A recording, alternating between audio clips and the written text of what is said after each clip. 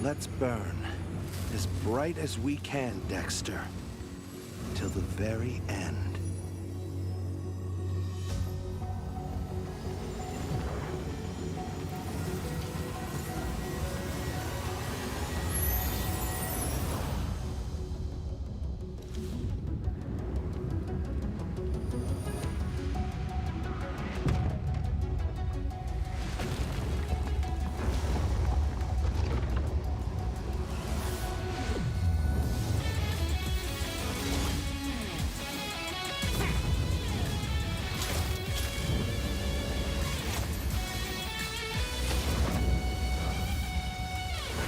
One spark is all it takes to ignite the stars!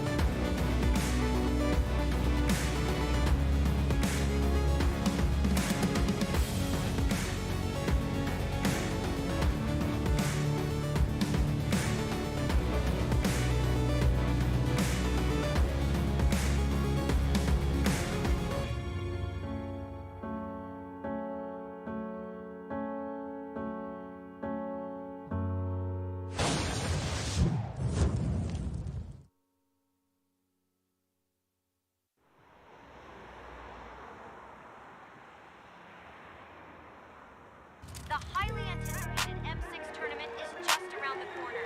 As our talented representatives gear up for battle, the question on everyone's mind is, will the Philippines claim victory once again? With their unstoppable force and unmatched skills, anything is possible. Stay tuned as we bring you all the action and excitement. Pilipinas pinakamalakas, laban kahit saan makarating, palaban kahit sandalin, hindi umatras. Lalo na pagkausapang galing, malalarong di mo kayang laruin. Pilipinas pinakamalakas, Pilipinong bandera ang itataas. Ipapakita sa buong mundo ang kayang ilabas. Pilipinas pinakamalakas, kahit talagang, kahit tayo lang. Started from the bottom, ngayon nasa big, nasa top, pero yung mata nagmamasid. Sa mapa kailangan ng backup sa mid. Dali-dali namang tatawid palag, simulan na yung laban, sinong unahin. Malamang sa malamang pipitasin yung malakas yung damage. 1, 2, 3, 4, 5, savage. Wiped out pagkatapos nang ipapush yung tore. Legendary mga teamplay, sinisigaw na nag-adlay. Panoorin mo sa replay, ilabas sa mga highlights. Karangalan paramihin para sa bayan, nakasanayan na patunayan natin. Pilipinas pinakamalakas, laban kahit saan makarating, palaban kahit sandalin, hindi umatras. Lalo na pagkausapang galing, malalarong di mo kayang laruin. Pilipinas pinakamalakas, Pilipino bandera ang itataas. Ipapakita sa buong mundo ang kayang ilabas. Pilipinas pinakamalakas, kahit palagan, kahit dahil lang, kahit pa sa mapatpad, lagi-laging sasagad. Yung tapang nasa dugo, kaya laging papalag. Dami mo nagbabalak, kaso di natatalag. Di kami mapalubog, lalo pang hinahangad. Dami pang hinahangad, pero di naatat. Dami pang ipapanalong laban sa hinaharap. 4 na taon na nanalo, kung di pa sapat, lalo pang ibabakat na. Pilipinas pinakamalakas, laban kahit saan makarating, palaban kahit sandalin, hindi umatras. Lalo na pagkausap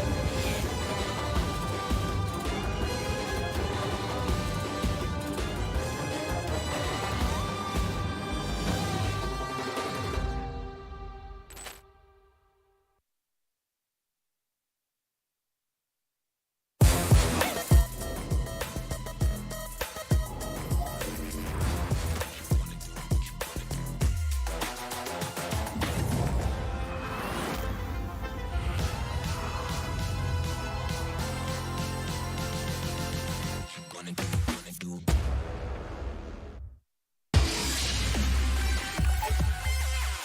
him cook! I said let him cook!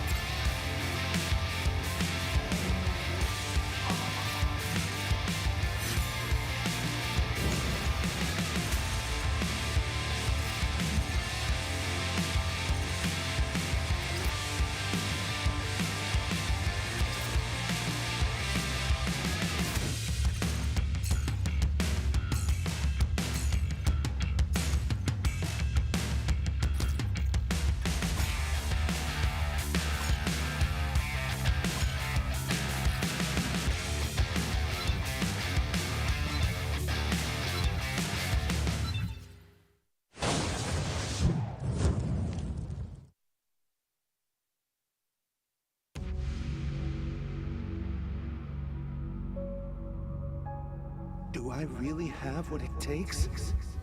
What if I lose my way? Is it really worth it? Will everything come crashing down? These two are back again? No.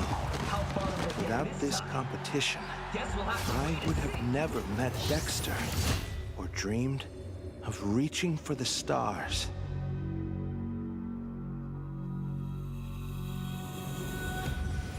Let's burn as bright as we can, Dexter, till the very end.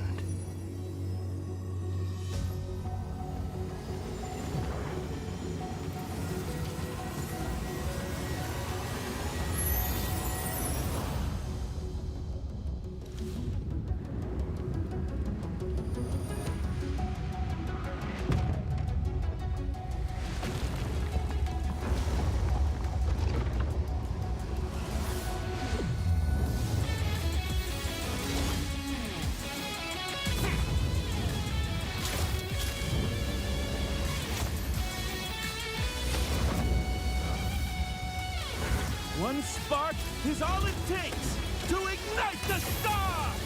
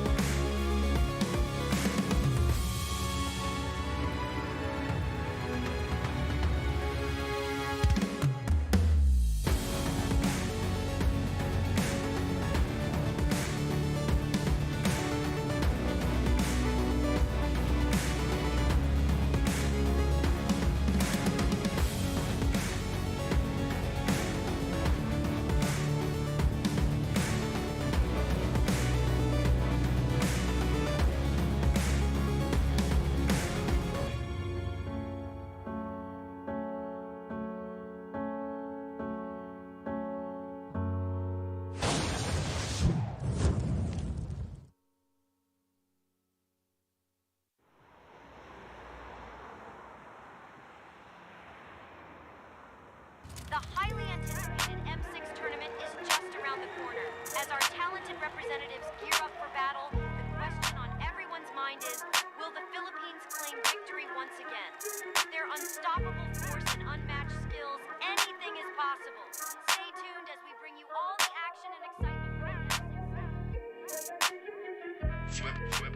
Pilipinas pinakamalakas. Laban kahit saan makarating. Palaban kahit sandalin, hindi umatras. Lalo na pagkausapang galing. Malalarong di mo kayang laruin. Pilipinas pinakamalakas, Pilipinong bandera ang itataas. Ipapakita sa buong mundo ang kayang ilabas. Pilipinas pinakamalakas. Kahit talagaan, kahit tayo lang. Started from the bottom, ngayon nasa big. Nasa top, pero yung mata nagmamasid. Sa mapa, kailangan ng backup sa mid. Dali-dali namang tatawid. Simulan na yung laban, sinong unahin. Malamang sa malamang pipitasin yung malakas yung damage.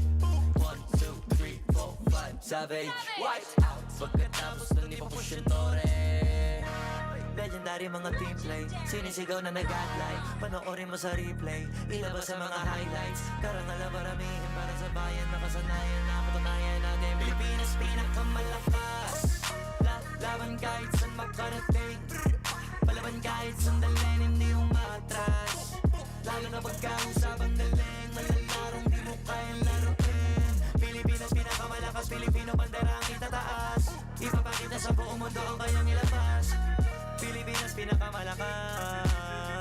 Kahit talagaan, kahit tayo lang. Kahit pa sa mapatpat, lagi-laging sasagad. Yung tapang nasa dugo, kaya laging papalag. Dami mong nagbabalak, kaso di natatalak. Di kami makalubog, lalo pang hinahangad. Dami pang hinahangad, pero di naatat. Dami pang ipapanalong laban sa inaharap. 4 na taon na nanalo, kung di pa sapat. Lalo pang ibabakat na Pilipinas pinakamalakas.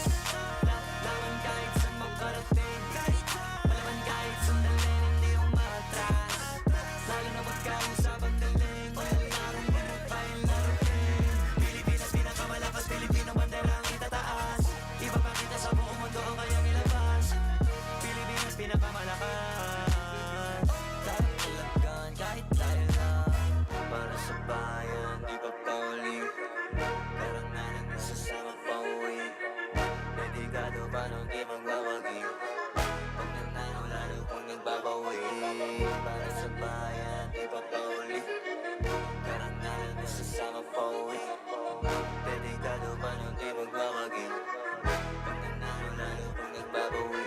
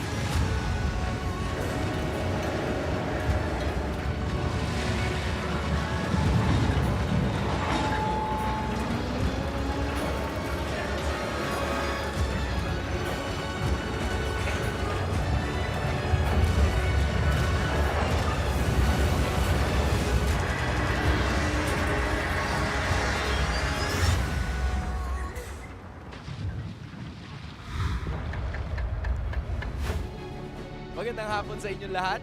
Ako nga pala si Hans Villaria. Kasama ko dito si Rockart at kami ang makakasama ninyo dito sa Filipino broadcast ng ikalawang araw ng M6 World Championship Swiss Stage. At malalaman din natin kung aling mga koponan na ang tutuloy sa kanilang mga win streak or lose streak. Depende yan kung ano mangyayari para sa araw na to. At ang una nating masasaksihan ay walang iba kundi ang S2G Esports kontra sa BPK. Mainit-init yan. Ay, naku po. Ito na naman Matapos tayo. maubos ang lahat ng ating mga predicts kahapon. Yan. At alam ko naman lahat kayo ay medyo nag-recover pa. Ang mga guest coin ng mga kalahok ay nawala. Yes. So, Wala, bahala kayo sa buhay nyo. Okay lang yan. Pero meron silang bagong experience na pwede makita. that's right. Maranasan nyo din dito ang saya ng gaming sa totoong buhay dahil ito ang naghihintay sa ating sa loob ng Gaming and Esports District ng Kidia. The world's first experience where gaming meets reality and communities come together. So, kung hindi nyo pa nakukuha, kung hindi nyo pa na-experience, go ahead and experience nyo na agad. Kasi ngayon, hindi magiging posible to of course kung wala ang Kidia, kaya maraming salamat. Pero going back, ano bang naging Thanksgiving, ano naging Thanksgiving role? Ay, Thanksgiving ba? Hindi, kasi Black Friday na ngayon. Oo. Okay, pero meron kasing isa sa mga teams natin na parang gustong mag-delayed Thanksgiving. Para silang May- nag-hunting, no? May something eh. Oo. May something. Isipin mo, men. Isipin mo, hindi ko alam kung ano nangyayari. Pero ito muna. Okay, mamaya na yung hunting-hunting. Dancing muna. Kasi pwede nyong panoorin ang official M6PH music video, Pinas Pinakamalakas, now available on the official MLBB social media pages. Sumali na rin kayo sa official music video challenge at i-record nyo lang yung sarili nyo na nagre-react sa video at i-share nyo gamit ang hashtags na hashtag MLBBM6 at hashtag Pinas Pinakamalakas. O binago na natin. Maaari kayong manalo ng ROG phone, headphones, or M6 exclusive merch. Kaya, saan na? Ano bang hinihintay nyo, men? Si Floji kumanta niya, no? Slow G kumanta, no? Si Floji Grabe. yan. And, fun fact, Ano siya yan? daw mismo sumulat, no? Ay, totoo ba? Oo. So, feeling ko, nag-MLB talaga si Flow G. So, parang gusto ko saan, malaman. mayaya kaya natin to? Parang pwede. Feeling Parang ko pwede. pwede. Sana sa next season, no? Next Baka naman. Next season. Boss Flow G, kung nanonood ka man. Oo. Kami ay... Saludo. saludo kami. Saludo. At, Ano yan? ikinagagala ko sanang maharang games ka kahit 1 games lang. Oo, men. Oo. O kaya kahit ano lang, ako lang yung mga entourage di Floji sa likod. Yung mga gawa ganun lang sa likod. Diba? Pwede na yun. Pwede na yun. Diba? Sayang naman. Pero ito guys ha, just in case na hindi nyo pa alam, silipin natin ngayon ang mga ganap dahil ito na nga. M6 Swiss Storm. Chaos unfolds. It's a whirlwind of surprises. Kung hindi nyo naabangan or kung hindi nyo nakita lahat ng mga naganap kahapon, Rockart, ikaw nang bahala. Ibibigay ko na sa'yo to. Boss. Kasi dami. Ang hirap. Di pa nagsisinkin sa akin, pre. Sobrang chaotic as in. SRG na upset, Ulf na upset, TLID, hindi ko alam kung upset yon pero basta, yun na yun. And, and yung mga usually sobrang lakas na teams, Flash, NIP Flash rather, Vamos, Rora, na 0-1 brother. Dami silang na-upset. Parang yung mga favorites ng karamihan sa mga region, sa mga countries, hindi talaga naganap. So kung makikita nyo ngayon, ito yung ating updated bracket. Since panalo ang S2G, abante sila, kasama nila ang BTK, Falcon Esports, Twisted Minds, yung zoom in. Wow, zoom in! May zoom in pa. CFU, Fanaticonic Okay. Philippines, RRQ Hoshi, at ang Team Spirit. Doon naman sa ibaba, andyan ang Mycam Evolve, Team Vamos, NIP Flash, Aurora, KBG, Team Liquid Indonesia, Ulfednar, at ang SRG. Sinong mag-aakala na ganito ang itsura ng standings tsaka ng bracket natin? Well, si God had ko si Dilar, no? Ah. Yung mga pickings ni Dilar kahapon Oo sa nga pala. pag-ano natin, talagang kabilib-bilib. At I would say, para lang mapasimple to, guys, no? Diba? Kasi dami yung numbers na nakita dyan. Basically, Swiss stage to. So basically, ang puntos dito, ang point nito is to get as many points as you can Oh, in the best of ones. okay. Tapos, yung mga nanatalo, mag-group together, mga nanalo, mag-group together, yun nangyari dyan. Okay. And ito yung magiging schedule natin for today naman. And talaga namang kaabang-abang ang ating mga magiging laban. Okay, so parehas na undefeated teams ang una nating makikita dito sa first 2 matches natin. Alright, that's S2G Esports kontra sa Bloodthirsty Kings. Yan ang una nating pamungad. Nako. At ang pinakahuli natin, nakikita mo yung last 2, yung pambato natin. Nako. Na Fnatic Onyx Philippines will be going up against CFU Gaming at yung RQ Hoshi kontra sa Team Spirit. Parang lasunan din yung taas, Min eh. Totoo yan. And napakadami nilang kailangang, may mga teams ngayon na kailangan gigil bumawi. Totoo naman. And getting ready to show the world, diba? Hindi lang to about points eh, diba? Hindi lang to about points. It's all about showing na, you know what, malakas kami, baka nalason lang kami. Okay. Baka hindi lang kami ready, nagulantang sila. Oo, baka ano lang kasi, alam mo, iniisip ko nga eh, sobrang laking impact nung best of 1. Kasi ang daming nangyayari, ang daming ganap. Tapos ito pa, 'di ba? Itong mga heroes na meron tayo ngayon in terms of the M6 wildcard M6 wildcard, kita mo yung pagkakaiba nila. Yung Edith, napipick ng 60%, Moskov, Harit, Hylos, tsaka Valentina. Pero kung titignan mo sa kabila, parang yung Hylos lang yung natira dito sa wildcard natin. Totoo yan. Ang nangyayari yun sa gold lane, Kuya Hans, parang, what is Moskov? What is Harit? It's Granger versus Bruno! We only know Bruno. Kaya nga eh. Isipin mo, Hylos lang ang isa sa mga key components ng mga wins natin sa Swiss stage na 100% ang panalo. Yes, and in fairness, Edith medyo sumusulpot-sulpot here and there. May mga picks ng Edith kahapon na hindi natin masyadong in-expect. And I would say na yung mga ganyang flavor ng mga bawat bansa dito na sumusulpot talaga. Kasi wala nang tago strat dito eh. 'Di ba? All or nothing to. And kung ano yung pinakamaganda mong pick talaga ngayon, yun na yun. And so far, I think Bruno has been the flavor of the month. Or flavor of the week, rather, so far. Pwede mo in na rin terms of sabihin, pwede mo na sabihin flavor of the month. Pwede. Kasi parang sobrang daming teams na gumagamit ng Bruno all throughout na minsan nga 'di ba, parang ang hirap palagpasin nung Hylos tsaka Bruno na magkasama or yung Hilda tsaka Bruno na magkasama. Pero eto na nga, sa wakas, nagpunta na rin tayo dun sa point na pinag-uusapan natin kanina. Ano bang handa mo nung Thanksgiving? Nagte-Thanksgiving ka ba, Injen? In general, thankful ako everyday. Ako lalo't nakakapag-cast tayo ng MLBB. Ako din. At lalo na ngayon ang BTK. Nakuha nila ang kanilang gusto na magkaroon ng delayed Thanksgiving. Gusto nilang magkaroon ng celebration by wanting to beat another Turkish team. Kasi kahapon, kung nakakalimutan nyo guys, Ulfed na nakalaban ng BTK. Isang team din from Turkey at naipanalo nila yun. Tapos ngayon, panibagong Turkish team na naman ang makakaharap nila kontra sa S2G Esports. Pero yung S2G, mainit din yan. Siyempre naman. I would say na itong BTK kasi may parang mini game sila. Okay. Na gusto nila ubusin daw lahat ng Turkish teams. They're going turkey hunting, bro. Kasi Thanksgiving dun sa kanila. Oo nga. So, pag Thanksgiving kasi, guys, may turkey is the real deal. Turkey is the real deal talaga. Oo. Parang hindi pwedeng walang Thanksgiving.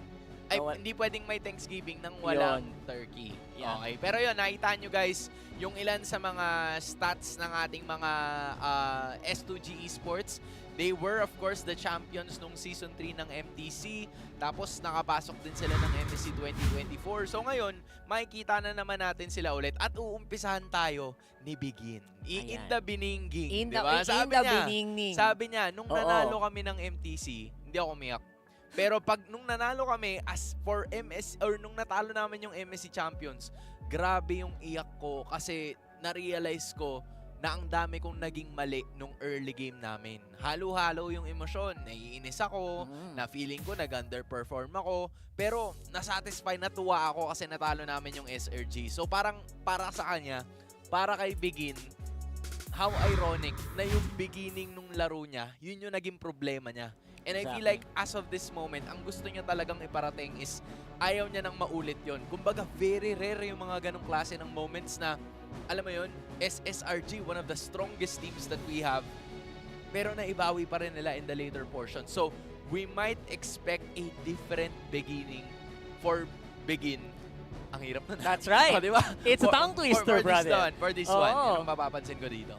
And I think yun yung punto niya doon is parang kalaban ko dito sa sarili ko eh. Ayo. Parang bakit ganito ako mag-perform? Parang natatakot siya na dapat hindi maulit yung mga ganong scenario na na-realize niya, teka, ang layo pala ng performance na kailangan kong maabot para hindi kami ma-eliminate. So yung goal niya ngayon is just not to get eliminated.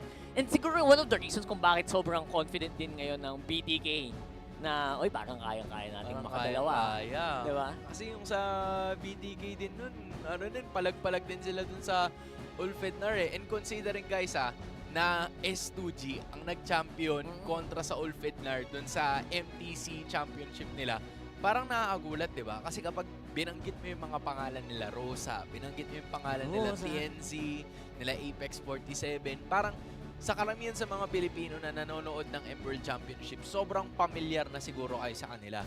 Pero yung itong team na meron tayo ngayon, this is the newest champions ng MTC. 'Di ba? Sila Kazue, sila Begin, parang siguro it doesn't ring a bell just yet. And I feel like going up against a team na kilala talaga ng bawat Pilipino, 'di ba? Yung BTK dahil kay Mobasin and Company, alam mo na ito yung chance nila para mag-leave ng mark. Lalo.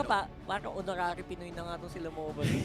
Kahit na alam mo naman ang lumalabas dito sa kanyang mga bibig ay medyo minsan ay pawang katotohanan lamang. At tayo medyo spicy. Medyo spicy. Minsan katotohanan.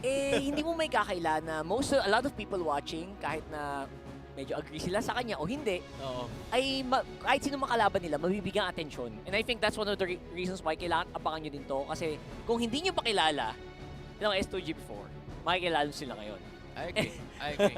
Kasi ito ang tamang pagkakataon. Kung napansin nyo, di ba, they really did a statement win yesterday when they made a comeback. Ito nga yung pinag-uusapan ng SRG na makikita din naman natin sa mga susunod na laban. Yes. But for this time around, it's S2G na, alam mo yun, umabot na sila sa puntong ito. They've always tried to go for these international tournaments, and I feel like for S2G, merong mga oras na umaabot lang din sila pero wildcard lang. That's true. Kumbaga, hindi sila nakakarating talaga dun sa main stage, and I feel like this is the best chance for them to do so. Isipin mo, di ba?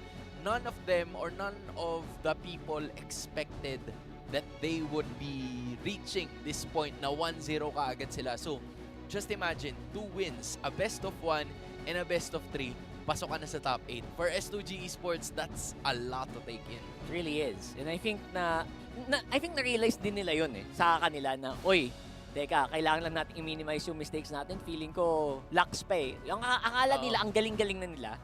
Pero yun pala, pag nagkamali lang silang bahagya, mababawi pa sila dapat kahapon.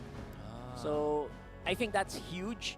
And again, to be eliminated because of your mistakes, malaking bagay. Maraming bagay yun. Buti nga lang, ay mas may mataas na chance pa sila kasi technically, they still have all of their 3 lives. Oo. I'm talking about S2G Esports right now. That's Sigibom, Pagu, Begin, Kazue, and Lunar. Si Kazue ang ating naging MVP kontra sa SRG. Bibihira ka lang makapagsabi na kontra SRG, meron kang 605 KDA na ginamit mo yung Suyo. Ibang klase. That's right. And again, maximizing the Bruno laban sa SRG kahapon, I think you're gonna have to really watch that goal lane. And maybe, baka yun yung isa sa mga ibaban nitong BTK, Bloodthirsty Kings. Ito na nga ang sinasabi ko, di ba?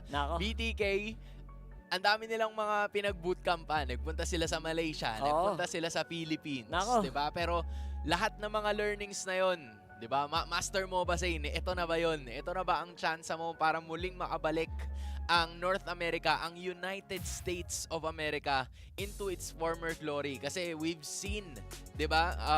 The North American squad make it to M4, make it to M5, pero ever since that M3 third place finish, hindi na natin sila nakita into making at least a podium finish right after that. So, this is another step na mas malapit sila compared to those past 2 years na hindi natin sila masyado nakikita as you currently see them right now. Again, for everybody na nanonood, this is just gonna be a best of 1 scenario, pero meron na naman tayong chat.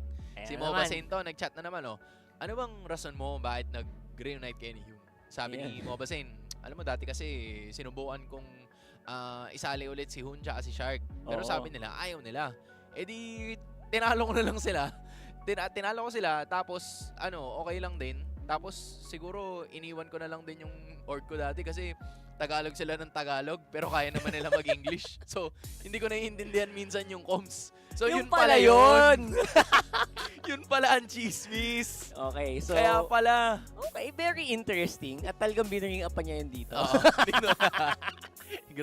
No holds barred talaga si Kuya Mobasin.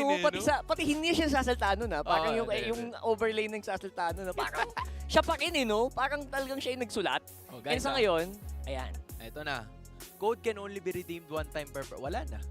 Na-redeem na. One time per person. So, pwede.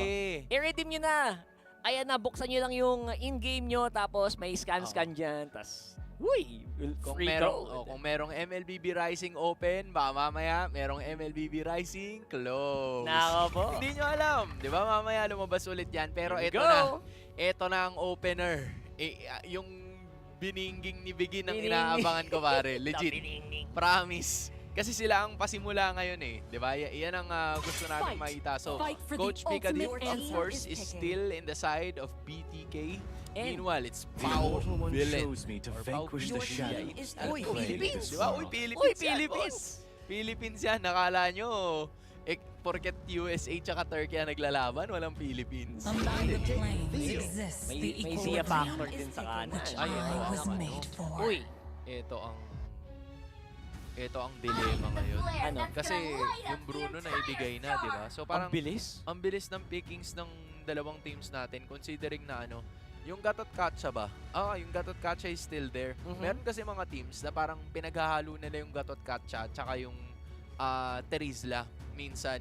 So depende sa kung ano ang magiging catch dito ng S2G kasi kailangan nila ng medyo makunachi kagad. Kasi yung Beatrix, parang nireveal na kasi nila yung dalawa nilang main damage dealers. Pero, they'll go Matilda, they'll go very agile in this first game. So mula kahapon na nagiging Bruno versus Granger, and Granger yung pinagpanalo ng BDK, by the way, gamit ni Zia, sila naman ngayon ang mag-Bruno, and now Fredrin pa rin. Talagang ito din yung pick ni Mobasin kahapon. Fredrin part 2. Uy! Fun fact! Did you know that Mobasin Totoo ba? Half Turkish? Si Mobasin? Bago yun I would say, siguro sa appearance, medyo umagree ako doon before. Pero hindi ko akalaing totoo. Ako din. I would say, okay. Pero, in fairness most of sa kultura nila sa Amerika, madami sa kanilang mga tuloy may half talaga. So, hindi na nakagulat. But at the same time, okay, good luck. You're gonna try to beat a Turkish team now. Oo nga. Siguro, pinapanood ng sambayanan ng Turkey to. So, parang medyo medyo conflicted sila. Na-shock kaya sila doon? Ay, shucks. si Mobasin, half Turkish. So, alam mo yung meme na may pipindutin, tapos pinagpapawisan na yung pipindot. So, dalawang buton. Yan. Parang ganun ang sitwasyon ng Turkey ngayon. Pero, para sa USA, sigurado pa rin sila because Mobasin has been the face of North America for the longest 100%. Time para dito. Most especially sa BTK na ito na naman yung dinala ni Mobasin, di ba? So, it's a Cho and the Arlot, yung Glue tsaka yung Vexana. So with that being said, they are still looking for the XP laner tsaka yung Roam. Gaya na nabanggit natin kanina, Gatot Catch is still available for both of the teams if they want to take it. Yeah, very happy to take the glue sana kasi it's gonna get banned out na. And honestly, yung Hilda respect also is huge para dito sa kanila. And now they are gonna take up very interesting Phoveus na kahapon parang last pick din banda yung yung Phoveus So I wonder what's happening here the XP lane. Nagbabago yung priorities sa mga teams natin. Parang ang dami kasi tinatanggal ng mga heroes, right? You have the Glue, Arlot, Cho. Yeah. Kahit yung Hylos hindi rin pinapalagpas and the Hilda as well. Tapos meron ka pa nung Phoveus the Pinex. So that's a total of 6 XP lane heroes na kahit papano na-deny sa side ng S2G Esports. Kaya medyo choked up yung kanilang mga options. So, even so, meron ka pa rin naman Terizla, meron ka pa rin naman Gatot Katsa if you want to. So at some point in time, meron pa rin sila magiging options dito, especially with the setup na kinakailangan nila para maabot yung pinakababa. But At the same time, andyan din yung Edith. Alright, so very viable din siya. Napansin nyo nga kanina yung meta check, diba? Ito yung isa sa mga heroes na talagang pinipik ng sobra. But it seems like they want to fight more in terms of team fights. Kasi pag kinopya, ito na naman. Nako. Ito na naman ang... Nako po. Si Shark ang gagamit. Okay, si Shark. Si Shark ang gagamit. Ito na nga I yun. like it. I like it. May nakita tayong Guinevere kahapon eh. Meron nga. Tapos Meron. medyo gwapo yung gumamit eh. Meron. Medyo oo, gwapo. Medyo gwapo yung gumamit. And so far, hindi siya gumana. Pero ngayon, gagana kaya ang Guinevere sa kanyang pangalawang game? Ang tanong ay kung gagana ba? Ay, Yan That ang- is the big question. Yan ang pinakamalaking question. Yun nga yun. Kasi di ba isang beses lang yata nagamit ang Guinevere kahapon. Tama. Tapos si Kuya Morene J ang gumamit. And meron naman silang plano during that time. Pero hindi nga lang talaga gumana. And considering yung lineup ng BTK, except for the Fredrin and maybe the Phobius, medyo hindi sila ganun kakunat. So baka pwedeng i-exploit doon yung damage output na meron itong S2G Esports. Pero most of those speculations are gonna be answered right now. We are about to find out kung ano ba ang posibleng mangyari dito para sa parehas na teams na ito. Buena mano natin para sa day number 2 ng M6 World Championship Swiss Stage. S2G, BTK, parehas 1-0, looking for one more win. That's right. Ngayon, si Mogadin, nagiging signature na niya yung Frederick na to, sa totoo lang. And to be honest, I think mataas yung potential nito na to take a lot of these games. And itong Guinevere na to, honestly, Hans, pwede siyang mas gumana ngayon. Kasi kahapon, parang 3 yata yung may Purify sa nakalaban niya. Pero ngayon, parang 2 lang. And to be honest, yun yung biggest problem when you get a Guinevere. And also, hindi lang siya problem. Parang ano din siya eh, parang buff din siya sa team mo eh. Kasi pina-force mo yung mga other players na instead of mag-flicker, mapapa-purify sila. So maybe mapapabagal mo yung kalaban mo in a sense. Yeah. No? Pero at the same time, again, pag na-purify yung knock-up mo, facial migration, nagiging walking ano na lang eh. Nagiging utility ka na lang eh. Nagiging walking check bush ka minsan. Oo. Diba? Dahil dun sa first skill mo. And again, I think I'd like to also mention the point na siguro nag-pick up din sila ng Guinevere dito kasi gusto nilang i-match up yung speed. But as of the moment, that's gonna be the attack here. Landing on the Shark. Tatalon siya dun pero wala siyang makukuha. Ambahan lang ng konti. Kamustahan lang kumbaga. Appear. As S2G Esports and Bloodthirsty Kings, they're probably gonna wait for that first turtle to appear. Pero malaking bagay na rin kasi most especially para dito kay Kazue kung makakuha na sila kaagad ng isang turtle or ng isang kill na agad before the start of this turtle. But it seems like it's not gonna happen. That's right. Especially ngayon na medyo mas slow pace yung laro natin. I'm sure i-contest pa rin nila yan, pero I think that will only happen pag nagkaroon ng kill dito sa gitna, which ngayon nagtatalo-talo na nga si Kuya Fried Chicken.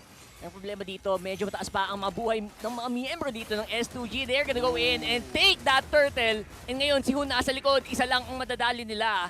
And for the meantime, si Pago mabubuhay pa. And BTK gets first blood. Min, tinatanong ni Fried Chicken kung ano mas masarap. Ano Fried ba? Chicken ba o turkey? Naku! Magkakaalaman talaga I swear, at this point in time, Bloodthirsty Kings, they did an amazing job in trying to secure that specific objective. Nilagay nila si White Chicken doon sa pwesto na talagang hindi makakapwesto ang S2G Esports and Kazue, even though he had that retribution in him. Talagang wala na siyang choice kundi gamitin na lang yun para ma-atakas at some point in time. BTK, hindi rin naman ganun kalaki yung naging kalamangan nila, but at the same time, that was very helpful for them para mas lalo nilang mapaigting yung team fights just because of the extra shields that the turtle buff gives. That's right. And they can barely make it out alive din. Gamit din kasi yung Guiding Wind, yung Yeah. shield ng Guiding Wind. So in fairness, ang laking bagay nun. Muntikan na si Pago dun. And of course, habang lahat yan nangyayari, yung 2 gold laners natin dun sa taas ay nagbabakbakan din. Mag-uunahan dyan sa kanilang Malefic Gun. And again, yung Malefic Gun, sobrang laking bagay talaga nun. Especially with heroes like Bruno. Ang hirap niya abutin lalo. Diba? And as well as the Patrix where nambobomba na lang siya, nagbe-Bennett na lang siya magdamag. Ang lala nung check bush doon ni Shark, parang alam niyang may something eh. Alam niyang Oo may Delix. May baka sixth to, sense hindi eh. niya Yung may nagagawin. Spidey sense is tingling. Oh, speaking of which, Spidey senses are Naku tingling. po. Pero makakatakas naman talaga ng bahagya. Meanwhile, Mobazin and the rest of the others are gonna be there. Kazuma's gonna be taunted, waiting and unleashing for the Appraiser's Wrath. Kaso hindi umabot. Instead, Sir Eagle na lang ibibigay para makatakas pa rin. So pagkatapos ng lahat ng yon, ng lahat ng sinabi ko, Nako. walang namatay. Wala!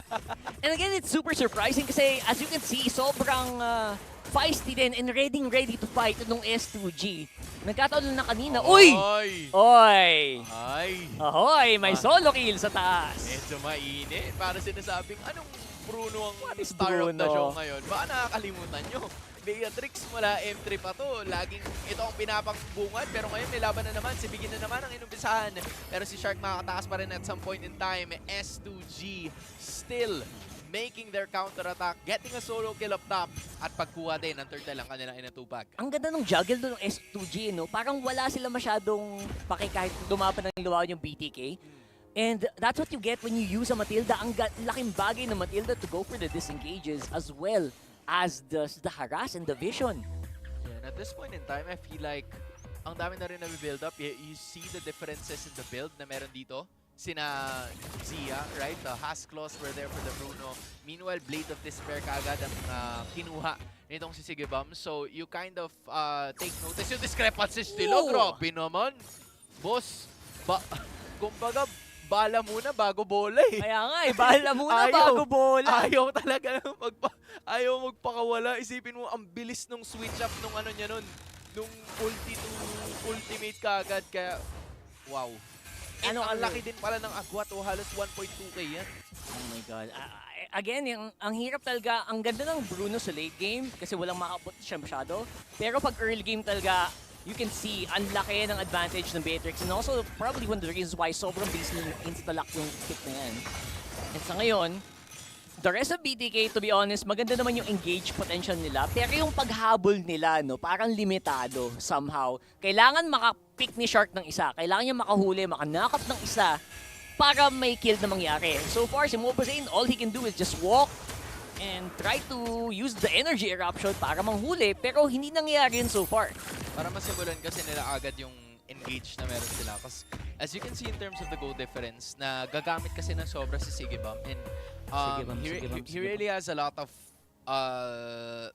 paths in his arsenal na talaga magagamit niya. And most especially yung mga skills. So I feel like Bloodthirsty Kings, you're right, they really need to pick off here. At kay Shark lang talaga magsisimula yun. Because as you can see, Fried Chicken can tank a lot of damage. Mobazane can also do that as well. Pero pag hindi nila makuha yung mga pick-offs na kailangan nila this early point of the game, baka mahirapan talaga sila up until the later marks. So, kailangan nila makuha yan ngayon. And it's gonna be starting off with our next turn. Ego, maging mahirap to, especially the long purifying active. Pero look at that knock, a beautiful engagement mula kay Lunar, and the damage is coming in. 3-man ultimate para dito. Pero hindi yun magiging sapat. Shark goes down as well after that. Pero looks like masaya naman sila sa nakuha nila right now for S2G. They don't care. They will get the map for the meantime. Tapos lahat ng turtles ngayon nakuha ng S2G Esports. I think both of the roamers really did a good job there. Una sa lahat, nakita natin si Lunar trying to at least make sure na hindi talaga magkakaroon ng skills na maikakasa dito ang Bloodthirsty Kings courtesy of that onward or Earth Shatter Flicker combo. Pero may ginawa din naman si Shark sa kabila para hindi rin makadeal ng damage output. Nag-space jump siya and then nag-Violet Requiem, and then after that, nananakap lang ng paulit-ulit yung iba sa mga members ng S2G. So with that being said, walang nagkamatayan, pero good presence of mind din coming from Kazue na okay, malapit na, retry battle na lang tayo magkaatalo, hindi tayo pwedeng stalemate lang dito. So now S2G is leading by at least 3.6k. Focus sa goal si Kazue, no? I like it. Despite a really good play from Shark na nakahuli siya ng tatlo with the spatial migration combo with the Violet Requiem, kita mo naman, present na present pa rin ng S2G. And they will still keep control of the map. Although somehow, dumala pa ng Bloodthirsty Kings dito sa mid and dun sa baba. Nagkakaroon naman ng gold si Zia, di ba? At least. Para sa kanila. At least. Kasi yun ang kailangan talaga eh. If you're Zia, fortunately, you also have the Malefic Gun. Sabay kayong Sige Bomb na meron yan. But another thing, siguro na tinitignan din dito is the point na ayaw din nilang bitawan yung mid lane turret. Pero meron naman space jump. Pero si Gin, ang kanya makikita, circling eagle para at least makatulong at maka-assist, and that is gonna be a retreat coming in from the Bloodthirsty Kings. There was a slight sense of aggression, pero they know, or Shark probably realized na masyadong maraming S2G esports players doon, so talagang tininigil na lang nila. At least, si Shark, honestly, he's doing good. 0-1-1 sa Guinevere na ikaw yung taga-boost check technically nung team aside from MOBA. Ikaw ang alay. Ikaw talaga yung alay and he's not dying as much. So, you know what, Shark? Good job, brother. Kung narinig mo na ako, obviously hindi. Pero good job. And so far, I would say na nakakatakot yung nilalaro dito ng BTK na any moment pwedeng tumalon si Lunar sa inyo and mas mahirap siyang i-predict compared kay Shark na medyo alam mong tatalon siya eh. Half health, courtesy of the Lord, pero major reset naman ang gagawin ng parehas na teams. Magkakatalunan dito, yan ang tanong. And all eyes are gonna be on Shark as we speak, pero si Hoon at least got to 60% ng kanyang HP. S2G Esports trying to get a little bit more in terms of position. 5 na sa BTK ang nakikita ngayon dito sa ating mapa. But it seems like Kazoo is still looking for that really good spot para makapwesto sila. 10 minutes in, nothing's really happening. So, mukhang retreat. Sayaw lang ng konti ang ating dalawang teams. And safe na safe yung S2G dito kasi yung mga main components nila, may purify pa, Hans. Nagamit na yung real world manipulation, man. Yun lang. Parang medyo crucial yun Naku kung po. ikaw ang BTK. Kailangan mo nang gumalaw. And if you don't know what time is it, the time is now, pare. Naku, kailangan na. Look at Ayun that. na. It's just a soft reset and there you go. Hoon, nagamit ulit ang kanyang i-box. And ngayon, nagpapasok na si Shark. Dalawang manlakaw with a viral requiem. And look at that, Lunar goes down. Kazooie as well. Pero ang tanong dito, makasurvive ba ibang miyembro ng S2G? Looks like it's gonna be good for 2, at least for now, para sa BTK. Ganda ng kuha doon ni Shark, man. I mean, nakita natin right from the start, di ba?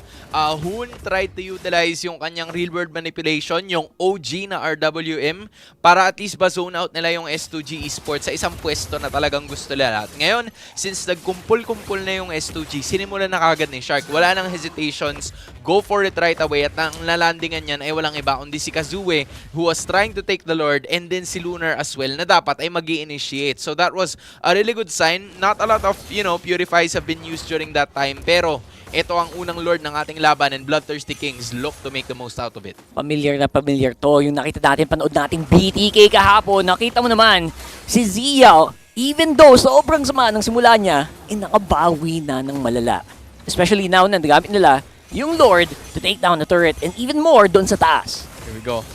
Lunar and the rest of the members are just safely gonna secure that Lord kill, pero hindi pa tapos ang Bloodthirsty Kings in terms of what they would want to do in terms of pagkuha or in terms of getting yung lahat ng mga turrets na nasa labas ng mga inhibitors bukod sa mga inhibitors na nakikita natin ngayon. Good thing for S2G though is that all of those holy defenses are still intact, so pwede pa nila magamit yan later on in the matchup.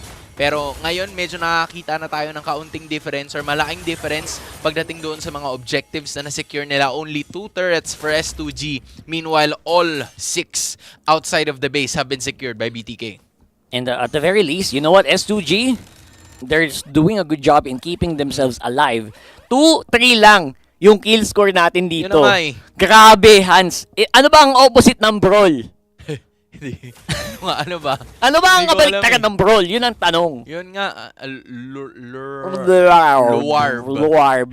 Yan, kung may brawl server, may Luarb server. And ito ngayon, ang nilalaroan ng S2G at ng BTK, which is super surprising kasi, you know what, BTK, gigil din mga ito maglaro eh. Gigil din yan, di ba?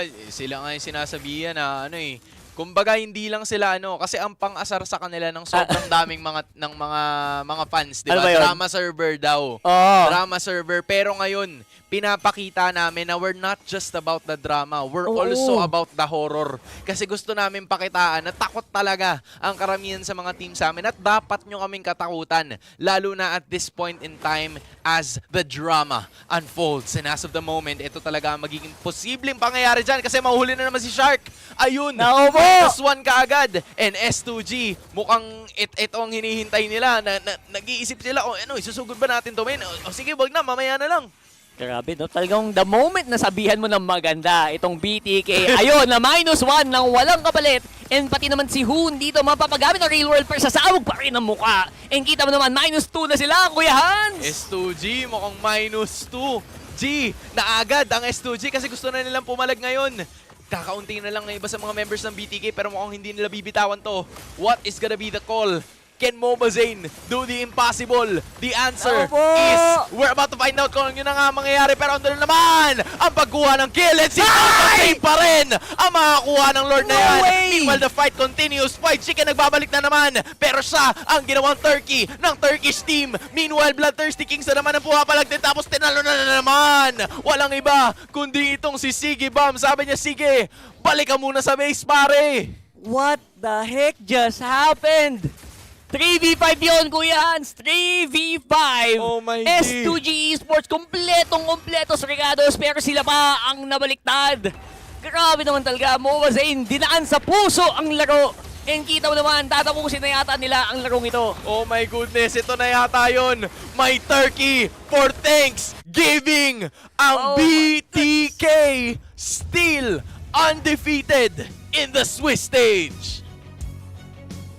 This is becoming BTK's time, brother. Kahit na sobrang tagilid ng vapor. Kahit sobrang tagilid, sabi niya, yun na ba yun?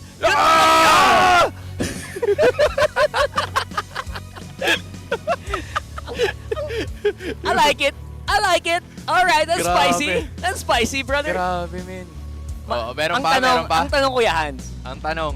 English ba yun or Turkish? Ano Sinabi niya. ano yun English? Hindi. Feeling ko English. English Sabi naman, niya, English come naman. on, Come on. Okay. Maganda, Chill, maganda, chill. maganda It's laban. part of it. It's part of it. Maganda laban. Pero ibang klase, min. We have not one, but 2 turkeys for Thanksgiving. Grabe. Ang 2-0, brother. Min, busog na busog siguro ang BTK Busog na pag ganun. busog. Ang tindi Wow. naman nun. That is, ang hirap niyang ipaliwanag, no?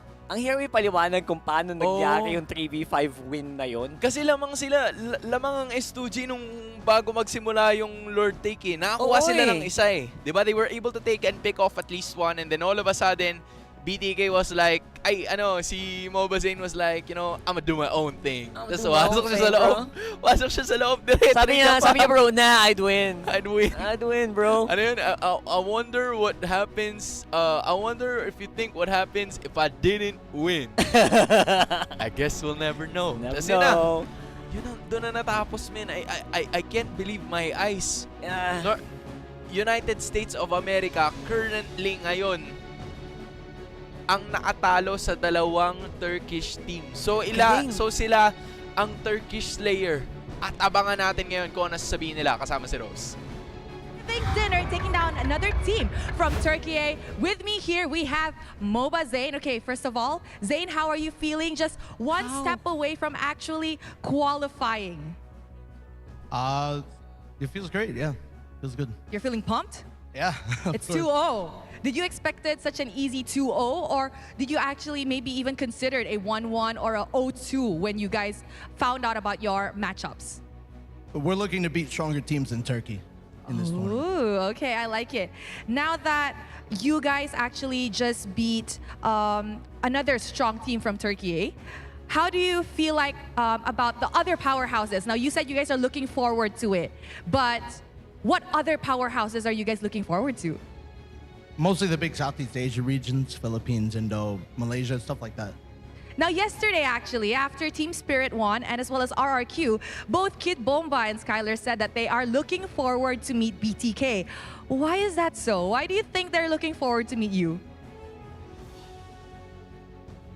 I don't know. You would have to ask. You don't know? No. Do you want to meet them, though? Do you think I would they're like good? to meet them. I would like to Skylar go or first. Kid Bomba? Both. Both. So, are we seeing, do you think that BTK is actually gonna prolong your journey in M6 this time around?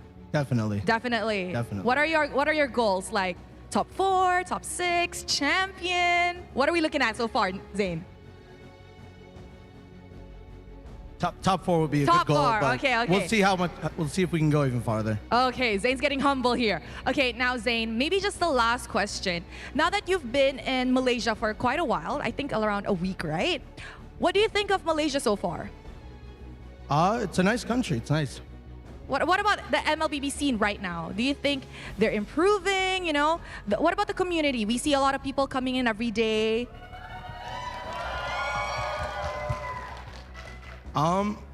Yeah, the community is really good. I mean, I come from North America. We never see stuff like this, so it's always a nice sight. So thank you guys for showing up. Yes, that's very nice, Zane. And I'm pretty sure more people will come as long as M6 is still ongoing. And I'm pretty sure people here would also support you guys. So thank you very much, Zane. Congratulations on another amazing win. And with that, let us throw it over back to the panel to break down what happened in this game against S2G. Grabe, no? Celebration. Go on! Interview. Yeah, I think it's fun. Oh. Ganun talaga eh. Ano eh. Wala eh. Tapos na, di ba? Nag-lie low na. That was less spicy than usual. Oo. Di ba? Kasi nung nanalo sila dun sa bansa nila, tinapat pa niya yung mukha sa camera eh. Kung pwede lang, pupunta ako dyan ngayon. Kaso, hindi pwede. Papagalitan ako eh. Di ba? Pero yun na nga, yun ang idea na meron tayo, di ba? Parang sinabi din ni Mobazane na ayaw niya na yung mga Turkish teams lang ang matalo nila. They came here with a greater purpose, with greater preparation. Tapos, alam mo yun, tinatanong pa nga siya kanina kung kamusta daw ba yung Malaysia, ganon. Pero all goods naman, I think Mobazane's really happy, not only with the recognition that they've been getting as a team, as BTK, pero yung laro din kasi nila eh. They seem really confident and they're not the same dudes na nakita natin mula M4 and M5. Maybe they're even going back to that M3 form. That's right. And these are the dudes that won their championship na nakahiga. Napanood nyo ba yun? Si Hun. Nakahiga lang sila. So ito, makita natin yung mga crucial na moments dito. And this is the fight. Ay, hindi pa. Hindi ba yata? Apat sila eh. So dapat tatlo eh. Doon tayo magugulat sa tatlo. And this is a full-on 5v5 where makita mo naman si Shark. Actually, ang ganda ng mata niya. Two-man knock-up is beautiful on spatial migration, that scenario. And to be honest, S2G, they were playing more like ayaw lang naming mamatay, ayaw lang naming ma-1- kesa to go for that objective. Yun yung nababasa ko, yun naramdaman ko sa galaw nila.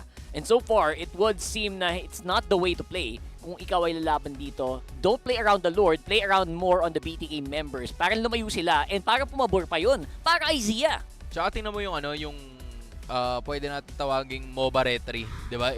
Yung MOBA retry, I think, really was the crucial point in that time. Tsaka yung communication nila ni Shark. Kasi, up until the Lord was already at, 10 to 15% ng buhay niya.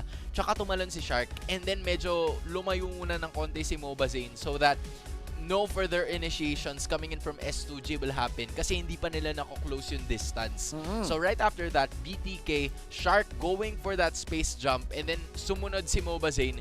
Sumunod siya with the dash tapos habang nag-dash siya, nag-retry na rin siya. So parang na rin, sabay-sabay na.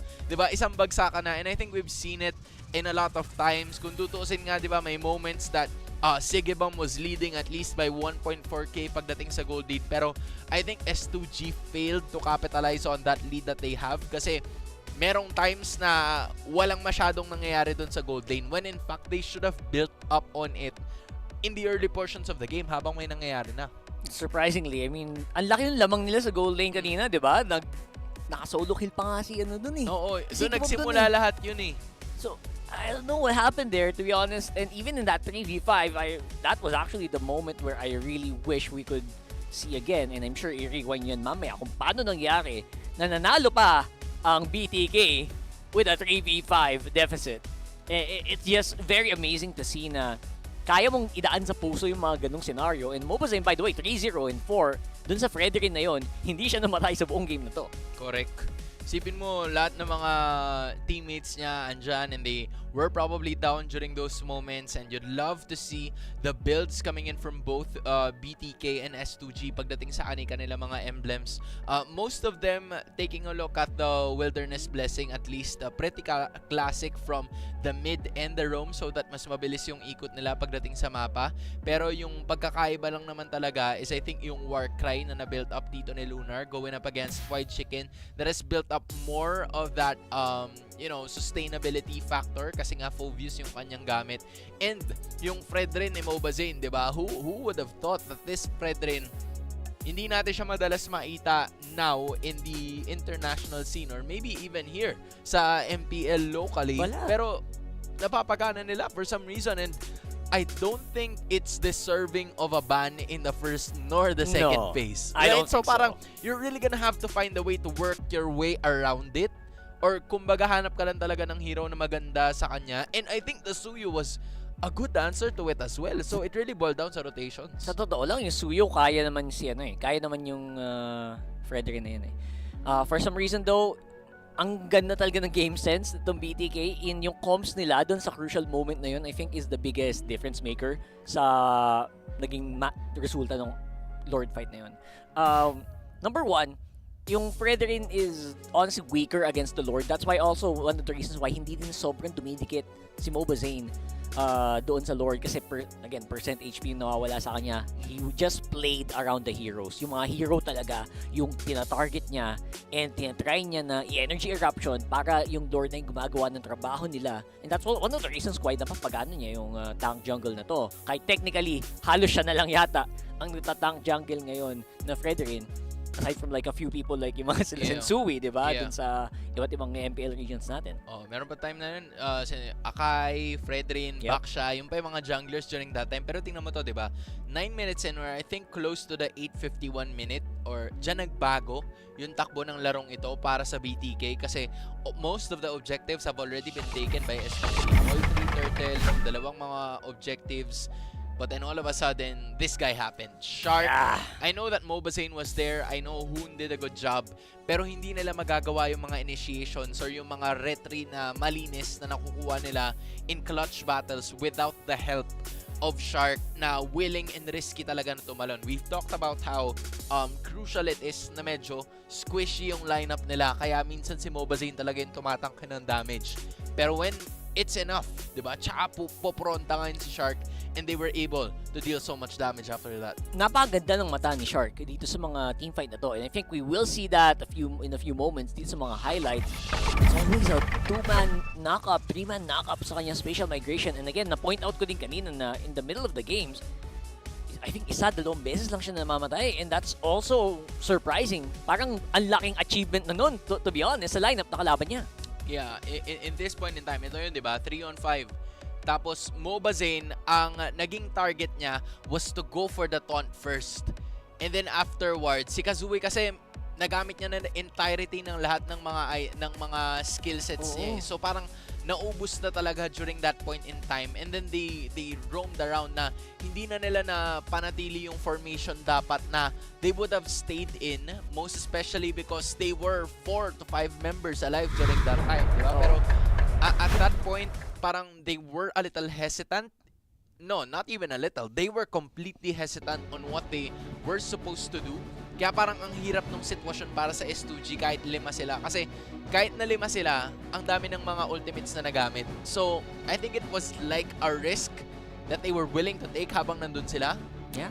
And I think the biggest difference between these two teams, alam mo, itong 3 ng BTK, laban sa 5 ng S2G. Itong 5, sinubukan Huwag mamatay.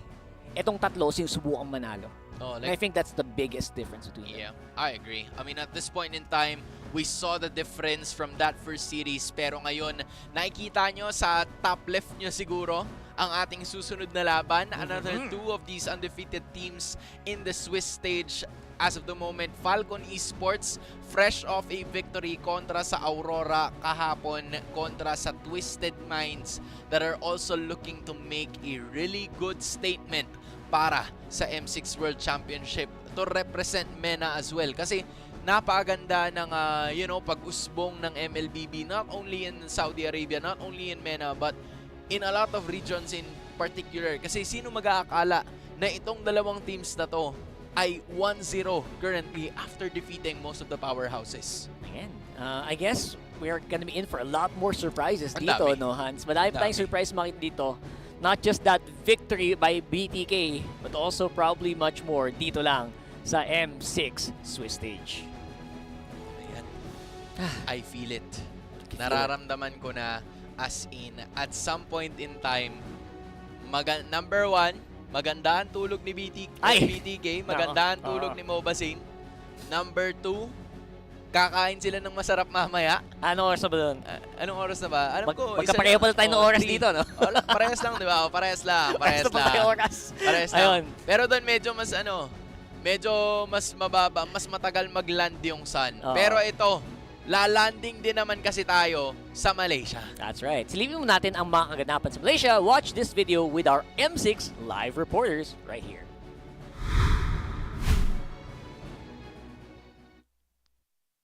Thank you, casters! Live mula Kuala Lumpur, Malaysia, at mo Chantel para explain sa inyo ano nga ba talaga ang Swiss format. So for Swiss format, or Swiss stage natin, it will happen from November 28 to December 5 at meron 16 teams na kasali. 16 teams, part dyan is si Old Pednar dahil sila nag-advance from the wildcard stage dahil tinalo nila nung isang araw si Encilio. So na isang araw din, nagkaroon tayo ng live draw para malapan kung sino naman nagkatapat-tapat for round 1. Take note guys na yung round 1 natin is just best of 1 dahil magkakaroon na tayo ng best of 3 pagdating sa elimination stage and even the advancement stage. So ito na, after ng round 1, mahahati yung grupo natin or mahahati yung mga teams to 2 groups. So meron tayong winning teams and meron din tayong losing teams. Tapos, para ma-determine ulit kung sino magkakalaban-laban, magkakaroon ulit tayo ng live draw at the end of the day. Pero para hindi kayo malito, tatandaan nyo lang na number ay number 3. Bakit? Dahil pag nanalo kayo na 3 beses, ibig sabihin, pasok kayo sa knockout stage. Pag natalo naman kayo na 3 beses, ibig sabihin, tapos na ang inyong journey pagdating sa M6. So, babay na sila. At ito yung kinagandahan guys, dahil isang beses lang, pwede magkatapat yung mga teams all throughout the Swiss stage. Side selection, paano yung side selection natin? Nakadepende siya pagdating doon sa drawing order pagka nasa same pool kayo. Pag naman na hindi kayo nasa same pool, kung sino yung nasa higher pool, sila yung magkakaroon ng side selection. So again, magic number ay 3. Yan ang pinakatatandaan nyo. Lahat ng mga best of 1 na laban ay talagang kaabang-abang kasi parang ito yung term na sinasabi nating lasonan.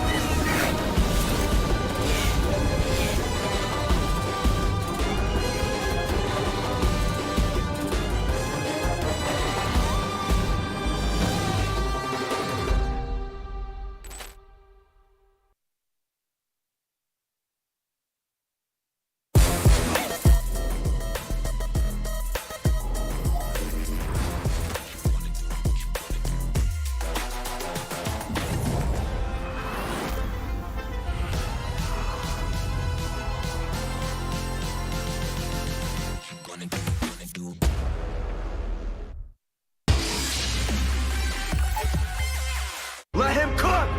I said let him cook!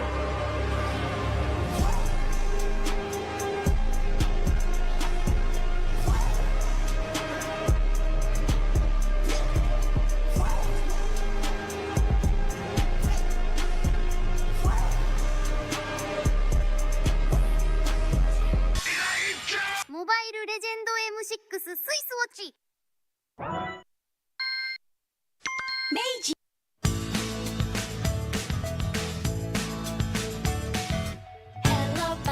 Hello Panda, semua suka biskuitnya.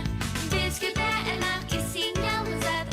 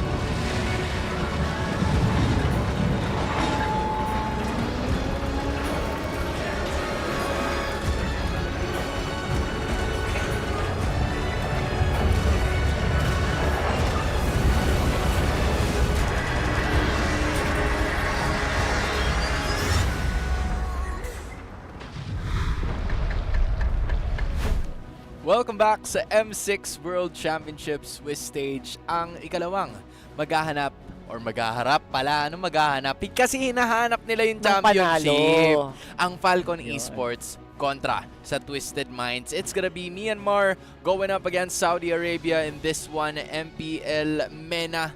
It's their time to shine para sa araw na ito dahil ang tagal nilang naghanap ng panalo. Meanwhile, Falcon Esports dinismaya mga Pilipino kahapon, men. Tama. So, Falcon Esports for sure. Probably medyo madami siguro nag-cheer para sa Twisted Minds for the comeback. And so far, honestly, para sa Twisted Minds, ang laki ng improvement nila. Totoo, like, from way back then, lagi naman sumasama sa mga M-series yung mga players nito. Pero I think this year is one of the best iterations na nakita natin para sa team na to. And there's also, that's one of the reasons why talagang sobrang laking bagay, laking tiwala sa nila ng MENA region. Yeah, props sa kanila for just giving it out. They're unleashing the power, but you can also get unleashed with this one. That's right, unleash unmatched gaming performance pag gamit nyo ang ROG Phone 9 Pro, a mobile masterpiece na pinagsama ang high-powered gaming with a sleek, modern aesthetic. Yan, no? Isipin mo, lupit naman ang itsura niyan. Siguro pwede mong kunin yan. Tapos pwede mo rin kunin to kasi simula nung November 18 hanggang December 29, lagpas isang buwan yan ha, pwede kayong sumali sa M6 Lucky Draw. Sumali lang kayo para manalo ng bagong epic skin ni Claude, which is named Challenger's Flare, at bagong painted epic skin M4 ni Beatrix na Lightseeker. So kung wala pa kayo niyan, kunin nyo na yan kasi isipin mo ano ba yun, kulay pink, tas kulay blue, tas kulay violet si Claude. Alam mong mainit talaga pag kulay violet yung apoy. Mati. Diba? And again, pati si Beatrix na, lalagyan pa ng painted skin eh. So kung may nakuha mo dati si Beatrix, may pang magdagdag ka pa. Nakuha mo dati? Yeah, syempre. Diba? Nakuha namin.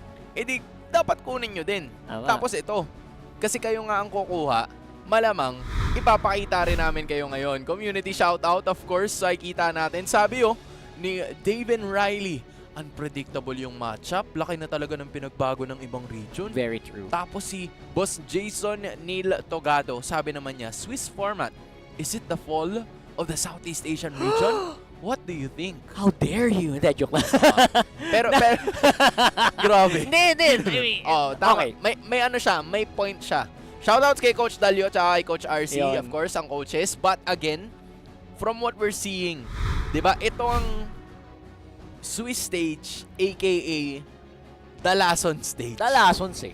Kasi ito, best of one lang to eh. Wala kang bawi hanggang sa huling hininga mo na. Pag huling hininga mo na or huling apak na lang, pagpapunta ka na doon, siguro doon na magkakaroon ng mga best of 3. Pero ngayon, ito yung sinasabi namin na not a lot of people were expecting them to make it here. Why?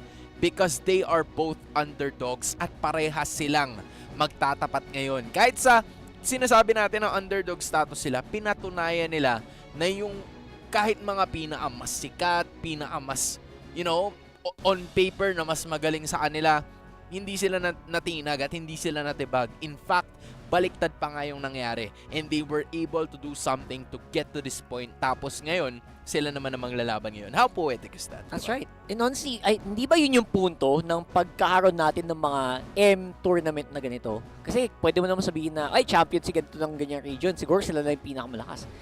Not really. Kasi you haven't really faced the whole world. And this is their chance to show na, okay, kayo yung pinakamalakas dyan. Pero what if kaya pala naming sabayan? So anong tawag niya sa region din namin? Parang yun yung, I think that's the point di ba? Yung pag-grow ng mga iba-ibang regions ngayon and na-highlight ngayon sa MENA as well. And again, I think everyone knows that Southeast Asian region teams are just really built different. In addition, I feel like ilan sa mga bagay na posible din nating mapansin ay ang Twisted Minds. Most especially, ang kanilang explainer si Sanchi. Sabi naman niya, alam mo, yung meta, ang dami nagbago nung mga nakaraang linggo. Tapos yung mga teams, kaya na nilang mapansin kung gaano ba kalupit yung Bruno. Lalo na pag may Malefic Gun. Kahit ngayong SRG, di ba, natalo sila sa Bruno. Kasi ang lupit mag-scale, mahirap na mga comeback pag Bruno yung gamit ng kalaban. Pero pag may momentum ka sa first 5 minutes, siguro kaya mo manalo. Ito yung nagre-remind kay Sanji nung Brody, nung M5. Kasi sobrang imposible daw na matalo ka pag may Brody ka daw. Diba? Kaya nga yan yung naging M5 skin ng Falcon sa AP Bren eh. And I guess Sanji shares that as well. As you can see, most of the Twisted Mind players here. And yun ba yung nangyari kanina? I guess you could say Bruno happened, Bruno no? kind of wins games. 3v5 na nga't lahat. Oh. Diba? So, I would say na, you know what, may basis yung sinabi niya. And from experience, you know, kaya eh. I mean, the range that Malefic Gun really brings to the table, ang hirap niya labanan. And even in the moments where some teams are losing, bigyan mo lang ng gamit. Nakabawi. Diba? Nasa Bruno talaga eh. Kumbaga, gone are the days that we don't talk about Bruno. Oo. Ito, Bruno is the... Bruno is the star. Kumbaga, Bruno Mars siya ngayon. Nako. Diba? If we don't talk about Bruno last year, si Bruno Mars ang bida ngayon. I mean, at this point in time, sobrang tindi na lahat or karamihan sa mga gumagamit ng Bruno dito sa ating M6 World Championship ay mataas ang tendency na manalo. At kaya nga nung nabanggit ni Sanji, diba? First 5 minutes, hindi talaga imposible na makita natin yan. As we also take note of Twisted Minds na second place sila for most of the time na nakikita natin sa MPL MENA. Nag-participate din sila last July sa MSC. Pero ngayon, they're coming out here as champions. That's right. Sabi ko nga eh. Sila yung slowly but surely paangat. Paangat yung trajectory nila. And ang ganda tingnan yan. And, syempre, siguro maybe one of the reasons is, bro, Philippines eh. Philippines eh. yan, boss. Kung hindi kayo familiar sa kanya, nag-guest din siya nung isa sa ating mga panel times nung MPL Season 14. Tapos sinabi niya na lahat naman tayo dito champion eh. So, hindi pwedeng sabihin na kami lang yung underdogs. Siguro, underdogs in a sense na not a lot of teams or not a lot of people are familiar with you. Diba? Parang, kailangan lang magpakilala pa. Kailangan mo lang magpakilala. Diba? And they did that as of the moment. Kaya kung sakali na gusto nyo pang makilala ang inyong mga paboritong teams, you gotta have to represent them. Huwag nyo palampasin na makakuha ng M6 exclusive merch dahil hanggang November 30. Ano ba ngayon? Kailangan natin makita. I guess 29. Bukas na. Bukas, maaari nyo siyang bilhin through a limited time promo. So, i-message nyo lang ang Hybrid Philippines. Kasi hanggang bukas na lang yan, guys. Pag wala yan bukas, ayun na. Binabati namin ng Hybrid Philippines. Shoutouts. Quality merch as usual, esports. Maraming salamat. Solid na solid yan. At ito na, ready for takeoff na ang Falcon Esports. That's Benny, Kid X, PX7, Dax, at si Royal Milk. Ang dami namang X sa lineup nila. Boss, Dax yan eh. Totoo naman. Oo, nag-Bane ba naman? Diba? Ako nga pala. Honestly, I got flabbergasted by that Bane pick. Ang daming open na heroes. Lahat kami dun sa watch party na ginagawa namin, we were thinking about assassins, pero nakalimutan namin, you know what? Bane is such a good hero in the jungle. Ang gusto ko dito sa Falcon Esports is that they play so... Sila yung nagki-cater dun sa itch ng mga taong naghahanap ng bago. Oo. 'Di ba? Parang for most of the time, lagi nating makikita na it's always gonna be the assassins. It's always gonna be at some point yung Suyu and yung Alpha. Pero ngayon, hindi na ganun yung kaso eh. We tend to see more of these players right now. And then, ito ring Twisted Minds na kanilang lineup, mostly familiar players dahil nakita natin sila sa MSC 2024. Pero True. The improvement in between those international tournaments has been magnified dito sa M6. And sila yung team na tumalo nga sa... Hindi na nga nagpapakita masyado si Edith eh. Sila pa pala yung tumalo dun eh. Yun na so far, and si Huda lang pala yung nakakuha ng Joyce na gumana in 3 games. Si Soda lang, no, men. Isipin mo, gana talaga at this point in time. Alam mo, hanggang ngayon, hindi ko pa rin alam kung paano bigkasin yung pangalan niya. Parang may konting, tawag doon, may konting, Huda. Parang, dati kasi, sabi namin 7 Oda. Okay. Tapos naging Yoda, parang ganun. Tapos ngayon, Hoda.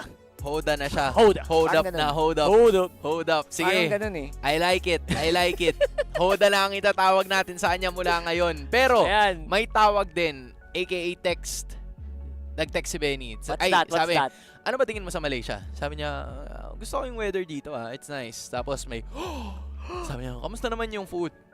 Wala pa daw siyang nasusubukan, boss. Baka- Magkakasakit ka niyan. Hindi, ganito na lang iniisip mo dyan. Baka kasi sobrang practice. Puro sila screams, buong magdamag. Hindi na Nako. siya nakalabas ng hotel. Naku, mahirap yan ha. Baka yun. Titignan namin ng mabuti yung performance mo, Benny. Kasi pag hindi maganda yung performance mo, ibig sabihin nun, hindi ka nakakain. So, Oo. papaalalahanan ka namin na kumain ka. Kasi sayang naman. Ang daming masasarap na food trip din dyan sa sa Malaysia. Sana masarap yung buffet nila doon. Oo. I'm sure naka-buffet yan doon sa nila. Hindi ako sigurado kung dyan ba yung nasi goreng or yung nasi lemak. Pero, yun yung Tapos, ang maganda din pala dito sa matchup na to, no? Parehas PH yung coaches. That's true. So, Si- nagtatagalog lahat.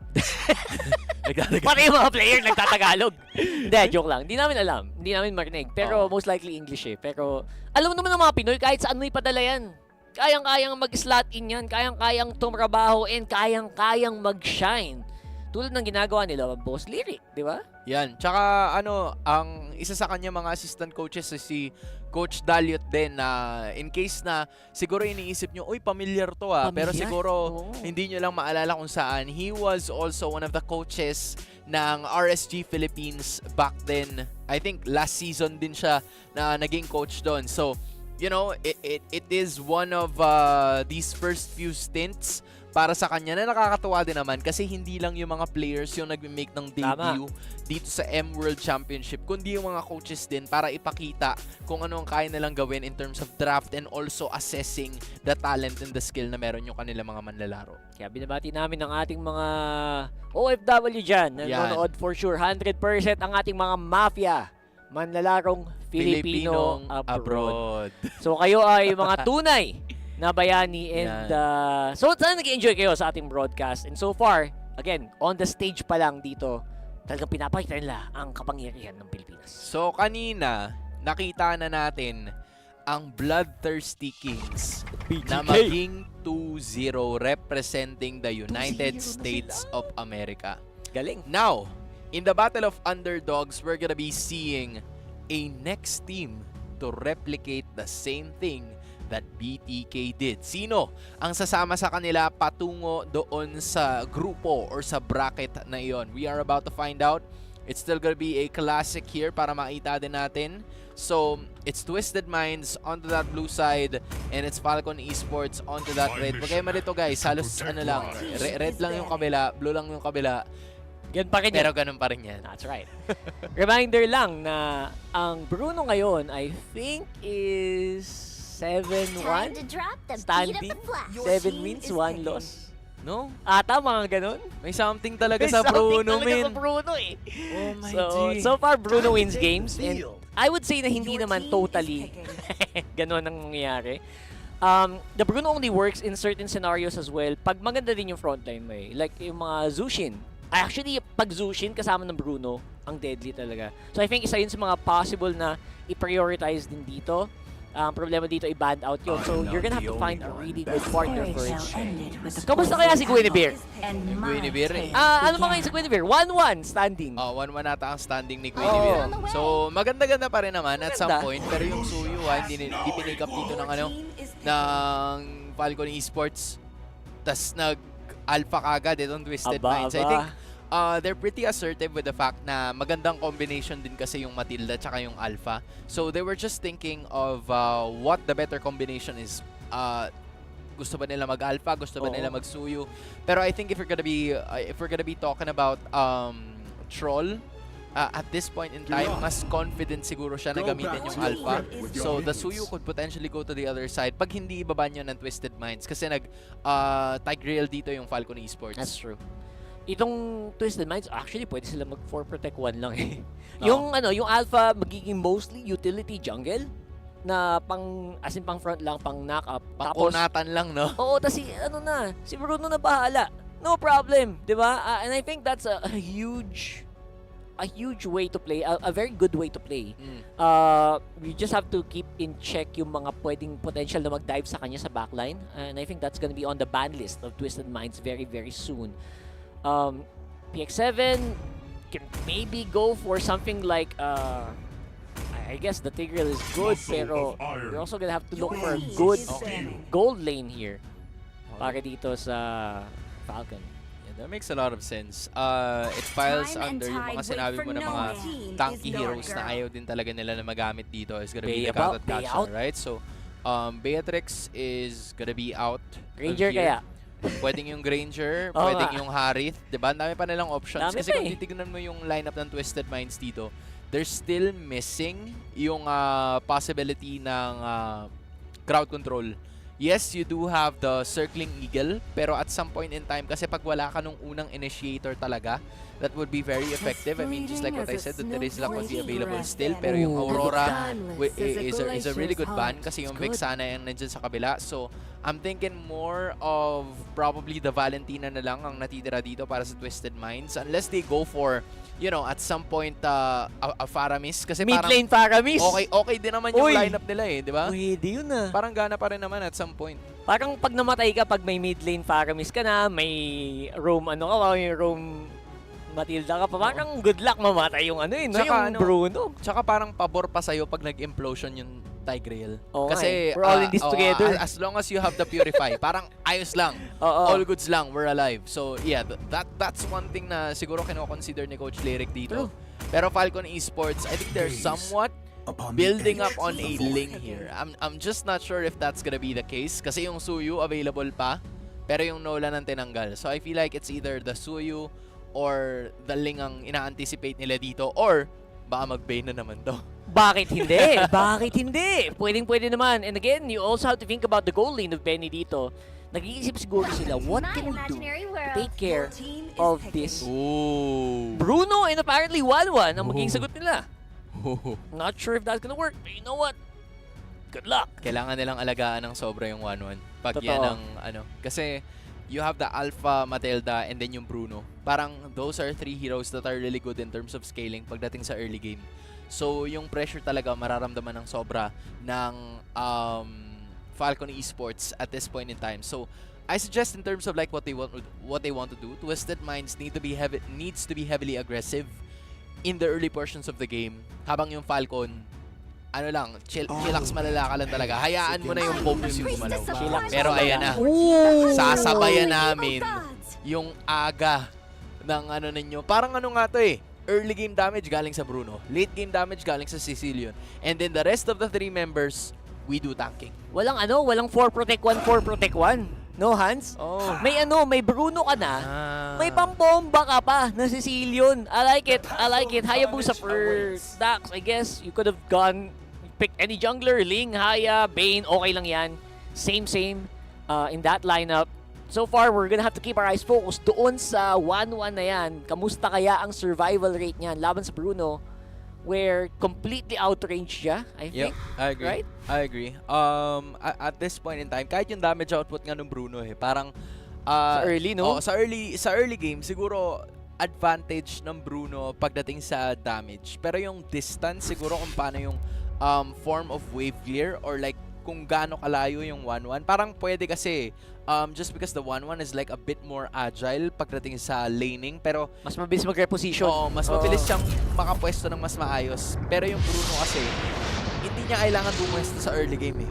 Ikaw yung problema eh. Ikaw ang problema kung saan mo pwesto yung Bruno. That's true. Diba? So at some point in time, you're really gonna have to find a way in terms of that matchup. Kasi nakita din naman natin nung unang series natin.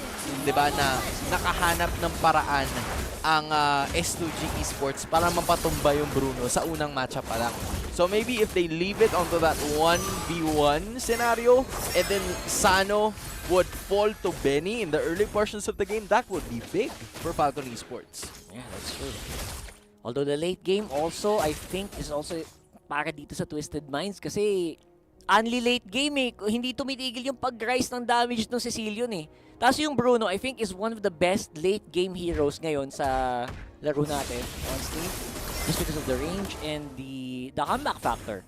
So, we're gonna have to keep our eyes on that gold game later on. Pero also, keep in mind na malaking bagay pa rin ang turtle control sa early game natin, especially with the new changes dito sa patch.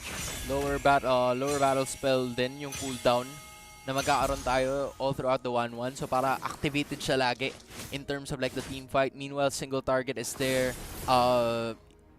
Wilderness Blessing is of course there for the mid laners and the roamers. So, Twisted Minds, they're really gonna rely heavy here on the early game rotations para mahirapan din na makakatch up yung Falcon Esports. But it is to be expected that Coffin is not gonna fight as much kasi alam niya na talagang ang kanyang magiging pwesto dito is more on that early game scaling. Pero kung mapapansin mo, Falcon Esports nagtitipon-tipon na dito sa may bot lane. Twisted Minds had a quick knit on it pero si Sanji bigla mawawala dito pero may palag na naman na gagawin. PX7 using that figure to be able to get away. Meanwhile, si Hoda na naman ang mawawala as of the moment kasi siya ang malalatagan na damage output ng Falcon Esports and that is a quick 2-0 run. Pansin mo Hansa, walang gumagalaw. Pag na-target nila, si Sanji, si Hoda, walang galawan. Knock-up sunod-sunod. And it is beautiful to watch. Although right now, there will be an isolated kill. PX7 going down here. So far, ang ganda ng ginawa ng Falcon doon. Although they will also get that turtle.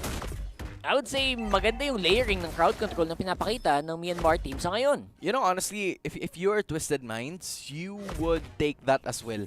Na napunta yung kill dito kay Coffin. Kasi mas mapapaaga yung scaling na kinakailangan niya.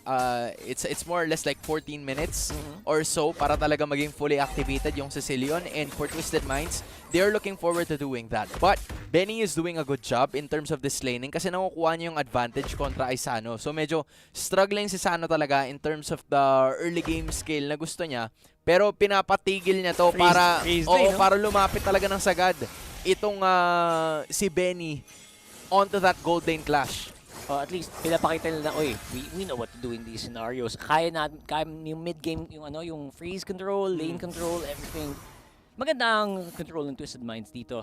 And so far, all they need to do is wait for the next turtle. And honestly, if you're going Twisted Minds, hindi mo kailangan masyadong madaling mag-farm All you need to do is just survive. If you're Sano, you just need to survive and you're good to go.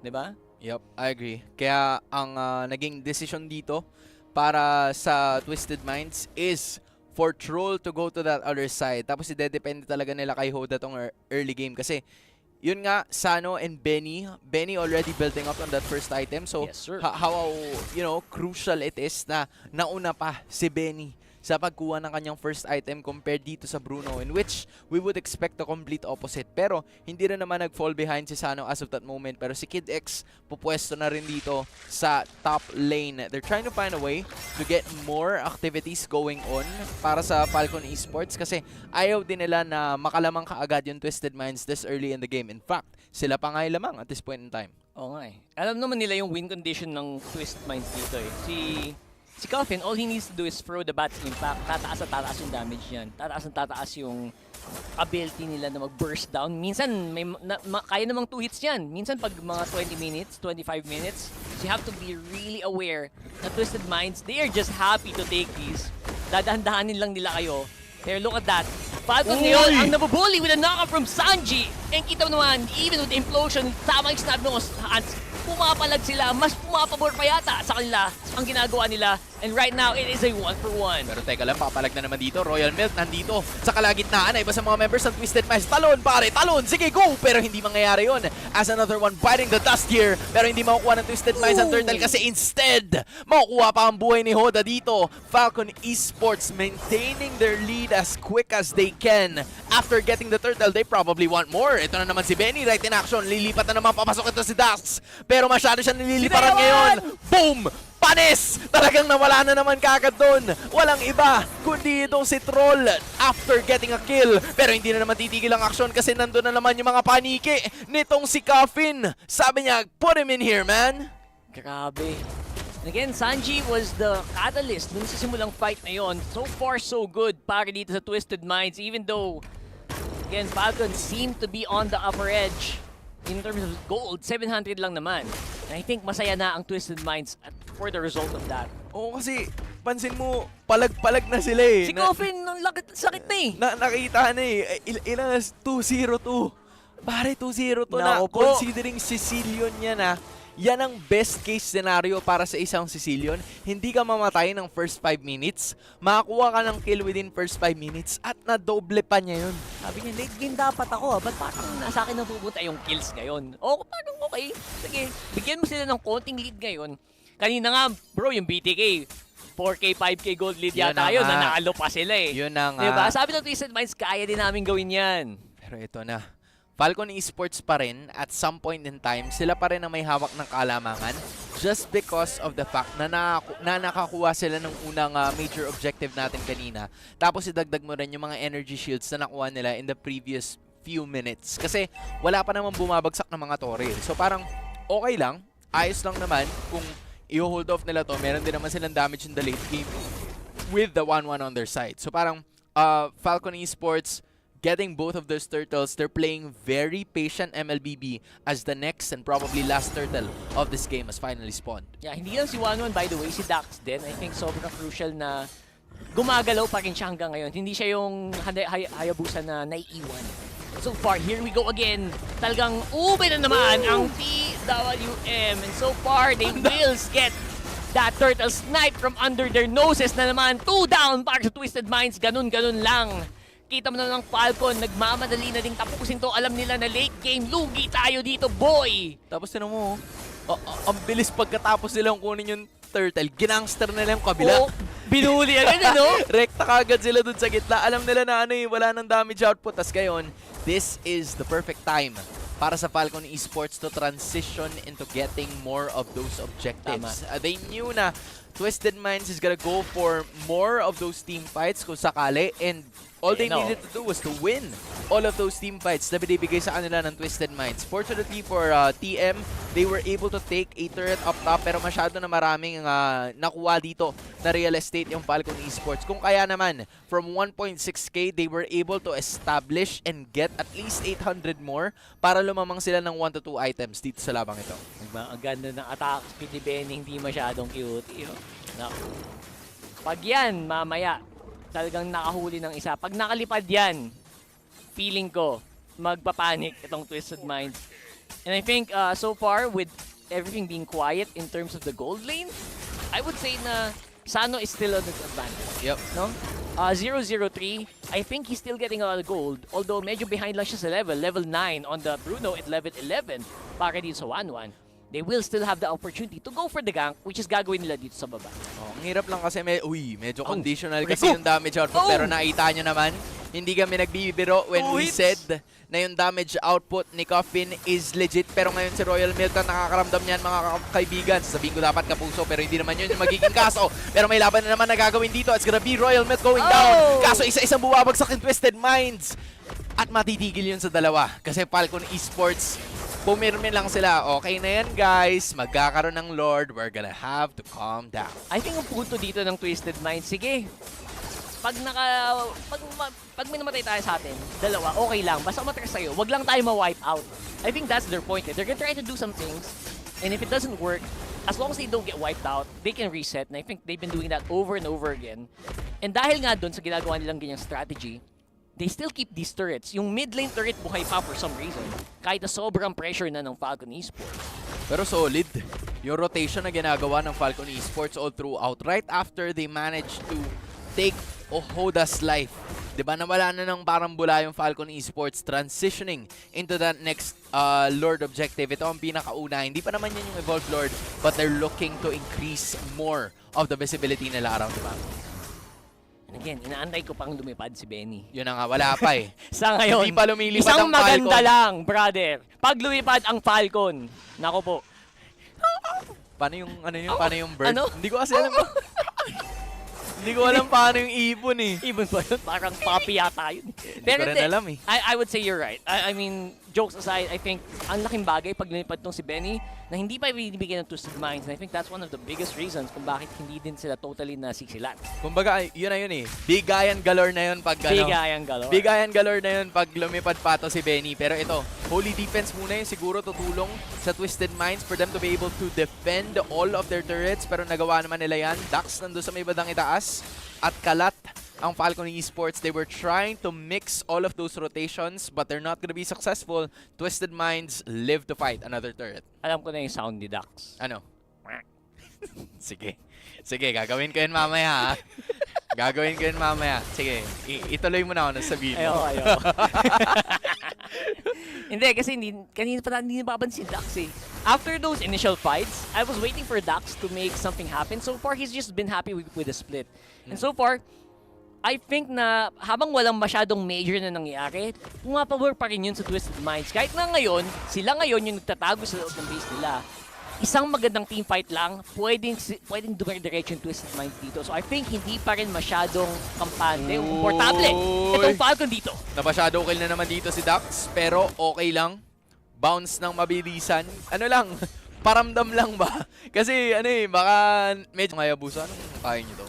Cecilion and Bruno, by the way. Cecilion and Bruno, di ba? So parang nagparamdam lang talaga dito yung Falcon Esports. Kailangan mo magparamdam Baka masyadong natutuwa na yung kalaban mo eh.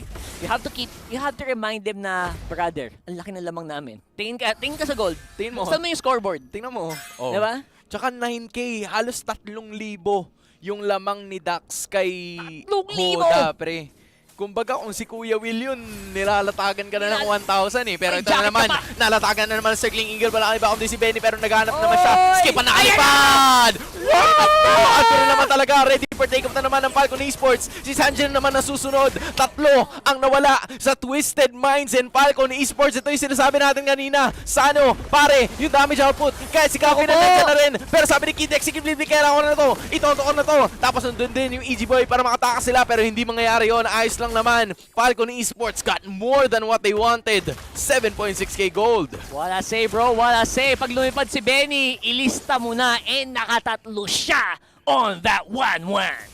Hindi ko maalala yung sinabi mo kanina. Aw, pala yun. Yun yung dapat sasabihin ko kanina. So sumigaw na lang ako kasi hindi ko naalala. Pero okay lang. Ang naalala naman ng Falcon Esports ay kunin yung Lord. And that just established them an 8.5k gold lead. Ito, baka maalala yan, oh. Di ba nakalimutan ko na naman? Ayan, di ba? Nakadali si Benny, nakakuha ng mga weakness points. Yung kita mo naman, walang masyadong counter, no counter. Itong Twisted Minds, not even the Winter Crown available for their members, and now another Lord ang kanilang haharapin na papasok sa kanilang base. Even na may layang lumipad eh. Venice, even man, legit. As in, dire-diretso yung lipad ng 1-1 dito at uulit pa siya kasi okay na yung ultimates niya. 9.3k ngayon ang kailangan habulin ng Twisted Minds. But they're looking forward to defending this next Lord of the game. Basag na yung inhibitor nila sa may bandang itaas, pero Falcon Esports hindi sila titigil doon. Nandun naman yung EG Boy. Hindi makagalaw si Sanji, pero makagalaw siya at some point in time using that Earth Shatter para still makatakas pa rin ang Twisted Minds up to this point. Isa na lang yung inhibitor. Will they be able to defend this? Nandun naman yung mga bat impact. Pero sige, tuloy-tuloy na nilaban. Andun na naman yung hampasan nito si Royal Milk. Pero hindi. Okay lang daw pala. Itututo natin to at some point in time. Pero buhay pa rin ang 5 mga members. Si Royal Milk naipit doon. At makakadepensa pa rin ang Falcon Esports. Pero sabi nga ni Kuya Will, ilan ba ang gusto mo? 10,000! 10,000 yung lamang nila ngayon! 10,000 gold! Ganun kalaki! At ang Falcon Esports, hindi pa nila natapos, pero feeling ko one more wave could do it. And so far, Royal Milk going down, I was actually surprised na siya pa lang yung namatay doon. Akala ko dami nang namatay doon sa game na yun, sa fight na yun actually. Napalalim pa rin, napalalim lang. Parang konti. siguro pakiramdam nila, ay ito na yun. Ito na yun. This is the moment. For the win na to, for the win. Pero nung si Royal Milk tumalon siya, gamit niya yung Infernal Pursuit. Wala nang balikan kasi yun. Oo, wala ka nang dun eh. It's all in, all or nothing. And so far, lalo pag dikit mo na yung base, parang wala ka ng choice hindi doon. Hindi sila nagkasundo. Ay, hindi mo pala tapos. Sayang. Sorry. Hindi ko nga ilang stock na? Nagamit na ba yung ilang stocks na yan? 273. Ayun. Diba? Only yan, by the way, habang tumatagal yung game, dadagdag lang yung bats impact stocks. And habang tumataas yung stocks, tumataas yung bawas. Tapos pinapanood ko dati yung mga yung mga content creators natin. Parang ang goal mo daw dito para maging magaling na Sicilian player ka, dapat 200 stocks daw before 10 minutes. 200 yun ang before 10 minutes. Yun ang ideal. Kasi pag ganun, parang medyo masakit na talaga siya as in. Pero baga tumatagos na yung damage mo. Oo, tumatagos na yung damage. Tagos to the bones. Kahit nakati na shield, ganun. Wala talaga. Tinan mo naman, damage output. Yung dalawa. Dalawa talaga. Yung Twisted Minds. Pambomba.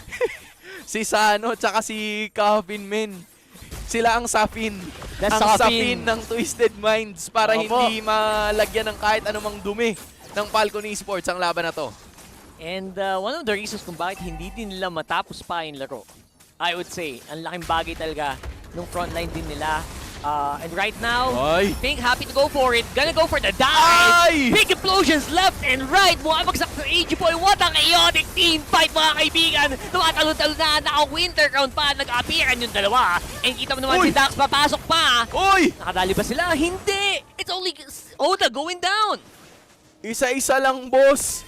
Isa-isa lang ang nawala para sa Twisted Minds at Falcon Esports. Pero ang ganda ng pwestuhan ni Kid X tsaka ni Royal Milk during that time. Hindi talaga nila pinalagpas yung Twisted Minds para makakuha nung kahit anong chance para makakuha ng Lord. So now, it's Falcon Esports looking forward to ending this game. Pero doon naman si Dax naipit pa! Hindi siya nakapag-ugi shadow kill. And guys, mukhang alam nyo na kung ano mangyayari. Bossing! It is going to be defended.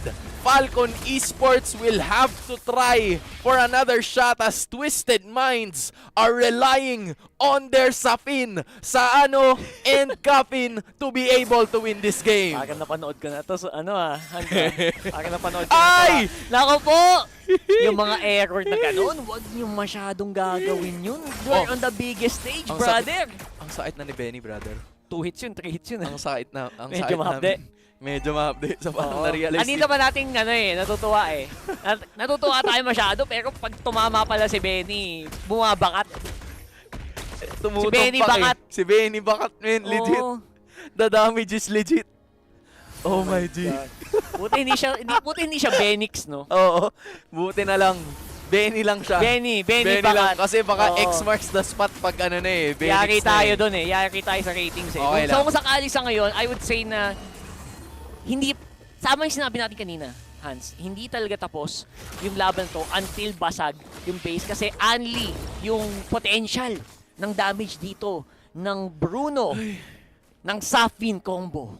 Ilan na ba yung stocks ni ni Kapin? Babalik tayo dyan. Gusto kong malaman eh. Possibly mga 350 Ayun, pa 400 oh. na siguro. Sa kanya na rin binibigay yung purple objective eh. Kasi Ay, hindi niya nakuha! pa.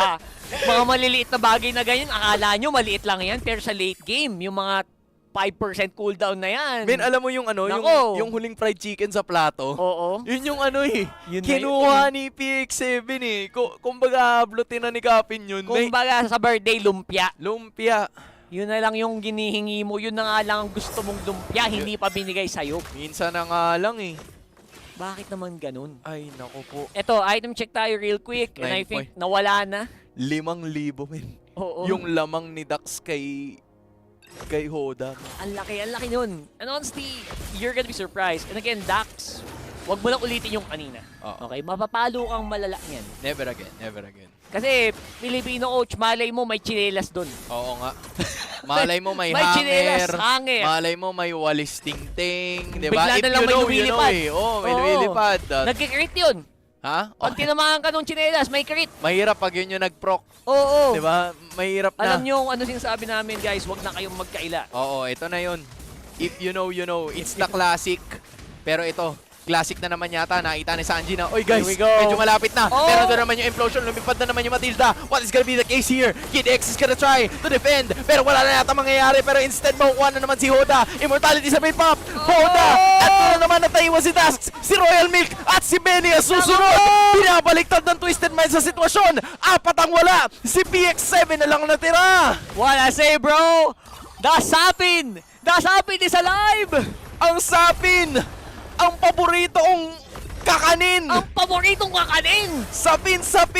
The combination of Twisted Minds is doing it! Naku po! Asan si Kapin? The late game! Ang sakit! Aray ko po! Aray ko, bestie! Ay, Pero sabi wala niya, kaya! damhin mo ang ganti ng api! Trust the process! Trust the Sapin! Trust the Sapin! May troll pang kasama, so paano mamamatay yung Bruno na yan?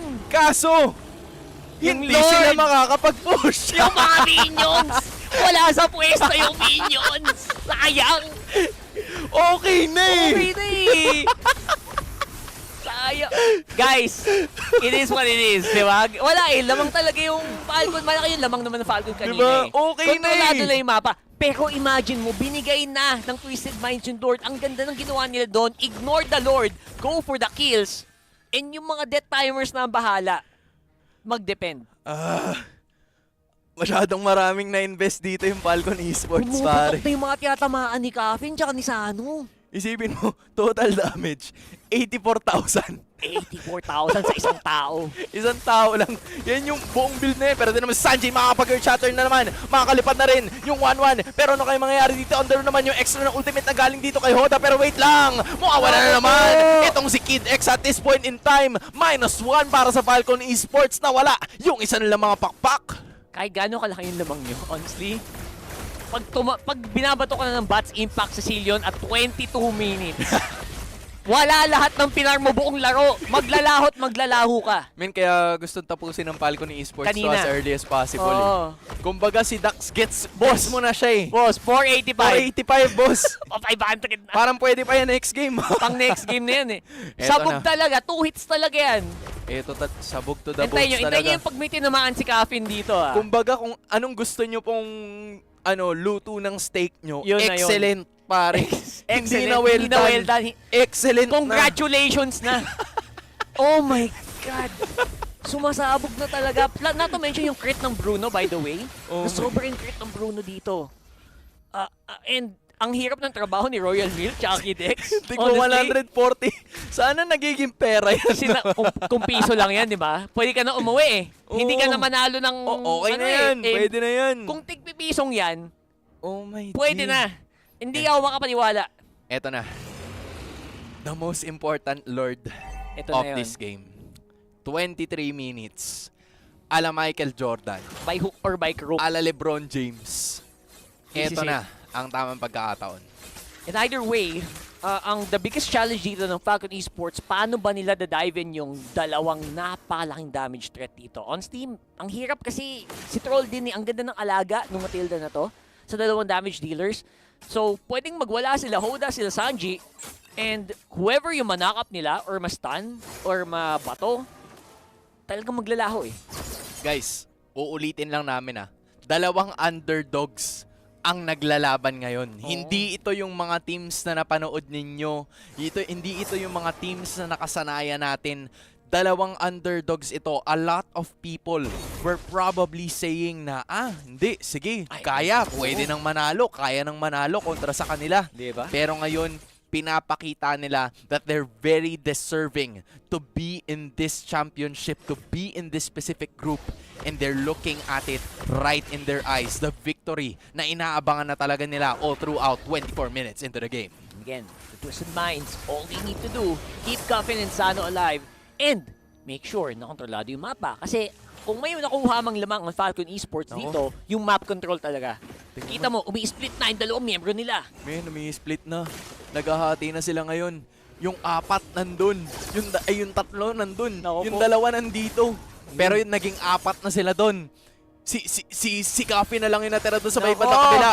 Pero wala sila masyadong damage output. Sige, papalag sila ngayon! At si Troll ang nakakuha niyan! Sumigaw siya! Pero for some reason, the fight is still going on. Papalag pa rin sila at this point in time. Si Benny na naman agad! Yung damage output! Meanwhile, the Lord is already alive. Sano's trying to fight it. Double kill na naman yata yun. Pero hindi. Meron pa immortality at makakaligtas sila sa pagkakataon na yun. But Twisted Minds, twisting it around. The Safin is the only remaining members. Si Sano at si Kafin, sila na lang ang natitira. Pero may third member sila. Yung Lord nandun sa baba. Oh my G.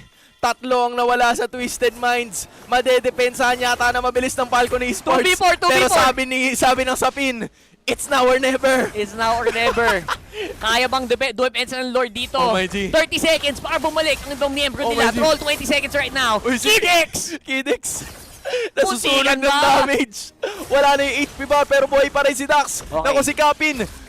Tumicheck-in, nagchachacha sila ngayon, men. Tricky yan. 3v4. Yung Lord talaga ang gandang kakampi niyan. Lalo pag 25 minutes na. And guys, we are going to another overtime. Let's go! Ayan, okay lang. Ang overtime na to, Twisted Minds. Okay lang. Pero right now, tig natin kung magagawa. Ay! Paraan. Ay! Ang Falcon Esports, Nako! taking out Sano! Si Sano nawala sa pagkakataon na yun. Si Royal Milk naman ang medyo malalayan dito. Pero teka lang, nabaliktad nila yung sitwasyon. Wala si Dax at wala rin si Royal Milk. Tapos nag-conceal palayo si Kid X, Benny at PX7. Andito na yung limang mga miyembro ng Twisted Minds. Paano nabuhay si Sana sa pagkakataon na yun?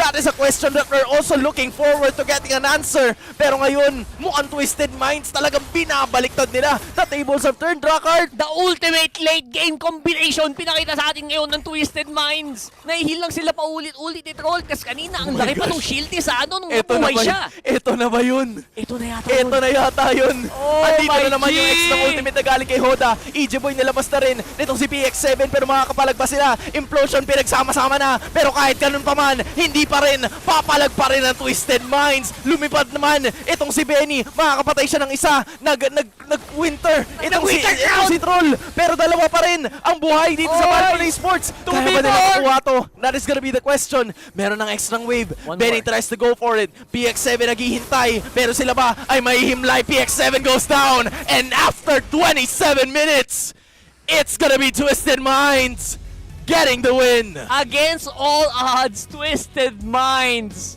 Ginamitan lang talaga ng utak, ginamitan ng puso, at ginamitan ng gigil. Beautiful performance mula dito sa top team ng MENA. Is this true, Stone? Totoo ba to, mga kaibigan? Grabe. Bilib talaga ako. Bilib ako sa kanila. Hands down ako dito sa mga to, boy. Ang sapin. The sapin is real. Bro. Ang sapin. Wow. Mapapawaw ka na lang talaga eh. Kasi yung resulta nun, yung... Kung kayo, guys, aminin nyo, kung kayo naglalaro nun, siguro 15 minutes pa lang, nag-concede na kayo. Oo. Kasi sa totoo lang, sobrang tagilid ng Twisted Minds nun. Huwag na tayo maglokohan dito. Pag ganun, nagtatrash talk na kayo ng magkakampi nyo. Ano ba naman yan? Ano ba yan? Naman? Pero hindi, min. Kumapit sila hanggang dulo. Hanggang dulo, pare. Hanggang dulo. Yun ang tunay na power of friendship. Diba? Ano yun? The Swiss stage are the friends we made along the way. That's right. Diba? Pero ito, yun na. That's it. May kailangan ba tayo sabihin? Ang ganda panood. Ang Ganda masabi ko lang, ang ganda ng panood ML. nun. Ang ganda mag-ML. That is true ML. That is true Grabe. grit and perseverance and talagang pasensya. As in, talo pa niyan. Lahat ng grabe. Oh, lahat diba? ng patience play na ginawa niyo. Para sa Twisted Minds, Wow. pasensya. Pasensya. Para sa Falcon Esports, pasensya. Pero ito, ang ating winners. Second match, Twisted Minds taking down Falcon. First of all, I am with Sanji. Sanji, how are you feeling? He said just now he was nervous. To be honest, I feel nervous because like 30 minutes game. It was very long. Yeah. How do you guys manage to maintain your momentum and your mental state when a game is this long? It was like 25, 26 minutes. As long we keep Sound and Coffin alive, we can't do anything. So how did you guys manage to stay disciplined? We know that Falcon was leading in the early game, right? Until Coffin got his items and then he was just bursting down everybody with like, what, 500 to 600 stacks with Sicilian? So how did you guys manage to stay disciplined throughout that? Because when we know we have Sicilian, even if we lost the early game, we can manage to pull up the late game. Okay, now we know that previously when you guys beat Vamos, you guys have actually met Vamos before. This time around, it's a new competitor, right? You have never met Falcon. How did you guys prep for the matchup today? We saw their games and NBL on the last night. We prepared the draft well and we managed to win. I think it did pay off a lot. Now, Sanji, we know that Twisted Minds is not new to the international stage. However, this time around, Twisted Mind is definitely performing greater than ever. Who do you want to contribute this success of Twisted Minds to? Let us say the coaches. The coaches. Okay, now one final question. You guys are already at 2-0, okay? You guys just need one best of threes to qualify for the knockout stages. Now, is your preparation gonna be different tonight because it's a best of three tomorrow, or are you just gonna go full force and just do what you guys have been doing this past 2 days? Thank you. So how are you guys gonna prepare for your best of three tomorrow? To be a long night. Long night. Yeah. Okay, long night, but don't forget to rest well, okay? Players need to rest well. Now, that is it. Thank you very much to Sanji. I know you're tired. And with that, let us throw it back to the panel to break down what happened in this crazy, amazing game. Grabe. Hanggang dulo. I like it. Sabi niya rin eh, it was a pretty long game. Pretty long game, bro. And nakaka-warm ng puso na sabi niya, bro, the coaches talaga. Coaches. The coaches are the real, coaches. the true MVP. Ang tunay na mga MVP. Men, hindi nagaling sa amin yun, ha? Oo. Sila na mismo nag-uy Philippines. Walang script yun. Walang Uy, script Philippines yun. Uy, Philippines moment yun. Grabe. Yung taga-ibang bansa na nagsabi, boy, yung mga coach namin, ang gagaling. Sabi siguro ni Coach Lyric kay Sano tsaka kay Kapin. Bro, This is your game. Oy. okay. Safin. This is you. 30 minutes. 30 minutes game. Okay. Sano tsaka si Kapin. Oo. Trust the Yes, process. coach. Trust the process. Magtiwala ka lang. Yun na. Huwag lang kayo magpasilat. Huwag lang kayo magpa-wipe out. Kaya niyo manalo. Kaya niyo Kayang-kaya. mag-defend. Magaling. Isipin mo, men, umabot sa punto, gusto ko makita kung ano ba yung pinakahuling team fight. Kasi umabot sa punto, napawalaan na si Sano. Di ba? Wala nga siyang immortality dyan eh. Kasi nag-buy and sell siya. Nag-buy and sell na siya. Ang dami. Grabe ang mga manlalaro ngayon. Ang lupit mag-buy and sell. After nung emo niya, I think that was super crucial na you really had to re-buy and sell. Kaya hindi mo masabing ano lang eh, dinaan lang sa brawl or anything. Dinaan lang. sa 5v5. Although, ang chaotic ng mga 5v5 nila. No? Totoo. Ang talino talaga nung ginawa ng Twisted Minds eh, hindi mo makakaila na they know the win condition. And aware din yung player, di ba? Yung player na mismo nagsabi. Yes. Our win condition is to just hold on. We have Sicilian, we have Bruno.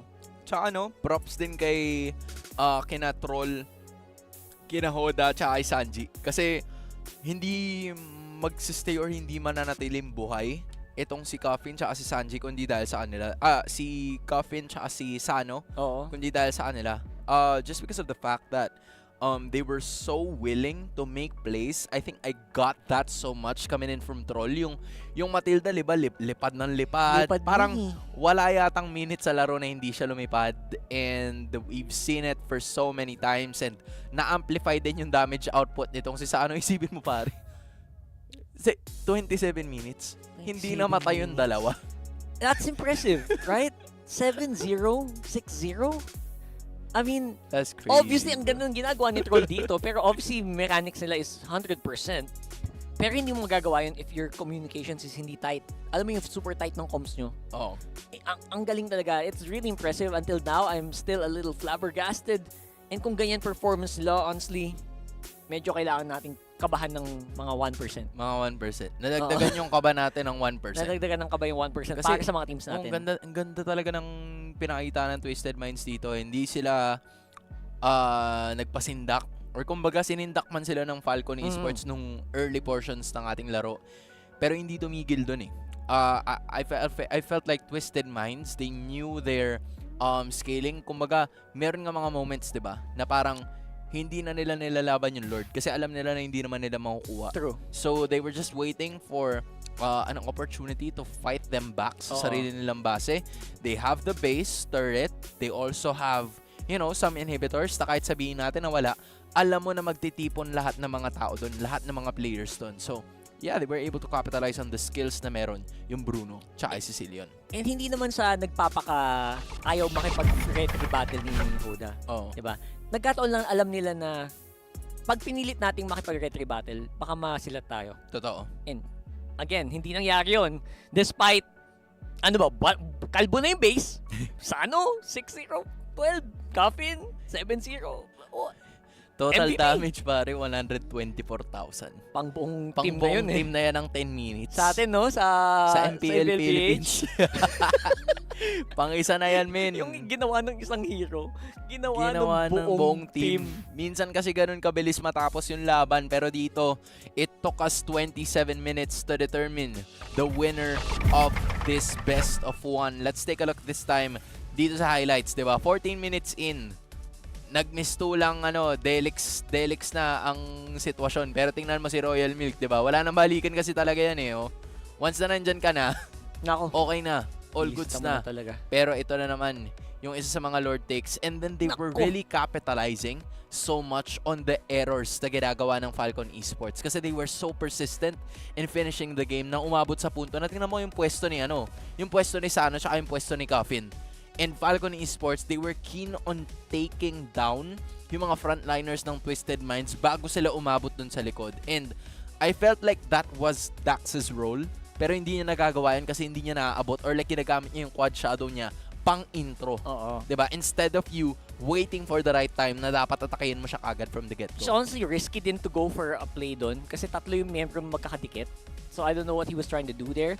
And in fairness sa Falcon Esports, yung mga error nila is hindi super laking game-breaking error. Oo. Mga maliit na, namatay ako, pero okay lang, hindi naman kami mabasag. Napag pinagsama-sama mo, doon na siya nagiging malaking problema. Yeah. Exactly. And I think sobrang Falcon was played this 95% perfect. Yeah. Pero yung 5%, Yung 5%, ang laking bagay. doon ang ganap at doon natin nakita yan. But again, just make sure na pakita nyo yung suporta nyo sa inyong mga paborito. Yes. Kung sobrang believe kayo dito, guys, buksan nyo na ang support chest from November 22 to December 29. M6 support chest, up yan for a limited time. So, all you need to do is buy it for 50 diamonds and get a large amount of past XP, yung mga nagpapalevel dyan, para makuha yung Claude skin and yung Claude, syempre, alam mo naman, yung statue na yan. Yeah. Wala ba tayo dyan? With the chance of obtain off si basic M6 pass. Makakuha ka din ng M6 pass pag bubukas ka ng tig-50 na yun. Correct. So, all you do is do that and activate the M6 pass, unlock additional pass rewards, tapos makukuha mo na yung Claude's Challenger Spark skin. All goods. All goods na all goods yan. Pero isipin nyo hindi lang yan ang pwede nyo makita. Meron pa tayong awards. Nako!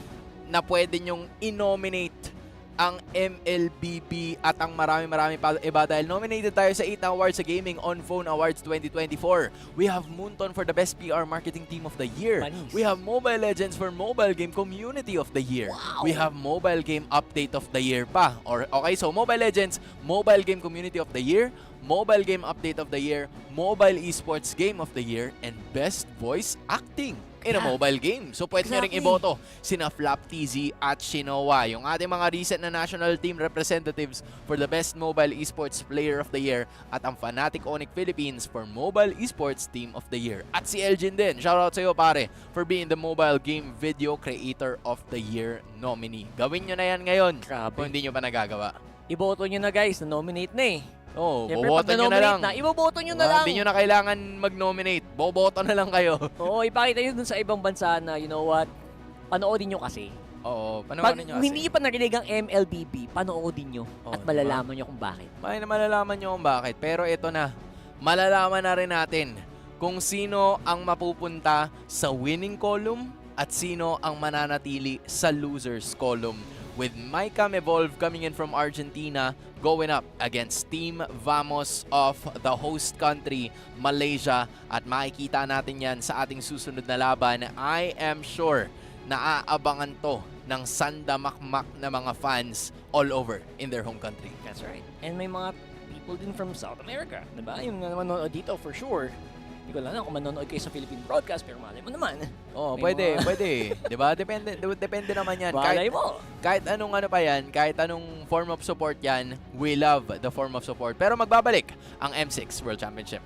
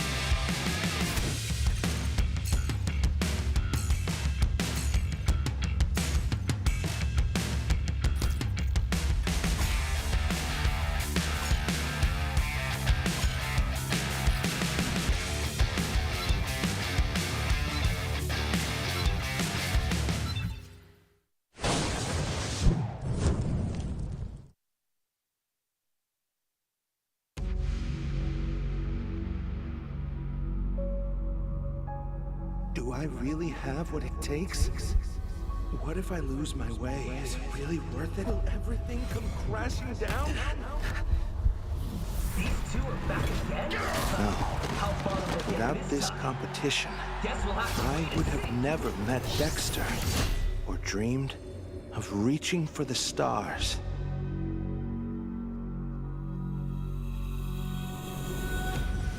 Let's burn as bright as we can, Dexter, till the very end.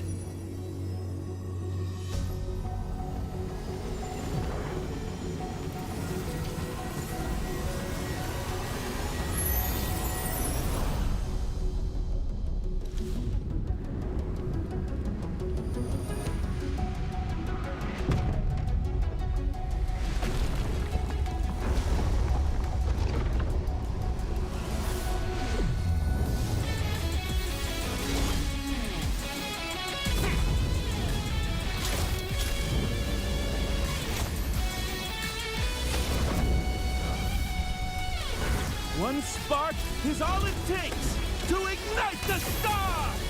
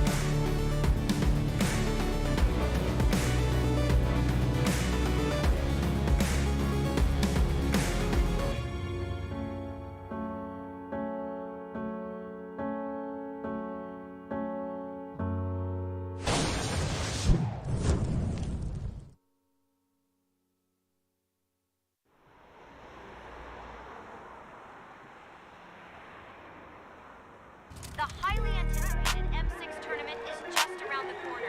As our talented representatives gear up for battle, the question on everyone's mind is, will the Philippines claim victory once again? With their unstoppable force and unmatched skills, anything is possible. Stay tuned as we bring you all the action and excitement. Pilipinas pinakamalakas, laban kahit saan makarating, palaban kahit sandalin, hindi umatras. Lalo na pagkausapang galing, malalarong di mo kayang laruin. Pilipinas pinakamalakas, Pilipinong bandera ang itataas. Ipapakita sa buong mundo ang kayang ilabas. Pilipinas pinakamalakas, kahit palagan, kahit tayo lang. Started from the bottom, ngayon nasa big, nasa top, pero yung mata nagmamasid sa map. Baka kailangan ng backup sa mid. Dali-dali namang tatawid palag, simulan na yung laban, sinong unahin? Malamang sa malamang pipitasin yung malakas yung damage. 1, 2, 3, 4, 5, savage. Wiped out pagkatapos nang ipapush yung tore. Legendary mga team play, sinisigaw na nag-adlay. Panoorin mo sa replay, ilabas sa mga highlights. Karangal na paramihin para sa bayan, nakasanayan na katunayan natin. Pilipinas pinakamalakas, laban kahit saan makarating, palaban kahit sandalin, hindi umatras. Lalo na pagkausapang galing, malalarong di mo kayang laruin. Pilipinas pinakamalakas, Pilipino bandera ang itataas. Ipapakita sa buong mundo ang kayang ilabas. Pilipinas pinakamalakas, kahit palagan, kahit tayo lang. Kahit pa sa mapatpat, lagi-lagi sasagad. Yung tapang nasa dugo, kaya lagi laging papalag. Dami mong nagbabalak, kaso di natatalag. Di kami mapalubog, lalo pang hinahangad. Dami pang hinahangad, pero di naatat. Dami pang ipapanalong laban sa inaharap. 4 na taon na nanalo, kung di pa sapat. Lalo pang ibabakat na Pilipinas pinakamalakas. Laban kahit sa makarating, palaban kahit sandali, hindi umatras. Lalo na pagkausapang galing, walang larong bumupay laruin. Pilipinas pinakamalakas, Pilipino bandera ang itataas. Ipapakita sa buong mundo ang kayang ilabas. Pilipinas pinakamalakas. Tayo talagan kahit tayo lang. Para sa bayan, di pa pauli. Karangalan na sasama pa uwi.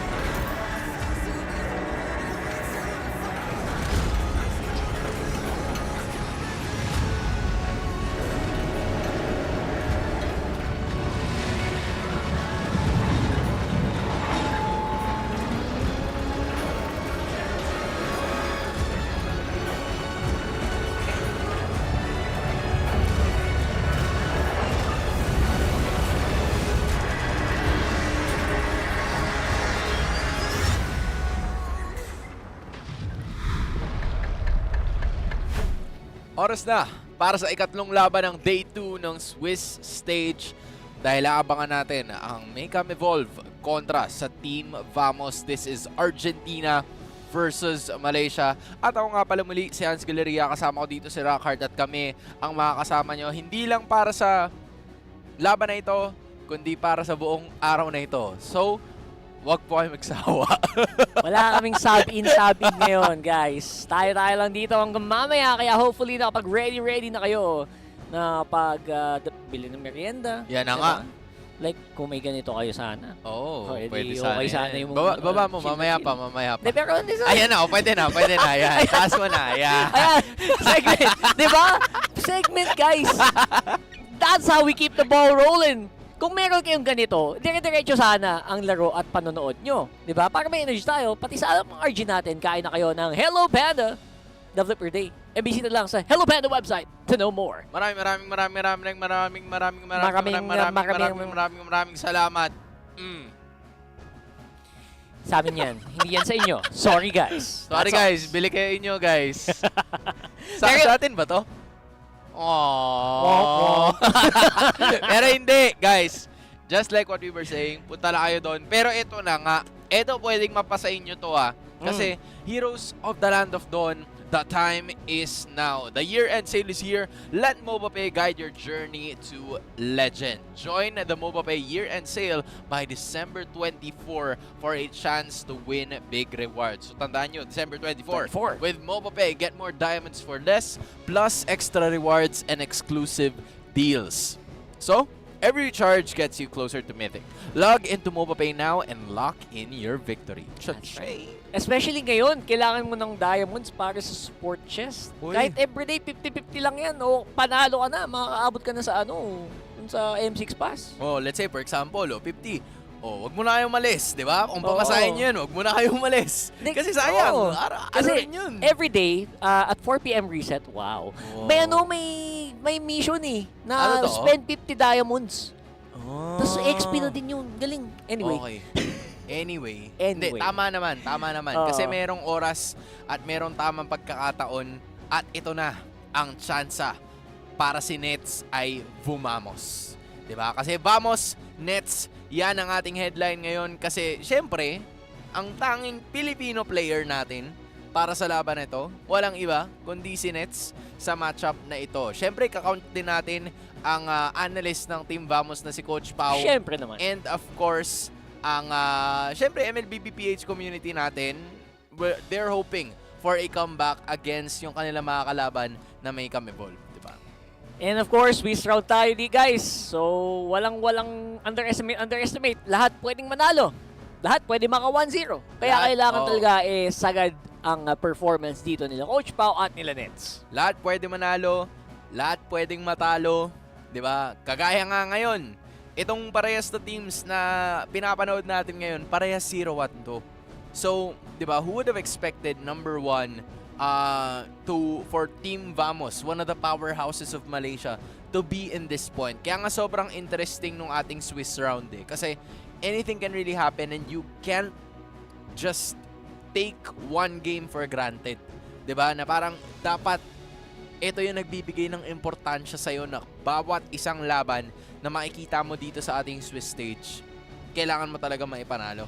Yes, kasi if you're gonna be like super, based on performance or stats alone, medyo halata naman na Vamos is medyo, may agwat. May agwat sa Makeup Evolve na aminado din naman sila na ang performance nila as a region is catching up pa lang. And that's based on some casters and codes na nakita ko din mula sa kanilang region. Yeah, pero in case lang na hindi nyo pa to nakikita, eto na, si Coach Pubs, nabanggit niya naman na tungkol daw sa pagkatalo nila kahapon. Yung execution kasi nila parang hindi ganun kalinis compared sa ginagawa nila. At doon daw sila nagkulang. Yung Twisted Minds na nanalo rin kanina, meron silang draft na dinesenyo nila to counter us talaga. Na i-counter sila. So, naintindihan nila kung ano yung gustong i-execute ng Team Vamos. So, looking unto today, kailangan daw nilang ayusin lalo yung decision-making nila at linisin pa yung pagkuha nila ng mga objectives. At naging major wake-up call ang naging laban na ito para sa kanila. Kumbaga, para silang, ano matawag doon? Para silang sinabuyan ng tubig. Oo. Kasi sila yung nagising. Sa katotohanan. Kumbaga siguro para silang hindi ko alam kung napanood mo na yung Cars. Syempre napanood mo na yun, di ba? Para silang si Lightning McQueen. Si Lightning McQueen. Si Lightning McQueen, parang sigurado siya na mananalo ng Piston Cup. Tama. Tapos biglang nalihis ang landas at lilihis din ang ating landas patungo sa Pilipino. Kasi Philippines na naman. This is Nets year. Yes. Kasi ito rin ang araw na unang beses nagkaroon ng Grand Finals appearance si Nets. Nagawa niya yun sa MPL Malaysia. Kasama na rin yung MSC tsaka yung M-Series na nakompleto na ni Nets as of the moment. Speaking of landas, yung landas niya ngayong taon na to ay grabe. MSC, M-Series, and all of that while doing it in a foreign country. Aba, si Nets, talagang umaarangkada ngayon. Ang landas niya patungo sa isang napagandang kinabukasan. Tsaka tama ka naman. May point ka naman. Medyo malinaw ang landas niya. Malinaw at maliwanag ang kanyang landas. Yan. Kasi I think na-mention din to ng ilan sa ating mga previous Filipino coaches. Diba? Na parang as a Filipino import, minsan talaga like it's a risk. Challenge talaga siya. Sobra. Na pagpupunta ka doon, di ba? Pagpupunta ka sa ibang bansa, it could work for you, it could not work for you. Fortunately for him, yung kanyang mga naging recent stint sa Homeboys, di ba? Finals agad yun. Ngayon na lumipat siya ng Team Vamos, final sila ulit. Tama. So, you just have to simply give it to Nets din na parang pinatunayan niya talaga sa sobrang daming tao na hindi lang ako kinuha dito for show. Hindi lang ako kinuha dito for nothing. Diba? Ito yung patunay na I can and I will be able to bring my team and contribute very well para maarating kami sa ganitong klase ng punto. Yeah, and that's one of the reasons why hindi mo masabing just because lumipad ka sa ibang bansa, madali na buhay mo. Correct. Hindi lang yan sa laro, pati din sa ibang aspeto ng buhay na pag ikaw ay Pilipino na napunta sa ibang bansa, akala ng mga tao, life is good. Oo. Hindi talaga. Madaming challenges na hindi na iba bring up. Homesick ka. Ay, sorry na bring up ko. Yes, of course. May mga bagay na hindi na bring up. Like yung mga minsan, mas gusto din ng mga taga-ibang bansa na mas na pure, may Malaysian lineup, pure Indonesian lineup sila. May mga ganun. May mga challenges from the fans, may challenges from your employer na kailangan mag-perform ka or else maybe chugi ka. Diba? Madaming pinagdaanan na mahirap. Kaya kailangan yung mga Pilipino imports natin laging maximum level performance. At yung mga nag-perform ng ganun, sila nga yung mga tumatagal. And one example of that is Nets, diba? He's been with this team, newly established lang din sa MPL Malaysia, itong Team Vamos. Although you see a lot of familiar faces, they have been shared by Sorn, by Chibi, diba? Napaka-familiar niyan at this point in time. So honestly, I feel like this is really a chance for them to show what they are truly made of. Parang lang yung kahapon siguro test run lang yun. At nasabi nga rin ni Coach Pops, diba, na ito ang posibleng wake-up call para sa kanila. Pero ang tanong niyan ay kung nagising din ba sa kanilang laro kahapon ang Maycam Evolve coming in from Argentina. And again, you have to keep in mind na you're facing against the best of the best in the world. Yun yung isa sa mga bagay na dapat laging nasa back of your mind lang. Kung ikaw ay Maycam Evolve. And again, as a rising region, on the road to becoming, very much a dominant force in MLBB, kailangan talaga magawa mo yun, especially against teams like Vamos. And that's a big challenge for your Kotsu, Super Nawel, Feshin, Aurora, and Marquino. Tsaka ito rin yung pinagdaanan ng mga sinasabi natin na developing teams. Diba? Look at Saudi Arabia right now. They're one win away from getting into the top 8. Diba? And dati sila yung sinasabi natin na isa sa mga developing regions. But you're gonna be going up against a well-known roster na ngayon ay nakikita natin. You have Nets, of course, our Filipino import with the fresh green hair, Sorn, Warlord, Chibi, at si Smooth. This is a star-studded lineup, a powerhouse if you would call it sa Malaysia. Pero ngayon, they are in unfamiliar territory because they're currently 0-1 and they're looking for revenge against Maycam Evolve. And ito yung lineup na medyo kailangan mong pag-isipan mabuti kung anong klaseng adjustments ba yung tinutukoy kaya nila Coach Pau, no? Obviously, I think Chibi has been, and this is a lineup, by the way, that has been present for a lot of M-Series. Dami Sobrang pamilyar. Ng mga pangalan to, sila Sorn, sila Chibi. Halos, ano siya eh, tawag doon, home, ano yun? Basta, yung... The Hometown Heroes. Hometown Heroes na yan. Yan, yung mga yung tropa natin yan. Kahit na nakakatunggali naman natin, and you can never say na hindi entertaining ang Malaysian region. Lalo sa mga M-Series. Oh, lalo na sa mga ano nila no, sa mga Emmy nila, ang dami after Nako game. po.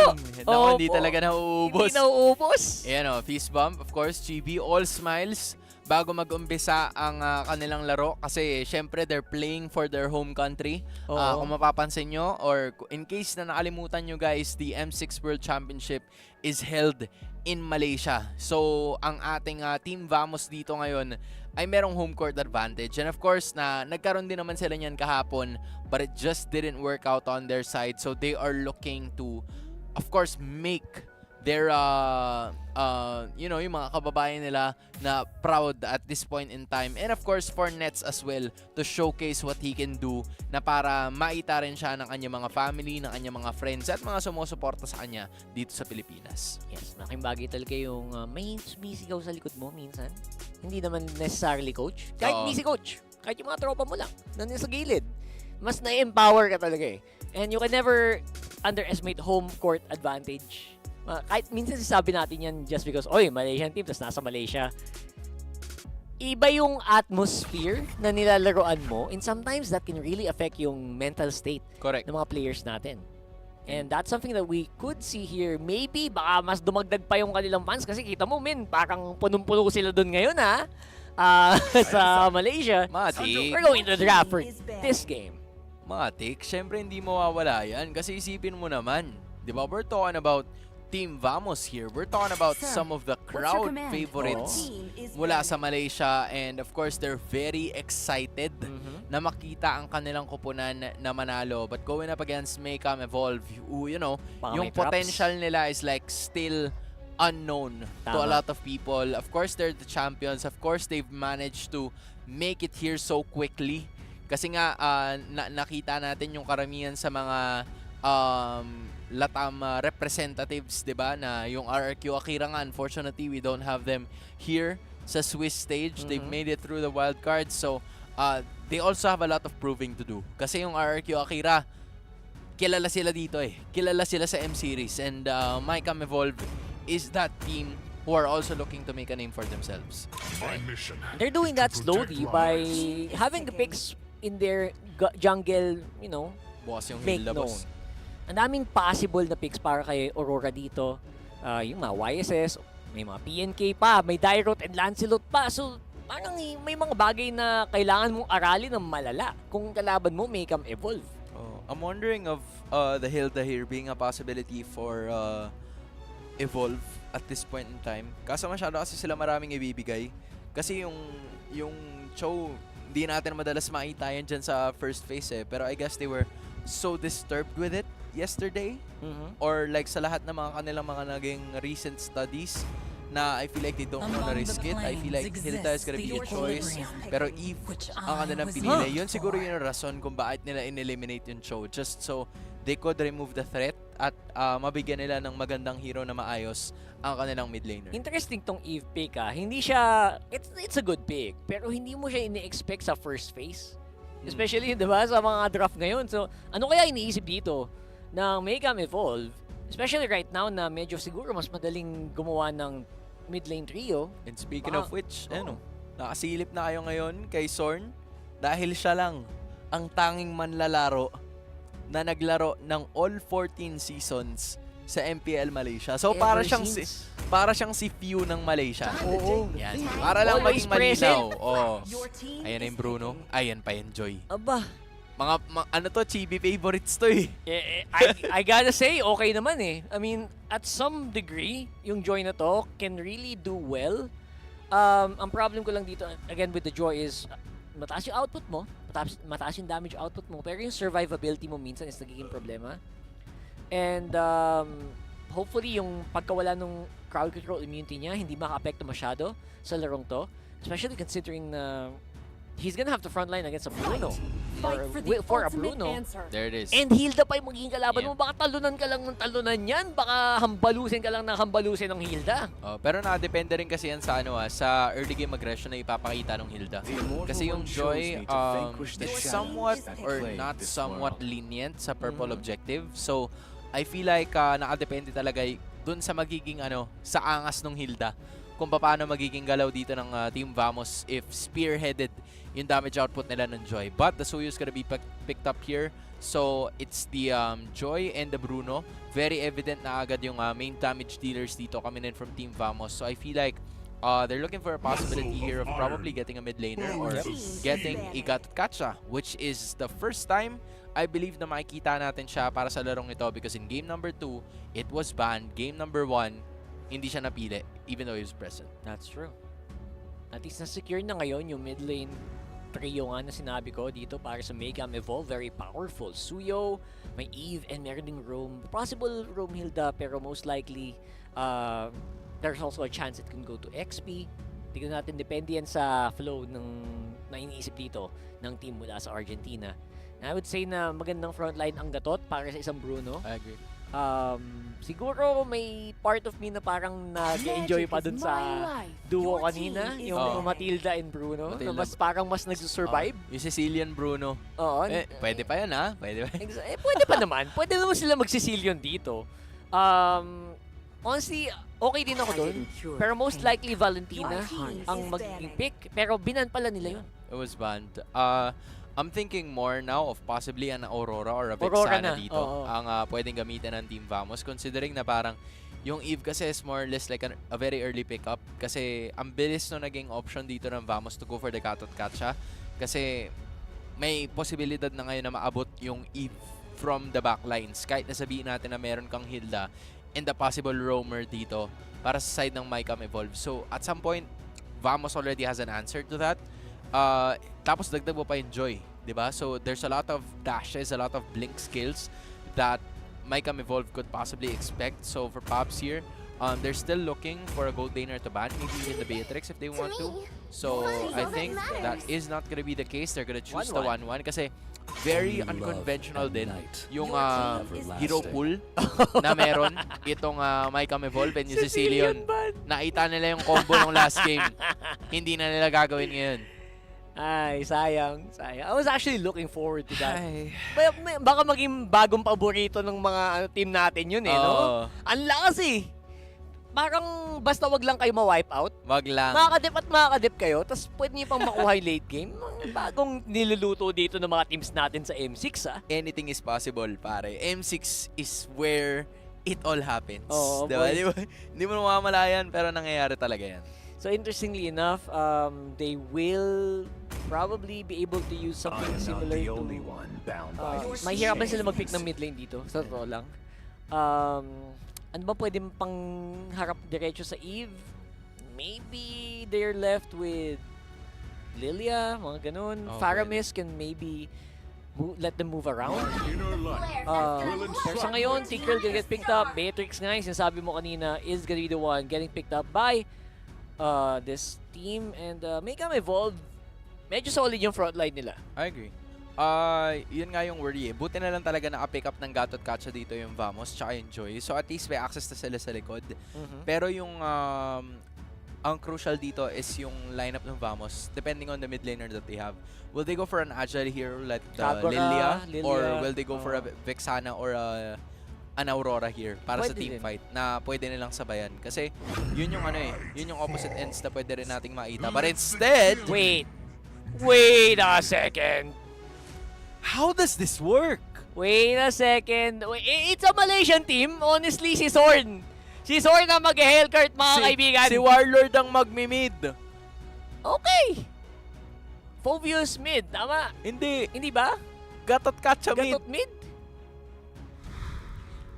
Parang mas... Teka, double... Nakita mo ba yung nakita ko? Nagising ako dun Ako din Teka lang. What is this? What is this? Is this true stone? Ano ba? Let them cook? Let them cook moment? Okay, originally dapat Phobius mid. Oo. Diba? Dapat Nag-swap out Phobius ba mid. sila? Ayan Gatot mid nga. Gatot mid nga.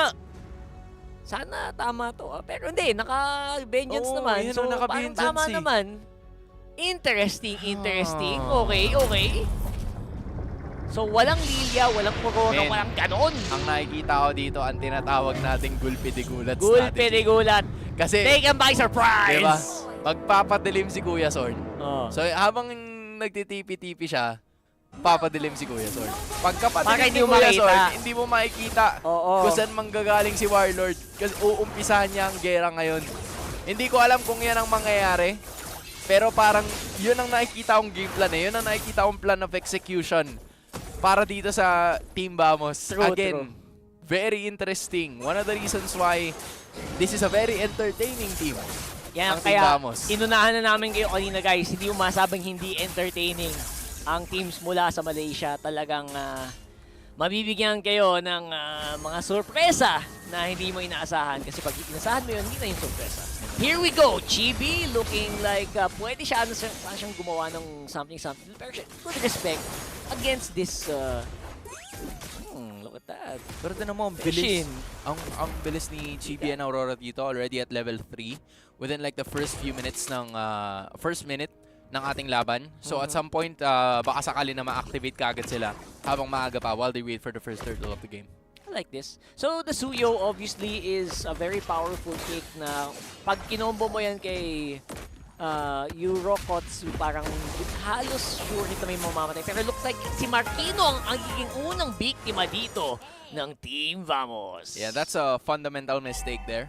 Coming in from MyCam Evolve. Kailangan kasi alam mo muna kung saan nagpunta yung rotation ng kalaban before you do those cuts. Kasi kung sakali na mag-cut ka agad ng wave and Team Vamos is still trying to get most of the objectives within the jungle, mas mabilis kasi sila makaka-respo eh. So in return, ang ginawa ng Vamos is they went for their own charge at hindi na nangyari yun. At ito na naman, papalag na naman sila. They wanna go for it immediately. Pero si Chibi ang mamataan dito pero hindi na siya namataan kasi nga nag-Dark Knight Pulse na naman. Tapos nawala yung isa. Actually, dalawa pala. Make it 3 para sa Team Vamos at lumalabas na. Activated na. Ang aga-aga, Sorn. 2 minutes in the game. 4-0 para sa Malaysian team.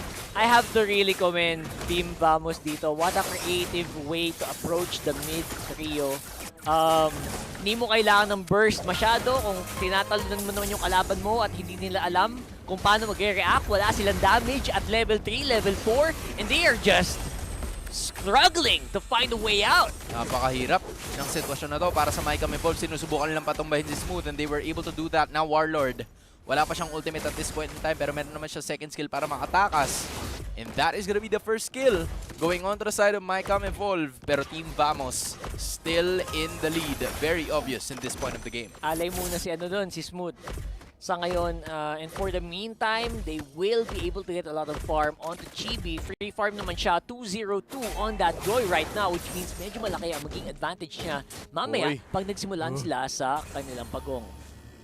Buti na lang talaga, kasi very squishy yung Hellcourt as a roamer. So parang ang naging decision dito ng Vamos is to go with Warlord na tanky. Tapos medyo tanky din naman si Smooth with the help of the Vengeance. So at this point in time, medyo nagiging hesitant yung MyCam Evolve in their early game. Kasi alam naman nila na Team Vamos very aggressive sila knowing na ito yung mga heroes na meron sila at this point in time. So, iniisip ko, para dito sa MyCam Evolve, nakascrim kaya nila yung ganito lineup? Handa kaya sila? Diba? Kasi this is something that you don't really see every day kahit sa mga regions like Indonesia, even sa Pilipinas. Very rarely na may ganito lineup like this. And somehow they're making it work, bro. Talagang yung pag-navigate nila sa mapa, ang importante naman siguro dyan is makapag-clear yung hero. Yes. Diba? Tsaka it's not, the cheese strat is not gonna happen until the turtle appears. Until it diba? happens. Parang pag wala pa yung turtle, kasi wala naman tayong rason na magtipon-tipon kung wala pa yung neutral objective. Bakit tayo lalabas sa torre? Diba? At bakit tayo gagamit ng ulti kung ulti mo yung mga players, wala pa doon. Ayan, nagtatago pa sa base. Oh. Hintayin natin na mag-contest sila ng objectives. Pag nag-contest sila ng objectives, saka tayo pumalag. But as of this moment, implosion dun sa isa. Tinatry nilang cornerin si Warlord, pero andun na naman yung iba. Si GB nasa may bandalikuran na. Gulpi di gulat, strategy is real. And they will be successful once again kasi mahuhuli na naman si Super Nahuel. Pero si Aurora sa may bandalikuran, nag-swerve itong si Warlord, pero hindi naman siya matitikitan at that point in time. Napaganda pa nga para sa Malaysia. And looks like mission success para dito sa Team Vamos. Natanggal na nila si Aurora, which means libreng pagong para sa Team Vamos. Ayun na. Min, ang bilis. As in, ano yun talaga. Ito na naman. May dumilim na naman ang paligid. Si Super Nahuel. At that point in time, Warlord was just very ready for action kasi ito na naman, nakakapag-skill sila ng basta-basta. May nakap dito na gagawin si Super Nahuel pero mawawala na naman siya ng biglaan. And then there's Marquino and Feshin just watching as the orange buff was taken away by Vamos. Ang chaotic nung nung pag nag-group up tong Team Vamos. Parang magpapanik talaga. Halimbawa, ikaw isang Eve, isang Suyo, 4 yung umaano sa'yo. Anong gagawin mo dun? Ang gulo eh. Ang hirap sagutin. Parang parang binabato ng bato pag bato sa'yo. Ready ka sumalo ng bato pero yung binato sa'yo, hollow blocks. Bro, imagine mo, 5 tao yung nagbabato ng bato sa'yo. Anong gagawin mo? Paano mo sasaluhin yun? Wala sa iba't ibang pwesto. Diba? Dalawa lang naman yung kamay mo. Ang hirap doon. Diba? Tapos 5 yung babato sa'yo, wala ka talaga magiging choice doon. Yun yung nangyayari kila Feshin, kila Super Nahuel. Pag hindi nila alam paano sasagot, ang daming sabay-sabay po na sa Team Vamos na bumubuhos papunta sa kanila. This is really starting to be a very overwhelming game for the Argentinian team as they are looking for ways para makabawi dito sa laban na to. But Team Vamos seems like they already have Mycom's number. Hinahanapan nila ng paraan para mas lalo pa nilang ma-extend ang laban na to. Not a lot of activity compared to like the first 2 games na nakita natin kanina as, you know, Argentina still struggling because they are already being surrounded. Isipin mo, 7 minutes pa lang ng ating laban, nagsasama-sama na sila. That's not a good sign if you are Mycom involved. Kinakamping na sa jungle, bro. Nag-tent na. May tent, may apoy, may kumukulo ng tubig. Para dito sa Team Vamos, sa loob ng jungle, nitong Mycom Evolve. Oh, here we go. They're gonna try to go for a conceal. That's not the best decision there. Para sa Mycom Evolve, they just wasted a really crucial opportunity. So with that being said, hindi pa nga lumalabas yung turtle nung ginamit nila yon. So this will easily go to Team Vamos. And it seems like everybody else in Malaysia is currently happy right now. Nako, easy turtle, bro. Easy turtle eh. Easy turtle. Yun na yun eh. It is what it is. 2 letters. Ang hirap. Easy turtle. It is what it is.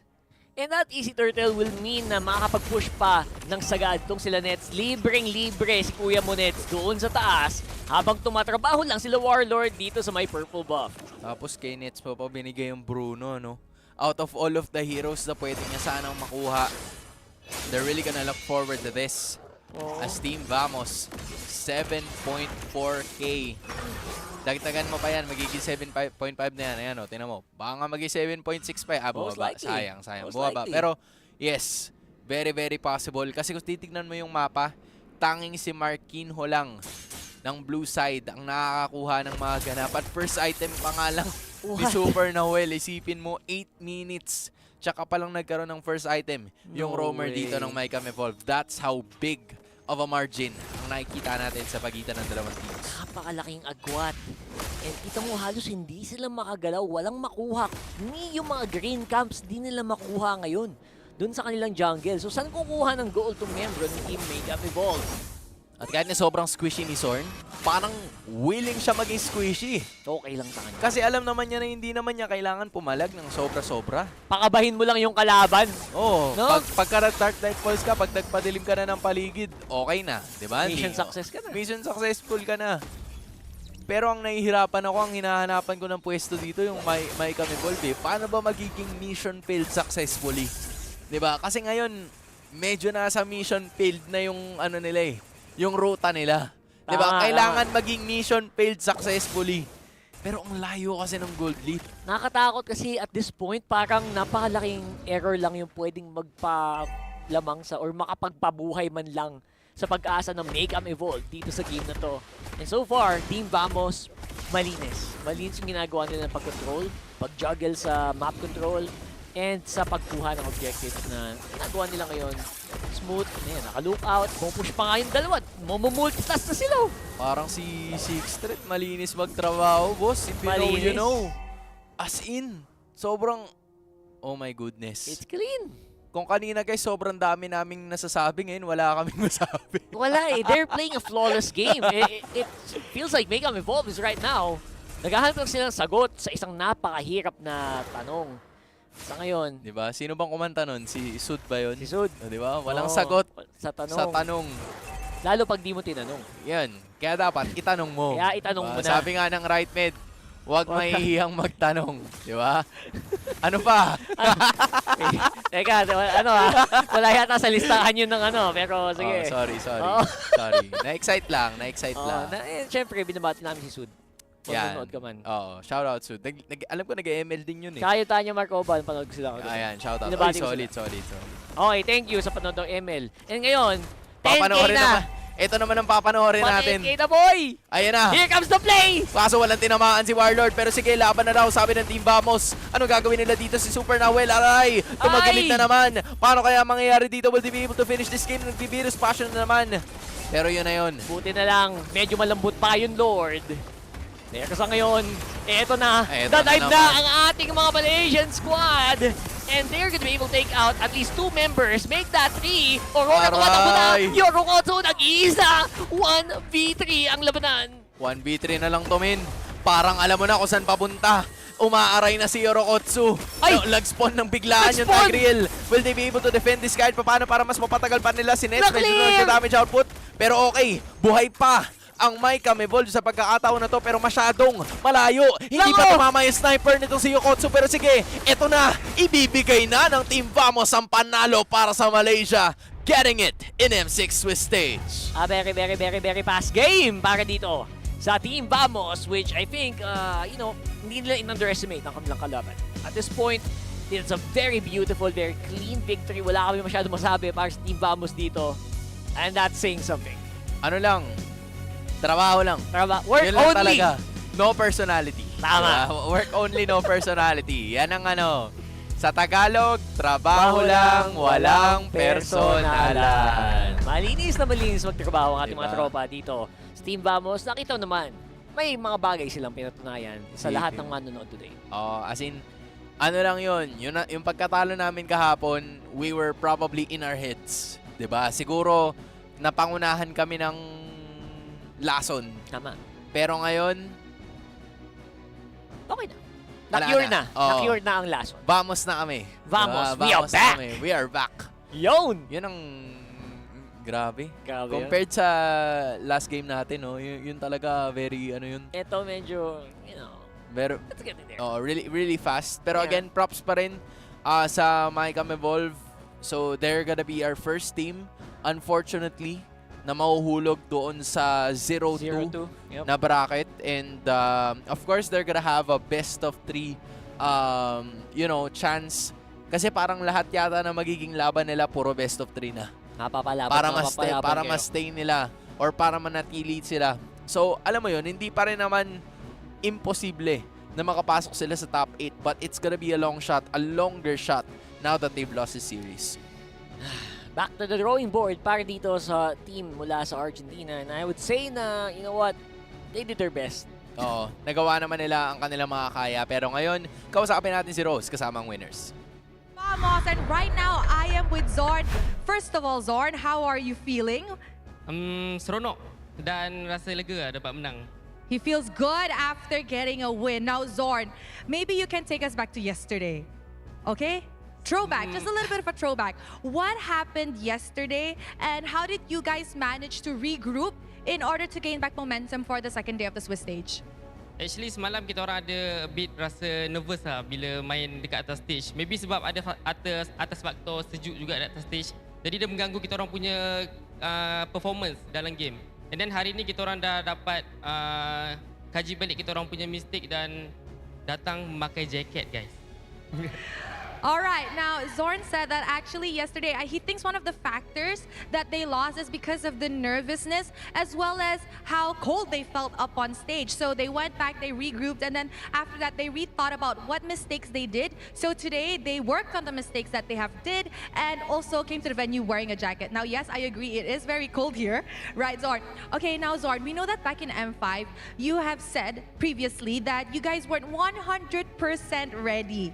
Zorn, in your opinion, this time around, how ready is Vamos for M6? Kalau tanya saya, kita orang dah betul-betul ready untuk semua game yang kita orang akan lawan lah. Cuma kita orang kena hadapi mistake daripada sendiri kot.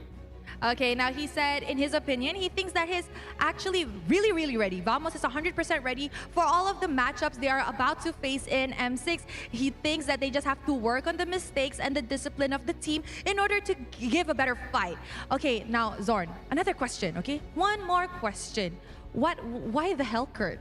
Is it really a Zorn thing to pick unorthodox heroes? Or do you think that it's actually really good?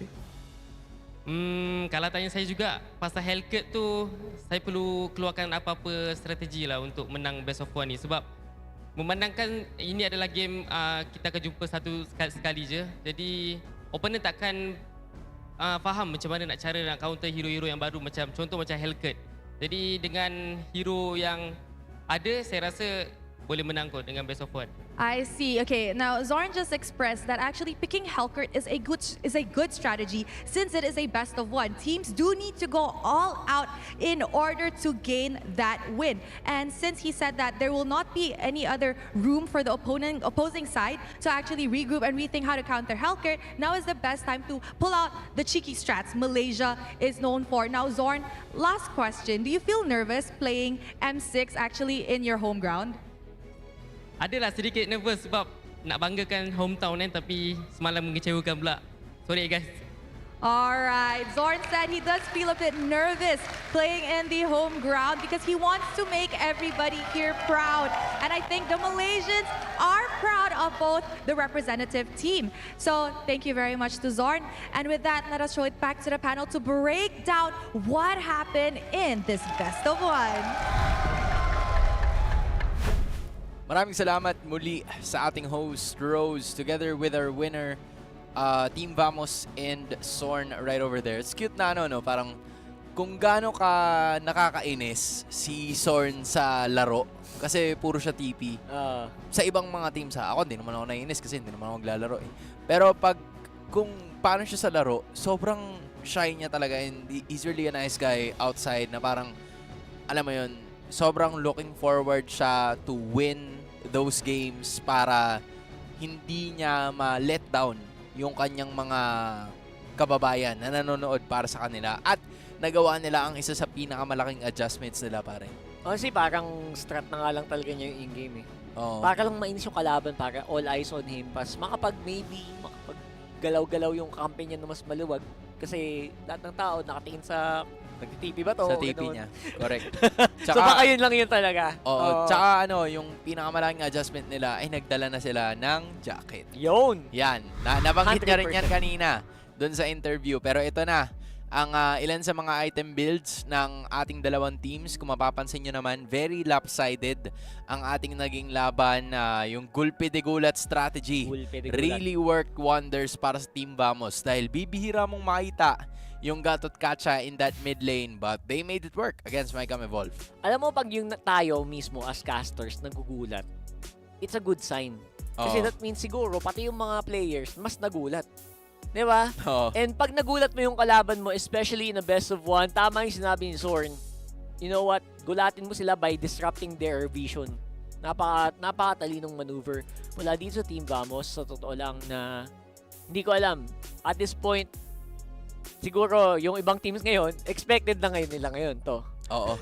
Baka pwedeng bawal kasi to in the future eh. At baka hindi sila yung una, pero baka hindi sila yung huling gumamit ng strat na to. Diba? Or pwedeng gamitin uli nila yan. Depende. Posible. Kasi marami pa silang best of ones na lalaroin. Depende sa kanilang magiging takbo. 1-1 eh. But as we speak, tama Arakart, 1-1 ang kanilang standing ngayon sa ating Swiss stage. So naiwasan nila na bumaba doon sa ating 0-2 na bracket. Instead, it's gonna be Mycam Evolve going there. Hihintayin din nila kung sino ba ang kanilang makakasama doon sa lugar na yon. But again, 11-4, 11 minutes in, maganda lang talaga yung naging ikot dito ng Vamos. It's the experience, the familiarity of the game compared to Mycam Evolve na parang okay naman yung draft pick nila. They've had a lot of meta heroes, pero it's just Vamos knowing more about these heroes and how they could counter it and make it their own game. I actually really like yung pick dito ng Joy now that you see the full lineup. Apparently, walang problema kahit mawala yung crowd control immunity mo kasi wala naman talagang crowd control yung kalaban. Pinaka-crowd control niya dyan is the Tigreal as well as the Eve. The rest, raw damage output, ginamit ni Chibi yun. Sinayawan niya ang kanyang mga kalaban. And si Nets, kita mo naman, nakapag-farm sagad 33k damage taken, which means, damage dealt, which means he did his job very beautifully.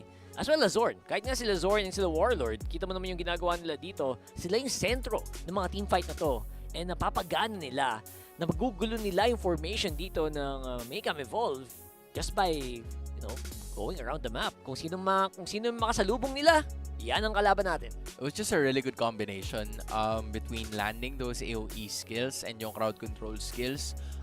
Kasi once na mag-Dark Knight Fault si Sorn, everything is already over. Right? You have the Joy, you even have the Gatot Kacha. So let's say kahit wala sila masyadong magic damage, the good balance is that the Joy is already there to give it or suffice it. Punish. Habang may damage output pa na galing doon sa Bruno with the physical damage. So now we're gonna be taking a look at the MVP, which is none other than Chibi. 5-1-4. Yung Joy ay isa sa mga heroes na bumalik ngayon dito sa ating current meta, and they just basically showed us the reason why. Yeah, malinis yung performance ni Chibi dito. And again, yung lineup na ginawa nila basically enabled Chibi na magwala sa buong mapang to nang wala masyadong punish. Kasi ang problema sa Joy ngayon, sa mga previous games rather, is malakas yung punish potential. Dito, mas konti and mas maluwag yung restriction sa Joy dito. Isipin mo kasi, 'di ba? Hindi mo nakikita yung Joy. So parang hahanapin mo pa lang siya kung paano mo siya i-CC. Hindi mo na magagawa. And ito, I guess, yung isa sa mga major differences kasi yun talaga yung nagsimula yung downfall ng Mycam Evolve in terms of like their first move, kasi they wanted to cut right away. Yun yung ginawa ni Marquinhos right from the start, but then unfortunately kailangan mo rin kasing mag-face check talaga ng you gotta be patient with your plays. Like you can't do a play ever so specifically na ganun yung magiging gusto mong galaw, at nag-translate yun sa lahat ng mga naging team fights nila kasi yung formation nila wasn't really that solid. We were looking for other options here para sa forms of attack nila, pero yung Team Vamos, they were very consistent with the plays that they would want to get, at doon natapos yung laban. Anong nangyayari dito, palitan yung lineup nila. Either papasok muna si Chibi, sisilatin niya yung HP ng kalaban with the Joy, tapos tatapusin nung Hellcurt. Or papasok si Sorn and magpapabait siya ng mga skills, tapos si Chibi naman yung papasok. Iba. Ang ganda talaga parang ang daling laruin nung comp nila, kung isipin mo yun, kasi makunat lahat, halos. Matry nga And madulas. Makunat at madulas. Makunat at madulas. Diba? Ang daming niyan. Ang daming pwedeng gawin Ang daming pwedeng gawin. Anything is literally possible, so it's just a good performance coming in here from Team Vamos. It's also the first win of Malaysia dito sa ating M6 Swiss stage, dahil yung kanilang counterparts SRG ay maglalaro din mamaya. Pero eto na, guys, live bias satellite mamaya. Guys, itag nyo na yung mga friends nyo. Itag I-share nyo nyo na na sa GC. Diba? Para sa mga nagtatanong, ito na kailan po yung laro ng Aurora tsaka ng FNOP? Kailan po yung laro ng Aurora tsaka ng FNOP? Guys, this is it. Ito na yun. Guys, alam nyo na. You know the drill. Alam nyo na. Wala na kami kailangan sabihin. Guys, ito na yun. Aurora makabawi ba against NIP Go Flash? Philippines! Let's go Philippines na, guys. Itag nyo na. I-share nyo na. Lahat, everything. Okay. You know what to do. We will see you guys later kasi M6 World Champs Pinoy tayo, bro. Match number 4 tsaka match number 8. yan ang laban ng ating mga Filipino teams para sa araw na to. Natapos na tayo sa 3. Okay? Okay. Stretching na ako, pare. Okay. Kasi feeling ko boxing yan mamaya Isipin mo, di ba, Aurora, ang nakalaban nila ay ang Falcon Esports. So Tama. gusto nilang bumawi dyan. Meanwhile, ang NIP Flash, ang nakalaban naman nila ay ang, I believe, CFU Gaming. So, syempre, parehas. Gigil ang dalawang teams na to. Pero let's go, Philippines! Let's go! Laban tayo mamaya. Magbabalik ang M6 World Championship.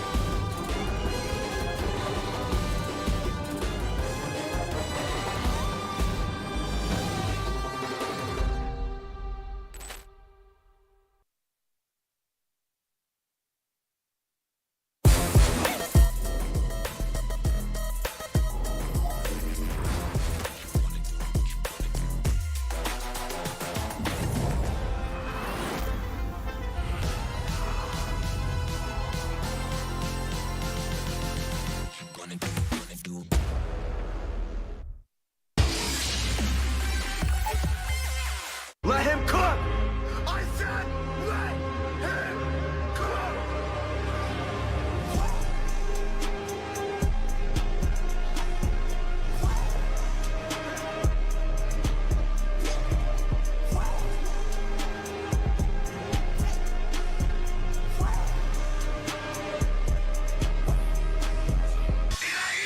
모바일 레전드 M6 スイスウォッチ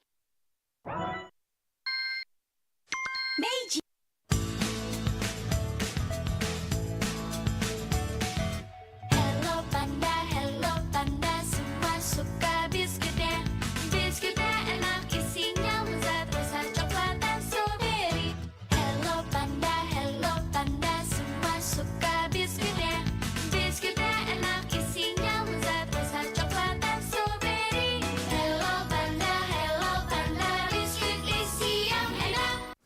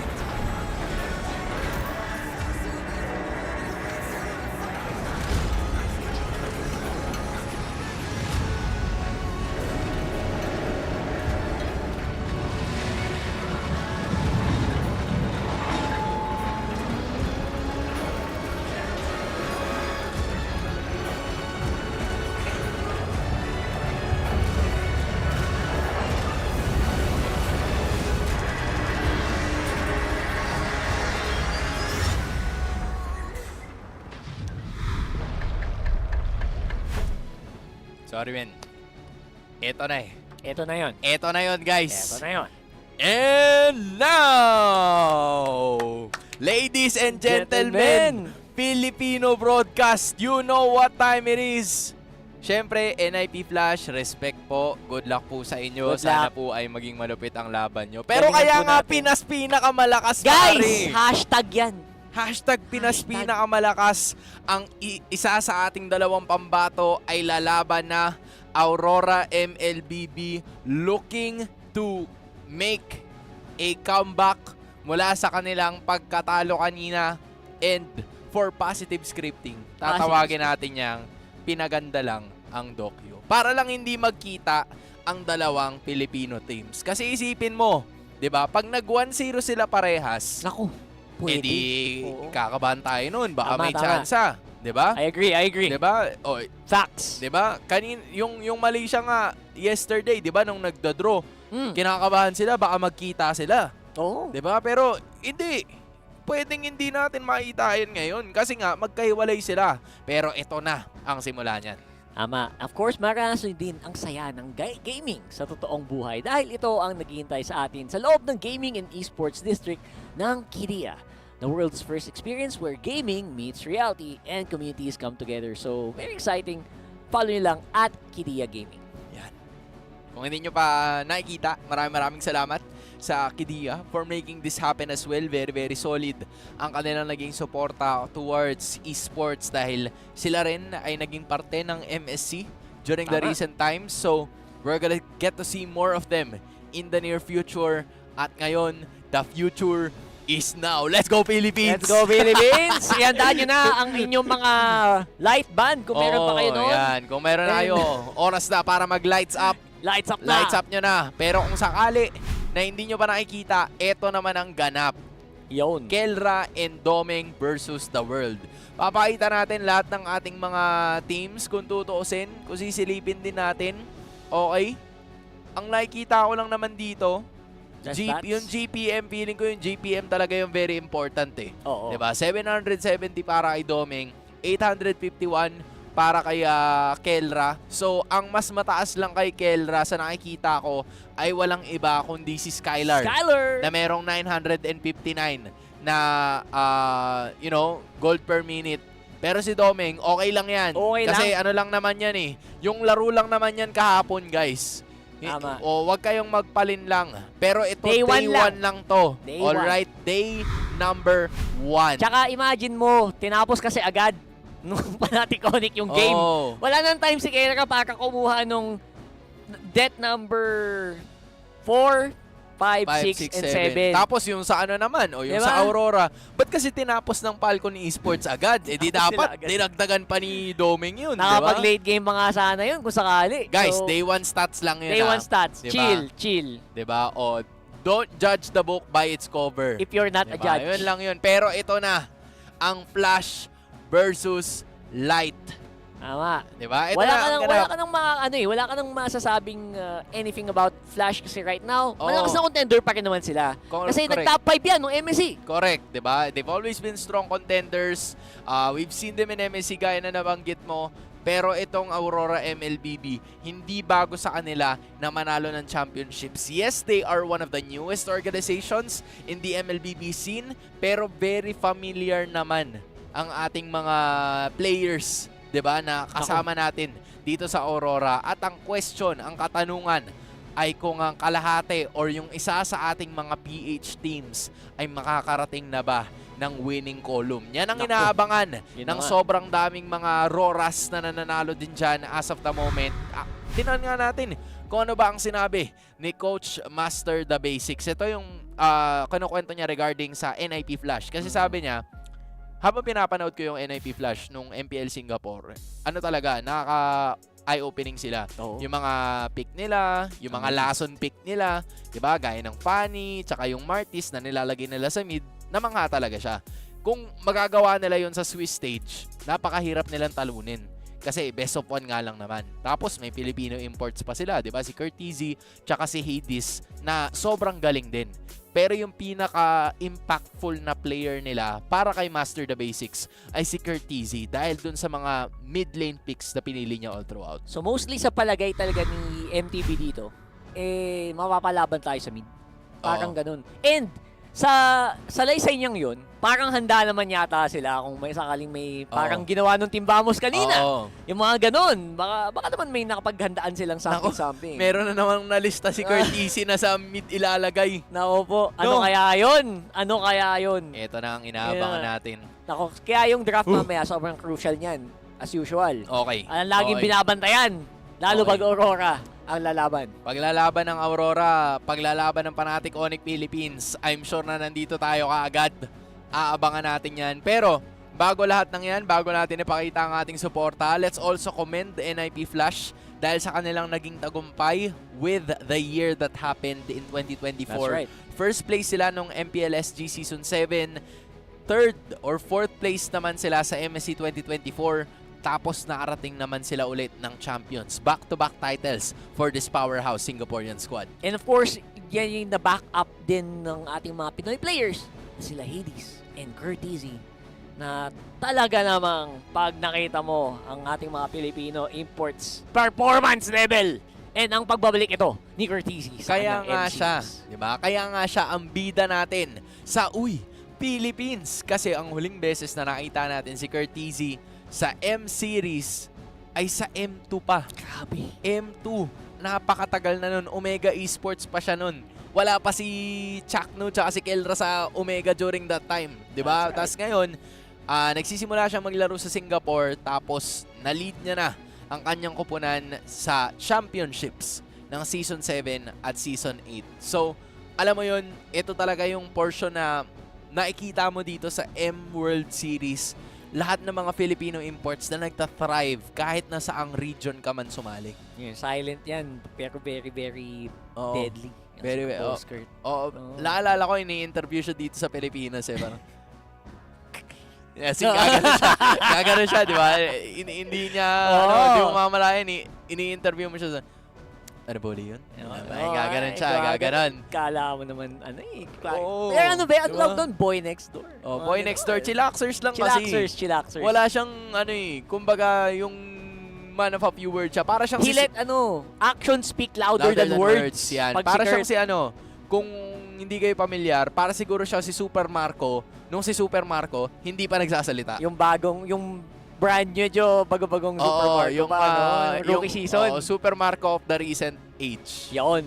Pero ngayon, of the ancient first age. two seasons. First two seasons. Super Marco, hindi talaga nagsasalita.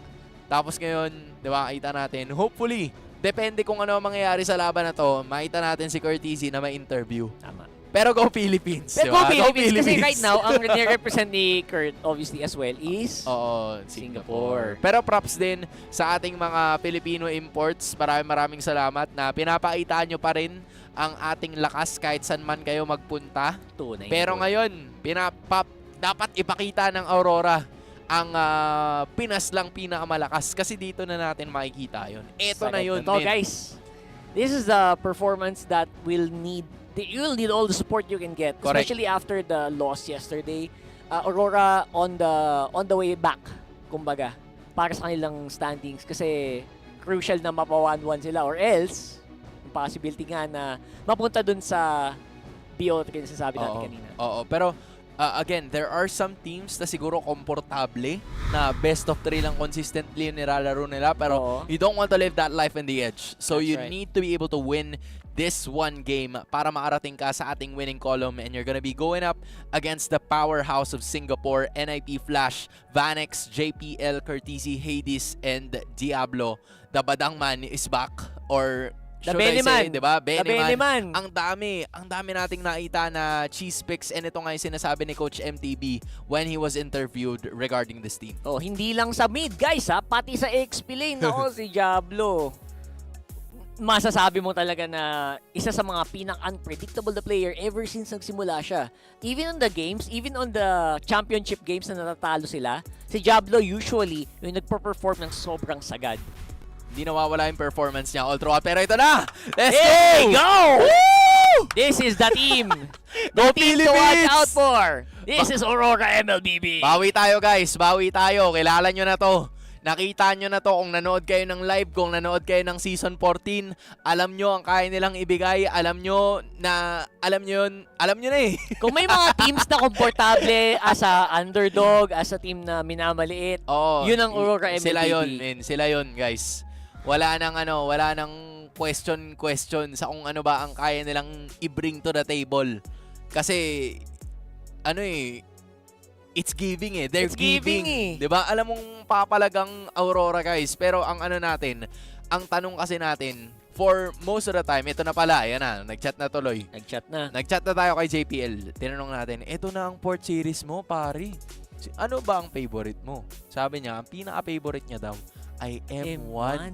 Kasi hindi daw sila nakapasok ng playoffs. Long holiday. So mahaba daw yung holiday niya. Aba. Pero umaasa daw siya na ngayon, mas malayo daw yung mararating nila kasi ayaw niya na ng holiday. Tapos na siya sa holiday. Tapos na siya sa holiday, siguro, diba? Siguro JPL, nice flex eh. Sabi lang niya yan kasi parang sabihin, ay guys, M1 pa ako dito. Isipin mo, si JPL. Yun lang gusto niya sabihin dun eh. Tsaka si Edward. Alam ko, sila ang merong 4 na sunod-sunod na sila ang merong 4 na M-series na presence. Pero yung kay Edward, sunod-sunod. Ibang klase, pare. Isipin mo naman, napaka talaga. Kaya wala ka masabi and talagang you'll just be amazed, honestly. And now we're going to draft here for ito na, let's go. Which is best of 1. And I wonder, di ba, Hans, ano kaya ang panggulat picks? Kasi gumana kanina, Team Vamos, may gulat picks. Yan. Sinagasaan ng kalaban. Okay. What if gawin din ulit yun ng NIP Flash? Aurora, gulatin nyo kami, men. Gulayin nyo ang munggo. Gulayin nyo ang munggo. Kayo naman ang gulat ngayon. Hindi lang si Kai Soto ang gugulay sa munggo. Dapat tayo din. Kayang-kaya to, men. Kayang-kaya to. Guys, kung nagsasabi kayo ng bias dyan sa comment section, okay lang. Buti alam mo. Talagang bias talaga. Buti lang, Hans, finally, may team na nag-ban sa Bruno. Yeah, nice one. Nice one. Sino yung nag-ban? Aurora, nice one. Himala, binan yung Bruno. Good start. Kasi yan din yung ginamit ng Falcon Esports sa kanila kahapon. So medyo, talaga. Pag naiiwan, lalo na pag blue side ka, yung red side kasi ang madalas na pick up niyan, Bruno gold, talaga agad. Gold tsaka, minsan. Oo. Tapos tingnan mo yung Hylos na iwan dito, so posible na ma-pick up yan. So, iniisip ngayon ng NIP Flash kung ang magiging choice ba nila is to ban the Hylos. Pero hindi. Instead, they banned out the Suyo para makuha nila yung Alpha or yung Nolan. Kasi may pagpipilian pa naman. Pero yung Hylos talaga magiging major pickup dito para sa Aurora. Depende kung yun yung kukunin nila dito. Okay, magandang simula sa draft to. And I think at this point, Gold Lane is a possibility. Jungle is a possibility here para sa Aurora. Or ano ba? Do you want to secure your pick para kay Doming? Parang yun yung iniisip nila ngayon eh. Pwede naman nilang gawin yun. Pero parang para sa akin masyado kasing maaga ng slide. So yan. Beautiful pick. Thank you. Hindi, sa totoo lang, ang ganda ng Zushin kasi sobrang underrated ng Zushin, bro. Tapos kung sakali na pumick up ng Hylos yung NIP Flash, okay lang.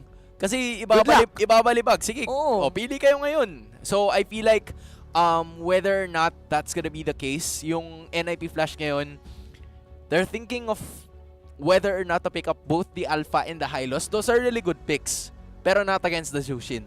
Diba? I agree. Parang yan ang, Eve is still open kung gusto nilang gawin yon. They could fight from a distance. Pero yung real world manipulation is something na kailangan nilang gawin or kailangan nilang gamitin in a very calculated manner. Diba? Hindi nila pwedeng i-approach to. Pero yun na. Hylos, they're willing to take the risk. Handa yata sila. And they're gonna go with the Cho as well. I like the Cho pickup coming in from Singapore. So, swappable XP and Roam here para sa Hylos and the Cho. Unless may mga milagro silang kinukuk doon na Cho mid. Ganon. Wag naman siguro. Hindi naman siguro. I think this is a really good pick. Zushin will answer a lot of these. Mas magiging komportable. Pero pag pinik mo Zushin, that means ang focus mo ngayon is your gold. You're gonna have to go for something really powerful on the gold. Correct. Knowing Aurora, Moskov is their go-to, most likely. in the gold lane, pero may Clint din naman na nag-i-exist. Diba? Diba? Why not? Why not Why coconut? not? Ito na yun. Ayan na. Gatot for the front. Gatot Katsa. Okay. Okay, we like that idea. Very classic na Aurora so far. Yes, very traditional. Meron din siyang good crowd control kahit pa paano para maka-counter doon sa Chota. Yan na yung Alpha. Okay. Alright? As Beautiful. expected, the Alpha's gonna be their choice. Hindi na nila yan ibibigay doon sa hindi na nila yan ibibigay doon sa NIP Flash kasi the Jushin could only do so much. Diba? Isa-isa lang most likely meron yung ka ng masasagot Hylos, mo. meron ka pang show. So, if you're gonna go with the Alpha ngayon, at least meron ka na sagot. Maybe the Nolan pick up here para sa NIP Flash. Pero that would kind of limit already yung mga options nila para sa mid. As I said a while ago, they could go for an Eve or a Vexana here if they would want to. Pero yun yung tatlong mga mid laners na pwede nilang pagpilian as we speak. And in addition, yung Nolan din na bakante pa ngayon. Yeah, Nolan, Granger is a flavor of some gold laners ngayon. So possible na lumabas yung mga ganyan. Yeah. Or they go for the Eve instead. Eve talaga. As in, ito yung sinasabi ni MTB. Sa mid tayo magkakatalo ngayon. Yeah. At least nakuha nila yung nakuha nila yung hero na very comfortable si Yue. And it's also a meta hero. Tapos marami din kasing mga teams na or maraming mga players na naglalagay na talaga ng Sky Piercer sa Zushin. Kasi sobrang sakit daw talaga. It works. As in, for some reason, sobrang sakit. So, kasi you don't die eh. So you don't lose stacks. You just Yun yung multiply. point doon. You just multiply. Exactly. So hindi ka makakuha ng stacks. Ay, hindi ka mawawala ng stacks. Pero somehow you can get some kills eventually.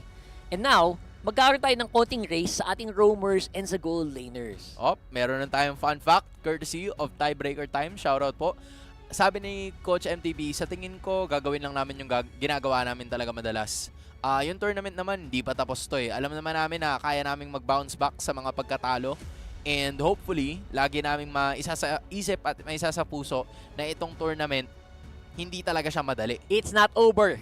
Until it's over. Oh. Diba? Kung gusto mong ipanalo to, kailangan mong matanggap na hindi siya madali. Kasi marami ding mga teams na gustong manalo. Marami ding teams na gustong makapasok dun sa top 8. So, it's just a matter of how much do you want it.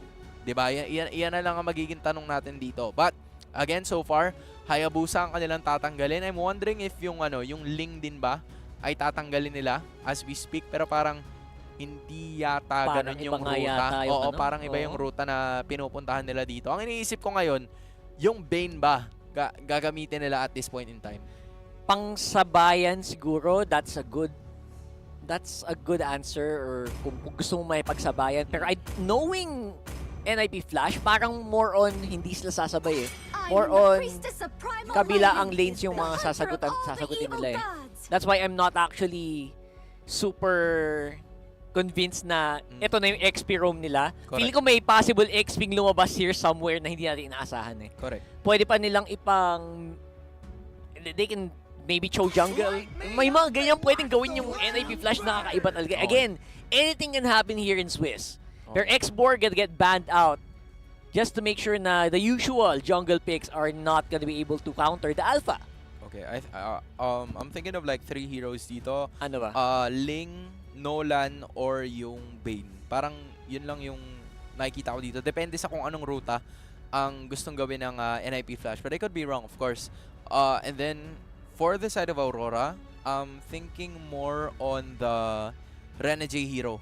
Kasi will they give Renegade the Gatot Katsa? Or will they go for something else? Maybe a Tigreal na ngayon bukas pa. Tama. I think bukas pa. Pero it's kind of like risky to use it. Especially pag may Hylos tsaka may Cho dun sa kabila. Parang ang hirap niyang i-execute kasi. Pero regarding the comfortability, pwede rin. Pero ito na. Joy pala ang kanilang ipipick up. Which is, somewhat of a really good hero pagdating sa mga clashes. It's so easy for them to execute it as well. Lalo na meron kang yung Glorious Pathway. So, mas mabilis niya ma-execute yung kanyang electrifying beats kapag kailangan niya. Actually, yung Glorious Pathway, ma-amplify pareho yung Joy, pati na din yung Cho. Kung sino man yung target nila, papasok, mabilis yung move speed, papasok sa target. And that will make it easier for them to make it happen, make the pickoffs happen. And now, gold lane. What's it gonna be? Moskov gonna get secured? Or will it be something, ng mas hindi natin naasahan. Moscow pa, may Harris. Bea is out. Beatrix talaga. And Tapos yung Kaja. Kaja. Okay, so tama ka. It's not the Gatot room, Hindi siya it's a Kaja room. Hindi sila pwede mag tag rail din talaga kasi masyadong malikot yung lineup ng NIP Flash. It's gonna be a little difficult to tone them down. So parang ang approach na lang ng Aurora dito is why not go for a hero that's gonna be on complete lockdown. Hindi man natin mahuli lahat, pero pag nakahuli tayo ng isa, then mas okay na yun kesa wala tayong mahuli. Right? So, merong lockdown hero dito ang Aurora. And in addition, kung sakali na pumalag ang iba sa mga members ng NIP Flash, then they could simply go for the Avatar of the Guardian. Pero final hero on the gold lane para dito sa NIP Flash, and it is looking to be the Moscow. Very traditional. Alright, solid talaga. Ayan na yung mga picks. Alam mo, napa-overthink tayo masyado nung game kanina. Oo nga eh.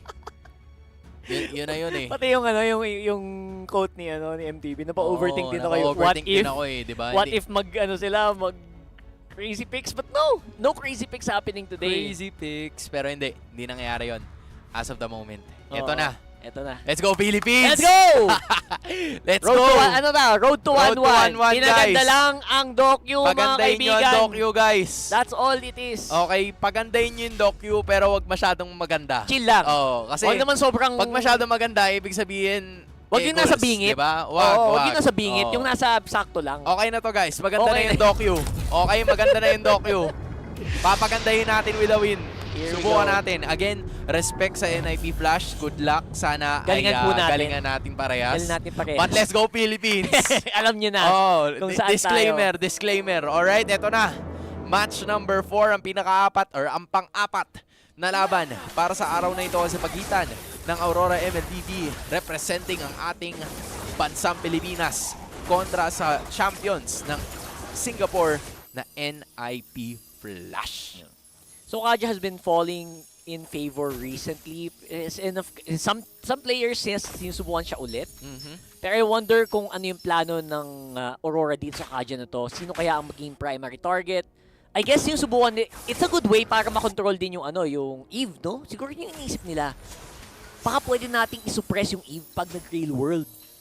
Mas maka-cancel natin. Okay. Pero right now, si Yue ang nagiging focus dito ng NIP Flash. 4 na miyembro nila ang nandito sa mid ngayon. Tsaka ang bilis na pa-purify kagad nila si Yue. So, they're really putting the pressure on the Jushin. Good pressure. Para at least, kumbaga sa umpisa pa lang ng laban, medyo hindi na kaagad makapwesto, hindi na kaagad makaporma. Oo. Pero fortunately, nakakuha pa rin naman si Yue nung kanyang mga minion waves. So that gives him an extra level speed boost.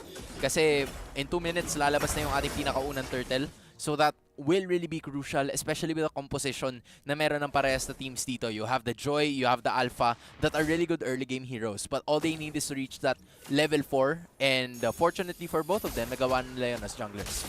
KPL here on the show, level 2 pa lang naman. NJ makipagsabayan and Demon Kite ready on level 4. So si Yue na lang so far ang kulang with the Crimson Lantern, Crimson Flare. And right now, I would say na maganda pwesto dito ng Aurora. Although wala pa silang ulti. JPL wala pa ding sipa naman. And si Yue ngayon na maging pressure dito ni Hades. Tinalunan. And first blood goes over the NIP Flash. Alright, Hades is gonna be able to escape. And actually, Yue and Demon Kite are down. So isa lang ang ibig sabihin nito. Libre ang turtle para sa NIP Flash. Susubukan yata or susubok ito si Edward. Pero parang wala na siya halos magagawa pa. He's trying to go for that extra land. Pero ayun na nga, NIP Flash, unang bugso, unang pagong. Ang gandang ginawa ni Hades doon, as in literal na minama niya in your face, kumbaga, onto Yue. Now may sipa pa na nagamit ngayon para dito kay JPL. Napalayo naman sa real world manipulation and mapa-atras nila si JPL, pero looks like it will not be enough for the kill, or at least it will be now that Demon Kite pumasok na, and that's one para sa kanila. Courtesy na magamit ng flicker and manadali pa, double kill para kay Demon Kite. Yun ang ganda ng ape. Nakita nyo naman, biglaan at mabilisang nagkaroon ng sagot ang Aurora MLBB, pero kamuntikan. Nakita mo yun? Humihinga-hinga. Kung lumihis ng konti yun, pare. Oh my G. Baka nayari si Yue, pero ayos lang. Kamuntikan. Gahibla ng hair, pero okay lang. Ngayon, it is still a stalemate, bagamat nakakuha ng turtle dito ang side ng NIP Flash. That's gonna give them at least extra shields. Pagdating ng laban, Aurora MLBB has finally equalized the scenario. 2-2 sila in terms of kills. At talagang kailangan nila yung susunod na turtle or maybe just win some of those team fights. Kasi okay naman yung composition nila pagdating sa ganitong mga bagay. But then, there's gonna be another fight na mangyayari na naman muli. Hades is gonna be found out over here. Pero nag-dash away siya gamit ang electrifying beats. Tapos andun na naman, walang iba kundi yung RWM pero makakatakas naman parehas na teams. Although, there were already 4 ultimates na nagamit sa side ng NIP Flash. Pero dalawa lang sa Pilipinas. And dahil doon, makapush pa nga ang Aurora, makakuha ng konting goal doon sa baba. And I would say na maganda yung ginagawa dito ng Aurora to just keep the threats at bay. Kahit nga yung presence lang ni Rene J dito na di-discourage si JPL na gumawa ng play. Kasi alam niya pag pumiliker ka yan, pag sinubukan mong gumawa ng play sa akin, baka matali lang kita. Oo. Kaya siguro nag-aadya din sila para hindi masyadong makapangulit tong show. No? Sabi nga ng isang kaibigan natin, ano basta may Diego, may latigo. Diba? Hindi mawawala yan. Lagi at lagi. Tama. Merong latigo. Pero ito na.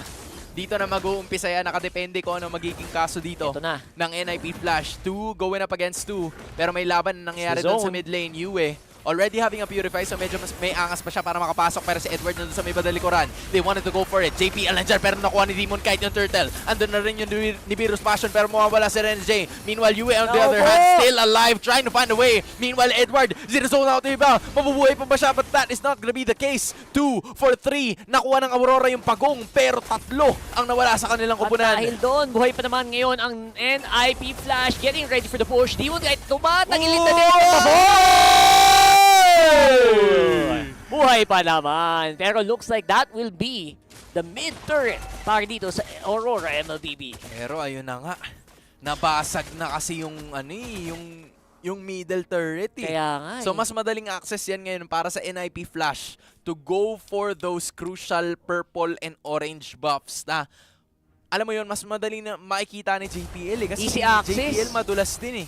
And slowly but surely, medyo ginagawa na rin ng paraan ng NIP Flash na bukod sa mananalo tayo in terms of those team fights, makukuha pa natin yung mga torre nila. Good thing that, you know, Aurora has managed to at least get a turret in return. Pero gaya na sinabi ko kanina, nandun na sa purple objective sila Hades and company just by getting the purple buff na dapat sana kay Demon Kite. Lumalalim na, and that means na kailangan na mag-stick together jutsu ng Aurora MLBB.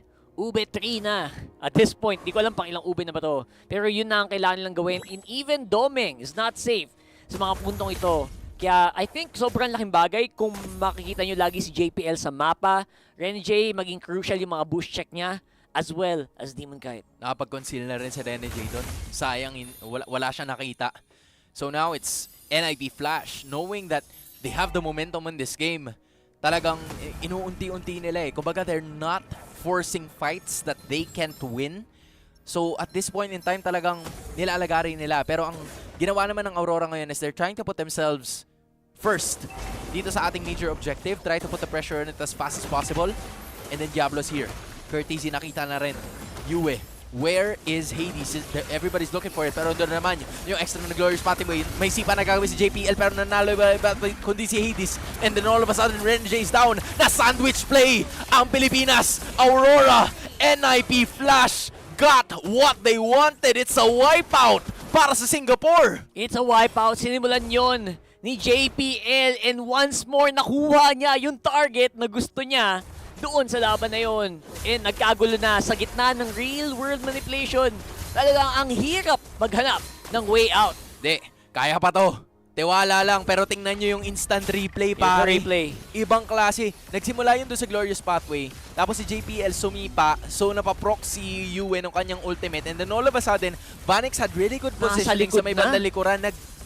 Pagka-landing nyo na Spear of Destruction, pumuisto kagad siya doon sa likod. So wala na talagang paraan para makatakas yung Aurora doon, especially when they had low health. Ang hirap mahanap ni Vanix no, sa mga laban. Parang bigla-bigla na lang sumusulpot out of nowhere. And that's a sign of a good boss call player sa totoo lang. And now they have a lot of control and 6.5k agad yung goal lead ng NIP Flash.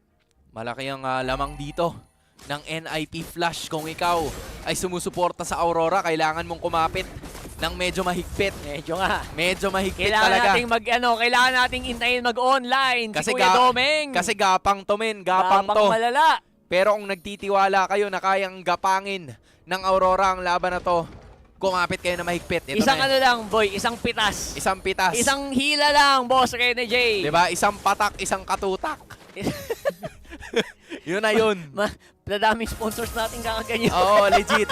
Diba? Malay mo naman. Talaga naman. Hindi natin alam eh. Naku po, ayan na yung core 3 items ng marksman ng NIP Flash. Nabuo na ni Lock in Vanix. It's a beautiful, beautiful itemization. And again, naghahabol pa si Kuya mo Domeng dito in terms of items. So I think kailangan gawin ng Aurora MLBB yung ginawa kanina ng Twisted Minds. Parang ano nga no, yung mga games natin ngayon, every time you pick up the alpha, parang medyo tagalid yung mga games na nangyayari. Kasi napakalayo eh. Ito rin yung all in ginawa ni Hoda from before eh. 'Di ba na at least naka-build na siya ng Queen's Wings. So that's at least helpful, 'di ba? At some point in time sama mo sa War Axe para mas matagal yung kaya niyang itagal pagdating sa ating laban. Pero ito na, 7,000 gold separating these two teams. JPL nakabili na rin ng kanyang unang item 9 minutes in. Walang iba kundi ang immortality at nag-aaningan lang ang dalawang teams natin bago magsimula ang prime time. Ano yan, confident na yan na pumasok ngayon. Correct. Naku po, and now, it's up to NIP Flash. I think sila ngayon na may hawak. Whether or not gusto nilang mag-start ng engagement or will they just slowly take that Lord. Sa ngayon, they also need to control the bottom lane. And hindi nagmamadali yung NIP Flash. In fairness, usually pag ako ganyan kalaki yung lamang ko, I would like try to go for the Lord ASAP.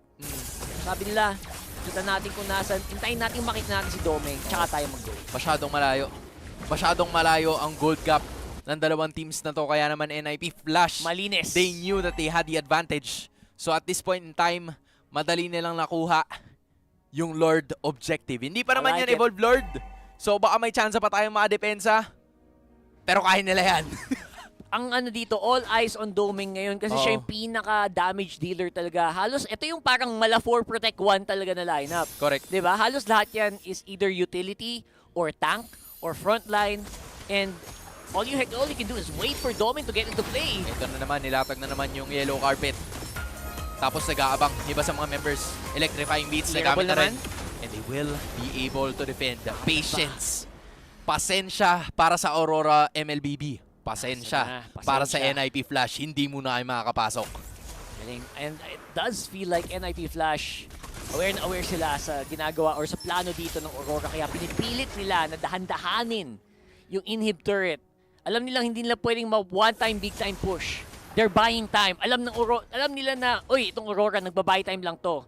So, ubusin natin yung mga torre na lang. Huwag tayo mag-force ng kills. Diba? Parang ano lang yan. Parang, anong tawag dito? Hindi mo madadaan yan ng... Kailangan mo daanin sa magandang usapan. Magandang usapan. Diba? At, anong tawag doon? Santong paspasan. Yan. Kailangan mo daanin sa mga ganong bagay. Hindi pwede na bigla kang, sige, dapat chillax ka lang. Yan ang approach ngayon ng NIP Flash. Pero yun din naman ang gustong gawin ng Aurora. Andun na naman. Courtesy. Andun na naman sa may badalikuran. Pero may masisipa. At tapos magpuput si US sa may batang harapan. Kaso may Divinis Passion. Andun pa rin si Vanix.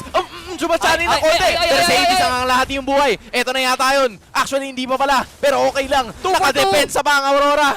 Boy, defense is real! Buntikan pa si Courtesy kanina. I think if he immediately went down, that would have been almost 3 for 4 na, 4 for 3 na. Pero so far, it's only a 2 for 2. Hindi nag-escalate masyado yung laban na yun.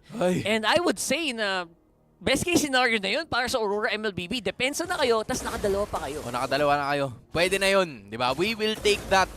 That means may bawas pa talaga yung Aurora ngayon. And the best case scenario is walang inhibitor turrets na nawala. Yun ang pinakamalaking bagay. Kasi may chance pa sila makalaban sa sa Lord. Mapapatagal nila yung game. Yun na nga. Hindi sila masyado ma-overwhelm ng mga waves sa taas sa baba. Pero ang tanong ay kung hanggang saan ba nila mapapatagal itong laban na to? Hanggang kailan nila kayang magtiis? Ito na ang tiis gwapo technique eh. Oo, tiis gwapo na yan. Tiis gwapo technique na to pare. Tapos si Yue, kailangan may mababakan lang na isa na lantern. Kita mo yung nangyari kanina, nakakuha lang ng isa, tapos doon na nagsimula. Jumuhumbag na. Jumuhumbag na.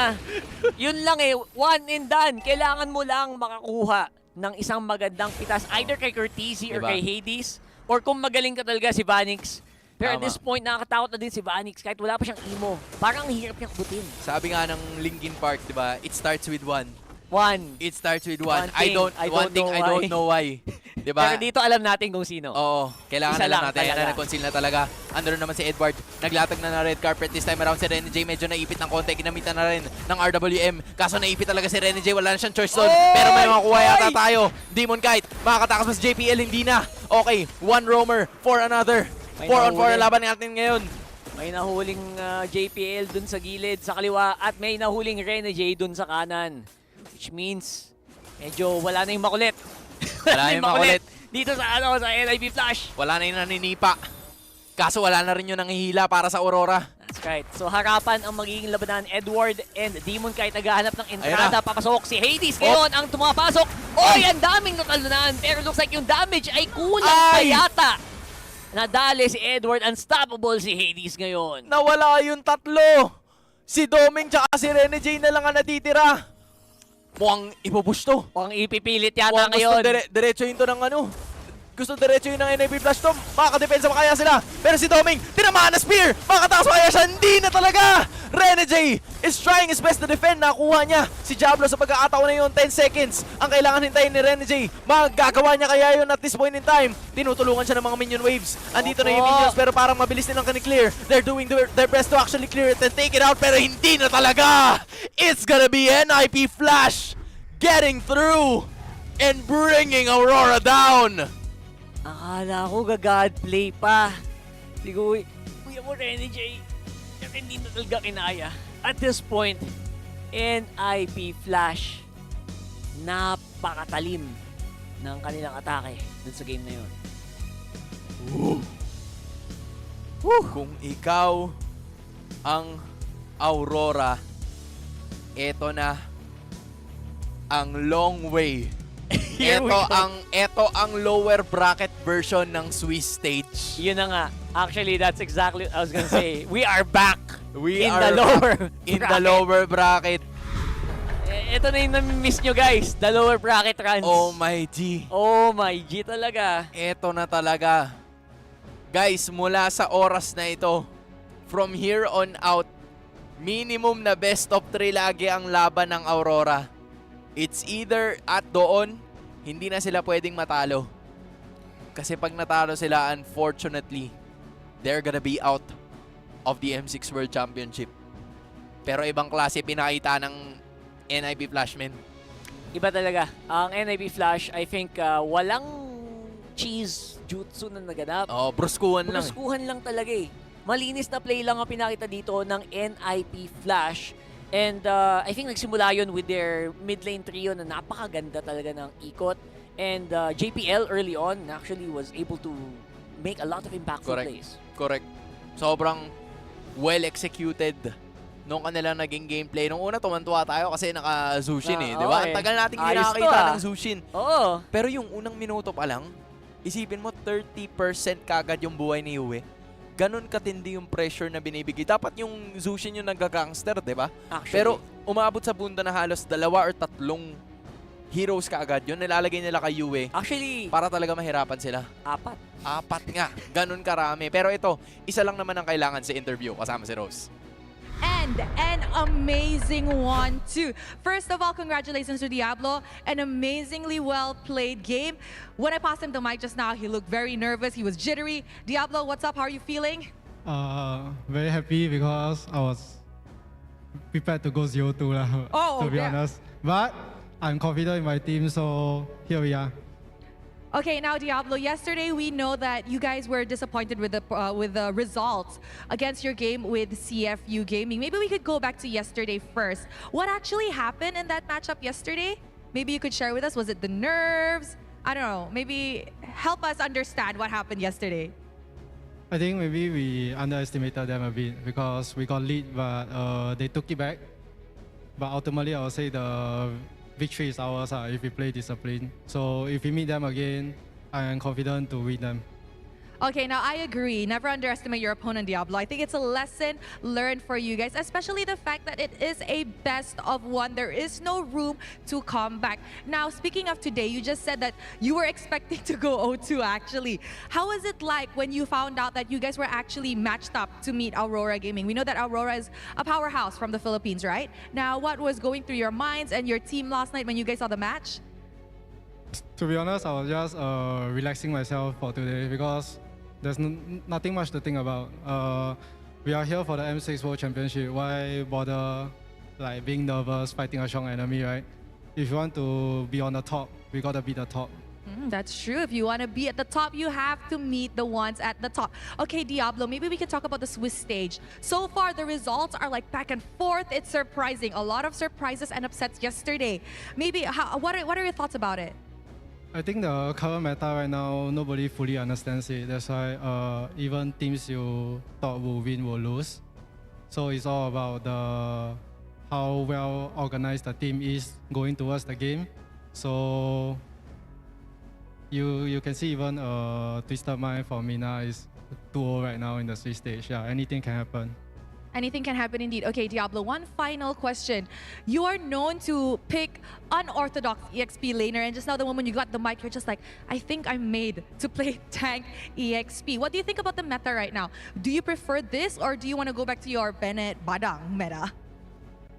To be honest, I can play tank EXP like it's not that hard to be honest. If I can play damage, what's so hard about tank? It's just I'm more used to being the backbone of the team, but right now I don't mind just playing all these heroes, you know. And I just want to prove the adopters wrong because they think without Benny, I'm not a good EXP laner, so we shall see about that. Man has come with a mission to M6, not just trying to win, but also trying to prove the doubters wrong. And with that, thank you very much, Diablo. Let us go back to the panel to break down what happened against the match with Aurora. Ako actually, isa ko doon eh. Akala ko din mag-Bennett. Oo. Ako din. Pero sabi niya nga, di ba? Alam mo yun, para siyang very veteran yung approach niya doon sa mga questions. Maraming salamat pala kay La Rose, kasama ang ating winner na si Diablo. Parang sinabi ni Diablo na dati kasi sanay ako na ako yung bumubuhat.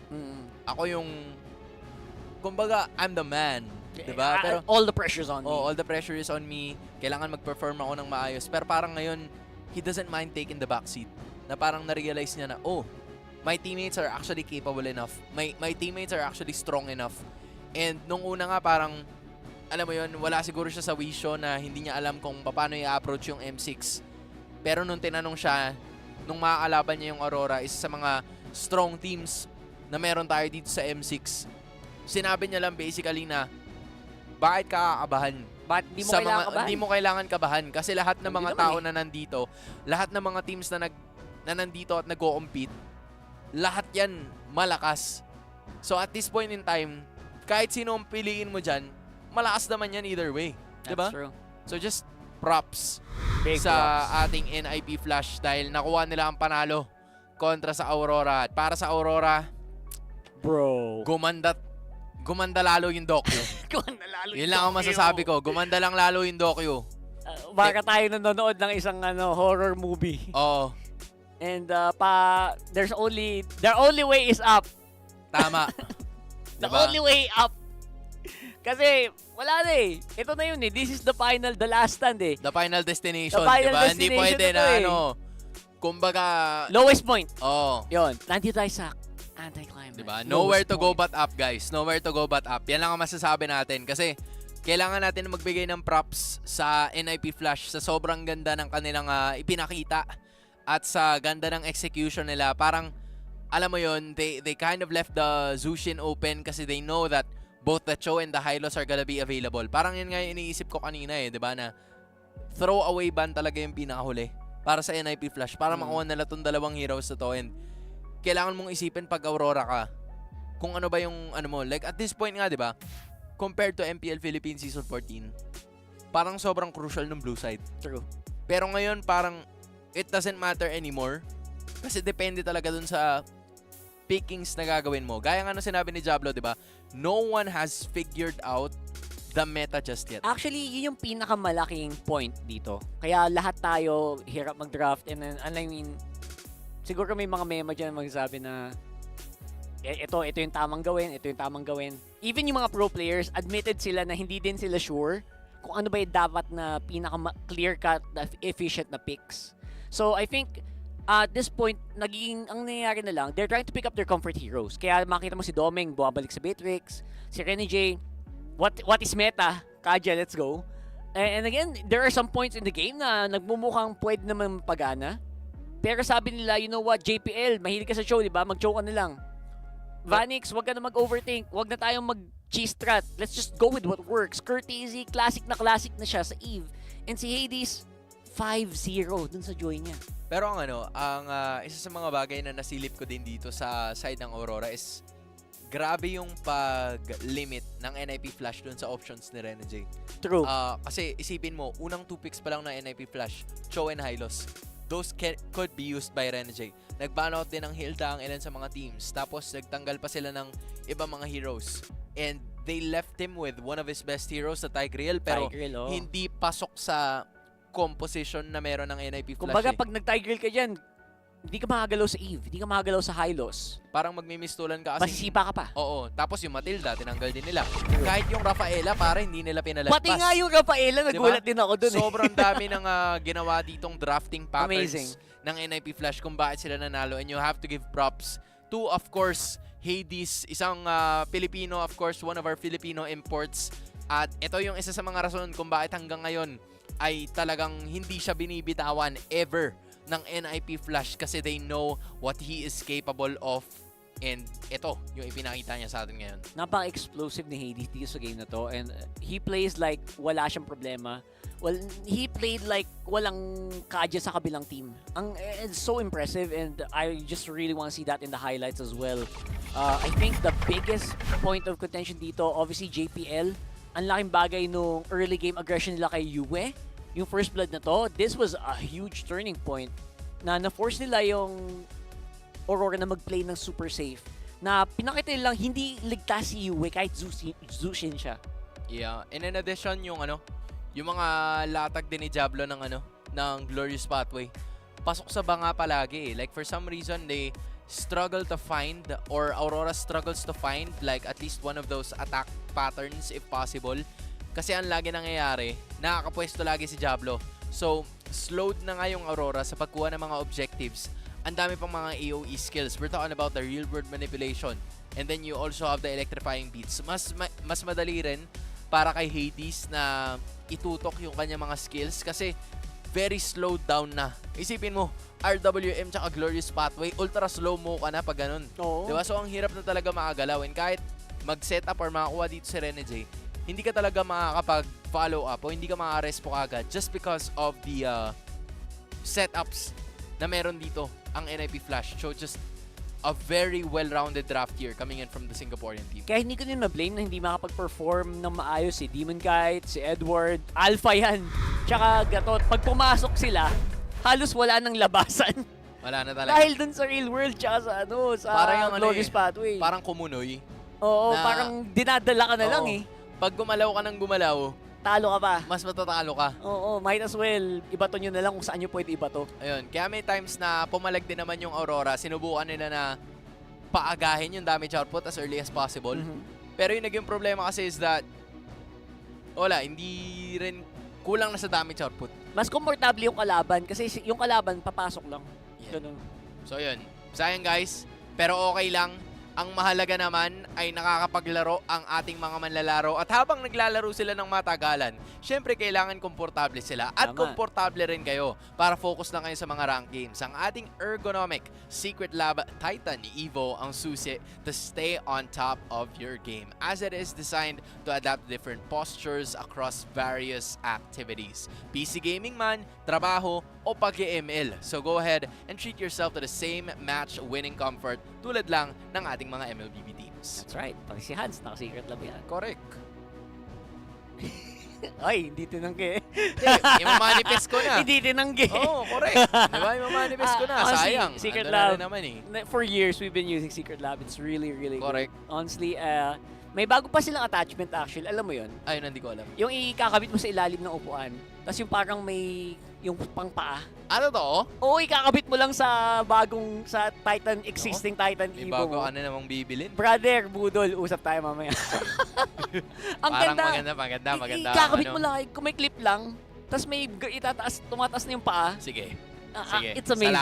Salamat. Usap At tayo mamaya. binigyan nyo kami ng panibagong impormasyon. Pero guys, yun nga, ang latest breaking news natin. Oo.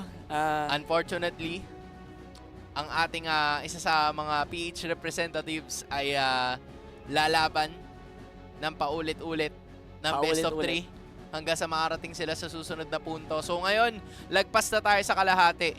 Bisitahin naman natin para sa susunod na series ang KBG or ang Keep Best Gaming as they go up against the champions of Indonesia, Team Liquid ID, para sa kanilang susunod na series. Ito rin ang dalawang teams na nakakuha ng 0-1. So, one of these teams are looking forward to making it into the winner's column. That's right. Ang tanong dito, makaka-survive kaya si Aaron Cheeky? Oo nga. Kasi may 4 na siyang utang eh. For the next match. Diba? I think kailangan mag-survive niya para matuloy yung kwento nilang Or dapat ba i-save lang natin yung Save the best for last. I-save lang natin yung counter na yun para kay Keldra. Ay, pag-usapan natin yan mamaya. No? For Parang sure. Depende. Hindi natin alam kung ano magiging gana. Pero yun guys, natapos na ang ating match 4. Meron pa tayong maraming mga laban na masasaksihan nyo mamaya sa pagbabalik ng M6 World Championship.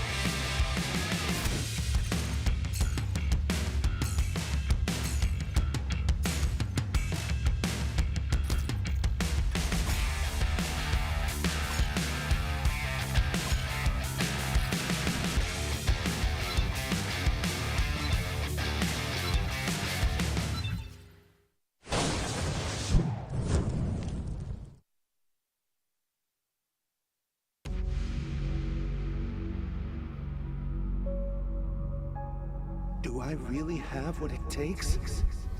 What if I lose my way? Is it really worth it? Will everything come crashing down? These two are back again? No. How far will they get Without this time? competition, Guess we'll have to I wait would and have see. never met Dexter or dreamed of reaching for the stars.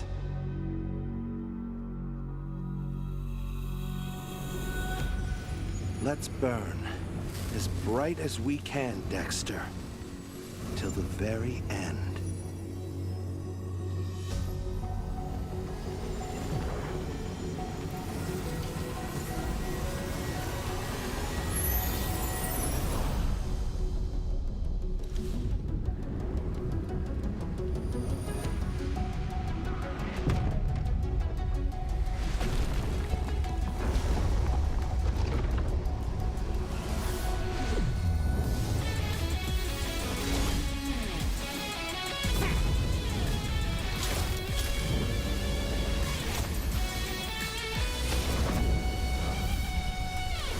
One spark is all it takes to ignite the stars!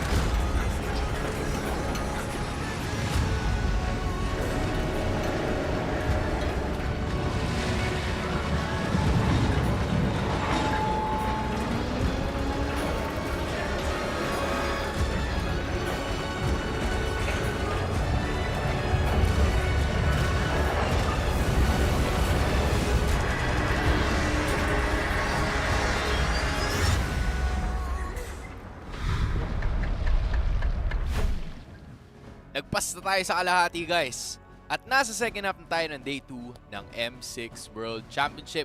Swiss stage. Ako nga pala si Hans Galeria.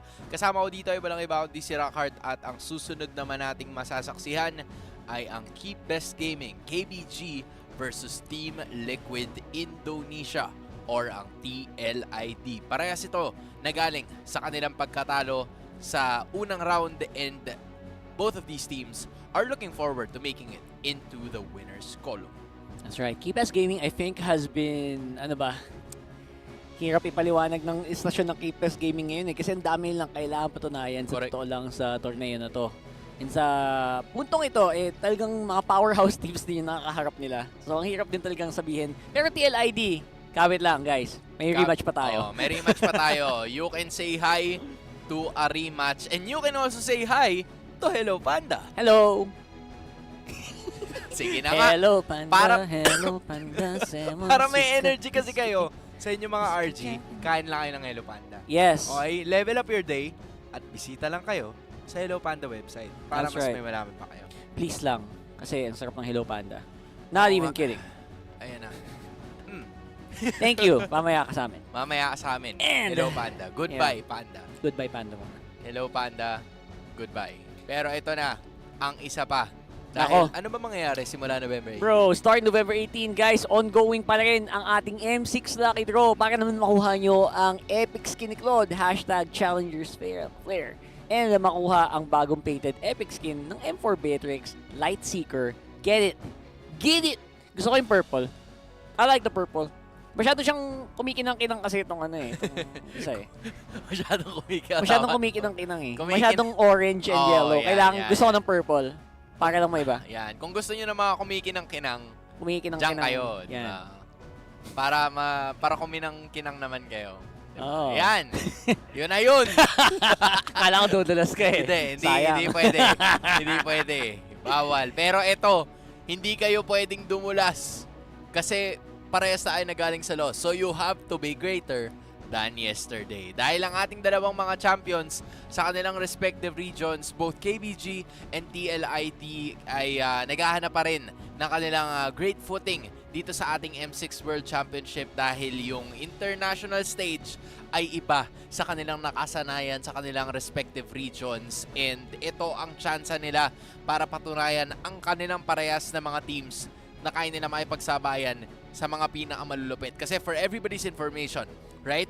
KBG was one of those teams na siguro madalas nating makita in the MLBB scene, in the international scene, pero hindi pa talaga sila nag-iiwan ng marka.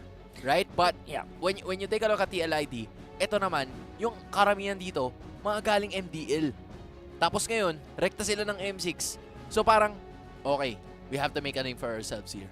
Yeah, I think it's been a really long journey of KBG and the MCC region overall to actually make a big impact. And I think ito yung one of the steps for KBG to make a name for themselves para sa region nila. Kasi yung region nila is starting off really good.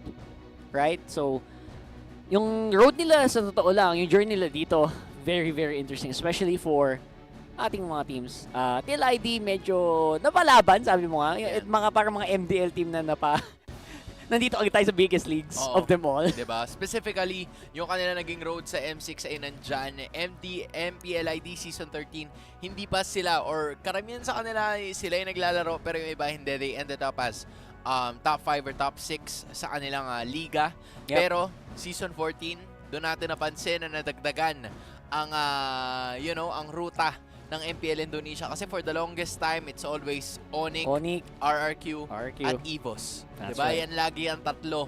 Pero sa wakas, meron nang dumagdag dyan na walang iba kundi TLID.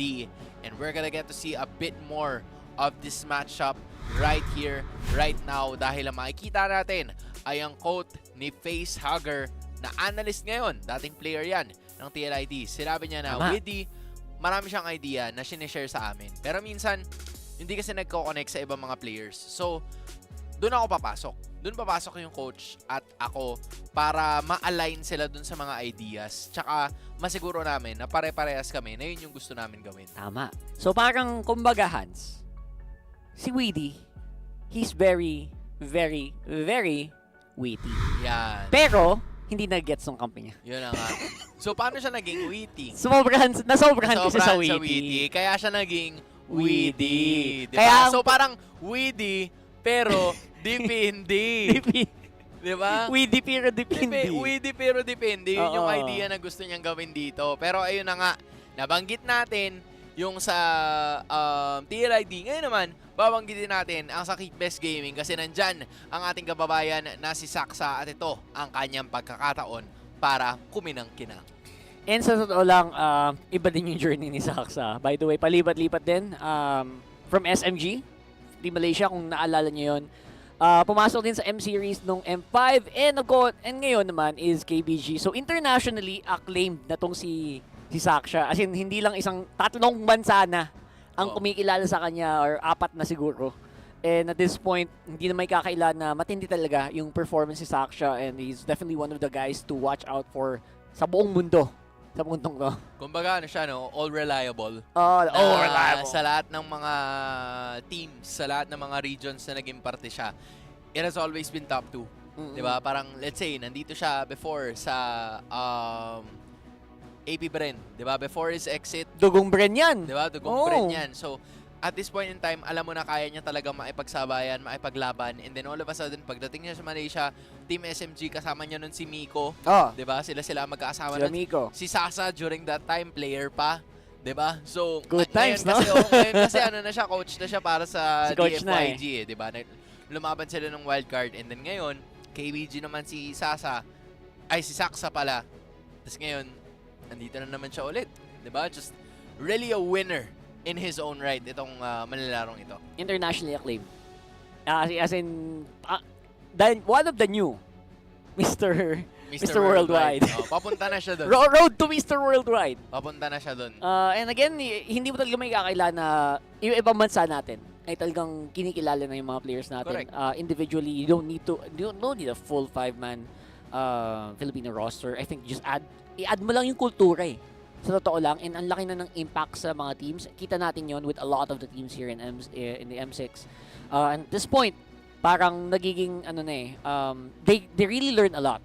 Diba? Add mo lang yung kultura, nagbabago, nagta-transform na din yung iba-ibang players nila eh. Correct. I feel like for KBG, this is what they needed. Diba na parang maglagay pa ng isa or dalawang mga manlalaro that is very much aware of how one of the strongest region moves. Yeah. And hopefully ma-adapt nila yon. Obviously, it's like taking quite some time, pero dun mo lang naman kasi malulutas yun eh. With time, di ba? With trusting the process. I mean, we've said a lot of countries bago yung umpisa ng laban na to, and we would always call them na parang developing countries, rising countries. Pero yung mga regions na yan, minsan napapagod din yan na tawagin silang developing and rising. Diba? Gusto mo na matawag mo sila as one of the teams na talagang kaya maipagsabayan.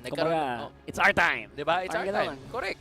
Dapat, and eventually, they will, I guess. And again, you just have to maximize yung mga opportunity na ganito na nabibigay sa harapan ng team mo.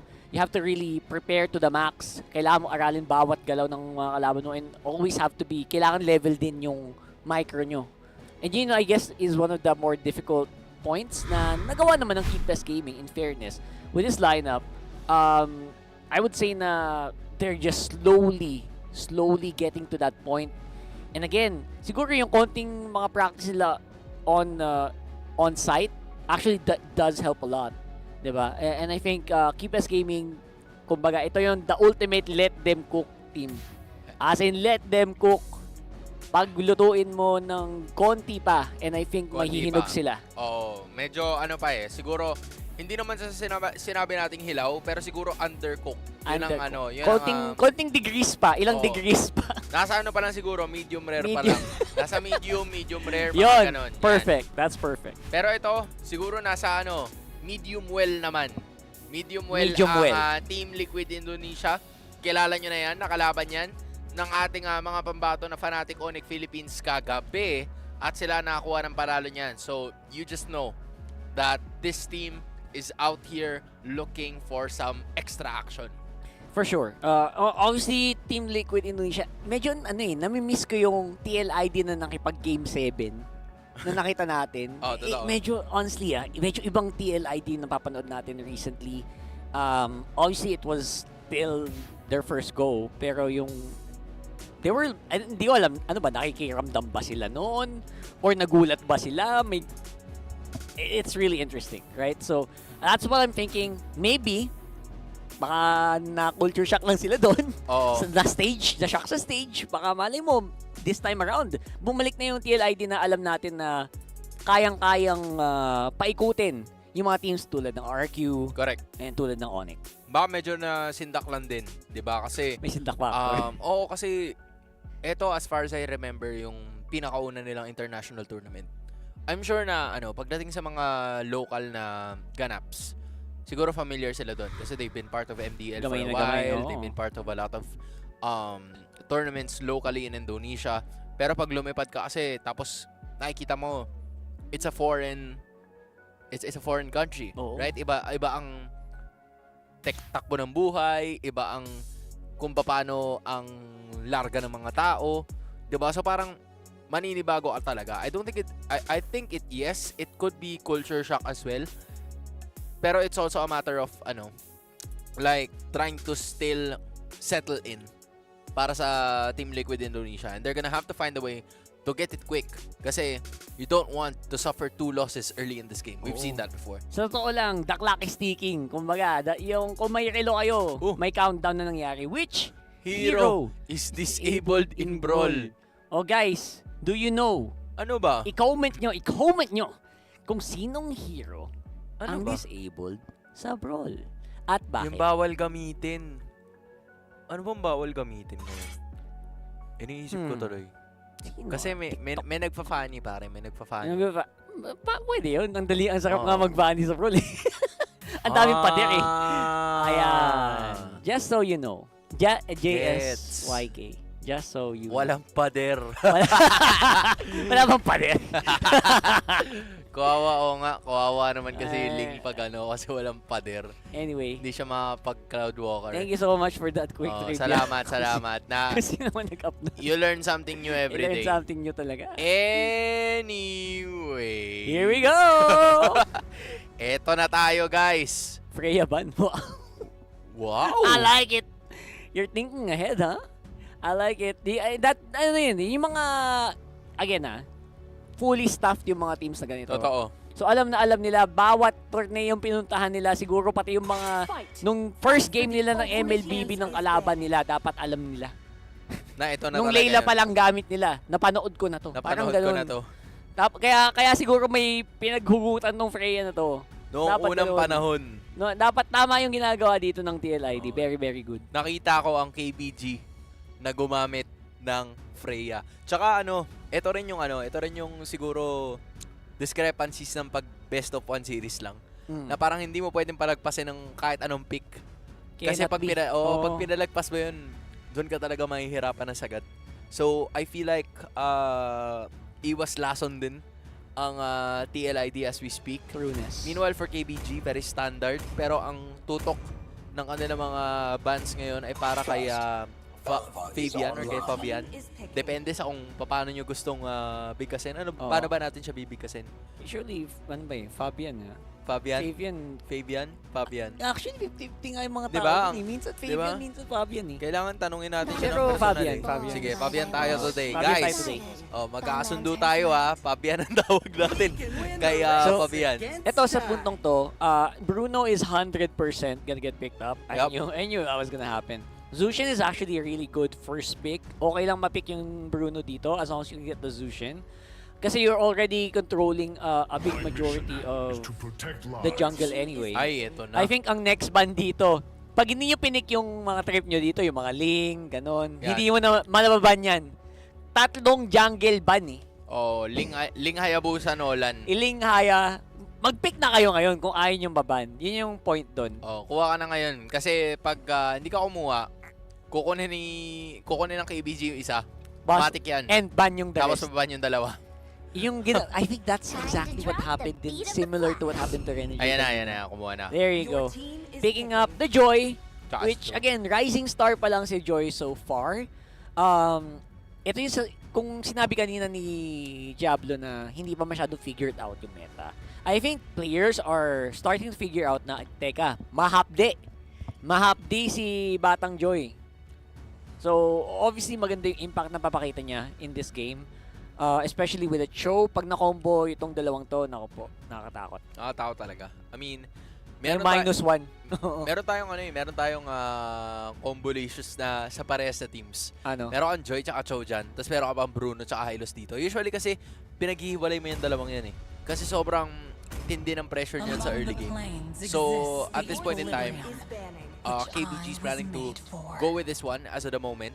Tapos yung Eve, yan din yung isa sa mga heroes na very prevalent. And yeah, diba? kita mo yung mga ginagawa ng teams ngayon, di ba? Instead of usual Vexana, Valentina, Eve yung nagiging prayo. That is something na I think, yeah, they're figuring out na, teka, ang hapdi pala ng carpet, tsaka nung real world. Di ba? Sige na nga. Ilabas na lang natin, nadali lang naman i-activate eh. Tsaka yung mga sumasabog, di ba? Mga sumasabog? Oo, yung mga sumasabog sa ilalim. Oo, yung mga... Oo, actually. First skill pala, yung first skill, yan. The void crystals and everything. Ito ang kwento ngayon. Ang laban ng heroes natin ay between maybe his skill tsaka sa kung sino yung kanila magiging roam ng KBG dito. That's Kasi right. I feel like flexible enough naman yung Hylos tsaka yung Cho. Pero minsan kasi we've seen teams a while ago, di ba, na parang when you flex it a little too much, it becomes a little difficult for you to pick up something. So, I'm gonna check yung mga natanggal na mga roamers dito. That's the Matilda, Hilda, and then you also have the Khalid. So, at least 3 heroes pa lang. Pero 5 na in total kasi isasama mo na rin yung Cho tsaka yung Hylos na pinick up dito ng parehas sa team. So, yeah. Very limited na lang yung options dito. But you can still go for the Tigreal if you want to. Yeah, I actually think the Tigreal can work still. XP Hylos is good para dito sa KBG. They're also lacking the jungle. So, madami pang pwedeng parang madaming pwedeng gawing curveball. Itong KBG din sa jungle. And Hayabusa going out. Okay, that's pretty good. Sila kaya yung mag-Ling? Pwedeng sila yung mag-Ling or mag-Nolan. Nolan Ling. Parang yan na nakikita kung pwede sumabay sa Joy. That's a gatot. Pin-roundline muna nila. Okay, there's the swappable roam XP pick. Tsaka makes sense kasi may Joy naman na sa kabila. So parang sigurado sila na hindi na magpe-pick up ng Ling nor Nolan ng TLID. So good presence of mind here. Coming in from Keep Best Gaming. Pero ngayon, dito yung part na medyo ipit ang TLID. Will they go for a roamer here na makunat? Or will they go for something else na talagang pang healer, pang sustain? Kasi yung Cho, pwede mo yun ilagay dyan and then just go for something else in the EXP. Diba? Parang yan ang posibleng ruta that you could go for in that one. And the gold, Granger. Mga possibilities of those hero picks coming out is also... There you go. Not surprising, TLID. Very, very willing na mag-pick ng mga hero na ganyan. Although, I think, isa pa lang ang game na napapanalo ng Granger so far. Yun na nga. In M6. It's still, I think, kita nila yung potential nila, especially comboed with the Joy. So, the glue is very mid. Medyo mid sa akin na pick at this point. Although, I know you're a glue man. Okay lang, okay lang. In this lineup, tuloy mo lang. In this lineup, I think ito na yung best scenario. Medyo na-force sila into this glue pick. Honestly, okay, Bane. Sabi ko na paano ko okay, may so Dead something Sonata pa rin fishy. siya. Dinoble check ko lang. Dead Sonata pa rin pala yung siya. lang, yung casting ano lang niya, tsaka yung energy requirement. Yung consumption. Consumption. Gets, Tsaka dapat manglasit ka. Just Okay. in case you guys don't know, manglasit kayo pag Ranger kayo. Tore, hero, minion. Para mas masakit. Tama. Yan na yun. Yun na yun. That's the point. So pag nakita nyo nade-deny yung Granger sa lane, actually malaking bagay yun. Like pag na-box out nyo, malaking bagay yun. Okay. Oo. So nasisilip na natin ngayon. Ano yung kalaban ng Granger sa kabila? Bruno pa naman. ito ang sinasabi ng mga team sa wildcard na parang top 1, top 2 daw to eh. Sa mga ginagamit. I mean, from what we're seeing all throughout the day, diba? It seems like the top 2 is yung Beatrix. So far. Diba? So far. Pero yung Granger is somewhat making a scene already dahil ginagamit na siya ng karamihan sa ating mga teams. But, here we go. Match number 5 out of 8 na makikita natin para sa araw na ito. It's gonna be none other than Team Liquid Indonesia against Keep Best Gaming. Again, both of these teams galing sa pagkatalo and they would want to make sure na makakarating na agad sila dun sa panalo na kanilang hinihintay. So maganda naman dito sa lineup ng TLID, pwede nilang yakapin paulit-ulit sila Tracy, sila Wind Return, using the glue and using the Zushin. So hindi ka pwede bastang mangmama or mambody. Alam mo yun, hindi ka pwede bastang manual box out. Kasi pag masyado kang maasim, pwede kang mahila pa atras. May sipa pa si Weedy. So honestly, yung mga melee heroes, yung mga short-range heroes ng Keepers Gaming ay tagilid. So yun yung malakas naman sa lineup dito ng TLID. So bawal ka masyado maangas. Bawal kang masyado magangas. Dapat yung sakto lang. Oo. Pero ito, tinan mo si Wind Return. Ayan yung sabi natin. Medyo nangyayari. Alam ko yan. Yan yung sinasabi. Alam mo yan, yan diba? ang mga favorite Hindi ko mo mga pwedeng galaw. tayuan. Ano yan o? Unli Jelly, pre. Boom! Unli Jelly. Matik yan, men. Walang ano yan. Ko. Kakasabi lang namin, boss. Huwag mo tatayuan. Huwag mong tatayuan. Di ka mananalo sa stand-up, men. Boss, huwag ka mag-aangas sa lalaki may balbas. Diba? Lalo na pag Aran yung pangalan. Nako. May balbas ba si Aran? Di ko alam. O sige, alamin na lang natin. Wala. Okay, noted. Pero ito na. Ayan na. Nag-umpisa na. Jumpy na si Aran. Ginagamit na ang pagkamama ng kanilang lineup. And si Saksha mapapagamit pa ng isda para mabatras ang mga tropa. Para lang makataka si Tracy sa pagkakataon na yun. Ang daming kinailangan pero bumabala na rin si Aaron Shiki, men. Balang-bala, men. Parang baliktad yung nangyayari dito. Ito na naman tayo sa bala muna bago bola eh. Bala muna, boy. Tapos ang maganda pa doon, hindi siya nababox out, hindi siya nabitigilan. So, I think the Granger is in a really good spot right now. And again, Aaron Shiki yan. Maganda yung potential niya in this one. Grabe, ang daming sineset dito ni Yeskel. Tapos isa spike lang ng mga kampi niya. Pero may sipa na naman nagagawin para doon sa pinakaunang third ng ating laro. Glorious Pathway, samahan mo na rin ng Real World Manipulation. Pero may makukuha na namang kill ang Keep Best Gaming. Pero babawi naman ang biglaan ng Team Liquid ID dahil mapapapagsak nila ito si Saksa. Sunod yata si Wind Return. Courtesy of a shampoo tactic. Galing dito kay Aran. Yes, Kellen Aran did it in one try. And take note of that, Aaron Shiki, under 3 minutes, may Hunter Strike na agad. Yan, mabilis na na-activate ang Granger dito ni Aaron Shiki. At this point in time, I feel like Team Liquid Indonesia, kumbaga parang chine-checkmate nila habang maaga pa yung yung Keep Best Gaming kasi alam nila na yung damage output ni Bilexi, hindi naman siya wala pa. Oh, tsaka hindi naman siya makakaganap kung kundi siya kasali doon sa mga team fight. Yeah. So si Bilexi medyo mabagal yung paggalaw ng gold niya kasi walang assist gold, walang kill gold. Literal na humihigop lang siya ng gold doon sa lane niya. Time is gold. Time is gold kasi. Well, and he's running out of time, so totoo lang. Kasi habang ang bilis mag-clear nitong si Aaron Shiki, naka-roam pa siya, nakatulong pa siya sa mga teamfight. Oh, ayan na naman, may sipa na naman na gagawin dito. Ang side ng Team Liquid ID, tutulong yata dito si Wind Return para doon sa kanyang Glorious Pathway. Pero may lipad na naman na gagawin, makakatakas ito si Tracy, pero hindi pala. Nasakyan! Kasi andun naman, at nasyampuan na naman, walang iba, kundi nitong si Aran. Pero he also went back to base after a kill has been made. So that's a roamer for an EXP laner. TLID still in the lead. Non-stop pressure coming in from TLID. Every single point of the map is being contested. I think yung gold lane na lang hindi nila masyadong ginagamit kasi I think sabi nila pwede nating iwanan sandali for the meantime while we take objectives, while we take these major team fights. Sa mas nakakasama nga si Aaron Shiki, kita mo sa mid siya ngayon. So, you know what? Baka mamaya, maybe later, Bilexi, chumil ka lang dyan. Oh, parang within striking distance ang ginagawa ng Keep Best Gaming as we speak. we're not seeing a lot of engagements from them. Oo. Parang nagre-react lang sila sa kung ano binibigay sa kanila ng TLID. Pag may sipa si Widdy, okay, sige, palag tayo. Pero ito yung sipa na hindi mo talaga gugustuhin. Pero nakapag-flicker kagad sa LMU. Pero ang nangyayari is napayari pa yung iba sa kanya mga kakampi. Pero andun, naabot na rin finally itong si LMU. Meanwhile, the rest of the members here, coming in from Keep Best Gaming, ay iniisa-isa si Saksa nakatakas pa. Kaso ayun lang, the damage has been done. Kita mo yan, ang aga pa lang, sobrang relevant na ni Aaron Shiki sa mga team fights. And ang laking bagay talaga nung advantage na nakuha niya dun sa gold sa baba.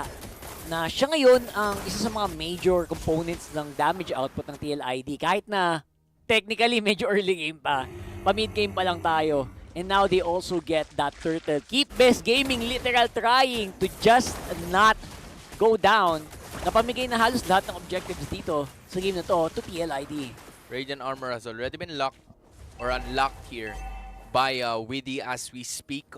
4 assists already. Pero yung Keep Best Gaming, they're somewhat struggling to find something here. Hindi pa sila nakakabasag ng Torre. Parang hindi pa nga rin nila nababawasan. So, you know, at this point in time, shoutouts, of course, to Kuya kung hindi mo nakikita yan. What's up? Diba? Pero ngayon, ito na naman. May laban na naman na gagawin. Alam mo yung glue talaga, pare. Legit. Ito na as a glue user, as a glue man, this is the perfect way for you to use the glue.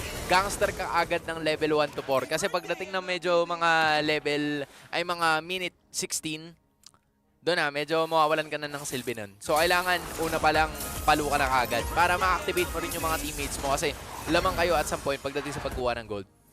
Especially ngayon, hindi siya alone eh. I mean, may backup siya to actually go for a fight. Pwedeng medyo mag-front si Widdy. Si Fabian is doing his own as well. Si Ezekiel, nag-enjoy na lang. Ano tawag dyan sa move na yan? What is this micro-mechanics? Hindi ko alam kung ano nangyayari. Pero sige, ibigay mo na sa kanya yan. The merry-go-round? The bumper car? Ano ba? Ano ba yung may ganyan? Spin sa rides? Yung cups. Ferris wheel. The electric fan. The electric fan. Ayan. Yeah, the electric fan. Kung ano man yan. Hindi ko alam. The electric fan. Kasi paikot-ikot. Paikot-ikot lang siya, min. Hindi ko alam kung kilala niya si Sarah Geronimo, pero parang gano'n na rin yun eh. Oo, yan na naman, oo, di ba? Para siya para siya yung ano. Takbo.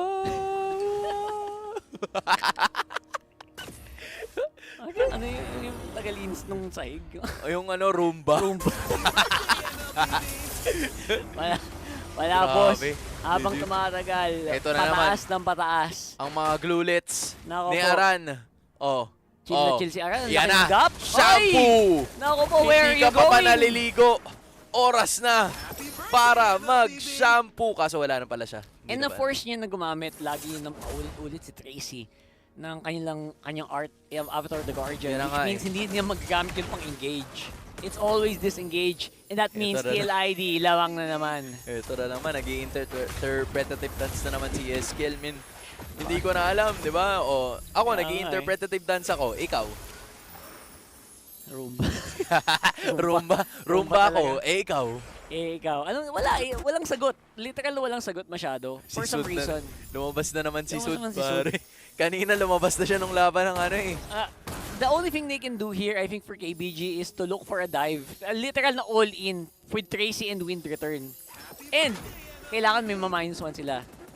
Grabe si Eskiel, parang helicopter, pare. Pag naghahanap ng kriminal. Helicopter. Yung spotlight, yung searchlight. Oo. Hindi ko alam kung napanood mo na yung Prison Break. Pero parang hinahanap si Michael Scofield. Oo. Palaging ganun eh. Searchlight yung tawag yata doon. Tas, grabe, as in. Hindi ko alam, hindi ko may paliwanag tong larong to. As in, ipit na ipit ang KBG, hindi makagalaw. And si Bilexi, malayo pa sa kabiasnan. Malayo pa. Yung mga kachi-kachi lang ni Aaron Chiki dito, kinakalahati na sila sa Aksya. Tsaka ang lapit nung respawn point niya para makakuha ng mga jungle objective eh. Very, very close compared to KBG na sobrang kailangan nilang hintayin yung mga minion waves na manggagaling dito sa TLID. Ito na naman siya. Bagong... Ako po. Ay, sige. Bigyan mo. Sikot. Ayan o. Isa pa, dali. You ba? spin my head right round. When you go... Dati, tipi-tipi lang. Tapos naging sticky. Ngayon, ikot-ikot na lang. Ngayon, ikot-ikot lang. Napaka-creative talaga ng mga MLBB player. Nakakahanap ng paraan para mang-bad trip ng kalaban. Nakakahanap din sila ng paraan para aliwin yung sarili nila. Habang walang ginagawa. Oo, wala. Sige. Zone lang. Sige, Fabian, kuha ka muna ng Lord. Yan. Sige, kuha ko. Anong gagawin nyo? Parang siyang nagsusuper yo-yo pa ikot-ikot around the world. Kuha na naman sila. Around the world, around the world. Ito na, may laban na naman. Okay.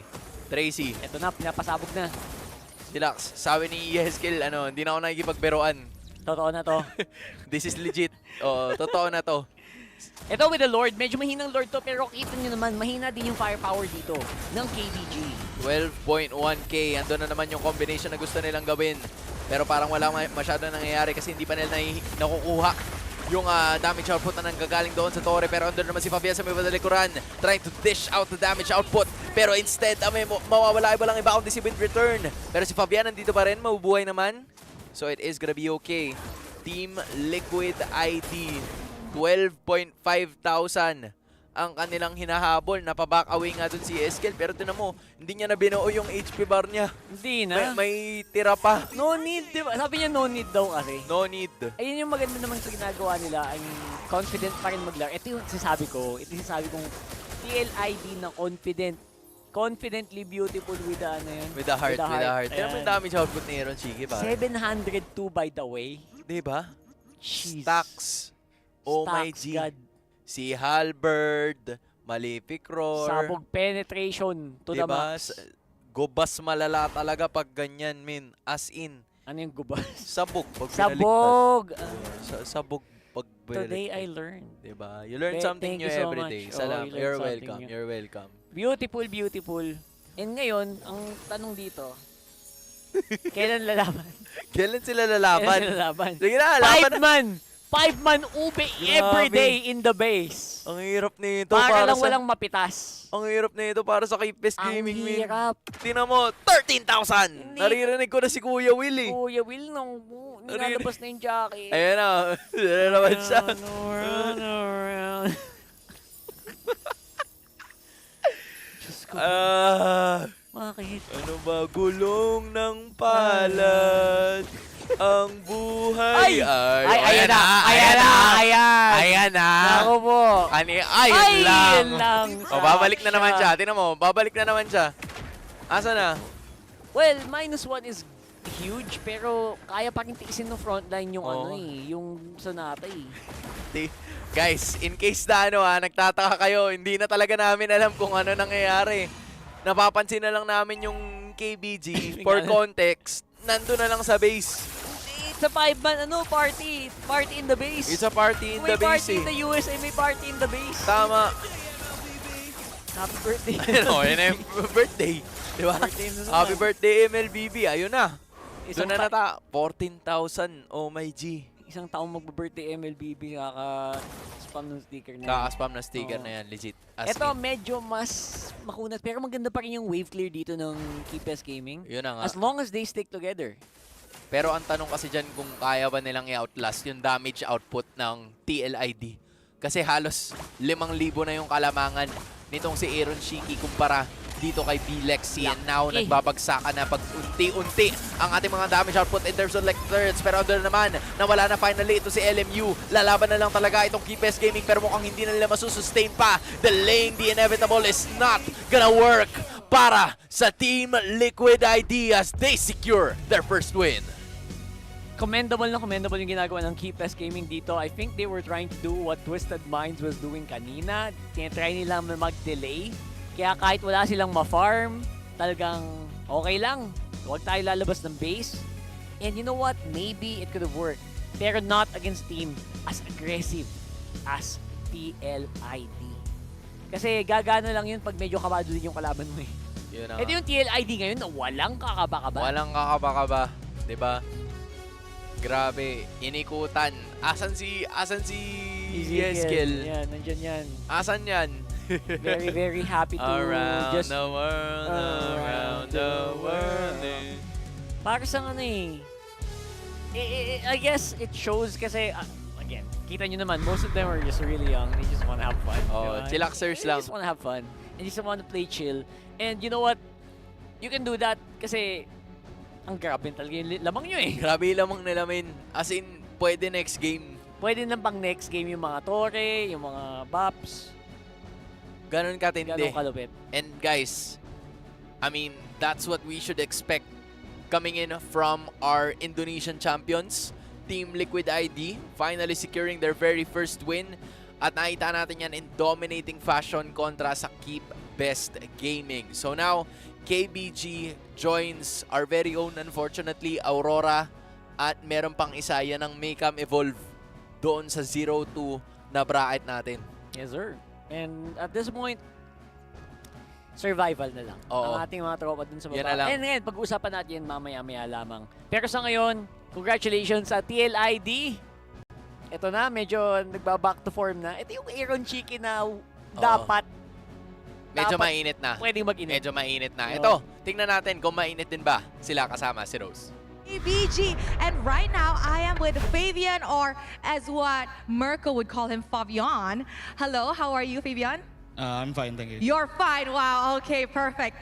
Okay, now, Fabian, we know that this is your first ever international tournament. How was the experience like? How do you like Malaysia so far? That's good. It's good. Good. Ada rasa nervous ta? Are you nervous? Tak lah, tak. Got nervous? Tak nervous. Not nervous. Okay, now, Fabian, yesterday you guys lost against Fnatic Onyx Philippines, and as we all know, I'm pretty sure you guys have made a discussion at night, right? Now, what did you guys learn from the mistake yesterday to come back stronger against KBG today? We learned in early game, so bet in against Fnatic Onyx. Yeah, we solved that. So you guys had a discussion last night, and how did you guys react when you saw that you guys were matched up with KBG today? Apa reaksi niya? Reaksi apa? Bila tahu jumpa KBG hari ini? Apa ya? Sebenarnya nggak gimana sih. Kalau lawan KBG ya kita semua lawan semua tim bisa. All right. Now, he didn't really feel anything when he found out that they were going up against KBG because he knows that they are all ready to meet all the teams this time around. Okay, now, Fabian, last question. We know that you are MPL ID's champion. Do you feel extra pressured? Because, you know, as a champion, the entire country is looking out for you guys. So do you feel extra scared? I'm not scared, but we gotta apa? It's okay, it's okay. Kasih yang best lah, best gameplay. Okay, they're gonna do their best, and I'm pretty sure everybody can see that both Indonesian representatives are doing their best in the M6 World Championship. Thank you very much to Fabian. Amazing job on the interview. And with that, let us throw it back to the panel to break down what happened in this game up against KBG. Okay. At doon, natapos natin ang laban sa pagitan ng KBG at TLID. What an amazing performance. Very, very classic. Fundamental. Nabanggit ni kuya mo, Fabian. Accordingly. Apparently, pari sila medyo nagkakagulo doon. Nalilito rin sila. Akala ko tayo lang. Okay lang. At least we've Sila come din to pala. a universal understanding. Okay, Pero Fabian. ito na nga. Ang sinabi ni Fabian, di ba, na ano daw, early game daw talaga yung naging problema nila. Yes. Kontra sa FNOP. And sabi nila, nasolve na nila. Abo, confident. Pero props din sa kanila kasi yun nga, minsan kasi pag ganun yung mga inaabangan mong mga matchups, di ba? Yun yung inaabangan ng sobrang daming mga tao. So most likely, inaabangan din nila yung laban na yun. Pero in some point in time, in some cases, they were still able to get over it ng mabilis. Kasi di ba, we know that KBG, as much as they are a developing region, naninindak din to eh. Hindi mo alam kung anong klaseng gising ang i-expect mo mula sa kanila today. But, yeah, it was just, you know, TLID making sure na kahit anumang gising ng KBG today, they're still the stronger team. That's true. Again, actually, alam nyo guys, yung mga malalakas sa teams dito sa MLBB, from what I've, observed, hindi sila yung yung laging pinaka pinakatuktok. Kailangan mo lang talaga yung magaling yung problem solving mo. Tulad nga nung sinabi nila Fabian. Kung may nakita yung problema, pag-usapan nyo, Diba? atakihin nyo yung problema, and then work through it as a team. And nagawa nila yun today, in fairness, laban sa KBG. And I guess na tanggalin din yung mga yung chink in the armors, 'di ba? Na nalaman na nila yung mga mahihinang mga weak points dito ng KBG. Mas maganda yung aral nila, mas maganda yung gising, and at least for today, mas consistent ang TLID sa lagay na to. Tsaka mas classic din yung mga nila. Yung kanila mga naging picks dito. TLID, just, yung glue, gaya nga ng sinabi mo, di ba, minsan hindi natin talaga siya nakikita. It's very conditional. Pero when you base it on the lineup and composition or yung strategy na gustong gawin ng TLID moving forward, they were able to do that so quickly just because of the fact that the glue was there. So, glue, Cho, and yung Zushin, it paved the way for Fabian na gumawa ng sarili niyang galaw. And just because of so much space that was already delivered for the Joy, yung si Aaron Shiki, na lang kumbaga, icing on the cake na lang yung damage output na binibigay niya. True. Just because of so much pressure already na nanggagaling doon sa first 4 heroes ng TLID. Actually, sobrang, ba tawag dito? Na-turbocharge yung lineup dito ng TLID dahil din si Aran is nambugbog agad sa lane. Oo. Napakabilis ng pagbubugbog niya sa lane. Basta yun, hindi mo talaga pwedeng, pwede. Huwag mo tatayuan, boss. Huwag mo tatayuan talaga. And I think when he did that, sumunod-sunod na, the other lanes were also very confident to do their job. Wady was more confident to go for the picks. And kita mo naman, mas mabilis talagang pumasok yung kills. 15-2 yung final score dun sa game na yon. Hindi man lang nagkaroon ng chance si B. Lexi na magpakitang gilas. Hindi man na siya nagkaroon ng chance na maka-join or makapag-contribute sa team fights. Yeah, sadly, mas marami pa yung kanyang damage taken kesa doon sa damage na ibibigay na sana.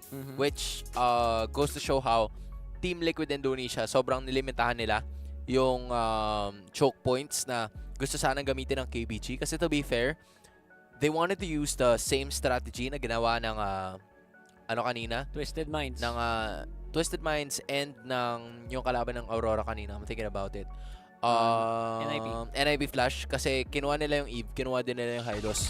So parang may hirapan ka na talagang gumalaw nun. Pero ito na, Aran is your MVP.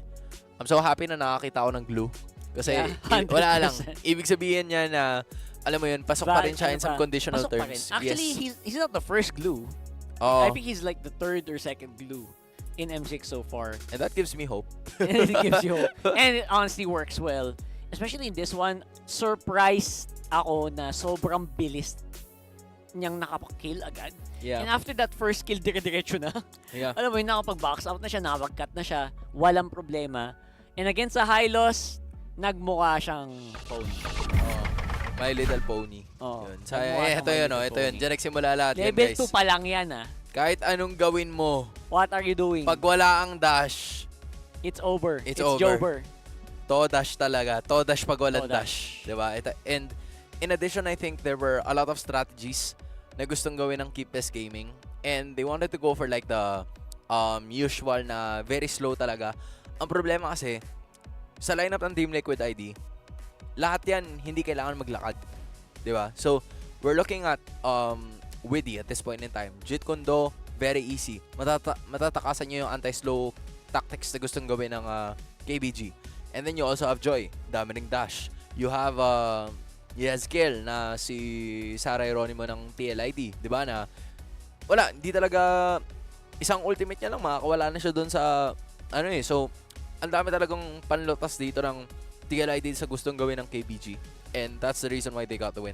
Yung lineup ng KBG talagang more on all-in. Nakita mo yung huling moments where they try to go all-in and kasi pag dumive yung gatot, yun na yun. Oo. Wala na siyang exit. Wala na siyang labasan. Walang exit plan. The entry is all it takes. And pag hindi gumana yung entry mo na yun, sad beans. mag-switch up ka na kasi mag-ano ka na nun. Until that timer. Yun na talaga yun. Doon na matatapos yung laban. By the way. Oy! Congrats nga pala sa Mobile Legends Bang Bang para sa mga karangalan na tanggap sa MOBIS Awards. Isa na din yung live event of the year, which is yung M5 World Championships. May mobile competitive event of the year, which is MLBB nga. And the mobile competitive team of the year, Falcons AP Bren. Mobile team of the year, Falcons AP Bren. And syempre naman, live event of the year talaga ang M5 World Championship. Congratulations sa mga tanggap ng MLBB sa ating MOBIS. Congrats. And again, one of the reasons why even in the Western countries, na-realize na, teka, kailangan manominate siguro itong MLBB, di ba? Kasi hindi natin napapanood. Kaya ba, sa Western country ka, hindi mo napapanood. Baka hindi ka aware. Baka hindi ka lang kasi aware. Pero, pag lumabas ka pala, pag tumingin, magnanood ka pala ng videos, ang saya pala ng mga nagaganap all the way dito sa Kanluran. And you love to see it.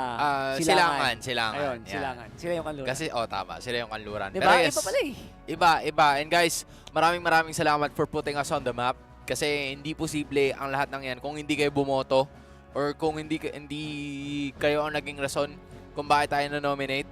So, sobrang solid na experience na nakikita natin. But again, we've already had I believe, 5 matches already. That's right. Diba? So, 2-0, ang pumasok doon ay ang Twisted Minds at ang... Sino yung kalaban ng Falcon Esports? Twisted Minds, diba? Tama. Oo nga. Basta mamaya, double check natin. Pero ito na, ang continuation yan. May ganap na naman tayo. Yung mga na-underdog. Ito na, ang mga na-underdog. Ulfednar kontra sa Selangor Red Giants. Magkakaalaman na itong dalawang to. Mahaba-haba ang history nito, pare.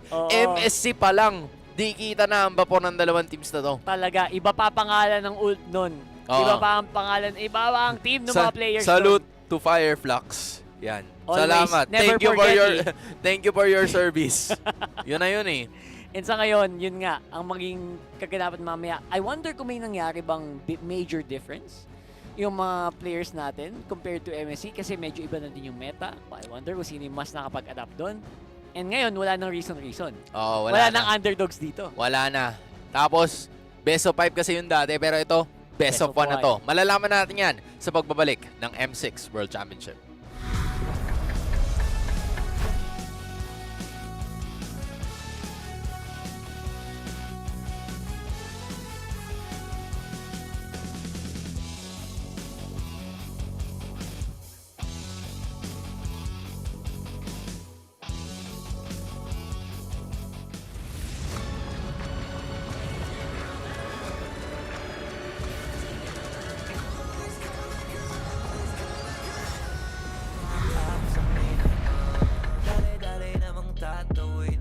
Simulan na yung laban, sinong unahin? Malamang sa malamang pipitasin yung malakas yung damage. 1, 2, 3, 4, 5, savage. White out pagkatapos nung ipapush yung tore. Legendary mga team play, sinisigaw na nag-adlay. Panoorin mo sa replay, ilabas sa mga highlights. Karangal paramihin para sa bayan, nakasanayan na patunayan natin Pilipinas pinakamalakas. Laban kahit saan makarating, palaban kahit sandalin, hindi umatras. Lalo na pagkausapang galing, malalarong di mo kayang laruin. Pilipinas pinakamalakas, Pilipino bandera ang itataas. Ipapakita sa buong mundo ang kayang ilabas. Pilipinas pinakamalakas. Kahit palagan, kahit tayo lang, kahit pa sa mapatpat, lagi-laging sasagad. Yung tapang nasa dugo, kaya laging papalag. Dami mo nagbabalak, kaso di natatalag. Di kami mapalupog, lalo pang hinahangad. Dami pang hinahangad, pero di naatat. Dami pang ipapanalong laban sa inaharap. 4 na taon na nanalo, kung di pa sapat. Lalo pang ibabakat na Pilipinas pinakamalakas. Laban kahit saan makarating, palaban kahit sandalin, hindi umatras. Lalo na pagkausapang galing, malalarong di mo kayang laruin. Pilipinas pinakamalakas, Pilipino bandera ang itataas. Ipapakita sa buong mundo ang kayang ilabas. Pilipinas pinakamalakas. Kahit palagan, kahit tayo lang, para sa bayan, di pa pauli. Karangalan na sa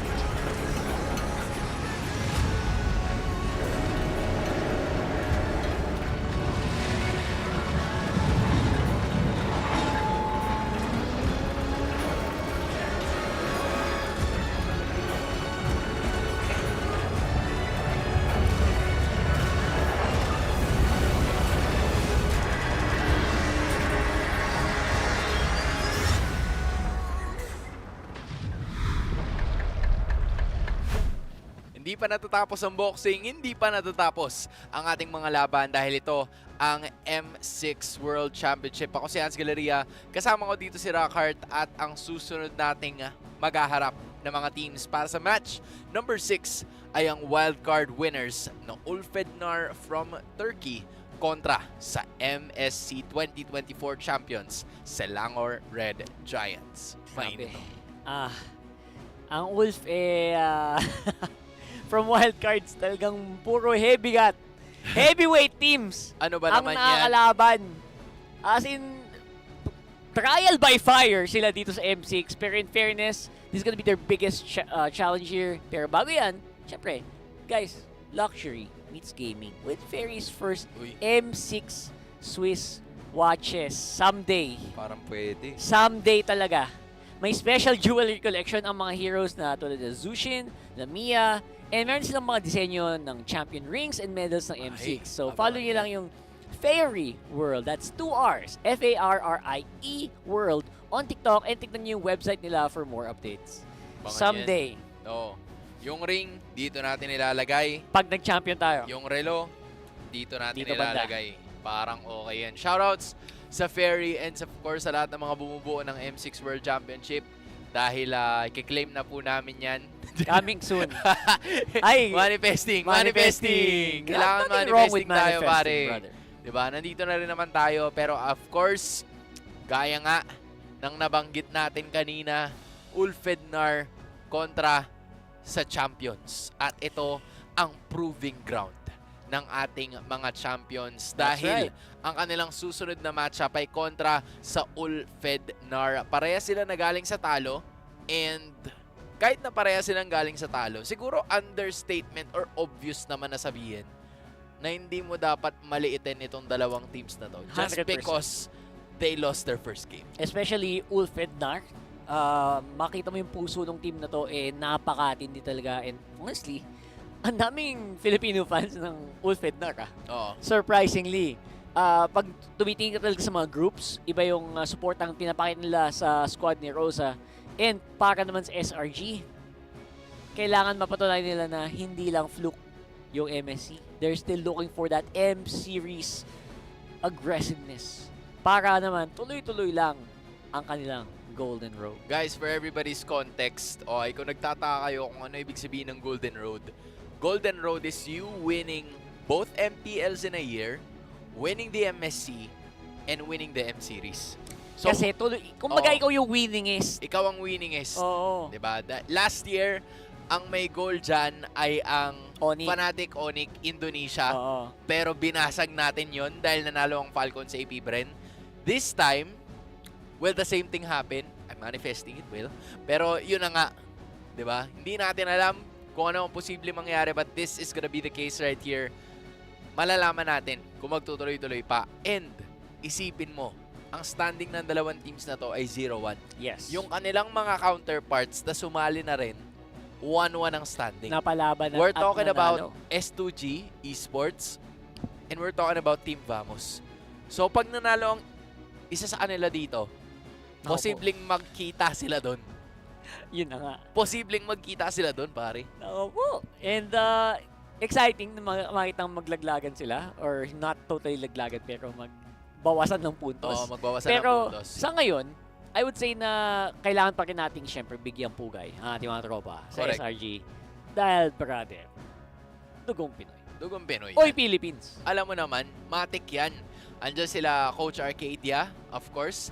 Andyan din ang ating mga players na si Innocent at saka si Gram. And I feel like all of these players have really showcased what they can do at some sort in time at napaita nila kung anong kailangan nilang gawin.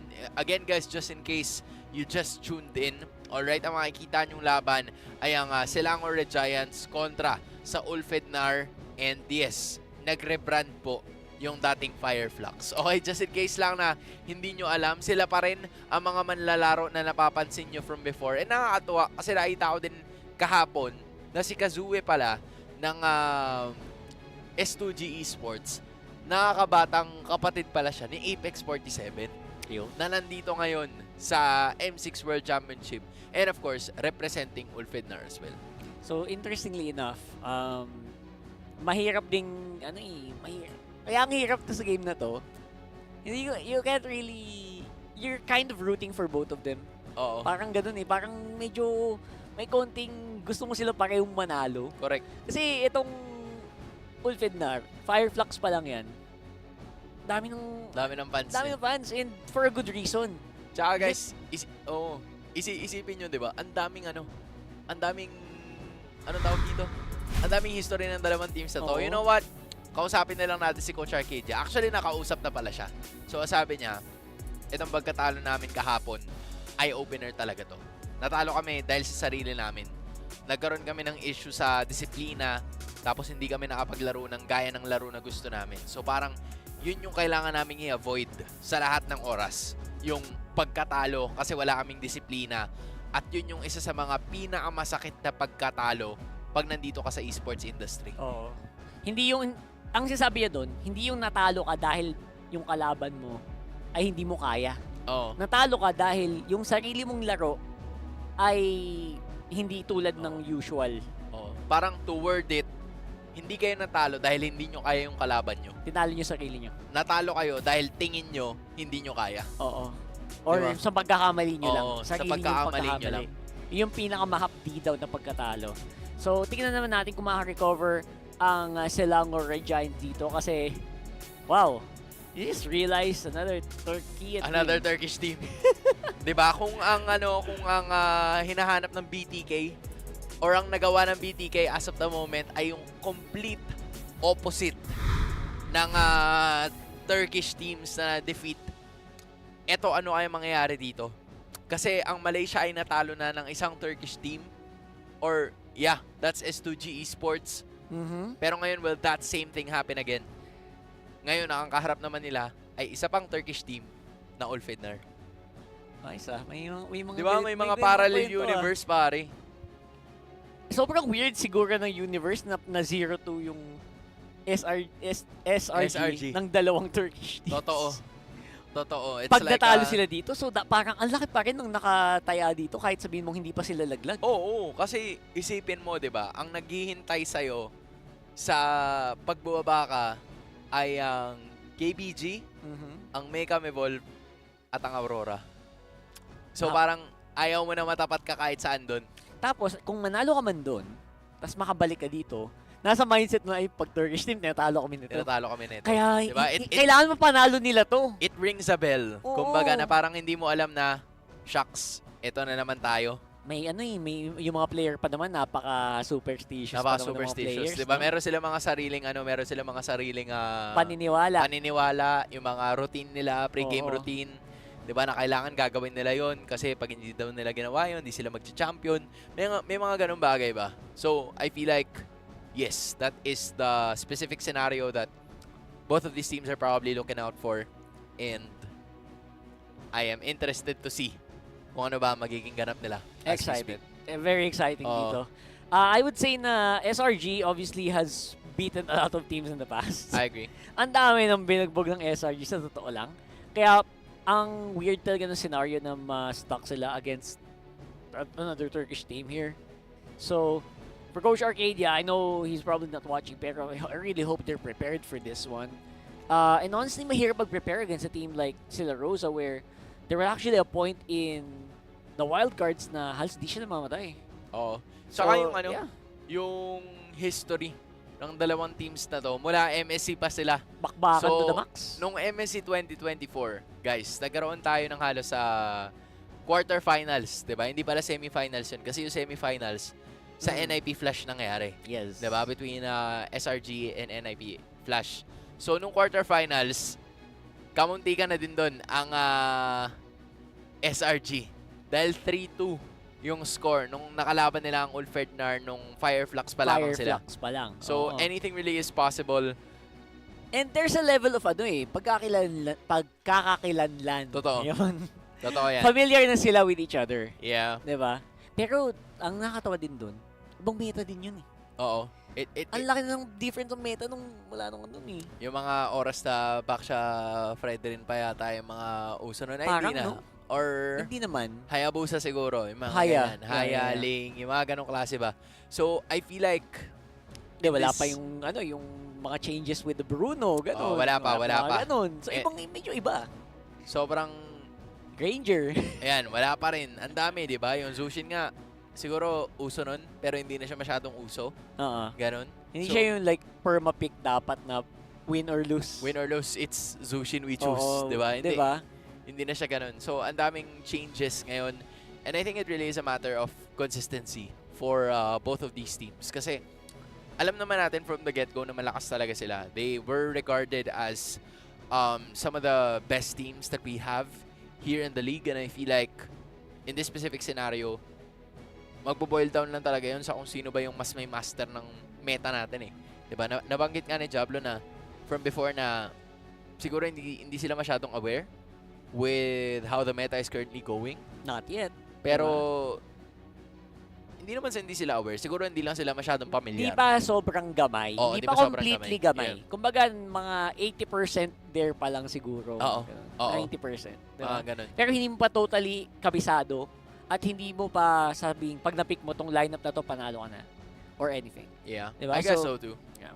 Pero, eto nga. Guys, in case na nagtataka kayo, alright?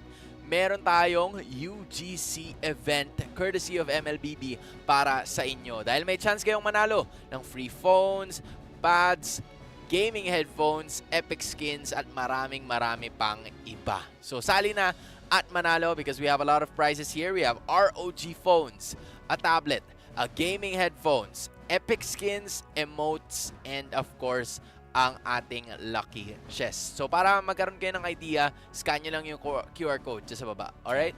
Do it. ROG phone. Solid yan. That would be cool to Solid get. yan, That would be cool if I could get that. And all you have to do is just join the Watch Fest contest. Scan mo lang yung QR code. Man, it's so easy. At the same time, you're also supporting kasi yung mga teams na nasa M6 ngayon. Correct.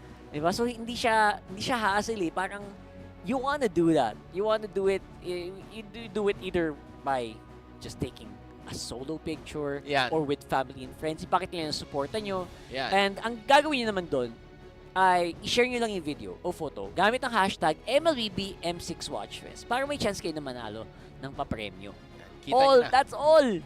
Sobrang basic.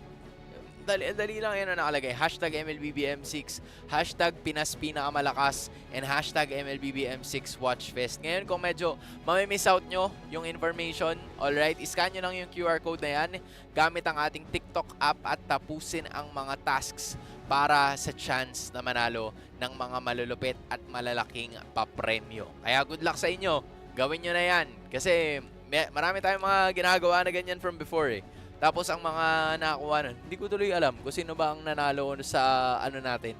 Sa yung lilipad pa Malaysia na 5-man. Actually, di ba merong ganon? That's a good point.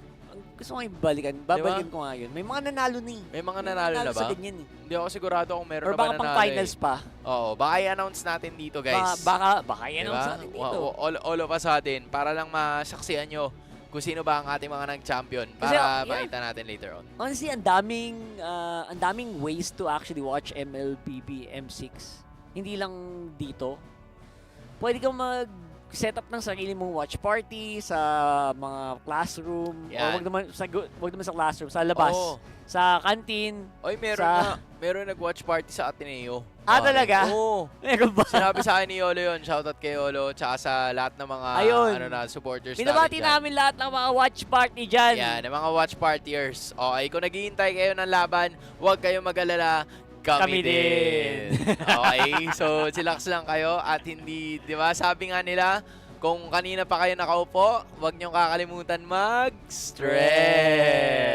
Yan, stretch. Yan, stretch lang guys. Yan, diba? Ito yung time nyo para magmuni-muni. Yan. Mag-reflect. Yan. At kumuha ng merienda. O, kumuha ng hapunan. Diba? Sana pala yung bulalo, dinala ko dito. Actually, may bulalo kanina. Ay, nilaga ba yun? Nilaga. Nilaga pala. Sorry. Sorry guys, kumain kami ng nilaga for 10 minutes. 10 minutes. Kasi ganun kabilis ang ML game. Kailangan makabalik tayo with the MLBB action Pero, sana nandun pa yung nilaga ko kasi hindi ko pa siya naubos. Oo nga. Yung sa akin kasi wala na eh. Nahigop ko na siya within 10 minutes of game. 10 minutes of gameplay, pare. Parang brawl. Tinuring kong brawl. Diba? Napakagaling. Kailangan na-brawl tayo. Pero yun nga, guys, Ang in daming, case ang daming watch party. Ang daming watch party. Binabati ko yung watch party ni Boss Wolf. Yan. Yung isa sa mga pinaka-solid dyan. Yan. Binabati ko kayo. Ang pinakamayamang nag-watch party. Ever. Pinakamayamang tao. Nagsama-sama dyan, di ba? Mga, ano yan eh, hindi watch party yan eh. Ano yun eh, watch? Rich party convention yan eh. Yung mga paldo mula sa iba't ibang bansang player. Sila Hate, sila Hito, Yan. sila Marky. Yan. Nako po, yung mga mayaman, nagsama-sama sa isang... Nagsama-sama na naman kayo. Hindi ko talaga masabi. Pero binabati ko lahat ng mga nag-watch party. The best talaga manood ng M6 sa totoo lang, hindi yung nakanonood ka lang sa phone mo. Ganun. Baka... The best yan pag may kasama ka. Pag may kasama ka, solid na solid yan. So, alam nyo yun, minsan nga hindi pa kayo nagka-arinigan nun, di ba? Tama. Hindi namin narinig yung broadcast. Kami-kami na lang, yung usapan na lang namin yung nag-shoutcast. Yan. Yung kami-kami lang yung nag-uusap, tas dire-diretso na. So, malamang yung mga yan, yung mga nanonood dyan sa couch na yan, tinitignan lang tayo yan. Pero hindi tayo rinig. Correct. Ganun tsaka sila ano kalala. din, nakikita ko rin sila Burrito, tsaka sila Joshi Cakes. Sila Joshi, oo. May watch party din sila. Screenol ko kanina sa TikTok, nakikita ko nag-live sila. Naka-live pa. Naka-live sila, Naka-live pa talaga. Sigurado ako nakasando si Burrito ngayon. Tapos nag-ML. Nag-ML. Malamang habang nag-aantay, nag-ML din yun. So sana lahat kayo mag-ML. Nag-rank games habang nag-aantay. Or mag-brawl lang. Kasi pag-RG kasi parang mapatry hard ka. Sali nyo naman kami. Wala ba kami dyan? Sali nyo maglalagi na ako. Maglalagi na ako. Maglalagi na kami ha. Wait lang. Pa-invite to. Maglalagi na kami. Maglalagi na para ako. sigurado. Invite nyo kami yan. Sayang naman. Pero guys, kidding aside. Isang brawl lang. Isang brawl lang. Pwede na yun, di ba? Hindi naman nalata. Nakaganito lang naman kami. Di ba? Kita nyo Pwede. ba? Yan. But again, guys, in case you guys don't know, para lang sa ating impormasyon, kasi wala kayong nakikita as of the moment, di ba? Ang ating susunod na laban ay ang Selangor Red Giants, ang MSC 2024 champions, SRG kontra sa Ulfednar. Alright? And I feel like for a lot of times na napansin natin dito for both of these teams, ito yung ine-expect na sobrang daming mga tao na magdo-dominate talaga. I'm talking about SRG at this point in time. Tapos, yung Ulfednar din, we were thinking na sa Turkey, dapat sila yung lalabas. Pero we see regions like S2G, we see teams like S2G, and then, yung sinabi pa ni Dilar kahapon, na ang kailangan mo daw abangan talaga ay walang iba, kundi yung Team Spirit na Nancy region, pare. Yan ka na naman, Dilar eh. Diba? Di, pero totoo yung sinabi niya. Binabati ko si Dilar, by the way, na napakalupit ng ginagawa nilang trabaho ni Chantel doon. Yan. On-site reports and everything. Pero yes, the non-C regions, nagulat ka na, kasi yung lalo yung mga taga-West, sabi nila, ano lang naman eh. Sa ASEAN region lang naman talaga yung MLBB. Hindi. It's not the case anymore, brother. Diba? Parang ngayon naman. Pero eto na. Guys, makikita nyo na ang ating mga teams. Woohoo! Woo! Here Ayan we go! Nakita nyo na.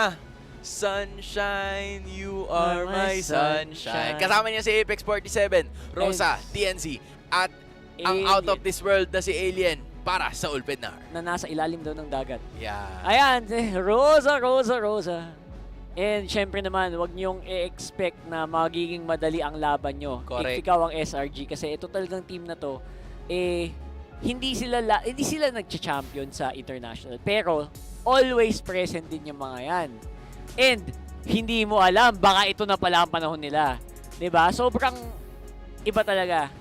Talagang, even yung BTK, feeling ko munti ka talaga sila dun kahapon eh. Oo. Munti ka na din yung BTK kahapon sa totoo lang eh. Pero napalaban lang din kasi talaga yung BTK. Kaya ngayon, ang Ulfednar ang nandito sa sitwasyon na ito. Ayan pero, na ililipat na natin. Alam nyo na siguro kung sino sila. Yep. Nakikita nyo ang kanila mga muka. At pamilyar na sila sa inyo galing MSC 2024. Tila wala naman talagang nagbago. Wala. This is Selangor Red Giants, ang MSC Champions of the Year, at ang MPL Malaysia Champions of the Year. That's right. And I would say na nagiging mas popular na din si Stormy on that mid. Valentina is just basically the cream of the crop. Sobrang flexible niya as a mid laner. And I think Innocent, nagsisimula na ding mag-pick up on Steam. I think Innocent could be one of the best Granger players of the game. Talagang, ito na eh, siya yung gumamit ng Granger laban sa Bruno talaga na napamuntikan na eh. Isang muntikan din. So, ito naman si guys, as usual, medyo aggressive. Pero, malay mo, na-pullback na siya nung team niya. Oh, yun I think, yun yung pinaka kailangan point of improvement for si guys. And we might see it there. Yun din yung sinasabi kanina ni Coach Arcadia, di ba? Base dun sa quote na nakita at narinig natin or binasa natin all together, na parang ang naging kakulangan daw nila, hindi naman sila kinulang sa mechanics. Oo. Kinulang sila sa disiplina. Nako. And yun yung isa sa mga bagay kasi na parang pwede mong maturo, pero hindi mo pwedeng ituro during the game. May na ano yata, may na crit. May na-crit? May na-crit na ano. Bakit? Kasi makulit. Pag ikay makulit, ikay makakrit. makakrit. Ayun. Totoo naman. So, malay mo, di ba? May naayos na nila. Naayos na nila. Na eh. Nakarit na. Oh. Okay na. It's all good. It's all good in the hood. It's all good in the hood, mga kababayan. So hopefully, kung nanonood kayo sa inyong sarili-sariling mga tahanan, nawa ay nakapag-hapunan na kayo. Please. Nawa ay nakapag-saing na kayo kung Sarap hindi pa ng kayo nilaga. nakapag-hapunan. Oo, totoo. Kukuha pa tayo mamaya. Kuha pa tayo ng nilaga mamaya. Pero ayun na nga, 'di ba? Shoutouts din kay Kuya JR na ano, sigurado, tumutungo lang, diba? Tumutungo lang. Pero ayan yes, si Kuya JR 'yon, yung nag-finger heart. Ayan o. Ayan. International. Diba? Alam nyo naman. But as we speak, guys, eto serious block talaga. They look very confident this time. Iba ang ano nila, iba ang aura nila compared to like before. Kasi nabanggit din ni Sorn kanina, 'di ba? Na he's kind of like nervous playing for Malaysia in Malaysia kasi ayaw niya daw na ma-let down lahat ng kanyang mga kababayan. So I feel like SRG also shares that same thing. Kasi ayaw din nila na malungkot sila, pero tingnan mo, 'di ba? There's like a different sense of aura from this team na nakikita natin compared to Ulfednar na parang very very composed. Kumbaga, it's loose or it's lax versus composed. Ayun. It's interesting kasi nagiging usually hometown buff.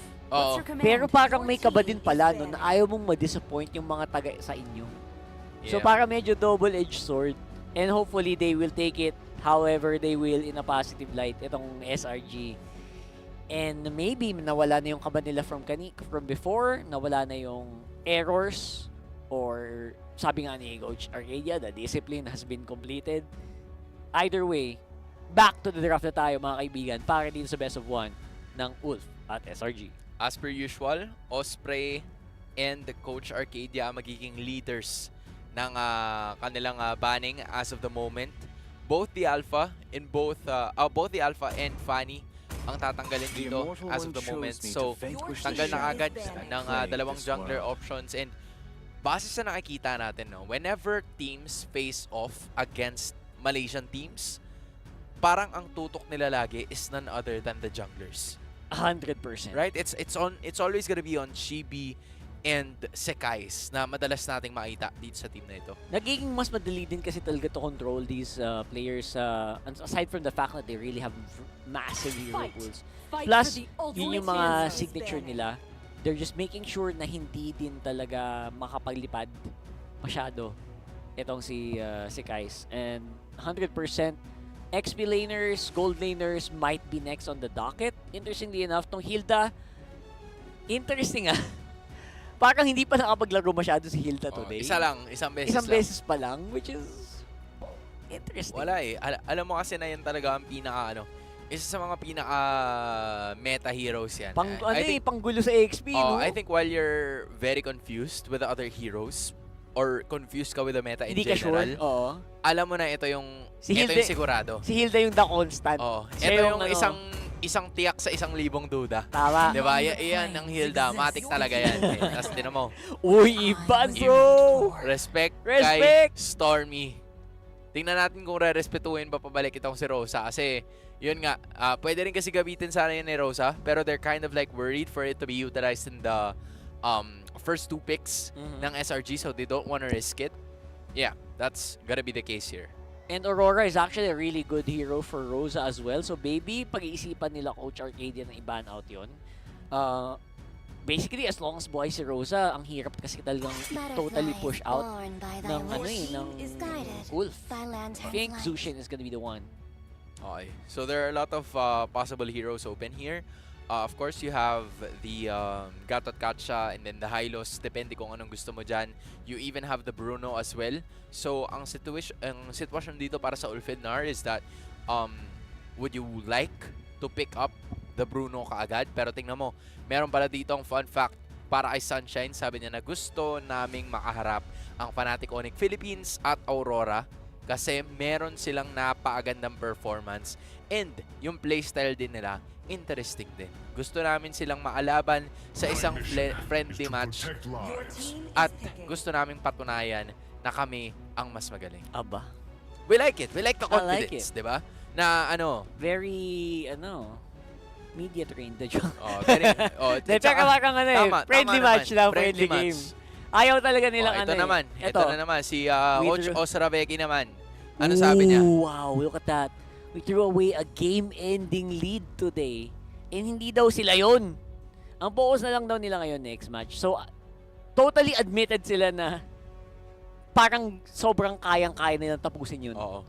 Na medyo bumad-beat sila. Oo. Hindi pala medyo. Bumad-beats talaga. Sagad. Oo. And now, back to the basics daw sila. Back to the basics sila. I like it. Coming in from the new Straight Times. Ayan na. Siyempre, kung yung Hylos kabila, ito yung sinasabi ko sa'yo, Rakart, na hindi mo pwedeng pagsamahin yung Hylos tsaka yung Bruno. Kailangan lagi silang magkasama. Tapos yung Cho is gonna be the answer as well ni Coach Arcadia. We know how Yums tends to use that hero very well. Mas mataas yung tendency for SRG to put the Cho on Yums kesa si Kram yung gumamit. Kasi 100%. Kram has like a tendency of using heroes like the Gatot Katsa na pwede rin i-pick up ng Ulfidnar. Although it will already expose yung kanilang XP and roam rotation. That's right.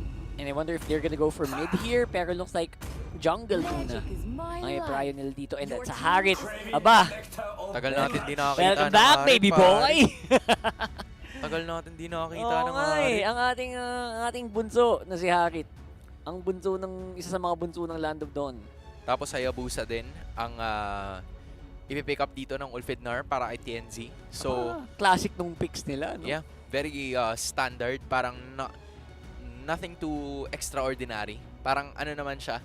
Ito yung ilan sa mga ina-expect talaga natin na pickups. Meanwhile, for SRG, I'm thinking more of like the mid laner para kuha na nila kagad yung momentum nila. Maybe a hero for Stormy here. Aurora Valentina. Yeah, Aurora Valentina. The Vexana would still be there as well.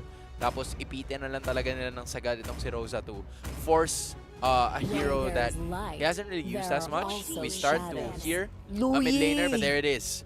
A Louis. Quick pick up para dito sa MSC 2024 Champions. Itong SRG, nagiging familiar yung lineup, Nagiging, parang may, Parang may something, Parang may something dito na parang may konting lasang kahapon, Lasang kahapon. Yung mga pandurog na lineup.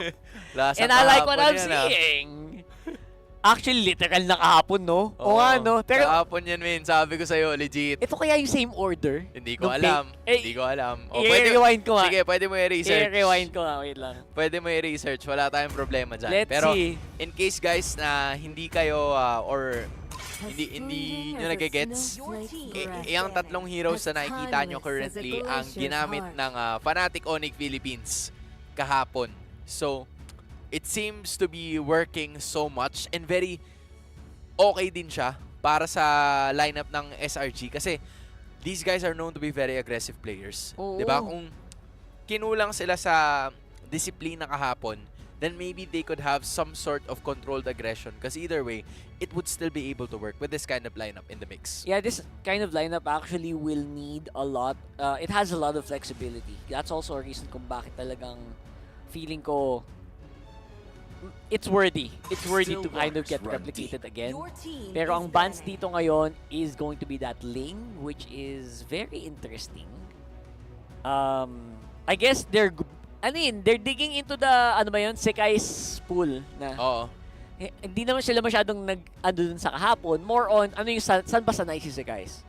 Diba? Hindi ba natin alam kung ano magiging ganap dito? Baka nga batuhin sila ng curveball dito ng SRG Ayun at nga Bane sila or, choose or pick up something else. Pero may Nolan pa rin naman na available for Sekai's disposal kasi yung isa sa mga heroes that could go very well against the Hayabusa.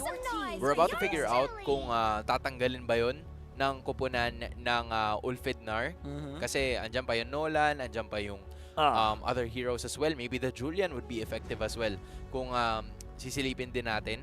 Pero CC, yung tinanggal dito ni Coach Arcadia, maybe he's looking at something tanky in the EXP lane na ibibigay niya na talaga yung show dito kay Yums. So, yeah, that might be the idea that they're going for here. Tapos nag-glue, no? Oo, bigla nag-glue. Sabay glue. Honestly, hindi naman replicate completely yung pick kahapon because they actually went for a Suyo, which is banned out already. So, kailangan lang palitan yun ngayon. Khalid with the ban, and I think at this point, okay lang sa akin yung glue, sa totoo. Medyo, maganda yung glue. We've seen it work very well against the Hylos, di ba? Number one. Number two, hindi basta-bastang mapipick off yon ni TNZ sa Hayabusa na to. Kasi split-split lang. And it's honestly a really good front line para sa XP lane. So, alam mo sa SRG, they have a bit of free reign na mag-ganon na lang eh. Saka parang pang-gangsteran kasi yung lineup ng Ulfidnar ngayon. A lot of those heroes, specifically the Hayabusa and the Hylos, are both for the early game. Pero ito na, pick up quickly ng Phovius. They want to pick up something here na medyo makulit para at least could go up very well against very agile heroes as well.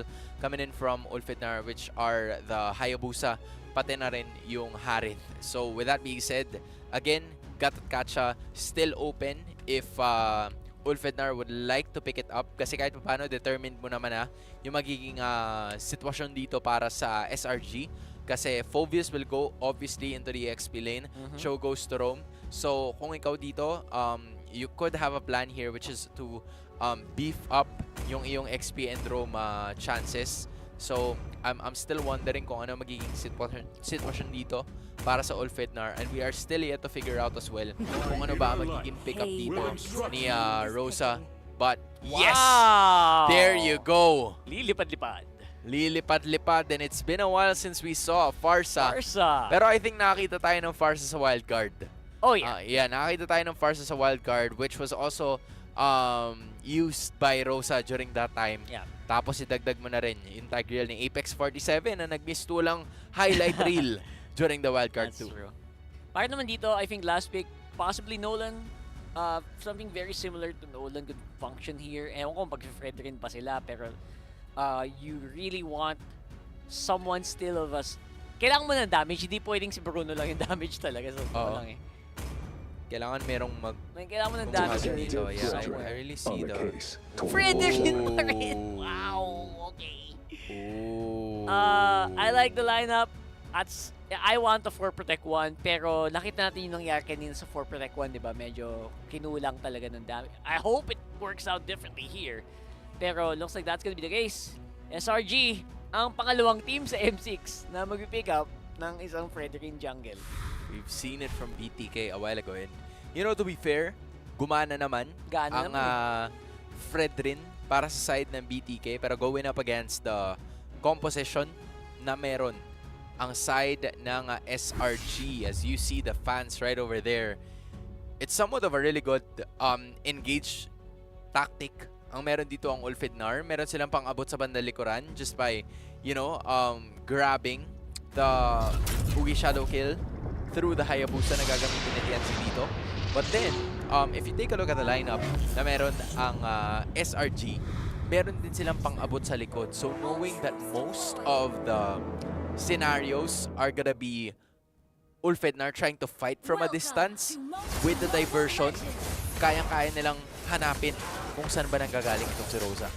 Right. And again, there's also a reason kung bakit talagang masyado malapig itong Farsan to. I think we might see it here later. Pero 100%, they will have damage galore. Grabe yung combo na pwede nilang gawin with the Tigreal with Rosa. Pero sobrang gandang sync dapat ni Apex tsaka ni Rosa dito. And not to mention, syempre, kailangan si TNZ present para ma-finish off yung mga target nila.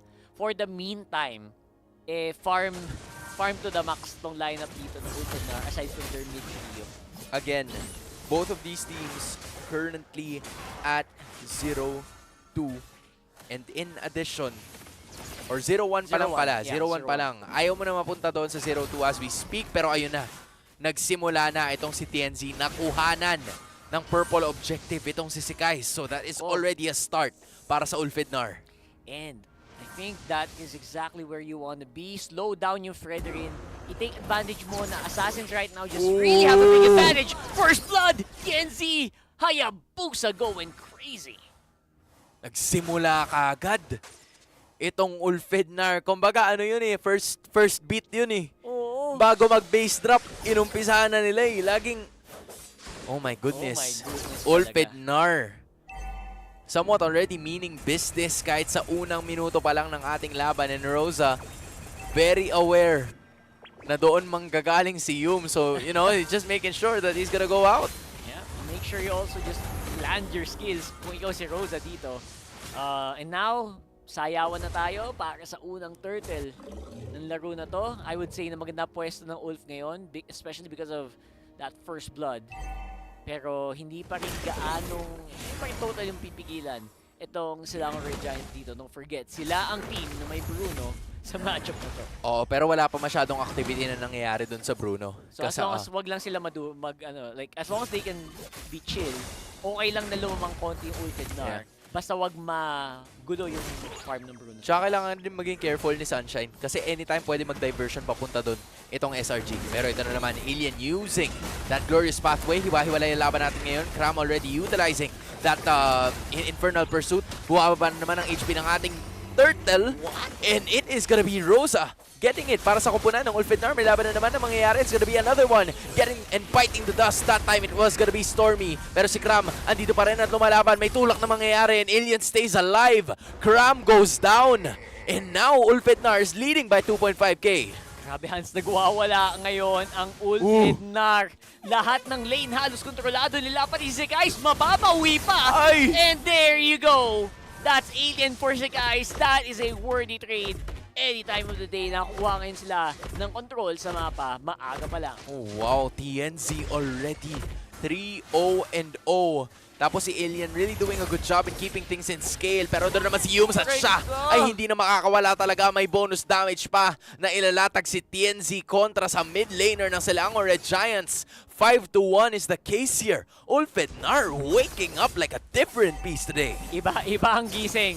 Uy, Hans, iba ang gising ng Ulfednar sa game na to. Where technically, kung may underdog man, I think sila na yung underdog sa matchup na to. Pero hindi yon ang performance na pinapakita nila ngayon. Selangor Red Giants trying to regain control of this game.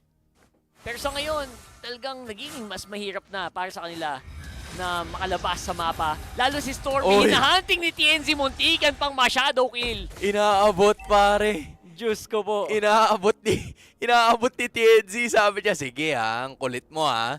Ayaw mo pa mag-back ha. But yes, obviously all early game is going to the side of Ulfednar as we speak. 3,000 na ang kanilang kalamangan. And mag-e-expire na rin halos yung mga energy shields at wala pang nakukuha dyan yung karamihan sa mga players ng SRG. And this is really crucial because first items are already getting picked up by Ulfednar at palabas na rin ang ating pagong. Good spike. Ulfednar, ready na yan lumaban ngayon. Starlim side para kay Sunshine, which means kahit ganyan pa lang ang standing ng kanyang Harit, ready na yan, na may bawas na yan, kumbaga. So si guys, medyo may hirapan dito, especially pag sobrang dami ng kailangan nyo kontrolin. Si Cram kasi tatalon-talon lang yan. Now, a lot of activity is happening here dito sa Turtle Pit. Wala pa namang masyadong nangyayari. andito pa lang at nagmimistulang mga statwa ang mga players. Pero ngayon, nagamit na yung Glorious Pathway pero hindi pa naman pumapalag ang SRG.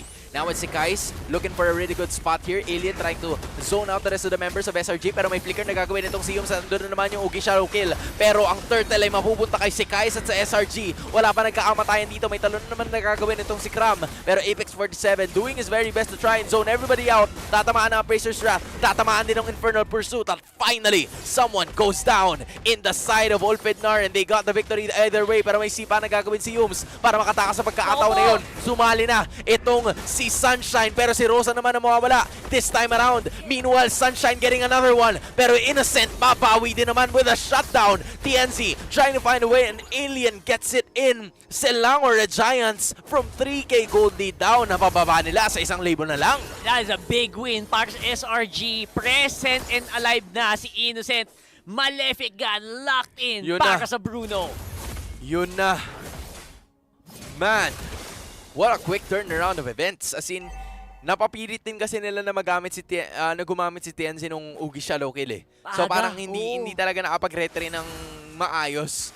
And knowing na si Kai spread rin yung kalaban mo, mahirap talaga makakuha ng retry kontra sa Fred rin naturally eh, diba? So, tas nape-pressure ka pa, so it's really gonna be a hard time. Pero ngayon, pressure is now on Ulfidnar's side. Napagamit na ng Zaman Force itong si Sunshine, but they will still stay intact. Stormy, nanunuot na rin yung damage output pero hindi pa talaga babagsak to. So, chumichepi-chepi na lang si Innocent hoping to be able to bring it down the next minute or so. Ito na yung mabangis na Selangor Giants na kilala natin. Once you are locked and loaded, once ready ng Jumoins Innocent sa fight, sabi sa'yo, talagang okay lang sa kanila na may konting mga skirmish na matalo basta nakapag-farm yung Bruno. And at this point, they are gonna start looking for these kills. Si Stormy, nagpa-prep na, nag-aantay na lang ng cooldown ng kanyang diversion para makontrol nila yung pagong. Pwede nilang likodan, pero again, you have to be careful as well. May firepower pa rin naman ng Ulfidnar. At tingnan mo, yung nauna pa nga yung SRG sa pagkuha ng pinakaunang turtle, di ba? Ng pinakaunang turret. So honestly, at this point in time, ito talaga yung nagiging advantage na meron sila as of the moment. And now, it's gonna be Apex 47 na malalatagan talaga ng damage output. Nag-flicker siya papasok pero nawala siya bago pa mangyayari lahat ng yun. Meanwhile, Summon Force ay unleash na din kasama ng Glorious Pathway. At andun na rin yung talagang Feathered Airstrike pero hindi talagang mababawasan yung damage output ng Ulfidnar para sa SRG. At andun si Stormy sa may batalikuran. Good presence of mind para matigil yung TP ni Sunshine pabalik sa base. And with that being said, eto sigurado na talaga mukhang lalamang na ang SRG kung sakali na makuha nila yung Lord na to. At dahan-dahan lang papatunayan na Bruno wins games na naman. As long as they can keep this tempo up, magiging mas mahirap na para sa Ulfidnar na lumabas sa mapa. And Sunshine is nakita natin na dahan-dahan na outrange na din siya. Yung dalawang gold laners natin, na lumalaki na yung gap. Hirapan na silang pumuesto eh. Yung kalamangan ng Ulfidnar, it's somewhat dwindling down already. The gold lead has swung to Selangor Giants' favor.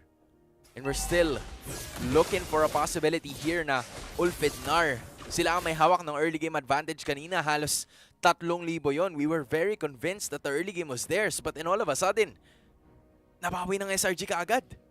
And bawin-bawi talaga, malala. And again, etong si Innocent talaga, hindi mahirap lang pigilan to sa Bruno na to. Oh my goodness. Sakit. Kailangan ng malupit na mechanics para mahuli si Innocent. Pero looks like iba ang target dito ng Ulfidnar. They take out the guys very early on. Walang gante ang SRG. And they will go for another push on the mid.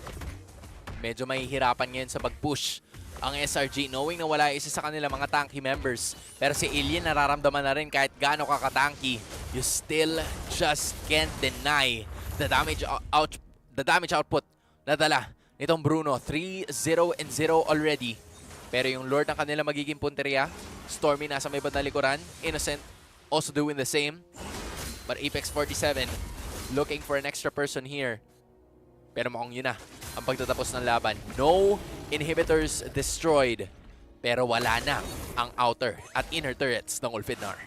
Kung yung SRG parang wala na kontrolado mo talaga bawat punto ng mapa. Lalo mas confident na si Stormy na mag-diversion lang kung saan-saan. And don't forget, itong Ulfednar, they're probably itemizing for physical, which means si Stormy ngayon most likely tataas ang magiging priority, or pag nag-survive si Stormy, mas mahapdi yung magic output niya. Kasi syempre yung mga tao alalang-alala sa Bruno eh. Oo. Diba? Nag-itemize sila siguro mga dominance eyes, mga ganon. Pero they might not be worried too much about Stormy. Kaya baka yun yung opening na makuha ng SRG mamaya. Right now, Cram susubukan simulan ang laban. Apex tinatalunan. Cram! Taking him down as well with the rest of the squad. One na naman ang natanggal. Ulfednar. Tinayuan na lang ni Cram yung Feather Dare Strike. Alam niya na SRG na talaga ang may advantage at this point in time. 2.2k ang kanilang hawak. Make that 2.5 at mukhang susugod pa sila. As of this moment, Glorious Pathway is gonna be there para medyo madelay yung mga minions sa pagpasok sa kanilang base at para madepensahan nila yan ng maayos. But in less or 10 seconds exactly ay lalabas na ang susunod na Lord ng ating laban. It's up to SRG this time kung hihintayin ba nila yung 12 minutes for it to go all the way at para magkaroon sila ng Evolved Lord. You know what? Tama nga yung sinabi ni Coach ni Coach Arcadia. Kasi at this point, as long as hindi sila masyadong mag-mess up, hindi sila masyadong mag-overextend, as long as disiplinado sila, parang mahirap bumawi kung ikaw yung Wolf ngayon eh. Mahirap yung win condition nyo, and your win condition is to find Yums or mapitas mo, tanggal agad bago makasipa si Yums or si Innocent. Medyo mahirap na siguro. Pag nakuha mo si Stormy, magaling ka na din. Yeah. Pero at this point, as long as hindi masyado mag-mess up, hindi mag-overextend itong Cello Red Giants, parang kayang-kaya nilang sayawan lang itong Ulfednar. Yeah, it's gonna be a little difficult to like figure out kung paano magiging entry point nila dito. Kasi si Apex 47 nabibigyan siya agad as soon as makita. Tinan mo si Yums na conceal as of the moment, pero nakita siya ni Rosa. Pero malapit na talaga mag-expire. Pero nandun na naman si TNZ. Makukuha niya yung Lord para sa side ng Ulfednar, pero masyado maraming damage output ang nilalatag dito ng SRG. Babagsak si Apex 47. Andun pa si Stormy with the diversion play at mawawala si TNZ. Mawawala din. Walang iba kundi si Alien, Rosa at Sunshine na lang ang natitira. Nakuha nila yung Lord pero tatlong nawala sa kanila. And mapapatanong ka ba, worth it ba yun? Worth it ba na maubos ang teammates mo just to get this Lord? And at this point, I think so. They will be able to defend at least. So at least napigilan yung push ng Cello or Giant. Oh! Pero -1 na naman ang Ulfednar. And ngayon, ang SRG ay nakabakod na sa paligid ng Wolf. Goal! Sabi ni Innocent, akala niya back of the net. Yun pala, punit dahil sa damage output. Susunod yata si Sunshine pero ayaw niyang mangyari yung nangyari sa kanyang kakampi. Meanwhile, Ulfednar doing their very best para makadepensa. Tuloy-tuloy ang pagsayaw at paglapit sa mga anino nitong si TNZ. But even in the midst of all of those happening, there is just one. Yung mga bola ni Bruno nagiging problema dito, pero teka lang, nandun na naman pala yung implosion, pero may biglang teleport. So all goods in the hood ang SRG. Apex 47 trying to go for a play, pero medyo malayo din ang kanyang follow-up. So there will not be a kill happening. At least for now, mapa-reset muna ang SRG. There looks like makakapitas pa yata sila. Isa dito, si Kais might be low here, pero nakahuli ng isa. Si Rosa Rasipa pa atras. Yung mas nakadali na naman ng target mula sa likod. Andun, talaga, natapos ang dami sa mga damage output. Tingnan mo naman si TNC at si Apex 47 na lang yung natitira. Wala yung kanilang mga main damage dealers. Rosa is out. Even Sunshine is already has set, or kumbaga the sunlight has already set here para sa side ng SRG as they are looking for the finish dito sa ating laban ngayon. Apex 47 at desperate implosion move. Pero mukhang dun yata matatapos ang ating laban dahil mawawala ang take reel ng side ng Ulfednar. It's just gonna be TNC and the lock-in is gonna be for certain. Makukuha ng SRG ang kanilang unang panalo sa M6 World Championship. At mukhang it's a 1-1 para sa SRG.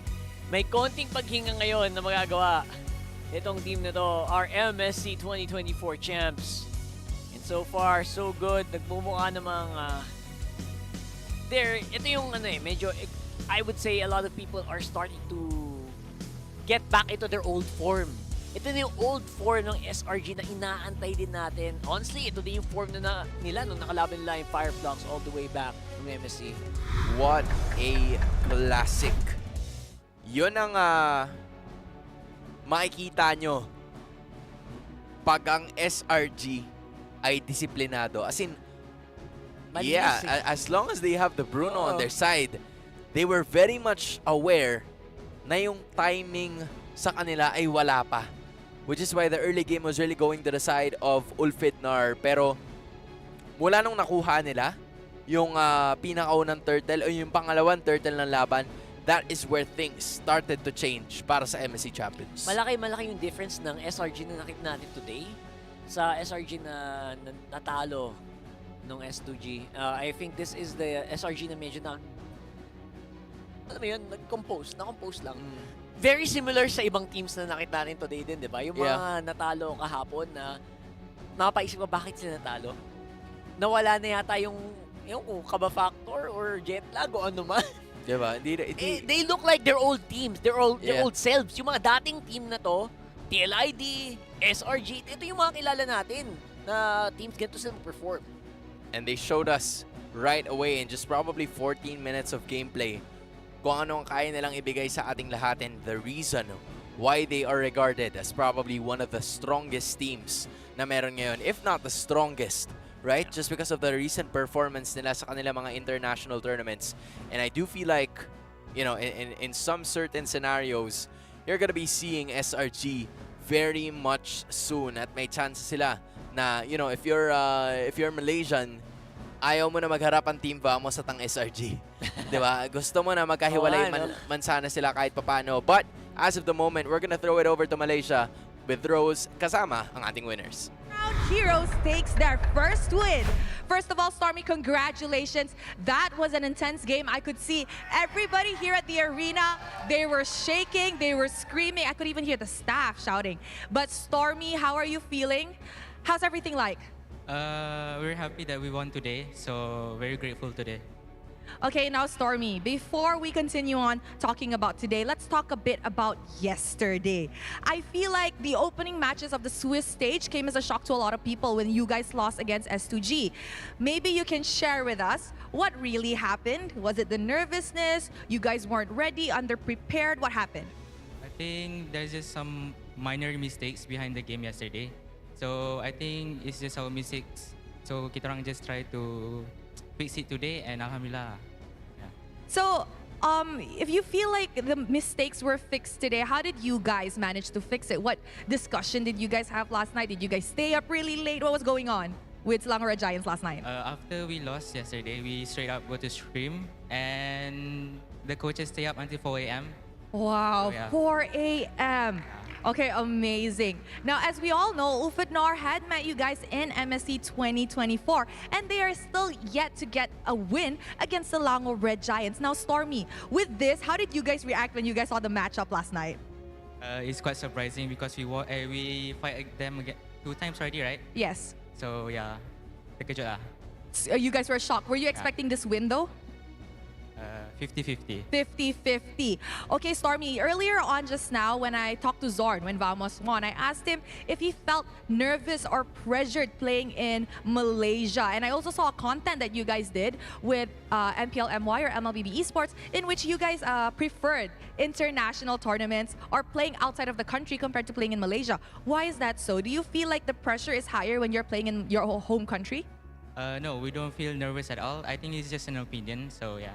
I see. Okay, do you love the crowd in Malaysia? Yeah, of course. So, Stormy, last question. What do you have to say to the fans who came down for 2 days, supported Selangor Red Giants, and maybe you can ask them to continue supporting you guys? To our fans, thanks so much for coming, especially to my mom and my family. It's because they weren't there yesterday, right? So they are here today. So thank you so much for coming. The extra buff with mommy and the sister. Thank you very much, Stormy. Congratulations on that amazing win. And with that, let us show it back to the panel to break down what happened in this game against Ulfidnar. Maraming salamat muli sa ating host. Kasama ang winners or winner na Selangor Red Giants and of course Stormy as our interviewee. And nakita naman natin na yung cool, calm, composed na Stormy from a while ago, they were really showcasing what they can do at sobrang highly regarded na talaga si Stormy. Ever since na nanalo sila ng MSC 2024, iba na yung level ng respect ng mga manlalaro and all of his peers, all of the people who are supporting M series and MSC in general, because they know, we all know what he's capable of. And sila din aware na, you know what, tumalong lang talaga. There's just no other way around it. Tumalong lang kami kahapon. And mukha namang na-fix nila. And impressed na. Coach Bob na naman, bro. Oo. Coaches, 4 AM na Sila naman. wala. Pinoy coaches the power eh. Diba? Wala talaga eh. Ano Ganun mga talaga, sabi natin? guys. Ganun talaga. Guys, hindi na sa amin yun ah. Hindi na sa amin. Sila na nagsasabi na. Diba? 2 out of 2. 2 out of 2 tayo 2 out today. of 2 ang nagsabi. Diba? Coach Bob. Na talaga, iba talaga ang coaching staff. Pero ito na naman, 14 minutes na naman. Gaya ng nakita natin mula nung kamailan lang. Nako. It was SRG getting a victory. Alam mo, a lot of people were looking forward to this series or this game specifically.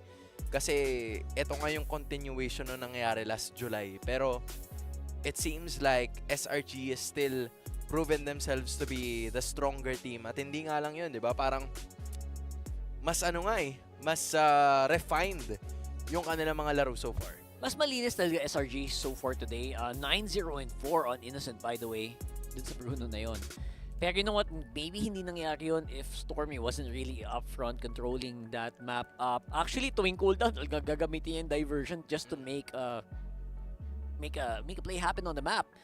And I think na ang laking difference maker noon, especially allowing si guys to just go wherever he wants para din makagalaw si Yums na maayos, para makapitas siya na maayos. And honestly, ang hirap gamitin nung Farsa dito. Hindi ka pwedeng tumayo lang eh. Pag the moment na tumayo ka with a feathered airstrike, may tatalon sa'yo. May tatalon sa'yo na Yums, hihilain ka ng energy eruption, or tatalon ka ni Cram. Napakahirap kasi ng sitwasyon dito para sa Ulfednar. Kasi pag nagsama-sama sila, which is usually the strategy pag medyo nalulugi na kayo, andyan yung Luyi. Lugi kayo, diba? No? Lugi ka na talaga agad sa Luyi pa lang. And then, yung kanilang main damage dealer in terms of magic damage would be the Harit and the Farsa. Pag ganyan kasi yung sitwasyon, napakadaling maabot yan nung Cho tsaka ng Phobius eh. Just because they can have access to the backlines kung saan nagugustuhin man nila. And they were able to capitalize on that as we speak. And it was just difficult for Apex 47. Diba nakita naman natin siya kanina, he was really doing his best para makakuha ng pick-offs dito para sa side ng Ulfednar. Although, some were successful courtesy of those 4 assists, hindi lang talaga nila nagawa ng malinis. Or, masyado lang talaga naging lumipas na, kumbaga, yung scaling nila na dapat sana ay papabor sa nila during the early moments of the game. Pero SRG, they capitalized on those. And, with all of that being said, yeah, it was just SRG really making their timing worth it. And Innocent was just there at alam niya yung timing ng Bruno niya. Stats pa lang, kita mo, hirap ng buhay ni Sunshine dito. Sa totoo lang kasi, paano mo gagawin yung paano mo gagawin yung trabaho mo as a Harit kung ang layo ng target mo? Harit technically as, di ba, marksman siya, I mean gold laner siya. Pero yung range niya is halos kalahati ng range ng Bruno. So technically, the only way na makakapag-dominate ka is if malapagan mo sa mukha yung Bruno tas hindi gumalaw yung Bruno. Ang Bruno kumakait lagi yan. Diba? So, targets like Yums, madulas din. Kasi guys, maluting kayang tiisin yung hits mo. Cram, kayang tiisin yung hits mo. And overall, si TNZ lang yung pinaka-pag-asa nila na makills dito, honestly. And right now, Innocent not surprised with a 9-0-4 scoreline to be the MVP. Para sa matchup na to, talagang the moment na nalaking yung Malefic Gun, sabi ko, ay nako, ilista mo na yan. Hindi siya maaabot. Tapos, pag madikitan ka man nung Haya, Wind of Nature. Wind of Nature. Very, very simple and fundamental approach yung ginawa dito ni Innocent for him to get a victory at this point in time. Napakalinis na naging execution dito ng SRG. Again, just very much aware simply of the timings na meron sila kasama ng kanilang koponan. So, they were just able to take control of the situation nung time na alam nila na ito na yung oras. So, really good patience coming in from both the players and also the coaching staff upon telling and imparting those kinds of knowledge para sa ating mga players mula sa Selangor Red Giants as we take a look at the highlights right now. Diba? Umpisa, siguro lamang ang Ulfednar with at least 2.5k, pero parang nare-realize ko na kasi paunti-unti na pumapalag na ng slowly but surely ang side ng Selangor Red Giants. Ako na-realize ko din yun nung point na sumali na si Innocent nung 5 minutes. Ay, nako. Alam ko na mangyayari dito. Napanood ko na. You know what's about to go down, Oo. And at that point, it's just undeniable na this Bruno is the flavor of M6. No joke about it. Kasi, ang hirap niya abutin talaga. Kahit, alam mo yung ginawa na nga in advance na ng Ulf eh. Oo. Super long range mage na nung pinik nila. Hindi pa rin kayang mapitas yung Bruno kahit ano. Nakakagawa pa rin ng plays yung Bruno. Nakakagawa ng kills sa ganyan. So I think at this point, you know what? You gotta find some other solutions because this is not the solution to it. Oo. Nahihirapan talaga sila na na lutasin lahat ng mga bagay as we speak. 'Di ba parang kung iisipin mo nga more on team fight centric talaga, ito yung finishing blow dun sa naging ganap na ang ganda ng pwesto ni Yums. And they were really looking for, sa lahat naman kasi nang pwede mo makita, di ba? Kung ikaw si Apex 47, sa lahat naman nang pwede mo makita, bakit yung Fred rin pa? Well, parang yun yung worst case scenario. There's like a 20% chance na makikita mo si Fred rin dun. At si Fred rin yung nakita mo. Si Yums nang galing dun sa likod, sinipa si Rosa. And the rest was history. Yun na yun. It felt like it was easy for SRG, especially after 10 minutes. Nawala na yung lead ng Ulf na pinaghirapan nila ng early game. And now, we are here. We're seeing a deathless, innocent game. And na-prove nila na, you know what, kami pa rin yung SRG na kinakatakutan ng mga teams all the way from MSC. Ang daming teams ngayon para sa araw na to na parang bumalik sila sa kanilang usual form. We've seen cleaner gameplays from teams. We've seen teams na unfortunately hindi pa rin nila nalilinis yung mga dapat linisin and they were unable to capitalize on those. Pero hindi ibig sabihin ito na matatapos na ang kanilang paglalakbay dito. Kasi para sa mga natalong teams, you still have a best of 3 series. Now I'm looking at Ulfednar and Aurora. Yan ang headliner natin dyan sa baba. Magtititigan sila doon, no? Oh, like the main difference lang naman is that best of 3 series naman yun. So parang may wiggle room or like may oras ka pa para mag-adjust. Pero compared to the games that you have right now, it's now or never once na dumating ka na dun sa 0-2 na standing na meron tayo ngayon. And again, yun yung mga bagay na kailangan natin pag-usapan later on kasi for sure, madami tayong masabi tungkol dyan. Oo. Pero one fix for sure, 1-1 din ang dalawang teams ng Malaysia. Ano? 1-1 yung parehong teams ng Malaysia. 1-1 din yung teams ng pareha sa Malaysia. So baka magkita-kita sila doon. Pero ito na, babalik na naman tayo sa tinatawag natin na live bias satellite. Dahil ang ating pambato na Fnatic Onyx Philippines na undefeated will be going up against the champions of Cambodia, CFU Gaming, sa ating susunod na series. Eto, sigurado ako, kaabang-abang to. Mapapalaban tayo dito. 100% CFU. Hindi din yan pwedeng malitin. Oo, hindi pwede. Isipin mo, ang tagal na nilang first seed sa MPL Cambodia. Tapos ngayon lang sila nag-champion. So, sobrang gigil to the bones ang CFU na ipakita kung anong kaya nilang gawin. And maybe this is a really good chance for them to do so kasi aabangan nila ang kanilang mga teams ngayon. But as of the moment, i-hold muna natin yan. Relax lang muna kayo. Kasi bago natin panoorin ang ating mga kampiyon na Fnatic Onyx Philippines versus CFU Gaming, balikan muna natin ang ating live reporters sa Malaysia.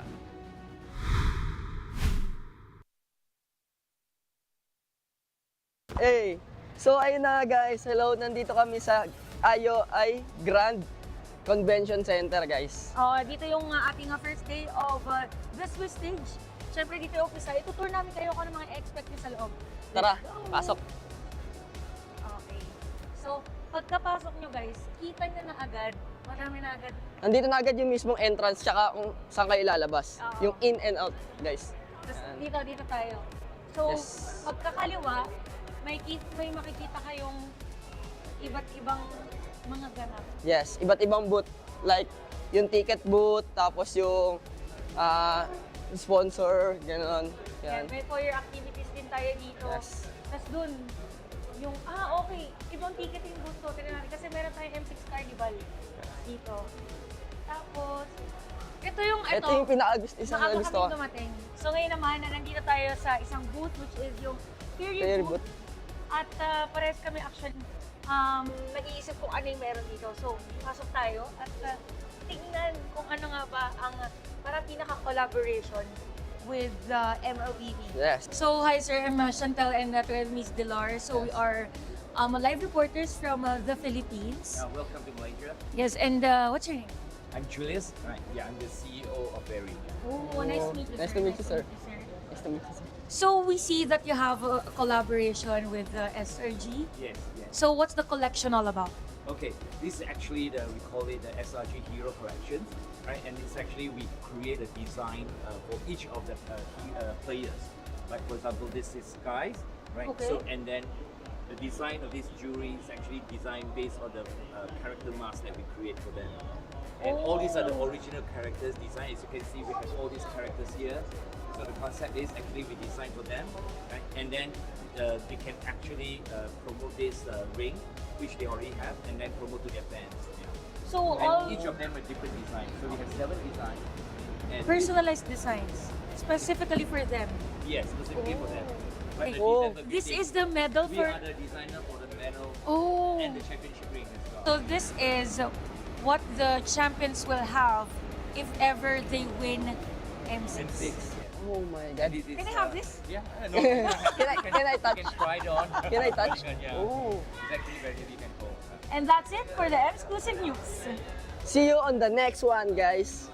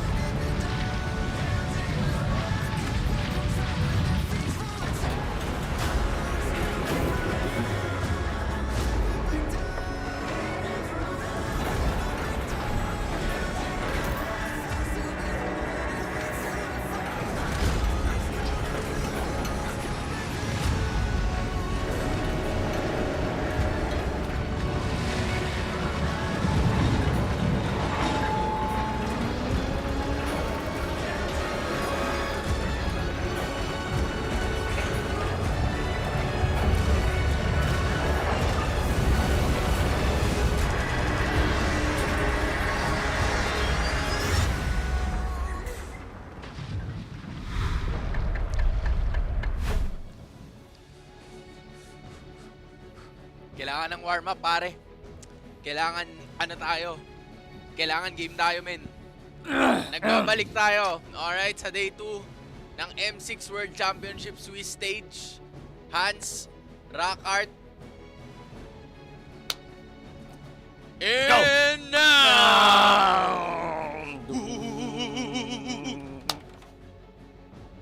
Ang maghaharap ay ang CFU Gaming. Respect po. Respect CFU Gaming. At ang pinakamalupit sa lahat, boom! Fanatic Onyx Philippines. Hans Galeria, Rockheart, andito. At kami ang mga kasama nyo para sa tinatawag nating Live Bias Satellite. For the main event. Yan. Minsan ay pinipigilan namin ang aming mga sarili. Siyempre, neutral tayo sa lahat ng mga teams na mayroong Filipino imports. Pero pag mayroong Filipino team, iba to muna. And, aside from that, obviously, kailangan natin mag-take isa. Hello, Panda. Yeah. Parang malaklod.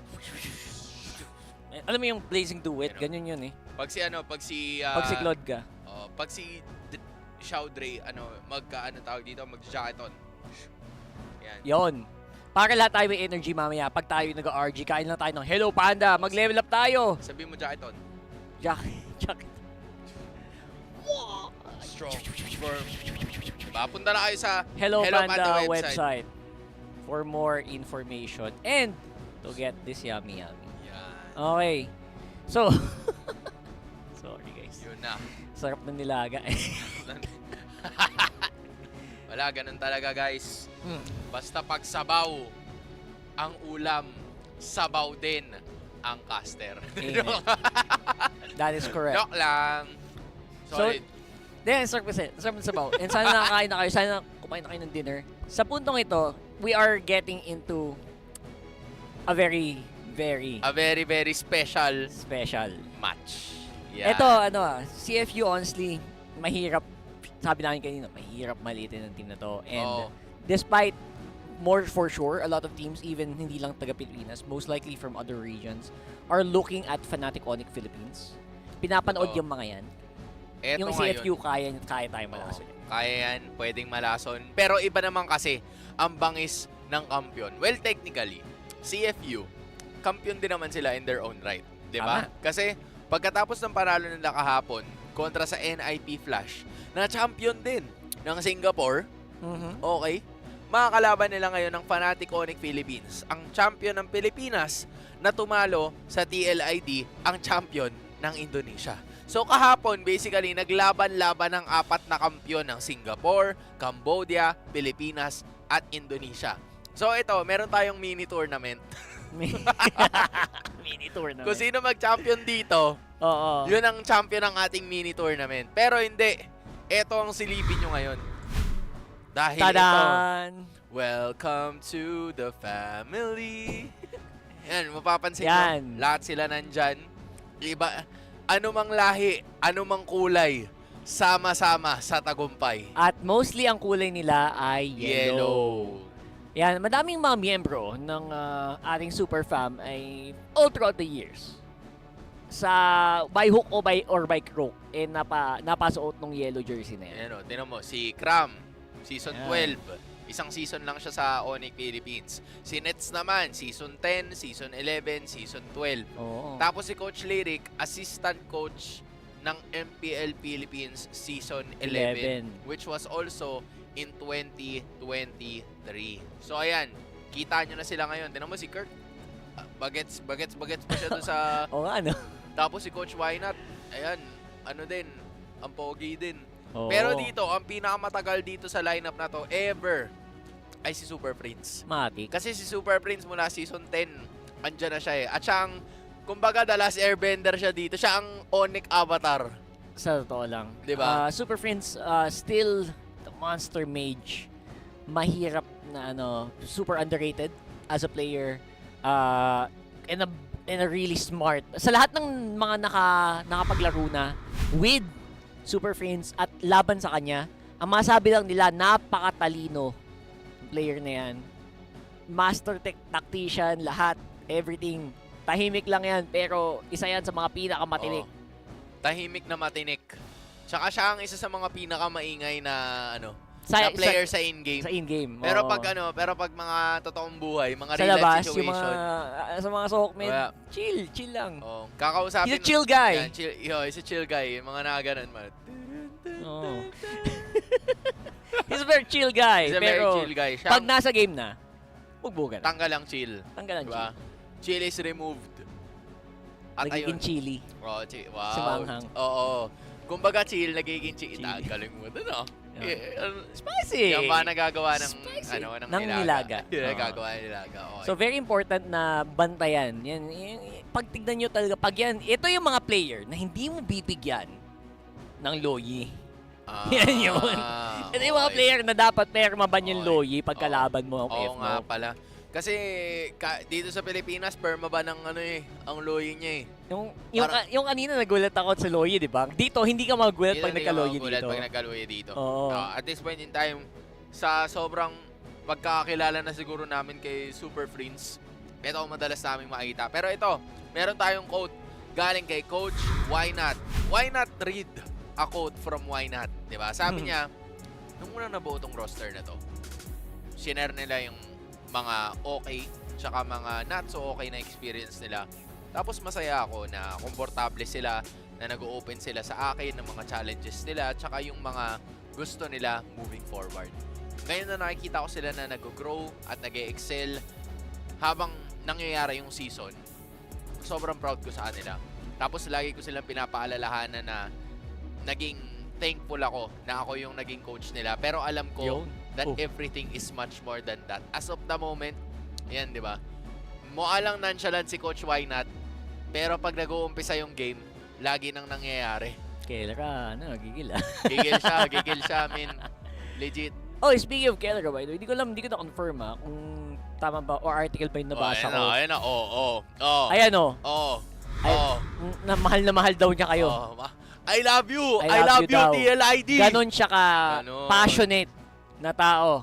At, di ko alam kung totoo si Kelra daw yung medyo nagpili nung lineup na to. I wanna double check that. Correct me if I'm wrong, pero I'm gonna try to look through that. Pero if ever, interesting yun. And I would say na... Siya si Dwayne James. Dwayne James. kung totoo man yun, let's see. Pero sa ngayon, I would say, hindi ako magugulat kung yun ngayong aso. Sa puntong to, si Kelra definitely, from being one of the uncrowned, nagsisimula na siyang dahan-dahan na maging internationally acclaimed na talaga. So, very impressed by how well FNOP is doing so far. Hindi malabo na makita pa natin ang performance ni Kelra at ang FNOP. Pero, pwede nyo ring makita ang ating support chest dahil from November 22 to December 29, M6 support chest will be available for a very limited time. You can purchase the support chest for 50 diamonds to get a large amount of pass XP with a chance to obtain a basic M6 pass. Use the basic M6 pass to instantly activate the M6 pass. Unlock additional pass rewards and immediately get Claude Challenger's Spark. Yun na yun. That's right. So, ang trick dyan, gamitin mo once a day, 50. Tapos makatapos mo yung task. Anyway, quick tip. Quick task lang. Ito ang ating task at hand. Ang ipakilala ang ating mga teams or ang ating opposing side. CFU Gaming, that's Sing, OP, or Shing. Sing, OP, Z, Detective, at Siwadu. Si Detective, tamang-tama talaga yung pangalan niya. He always finds ways. Correct. Kung sino man yung nakalaban sa CFU, alam nila yan. Talagang kayo'y mabibigyan. And I think Suyo is one of his most prevalent heroes so far right now. And I think doon ako pinaka-impress sa ginagamit niya. Pero ito na! Ang koponan na kailangan yung abangan. Let's go, ito Philippines! ang panating Onyx Philippines! Let's go, Philippines! Kilala nyo na yung mga yan! You know who it is. Kailangan yung kilalanin. You know what it is. Katakutan!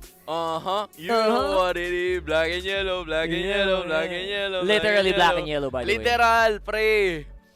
Alam nyo na to, guys. Ay, in sync talaga. The Kimpi Bop is real. Tsaka siguro ibang klase yung confidence na nararamdaman nila mula sa pagkapanalo nila kahapon sa TLID. Oo, no? Kasi siguro lahat ng mga mata nasa kanila eh. Tsaka ano eh, parang assurance mo sa sarili mo na, oy, teka, isa sa mga kailangan kong gawin dito sa M6 nagawa ko na. Nagawa ko na. Alright, pero ito, may message. Oh. Sa GC, pare, sa GC. Ay, sa GC na naman, the super family. Tinanong natin sila, kamusta, ano bang ganap ng mga players? Sabi ni Kelra, si Brusco, masaya. Mukha siyang masaya. Tapos sabi ni Kirk, irritable siya, pero mahihain. Pero lalo na pag ina-approach siya ng mga girls. Ay, nako po. Natatakot nako daw siya. Po. Tapos sabi ni King Kong, siya naman, itinatry niya na magmukhang Sigma, pero weirdo daw talaga si King Kong. Sabi ni Kelra yun Tapos sabi ni King Kong kay Kelra, si Kelra mas weirdo. Tsaka, hindi naman siya mukhang Sigma. Dahil siya ang Sigma. Ano bang sinasabi mo dyan? What Anong mukhang Sigma? What the Sigma? Ako ang Sigma, sabi ni King Kong. What the Sigma? Talaga naman. Ano? Yung sinasabi. Ayun ba yun? What the Sigma?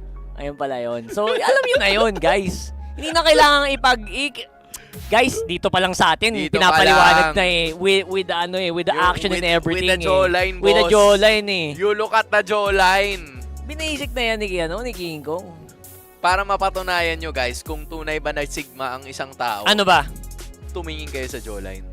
Yun ba yun? Oo, pag nakita mo yung jawline na ganyan, sa-search yung ko sa-search ko, papakita ko sa'yo. Yung mala razor sharp na jawline. Papakita ko sa'yo pare. Yung ulang na lang pwede nang pumutol ng papel. Oo, papakita ko sa'yo. Wait lang. Sigma. What is a Sigma? Wait. Ginugil talaga. Ay, hindi. Sigma male pala. Sigma male. Yun. Yan. Sige. Ano ba yan? Ayan nakikita mo yan, Sigma male. Oo. Yan. Yung mga pagtuturo. Ay, ito. Ito na ito ang hot topic. Hot issue. Hot issue. Ito na.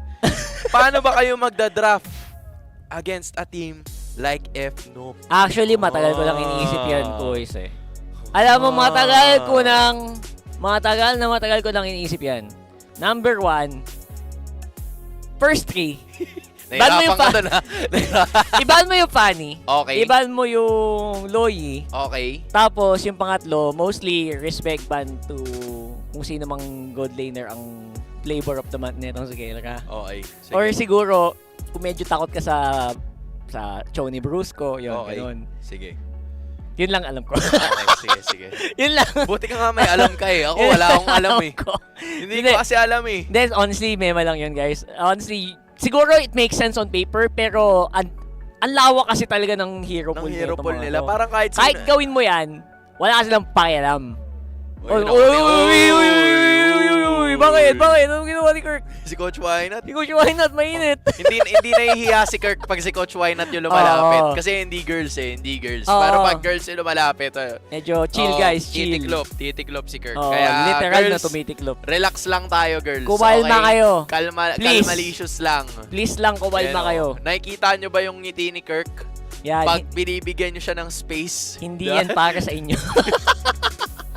Okay lang yan. Sorry, okay lang pero yan. maybe someday. Wag muna ngayon. Focus sila, focus. Maybe someday. And ngayon, maybe this time, ito ang pagkakataon ng Onyx Philippines to go and stay undefeated. Pero going up against CFU Gaming, ito yung isang team na mga mainit din eh. Parang ito yung isa sa mga teams na siguro tatawagin ko na flying under the radar. Kasi parang nung nag-champion sila, some of the Cambodian teams kind of like expected it. Kasi malakas na talaga sila mula regular season. Even in like the past few seasons. Tanggap na nila no? Oo. Parang tanggap nila na malakas talaga. But then for other regions siguro, for other countries, parang mapapaano ka pa, di ba? Mapapaisip ka siguro na parang ano ba yung kaya ng CFU? Ano bang kaya nilang i-bring to the table? At gaano ba sila kalakas? And I feel like in this moment, itong pagkakataon na to, ito yung perfect chance nila na ipakita yung kanilang full form. Kasi they're gonna be going against probably one of the strongest teams in the M6 World Championship at magiging statement yun kung matalo sila. Parang lahat ng team na lalaban sa FNOP, final boss. Oo, final boss. Final boss pills eh. Pero ito na, let's go Philippines! Guys? Ulitin lang namin. Kung bias kami ngayon, Buti alam mo.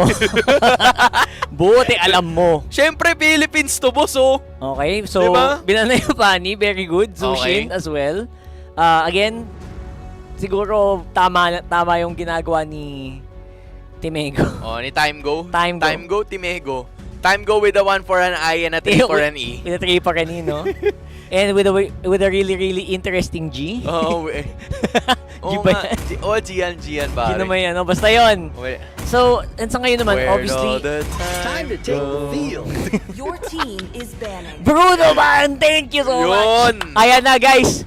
Second team to ban Bruno. Third team. Second team yata. Kanina kasi Aurora nagban Bruno. Buti na lang. We don't talk about Bruno the second time around. Pero enjoy.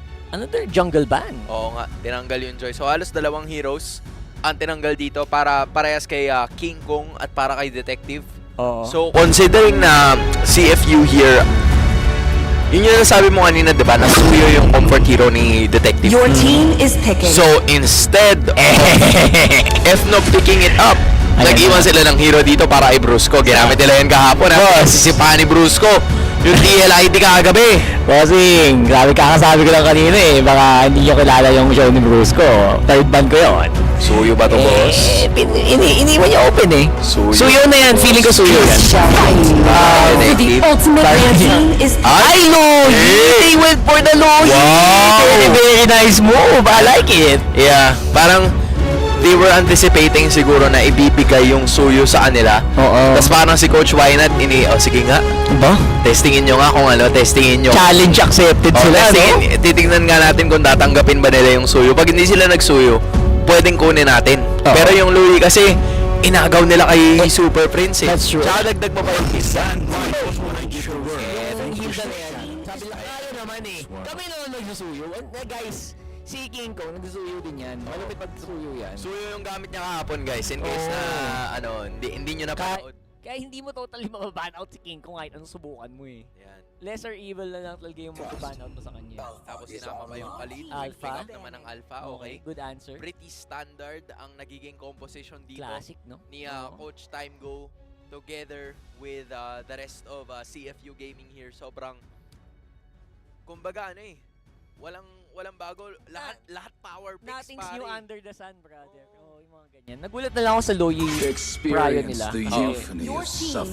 Probably, possibly, in-expect na to eh. Medyo half-expected na to ng FNOP. Kaya nagulat akong ginawa nila. So, either way, good move pa rin yun to deny the Loyi. Pero probably, hindi din naman yun yung main prior talaga dito ng FNOP. As much as yun yung pinaka-powerful tool nila before. Ito naman, yung sinabing fun fact ni Coach Wynat, courtesy of Tiebreaker Times, sabi niya, alam ko naman lahat ng team dito na ganda. Pero para sa akin, consistency talaga yung baon namin since nung nabuo kami. Masaya ako na bago dito, bagong bansa, bagong environment, pero parehas pa rin. Kumbaga, kahit saan kayong mapunta na bansa, as long as you stay consistent, yan ang dala-dala dito ni Coach Wynat. Yan ang maipagmamalaki niya na meron ng kanyang team. Actually, alam mo yun yung sobrang impressive sa FNOP eh. Parang ilipad mo sila, nilipad na sila kahit dun sa sa ikaibang lugar. Same na team pa rin sila. Correct. Parang walang nagbago sa setting. Parang, and that's, honestly, that's what makes a champion. I mean, I don't want to jinx it, pero it's what makes a champion. If you can adapt to changes, if kaya mong maging consistent sa play mo. You don't need to be always the best. Kailangan mo lang maging consistent.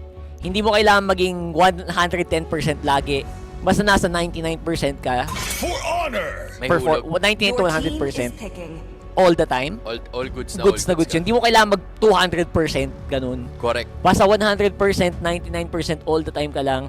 Your teams will, yung consistency mo, it's gonna rise above the other teams. Yeah, we've seen it from before, especially with how Fnatic Onyx Philippines has performed. Ang daming expectations dito sa team na to heading forward into the start at ngayon pinapatunayan nila dito sa M6 World Championship kung bakit sila ang dapat abangan ng napaarami or ng 15 other teams that we currently have as of the moment. Now, it's gonna be CFU Gaming na pipili ng kanilang hero. We're looking at a possible Gold Daner. Pwedeng maunahan mo na kagad yung FNOP to have probably a more comfortable hero here para sa kanila. That is going to be the Beatrix indeed. Denying it from Kelra. And from what we've seen, right? That's the Bruno, Beatrix, Granger at 1-1 na tinanggal nila para kay Kelra. So ano, pinuforce niya si Kelra na mag-Moskov. Eh, kaya din. Kaya din naman Moskov, Harit. Moskov, Harit. Oh, Claude, medyo OG pick, no? Pero pwede because why not? Why not? Although, ang sabi lang, comment lang sa akin nila Hito nung kahapon, parang medyo mabagal daw yung Claude ngayon. Pero if you can do it against a team like this, bakit hindi? Especially na DHS hero yun. Tapos puro tanky frontline. Correct.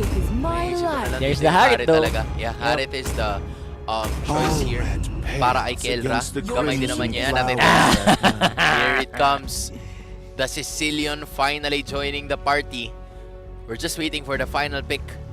Pero ito, kung mapapansin natin front to back composition ang meron dito ang kupunan ng Fnatic Onyx Philippines at ito yung nakita natin kanina sa sa Twisted Minds Oo, no? Yung galawan ng Sicilian tsaka Gold Laner. Basta may Sicilian, anything is possible. Pero ngayon, ano ang ibibida?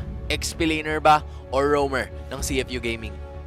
Honestly, hindi din mapapasama siguro sila kung they can just throw this in the roam. Yung Hilton yan in the roam.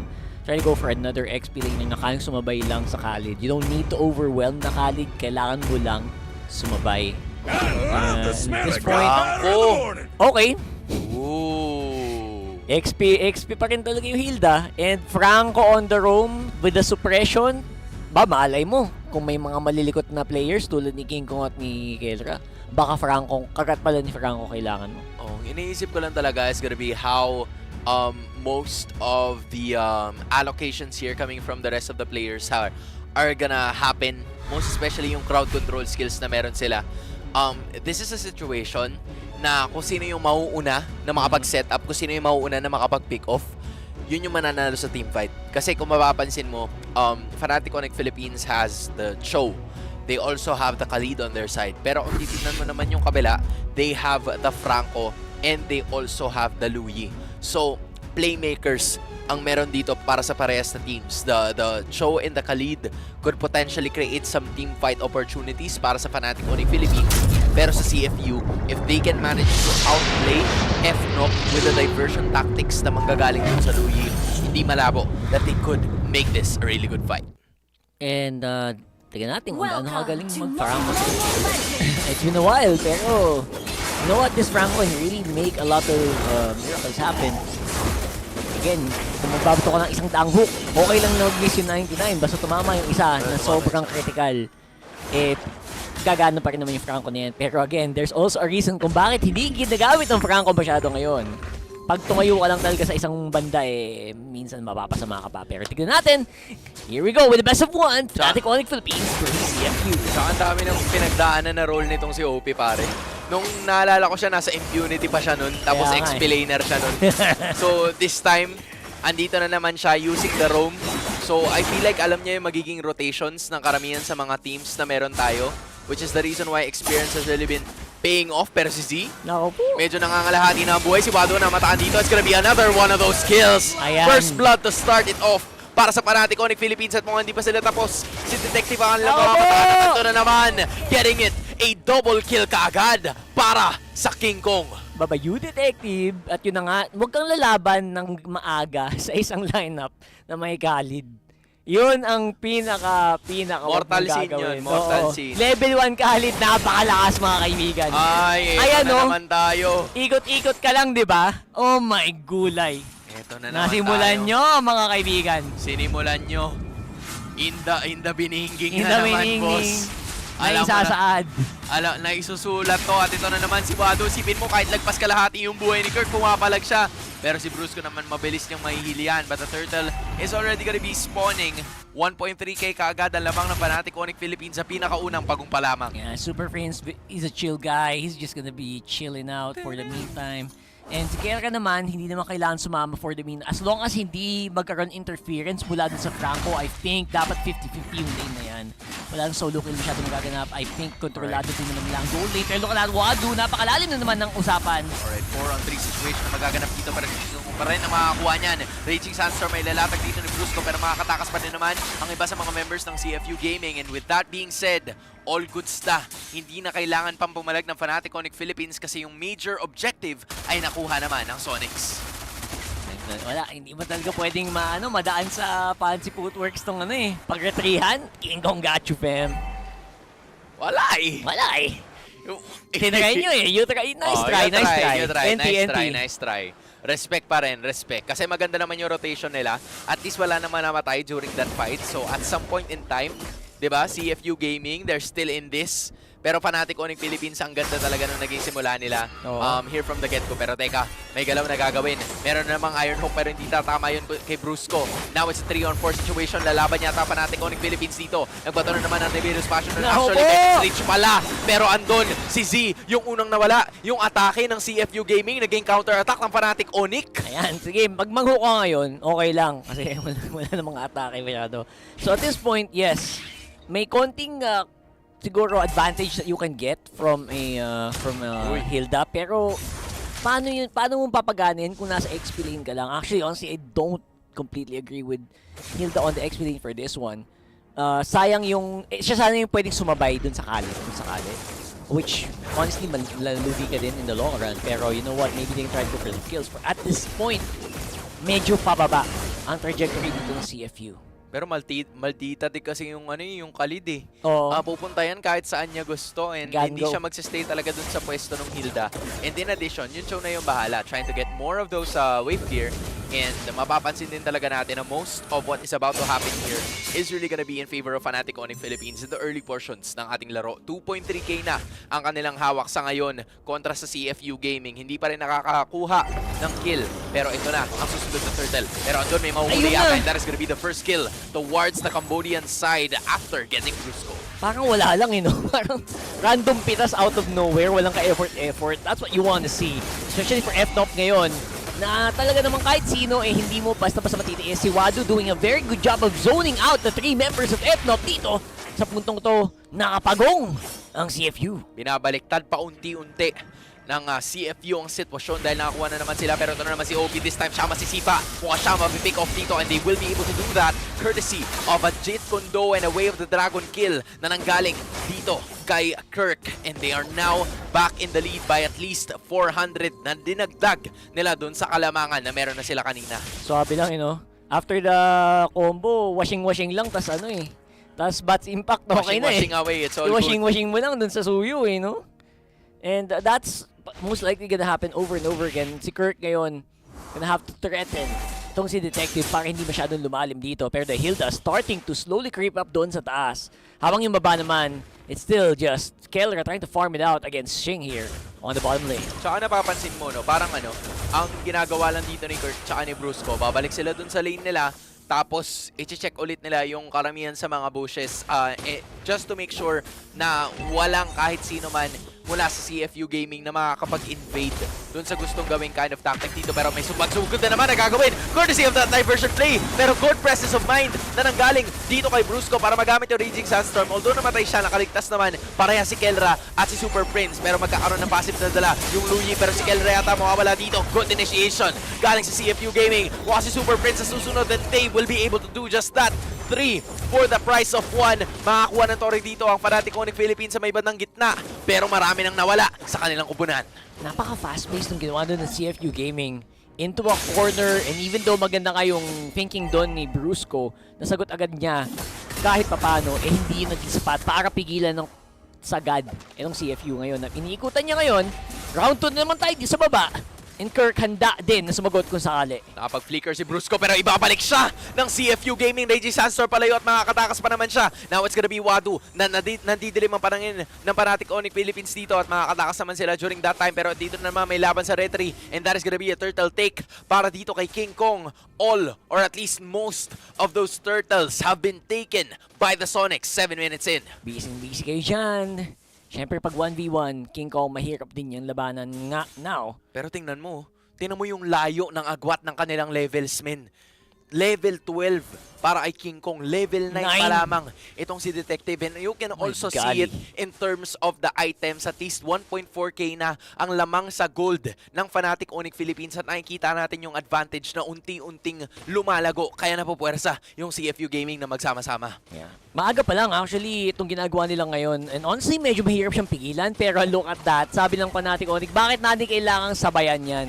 We can just do our own thing and at the same time force them to go for the rotations. And kita mo naman, medyo late na. Mawawalan pa yata sila ng buff. Although maganda ang healer dito. And that's gonna be Kirk going down. Under naman si Kirk at siya nawala sa pagkakataon na yun. Pero mawawala din naman si Detective, yung alpha ng CFU. Meanwhile, andito na naman si Wado na papaligiran na napakaraming mga members ng Fnatic Onyx Philippines. Pero si OP makakatakas pa rin naman. Pero hindi. Hihilahin niya si King Kong pabalik. At mahuhuli siya ng bala na dala nitong si Sing, getting his very first kill. In fairness, yung disruption na gagawa nitong Franco, it's enough. It's enough, Hindi siya overwhelming, hindi siya sobrang, game breaking. Pero nakukuha yung tama. Pero tamang-tama lang yung ginagawa niya para magulo yung lineup ng FNOP. And so far, napipigilan niya yung pag-arangkada ng mga Sonics. As of this moment, balik sa 1K. Ang kalamangan na meron ng Fnatic Onyx Philippines, si Wado na mataan dito.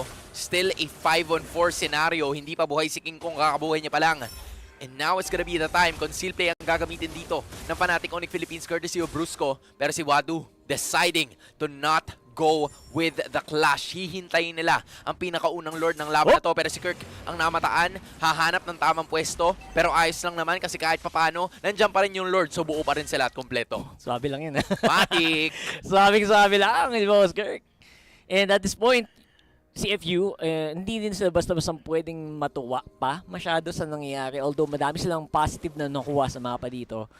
Si Kelra kasi hindi pa totally online. I guess nag-online ng mas mabilis bahagya itong si Sing dito sa kanyang Beatrix. And kasi Beatrix kasi talaga yan. And there you go! Maduro naman yung atake. Tinamaan si King Kong pero makakaligtas pa rin naman siya. May sipa na gagawin. Ito si Kirk at mawawala. Itong si OP sa pagkakataon na yun. Si Brusco nasa may badalikuran. Si Wado ay wala na rin. Si Detective ang mamamataan and that is gonna be a kill towards 3 members of CFU Gaming. And just like that, nakuha na naman ng Fnatic Onyx Philippines ang Lord na ito. Well, and look at that. Nung natanggal si OP, apparently naging mas madali para sa kanila na mag-overwhelm. I think yung pumipigil lang talaga dito sa FNOP is yung threat ng kagat. Yung threat ng Bloody Hunt dito mula kay OP. And once nawala yon, pwede na magwala as usual. Itong sila King Kong and sila Kelra alongside Brusco and Super Friends. And Kirk, all he has to do is to just zone out once more. Correct. Look for a prime target and make it work for FNOP. At ando na. 10 minuto. Pare, less than 10 minutes yata. Level 15 na si King Kong, pare. Level 50 na si King Kong. That is how huge. Max level how agad. well he was able to at least get access on a lot of these minion waves, on a lot of these jungle objectives. At nakikita mo rin yan kahit doon sa kanilang kalamangan pagdating sa jungle. That's true. Again, si King Kong, honestly, medyo OP na player yan. Tapos binigyan mo ng medyo napakalakas na hero talaga. Hindi ka talaga mabibigo. And kita mo naman, kahit si Wado, isang healed up, pinunit ng parang wala lang.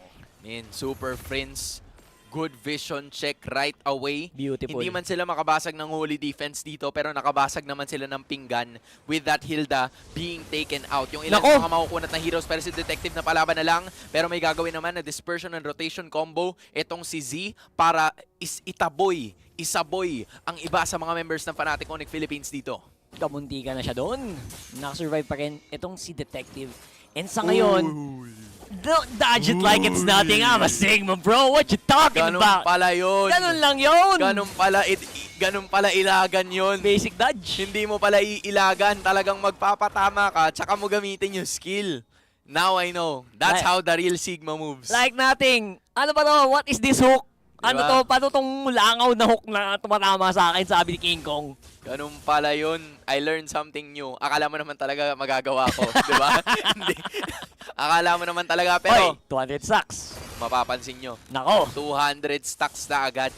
This is it. In 12 minutes, alam nyo na manunuot to the bones ang damage output ni Super Friends. Fnatic Onyx Philippines leading by 4.8k pagdating sa ating gold. And yung damage tilt din.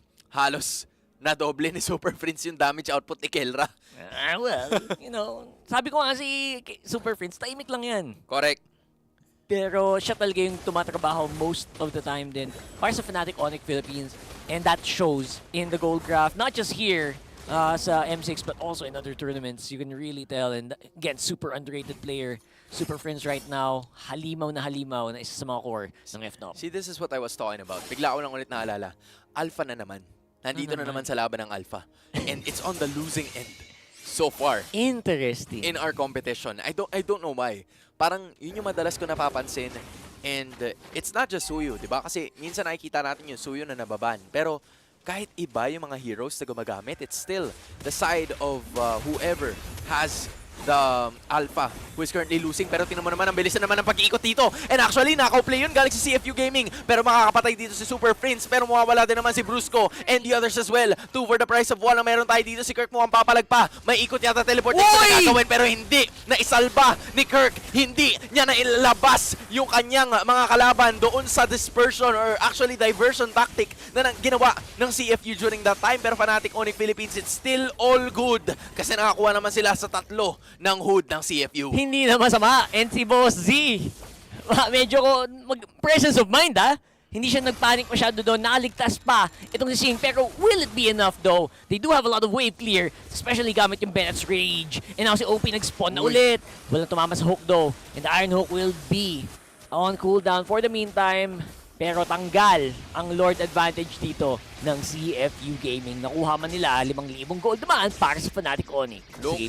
Low-key minamadali ng Fnatic Onyx Philippines yung kuha nila kanina. Pero ang ganda ng ginawa ng CFU Gaming para mas mapatagal itong laban na to. They knew that FNOP was looking for another way or somewhat a different approach. Parang hindi nila masyado ginagastos yung oras nila. Pero si Brusco, siya mamatahan sa pagkakataon na to. Pero hindi nakatalo nito si Kirk. Siya rin ay mawawala. Pero yung Beatrix ay nawala na rin. It's gonna be a 3-on-3 situation kung sino yung nagsimula.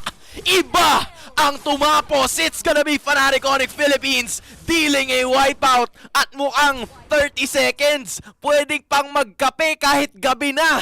Fnatic Onyx Philippines, 5,000 ang kalamangan. It might be the end here. Bossing, kayo yung gumang, ba't kayo yung nagang? Ano nangyari doon? Ganun pala yun. Fnatic Onyx Philippines stays undefeated in M6 World Championship. May talaga, may something talaga dito na hindi mo talaga masabi. The intangible X factor of Fnatic Onyx Philippines, even down by 1 member, pumutok ang gilagid dito. Oh my G. Let's go Philippines! There you go! That's what I'm talking about! Ganun pala yun! Ganun talaga yun. Alam nyo guys, pinapaganda lang talaga yung docu. Ka-docu is real. Para hindi lang talaga magkita ang mga PH teams sa elimination round. Sa strat Swiss pala stage. yun! Strat yun guys. Strat yun. Promise. Okay? Tingnan nyo bukas. Pag naglaban ng Aurora bukas, kung sino man ang makakalaban nila, tiwala. Kasi ano yun nasa magkabilang mundo na sila ngayon. Magkabilang mundo. Ibig sabihin, pag manalo ang FNOP bukas, advance na sila sa top 8. Ngayon, yung Aurora, syempre, take 1 for the team. Pero parang okay din naman kasi gaana naman sila pa habang tumatagal yung series Either way, diba? I mean, if you know players, if you know, itong Aurora, well, unfortunately, sanay naman sila sa lower bracket runs. We've seen that happen time and time again. We've seen that happen in the Season 14 playoffs as well. And in other tournaments, yung mga players nila like Edward. Pero yes, for the meantime, dito tayo. FNOP, undoubtedly, dominant. Even, how do you lose a 4v5? Palo, boss. Palom-palo. Palom-palo. Yung masasabi ko doon, palom-palo. Yan lang ang tamang description para sa team na to. Isipin mo naman, 'di ba? Saan ka nakakita kung ako yun? Gugulat na ako nun. Mababaliw na ako nun, pero hindi. Ibahin nyo ang Fnatic Onyx Philippines kasama nila sa Rose ngayon. In the Swiss stage 2-0, just 1 step away from the knockout stage. And with me over here, we have Brusco. First of all, Brusco, how are you feeling? How are you doing? Mabuti kasi nagawa namin yung ginagawa namin sa scrim. Okay, he said he feels good because they managed to pull off what they usually do in scrims. Okay, now as we all know, right now, Fnatic Onyx Philippines 2-0, and you guys are a force to deal with. Technically, you guys are going full force. Now, I have a question. What is the biggest contribution to your success this year? Siguro yung number 1 na contribution niyo, si Coach. Kasi siya yung tumulong sa akin talaga nung nasa baba pa ako. Parang sinabi niya sa akin, kaya man, may tiwala kami sa'yo. Oh, okay. So he feels as if the biggest contribution to his performance this year is actually his coach.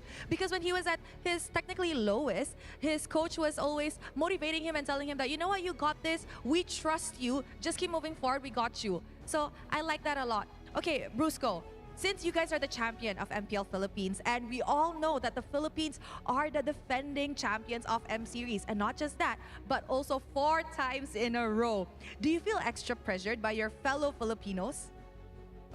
Siguro po hindi po kami na-pressure Parang excited pa kami na kami magde-defend ng championship. Wow, okay. This is nice. He said that actually, him as a Filipino, he doesn't feel pressured playing on the world stage because it gives him the extra drive to actually perform better and hopefully defend the world championship for the Filipino team. Okay, last question, personal question to ha. Okay, now we both know that the last match of the day, you will have your ex-coach, Coach Bren in Team Spirit, and your ex-team, RRQ. Who do you want to get a 2-0 so that you can potentially meet them tomorrow? RRQ. RRQ, why RRQ? Mga kaibigan ko mga nandun All your friends, so like friendly rivalry also. Do you have anything to say to them? Sana magkatapat tayo bukas. Okay, he said, I hope to meet you guys tomorrow. Thank you very much, Brusco. An amazing performance from Fnatic Onyx Philippines. And with that, let us throw it back to the panel to break down what happened in this incredible game against CFU Gaming. Ganun lang. GBs lang. Diba? And just like that. Ganun lang. What can I say? And actually, I really like yung yung Brusco Walang pressure naman Oo, kasi parang kumbaga, ang point lang dun is to keep the trophy in the family. Oo. Basta sa Pilipinas pa rin. Parang na-brief siya. Ganun. Parang wala nang gulat na parang, okay guys, ito ay expect nyo. Okay, kayo ang titignan ng sobrang daming mga teams. No okay, pressure. i-expect nila kayo na manalo. So pag nanalo kayo, normal things. Okay, ordinary day. Depend the trophy. Depend the trophy lang guys. Okay, yun na yun. Pag sinilip nyo yun, 1 game at a time, kaya to. And honestly, mukha namang yun yung vibes nila ngayon. They don't wala akong naramdaman ng kaba sa gameplay nila. Yeah. They play at optimal levels. King Kong, Kilra, I mean, he didn't overwhelm his opponent like kahapon sa gold lane. Correct. Kasi harit yan malamang. So, tama lang. At the same time, the rest of the team just plays so consistently around Kirk as well. After niya mag-clear ng top, obviously, you also want to move around. And the swap between Brusco and Kirk, by the way, I think that threw them off a little bit as well. So beautiful yung ginawa nila na rotation around the map to make sure na leverage Super Fins na hindi din siya yung nagagang. Yung ginagawa ni Kirk at ni Brusco, sobrang crucial niyan kasi hindi si Super Fins yung nagiging pinaka-focal point ng CFU. Kasi pag napatigil nila yung farm at yung ramp up ng Bats impact ni Super Fins, problematic yun para sa FNOF. So, very good performance for FNOF so far. As in, solid talaga. Parang every time na nagkakaroon ng hatak dito, itong si OP, yun pa isa sa mga bagay na napansin ko. Every time na may hatak dito si OP, ang ginagawa ng Fnatic Onyx Philippines, it's either may knock-up galing kay Kirk para makancel yung ulti ni Franco, or magre-raging Sandstorm kaagad si Brusco pag na-realize niya na marami yun nandun. Para instinctly counter-attack agad yun na gagawin ng Fnatic Onyx Philippines. And, you know, pag tinanong siguro tong FNOF na, are you feeling any pressure right now? Diba? Wala. Alam nyo na yung sagot, guys. Kasi parang walang kakaba-kaba. Very calculated lahat ng mga galaw nila. And at some point, I think it's more on like the muscle memory aspect din Na parang, if you know the capabilities, if you know the rotations of your heroes and your team in general, your lineup in general, there's a lot of possible things that can happen. And I think nagsisimula yan from draft. Kasi aware kayo sa draft nung kalaban, yung coach mong na-brief ka na okay, pag ginawa niya to, gawin mo to. And in addition, diba? I think crucial din yung pick up ng Wilderness Blessing dito ni Kirk. Kasi usually, 'di ba, ang kumukuha niya na walang iba kundi yung roam tsaka yung mid. Laging ganun. Pero dun sa napansin kong laban, kontrolado nila yung river. And I think in the early phase of the game, yun yung sobrang kailangan mo talaga para makapagtuloy-tuloy kayo ng engagement. Kailangan meron kang vision sa river so that most of the rotations that will be happening from CFU gaming ay kita mo at ma-anticipate mo na bago pa siya mangyari. And that's exactly what happened. Nakita nila kung anong ganap, and even though there are times na hindi nila nakikita yung ganap, especially pag nagkaroon ng diversion play ang CFU, they are still able to prepare for it. Kasi ang kinakailangan lang naman is yung Jeet Kundo na galing dito kay, kay Kirk. Oo. And then, lilibot lang with a passive si Brusco. So, wala masyadong na gamit na skills for them to do brush checking or vision checking. Tapos pag ando na, wala na. Ang gandang pang brush check din talaga ni Brusco dito. Like, kahit dalawa yung nakaabang sa bush kanina, yung papunta dun sa Lord. Sasabayan niya. No problem! Let's go! Let's take it! And again, if you just keep doing that as a Brusco, as a roam player, honestly, Brusco feels like my MVP here. Despite that stat line. Pero obviously, I think it's gonna be King Kong, right? Probably. Pero Brusco, Super Friends, okay. Well, always gonna be the most underrated MVP here. Super Friends, yung control niya and yung pagbomba niya, it felt right on time. Right? It felt right on the docket. Nice boots, by the way. True. And I would say na it's just the amount of control you can do pag nakalibre nga ang isang Sicilian. Which is again, nangyari lang yun dahil din si Brusco and si Kirk ang nandun. Kontrolado yung river. Yeah, they were able to control the river so much to the point na meron din kasi mga times na yung Sicilian, ang ganda rin ang pwesto ni Super Friends. I think that's what you would commend about him so much. Being the mid laner of Fnatic Onyx Philippines. Kasi alam niya kung saan po pwesto. And though there were times na na nakuha siya dito, may isang beses na nakuha siya dito ng CFU. But that is because nawala na si Kirk tsaka si Brusco. Pero every time they're there, bago pa mawala or maubos yung buhay, tinan mo yung pwesto ni Super Friends dito. Right? He's there. Right in the middle of the team fight. Hindi siya nakahagilap. And hindi nga siya nagtatago eh. Diba? For most of the time, he's just there, just dishing out the damage. Tinan mo na naman yung pwesto niya. Beautiful boost. Diba? It's always yung positioning ni Super Friends dito that has always been magnificent para sa side ng Fnatic Onyx Philippines. Tapos nung na-realize niya na kaya niya ng pumalag, tsaka na siya magpopronta. But this is the scenario, the finishing blow. Beautiful to eh. Kala mo nakaisa na kayo, di ba? Kaso 4-man knock-up. Tapos yun lagas. Kasi sakit na yung Super Friends. Tsaka ni Kelra. Gusto the bones yan, pare. Si King Kong, wala. Washing na lang. Diba? Sa lahat naman ng pwedeng matira, yung natira, si King Kong, si Super Friends. Late game, ideally late game ang ganap nun eh. True. Diba? True that. I was actually wondering if siguro kung si Cecilia yung napitas doon, baka nagbago. Pero hindi din eh. Oo. Kasi pag hindi na down si Brusco, may Raging Sandstorm yung 5 magkadikit. True. Tas after that, may Jeet Kundo, tas ubus naman sila kay Kelra. So either way, that was not the gang play you want. And tsaka to be fair, I think they were also able to do a lot of things there. Pero tignan natin itong specific na moment na ito na dala-dala sa atin ngayon. Oopsie moment. Oopsie! Ayan yun eh. Kasi ito, nakuhanan tayo ng Lord nito. Yan, diba? Hindi natin namalayan. Pero okay lang. Ubus naman sila eh. Okay lang. Ganun talaga Actually, yun. wipe out to hindi pa nakas ni ni Z. Diba? Ang ganda ng sipa ni Kirk dun eh. Oo. Kung konting 0.5 second, patay pati yung Beatrix patay dun eh. O kaya kung sinipa niya palayo. Oo. Diba? Baka sakali. Pero silipin mo si Kirk. Yan si Kirk. Si Kirk, eyes on the prize. Alam niya yung TP eh.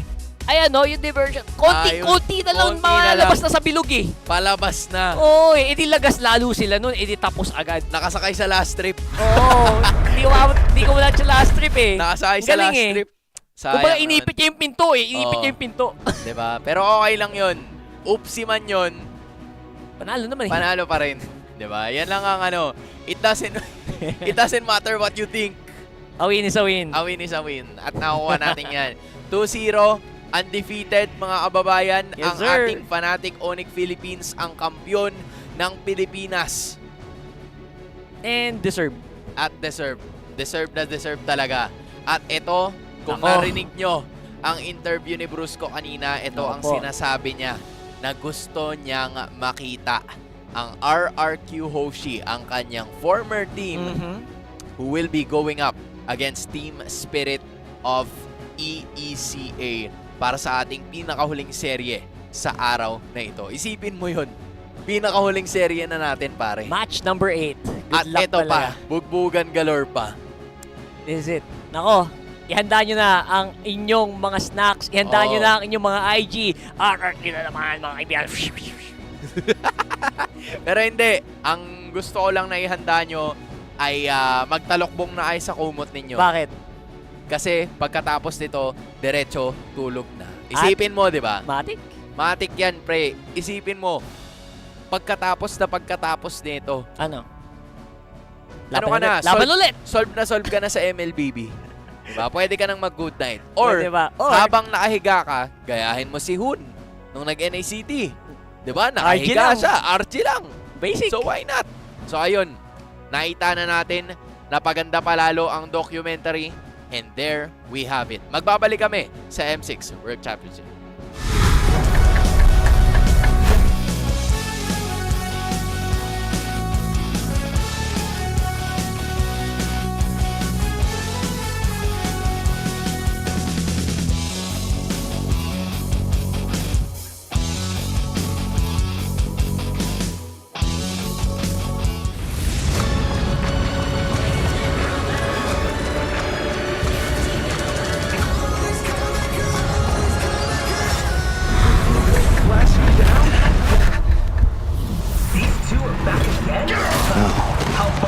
Without this competition, I would have never met Dexter or dreamed of reaching for the stars.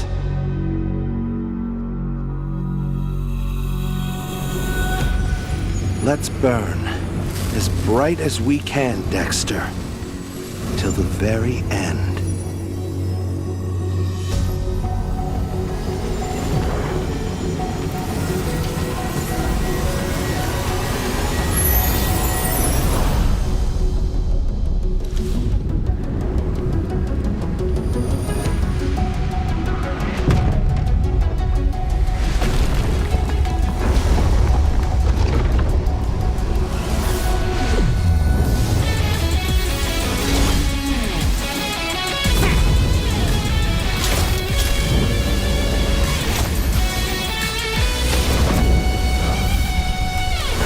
One spark is all it takes to ignite the stars!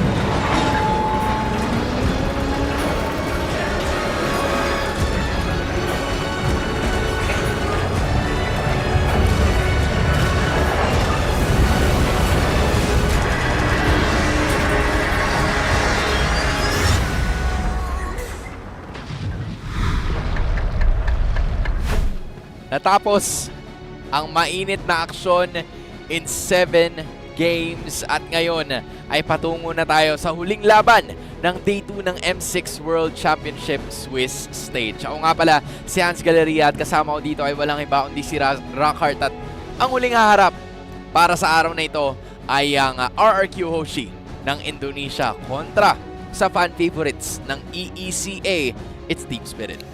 Ang hirap kasi talagang hindi maging hindi mag-cheer sa Team Spirit kahit di naman tayo taga doon.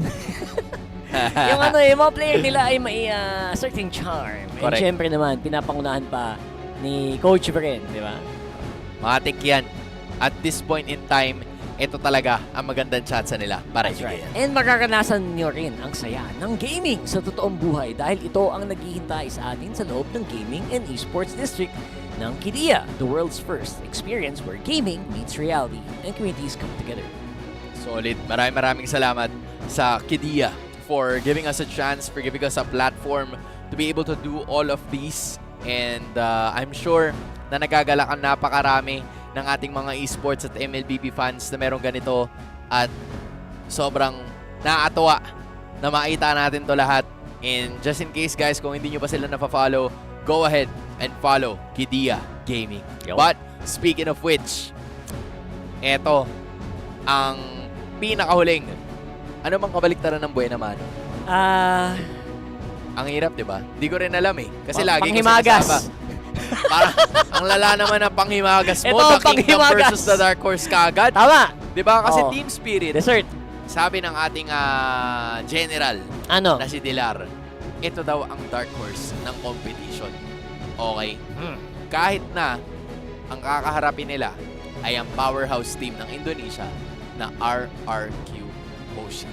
And of course, alam niyong lahat kung ano nangyari pagkalaban ng RRQ. Ang tanong, makakadepensa ba ang Kingdom sa kanila in Day 2 or ako po, makakapag-upset na naman ba tayo? Ito, tingin ko, I think a majority of the viewers would say na medyo upset talaga pag natalo ang RRQ dito. Kaya-kayang gumawa ng ganun, ng milagro ang Team Spirit. Kasi base sa mga nangyayari recently or base sa mga nangyayari ngayon, parang walang upset na nangyayari.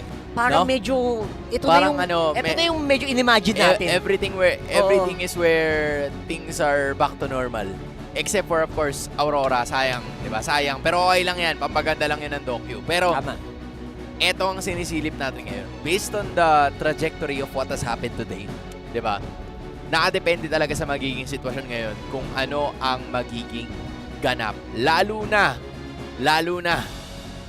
merong history na kaganapan dito mula sa ating mga coaches. Or actually, just one of the coaches. Yeah, si Coach Bren mula sa Team Spirit ay kung hindi nyo nalalaman ay napanggalingan din.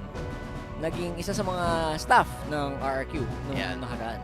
Simula yata yun ng season 14 na nagkaroon ng time na siya ang head coach ng RRQ Hoshi at ngayon lalabanan niya ang kanyang former team. And I think this is completely different from the team na hinandle niya from before kasi yun yung oras na ay season 13 pa pala yun. 13, yes, 13. Season 13 pa pala yun. So magkaiba na talaga sa season 14 kasi that time ang kasama pa nun ay si Rad, si Brusco, di ba? Na ngayon ay bumalik na rin sa Pilipinas. So I feel like this is really a good shot for him to be able to showcase what he can do at this point in time. And lalo na para makita din natin kung ano ba yung naging significant improvement ng Team Spirit. Kasi they fell short during the MSC 2024. Pero nagkaroon sila ng pangalan in the M5 World Championship. Kaya titignan natin yan as of the moment. Ever since first place sila sa kanilang local league na MCC, both in Season 3 and in Season 4. Tapos sa MSC 2024 naman, ito yung sinasabi ko kanina. Ito yung journey ng Team Spirit na talaga namang papalag-palag sa kanilang rehiyon. And you know what? They might, again, isa sa mga teams na hindi naman sila laging mananalo. Pero present sa international. Ito ang Team Spirit. At tunay ang kanilang spirit sa game na to. Pero parang ano, di ba? Like, meron talagang time na marirealize mo na enough na yung pagiging present lang. Gusto mo na makapag-dominate ka rin. And I feel like that is what a lot of these teams currently, teams like maybe BTK, teams like, alam mo yun, kasi ever since M3, nandito na sila. Diba? Yung Fireflux na ngayon ay Ulfednar na. Matagal na rin sila nakakapasok palagi ng international stage. So, with that being said, ito ang posible nating makita. Panoorin nyo to, RQ versus TS. This is Mobile Legends Bang Bang Esports. Oh, we got RRQ Hoshi. There you go. He was so close. That's a scary team too, though. Oh man, team spirit. But it's okay. Para sa amin, mas magiging kami, maingat sa best of 1. Kasi sobrang crucial ng bawat team kasi 3 talo lang laglag ka na sa M6. We just play like try to make less mistake and try to be more careful in game. Any team can do cheese strats against any other teams. Malaysia, once early it was SRG, now it's Vamos. Best of 1 is like 50-50. I think anyone can win. Of teams stepping up. You may see some crazy picks in draft, so it's really unpredictable, and then it will bring a lot of fun. They were so prepared for this stage. You should go out from the first round and you cannot disrespect any opponent that you face. If you do, then you might catch yourself losing a game. Then all of a sudden you're 0-1. Then you play versus a good team. They prepared something against you. All of a sudden you're 0-2. Everybody's mental is down. You get out 0-3. Everybody's embarrassed. Di Swiss format ini bagus karena ya 3 kali main langsung lolos playoff kan. Jadi pasti udah nggak ada yang kayak coba-coba gitu sih. Apalagi BO1. Quick game for team spirit as they just suffocated. Ya itu tadi team spirit. Mereka gameplaynya unik lah. Mereka adaptif. Di in-game-nya adaptifnya cepat mereka. For me, coach friend like how to play micro and the hero metric like and the hero power and your skill. I consider us, Team Spirit, to be the dark horse. It's not only that, we have actually got the power to prove that we can keep up. We'll be able to capture a cut. But RRQ stay in form as they win. If you want to win, just win 1 game. Who knows? Let's see. I'm up for a surprise. Ganun pala yun. They're very, very up, Kaya naman pala ito ang huling laban natin. Kaya naman pala. Mainit pala talaga ang dance floor. Pinakita na kanina ang isa sa ating mga coaches na si Coach Bren at sinoutout din siya ni Skylar na tinuruan daw niya si Skylar kung paano maglaro ng parehas ng macro and micro. And, you know, you rarely ever get one of those opportunities, so it's a really good sign na nakikita natin na ganito sila ngayon. So maybe, baka siya nga daw ang magiging susi. You never know. Madami siguro siyang na-pick up nung time niya dun sa RRQ. Pero then again, medyo sabi mo, ibang RRQ na din ang makaharap nila today. And, you know what? Okay lang din naman na medyo mag-cheer sa team spirit ngayon. Tama. Kasi, again, they feel like yun pa lang, sa mga statement pa lang ni Kid Bomba, parang ready siya na lumaban. Ready siya to take advantage of yung mga teams na nag-underestimate sa kanila. Actually, silipin natin yung ilan sa mga nabanggit ni Coach Vren na siguro kung paano niya na ma-master lahat. Sabi niya, ang kalakasan ko bilang coach is yung understanding ko sa laro. Yung Swiss stage kasi, deadly siya para sa mga teams na nagre-rely sa drafting or counter-drafting. Kasi sa best of 1, preparation can only get you so far. Kasi naghahanda din naman yung ibang mga teams. So 50-50 talaga siya. Nagkakatalo na lang sa gameplay. Kung paano nyo ba nilalaro yung laro nyo or kung naglalaro ba kayo based on what you understand with the other team. Literal na literal na habang nasa stage ka, lahat ng inaaral mo nung kahapon, bato mo na lang. Kasi depende lang yan kung paano kayo mag-react at paano kayo makikipagsayawan sa isa't isa. So technically, ang sinasabi ni Coach Bren dito, pindutan. Pagalingan na lang ng pagalingan pumindot. Guys, yan ang mapapansin natin. Pero ito na ang makakalaban ng kanyang koponan. His former team, RRQ Hoshi, but this is a new and refined one. You have Skylar, Idok, Rins, Sutsujin, and Dai Ren. And this is an RQ Hoshi na medyo matagal din. It's been a long time coming since we've seen an RQ Hoshi na nakatakot. Ito yung RQ Hoshi na parang pwedeng ang pag-world champion kung sakali, kung bigyan mo sila ng magagandang gising, kung bigyan mo sila ng even playing field against teams like, Etnop, mga ganon. And even in their series, I think they could have actually also beaten TLID. Diba? Yung mga ganun eh. Yung mga ganung moments, ito yung RQ na I guess this is the best RQ that we have seen in a while. In a long time, brother. In a while. Oo. And going up against a proven and tested team, lalo na dun sa kanila naging performance sa M5. You have Team Spirit from EECA. You have Hiko, Sawo, Sunset Lover, One Shot, and Kid Bomba. Mind you, pare, sunod-sunod ang appearances ni Sunset Lover sa lahat ng kanya mga naging M-series. Totoo yan. Again, not always on the top, pero the fact na nandun ka, over the years, ilang lessons na ba? Kung ang kasabihan natin dito sa atin ay hindi ka natalo, ikay natuto. Ilang lessons na kaya? Ilang beses ang ka nakuha matututo ni Sunset Lover sa international stage. Diba? Ang daming beses mo sigurong matututo talaga para lang mas maintindihan mo yung ating perspective dito. Pero, eto na ang RQOC. Okay? Tinatanong natin sila, kamusta ba si Skylar bilang isang leader? Sabi ni Kescute, yung role, fit talaga sa kanya kasi kinuha niya rin or inako niya rin yung responsibilidad. Kasi isa siya sa mga pili na nag-build ng roster. Ayun naman pala. So, pinili niya si Rins, si Idok, at saka si Dairen. Ako naman, bilang coach, pinili ko si Sutsujin. So, gumana naman yung roster. Tapos, napunta kami sa M6. Tapos sabi ni Skylar, pinili ko sila kasi pare-parehas kami ng humor. May connection. May connection naman gets. pala. You know what, Skylar? Tama yung paraan mo ng pagbuo ng team mo. Ako, agree ako dyan. Kasi people can have similar playstyles or ganun.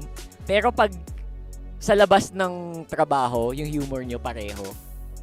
Madali na magtrabaho eh. Alam mo yun? Mas madali magtrabaho pag vibes kayo. Pag vibes kayo, parang hindi na nga trabaho yung ginagawa nyo eh. Para lang kayong naglalaro and nagkataon lang na yung trabaho nila is maglaro. Pero, you know what I mean, di ba? Ito na nga yun. Coming in this one, this is also a reason why this is the best RRQ that we've seen in a long time. Vibe sila and ramdam mo in-game. Fight for the As of ultimate this moment, answer. Is tatlo na pala ang mga teams na nag-pick up ng Fred rin all throughout the 2 days natin Tatlo na pala? dito. Oo, kasi RRQ nag-Fred rin din, daw pala. oo. Si Sutsujin Ano kahapon. pala? So that's RRQ, BTK, tsaka SRG na nakita din natin kanina lang. Diba? So, is that gonna be the same thing? And then, nag-glue din pala si Kid Bomba kahapon. Tapos si Hiko nag-Beatrix din. What if it's a trap though? I guess if you're, halimbawa, ikaw yung isa sa mga team doon, di ba? Isa ka sa mga team sa M6 ngayon. Sabihin mo, guys, malamang inaral na tayo. Bago kaya tayo bukas. Ibang lineup kaya tayo bukas, di ba? And I think that's a very good way to approach it. So far, konti pa lang yung nakita ko din nag-repeat heroes from day one. So I think that's something that we will also see here. And again, good job banning out the Bruno. Very, very good. Ay, si Chip, buti naman, inaalala pa. Oo nga pala. Kasi parang hindi natin madalas na pick up yung Chip. Pero teka lang, eto na. At exactly 16 years and 6 months old, Hiko is the youngest player at M6. Sheesh! His MCC record with Harit is 14-0. O nga, no? Parang halata naman na bagets si Hiko. Pinaka-bagets. Pero yung galaw niya ng mamama. Ay, nako. Hindi mo may kakaila. Malakas ang magandang connection din ni Hiko with the rest of his team. Okay, here we Teammates go. na mas halata, hindi naman hamak na mas veterano yung mga teammates niya. Pero connect nag-connect naman. And as long as it does work, we can make wonders happen. And I wonder kung makakamilagro talaga ang Team Secret dito. Team Spirit. So, Hylos naman ang pick up sa kabila. I like it. 93.8%. I like the idea here. Oo, men. As in, sobrang lagi napipick yan kung hindi nababan. Minsan lang talaga lumagpas yan. At this point in time, ano, ipipick up nila dito na isa. Dito, We're gonna have to go with gold mo na kaya? possibly a Beatrix para kay Hiko. You're right. Beatrix or Kasi ayaw mo na naman na mapunta yung Beatrix kay Skylar. Or depende. Gusto nila na match up yung Alpha pero sinasabi ko sa'yo, Rockart, Dami trio. Sinasabi ko sa'yo, Rockart, yung Alpha na yan, medyo lason yan. Ngayon. So far, losing streak ang Alpha. Losing streak ang Alpha natin. Pangilang nakatatlo na yata Alpha ngayon? Natalo? Oo, halos nakatatlo na yata. Dalawa. Basta ganun. So far, I would say na 1-1. Magandang sagot yan sa... Hindi siya instant sagot eh. More of siya yung safe pick eh. So, not surprised by the 1-1 pick here. RQ, very happy to play with that. They might start banning out the gold lane. Ito na yung Beatrix sa possible na sinasabi mo. I think the Beatrix or the Moskov is something na ayaw mo masyadong ibigay dito. I am vengeance Yun na, Moskov out. incarnate. I think they could also still ban the Bea kung gusto nila. Love and hope At are the two greatest inventions. Kasi yan din yung ilan sa mga heroes na ginagamit ni Rins at some point in time. So, I honestly feel like pagdating sa mga ganitong klase ng senaryo, ang pwedeng kunin ng RRQ is basically a really good mid laner that can go up against the Zushin. Yung Eve is now gone, fortunately, pero may Valentina pa rin. Pero considering na yung heroes dito na inopen ng Team Secret, you can only copy the yung Glorious Pathway. So maybe that's not the best route. Yung Luyi, still available pa rin, gusto nila i-pick up. Although, parang with the composition na meron sila, it's not as effective. There goes the Beatrix. Bea's out. Ayaw talaga nilang pagamitin si Hiko. Maybe Hiko, Harith would come in. Diba? Na-hype natin kanina yung Harith na 14-0 sa MCC. And maybe this is the time to showcase why that Harith is 14-0. I think Harith will do decent laban sa 1-1. So Harith na may Purify is decent. It's fine. And also at this point, you know what? We'll also ban out a mid lane hero. Luyi, there you go. Luyi. Okay. So at some point, humuhulog pa rin pala tayo. May hulog Kanina pa tayo nandito. Ako din eh. Kasi at this, medyo medyo ramdam mo naman yung plano yata ni Coach Friend dito eh. The plan is very apparent. Maganda na yung advantage mo sa mid. You wanna keep the pressure going. Especially since Zushin is, konti na nga lang yung counter kay Zushin, di ba? Yung direct counter kay Zushin. Correct. So, tinry nila i-leverage yan and maybe they don't need to go for mid here. Or pwede ka mag-mid. Pero I would probably save mid for later. As a snowflake's breath, And Aurora pa yan. as timeless as a glacier's That's heart. gonna be one of their choices para meron silang counter-attack hero. Kasi in case na hindi yan yung gawin nila, baka mahirapan din sila with like the further engages that they're gonna try to do. So Team Spirit here, again, they have the Harith para pumalag sila kahit papano. Pero if they have other choices here, they can go for like quite possibly the late game kung gugustuhin man nila. Pero ang naisip ko nga dito, pwede sila mag-Nathan eh kung talagang yun ang sitwasyon nila. Pero I'm really looking forward for them to pick up the Harith if they want to.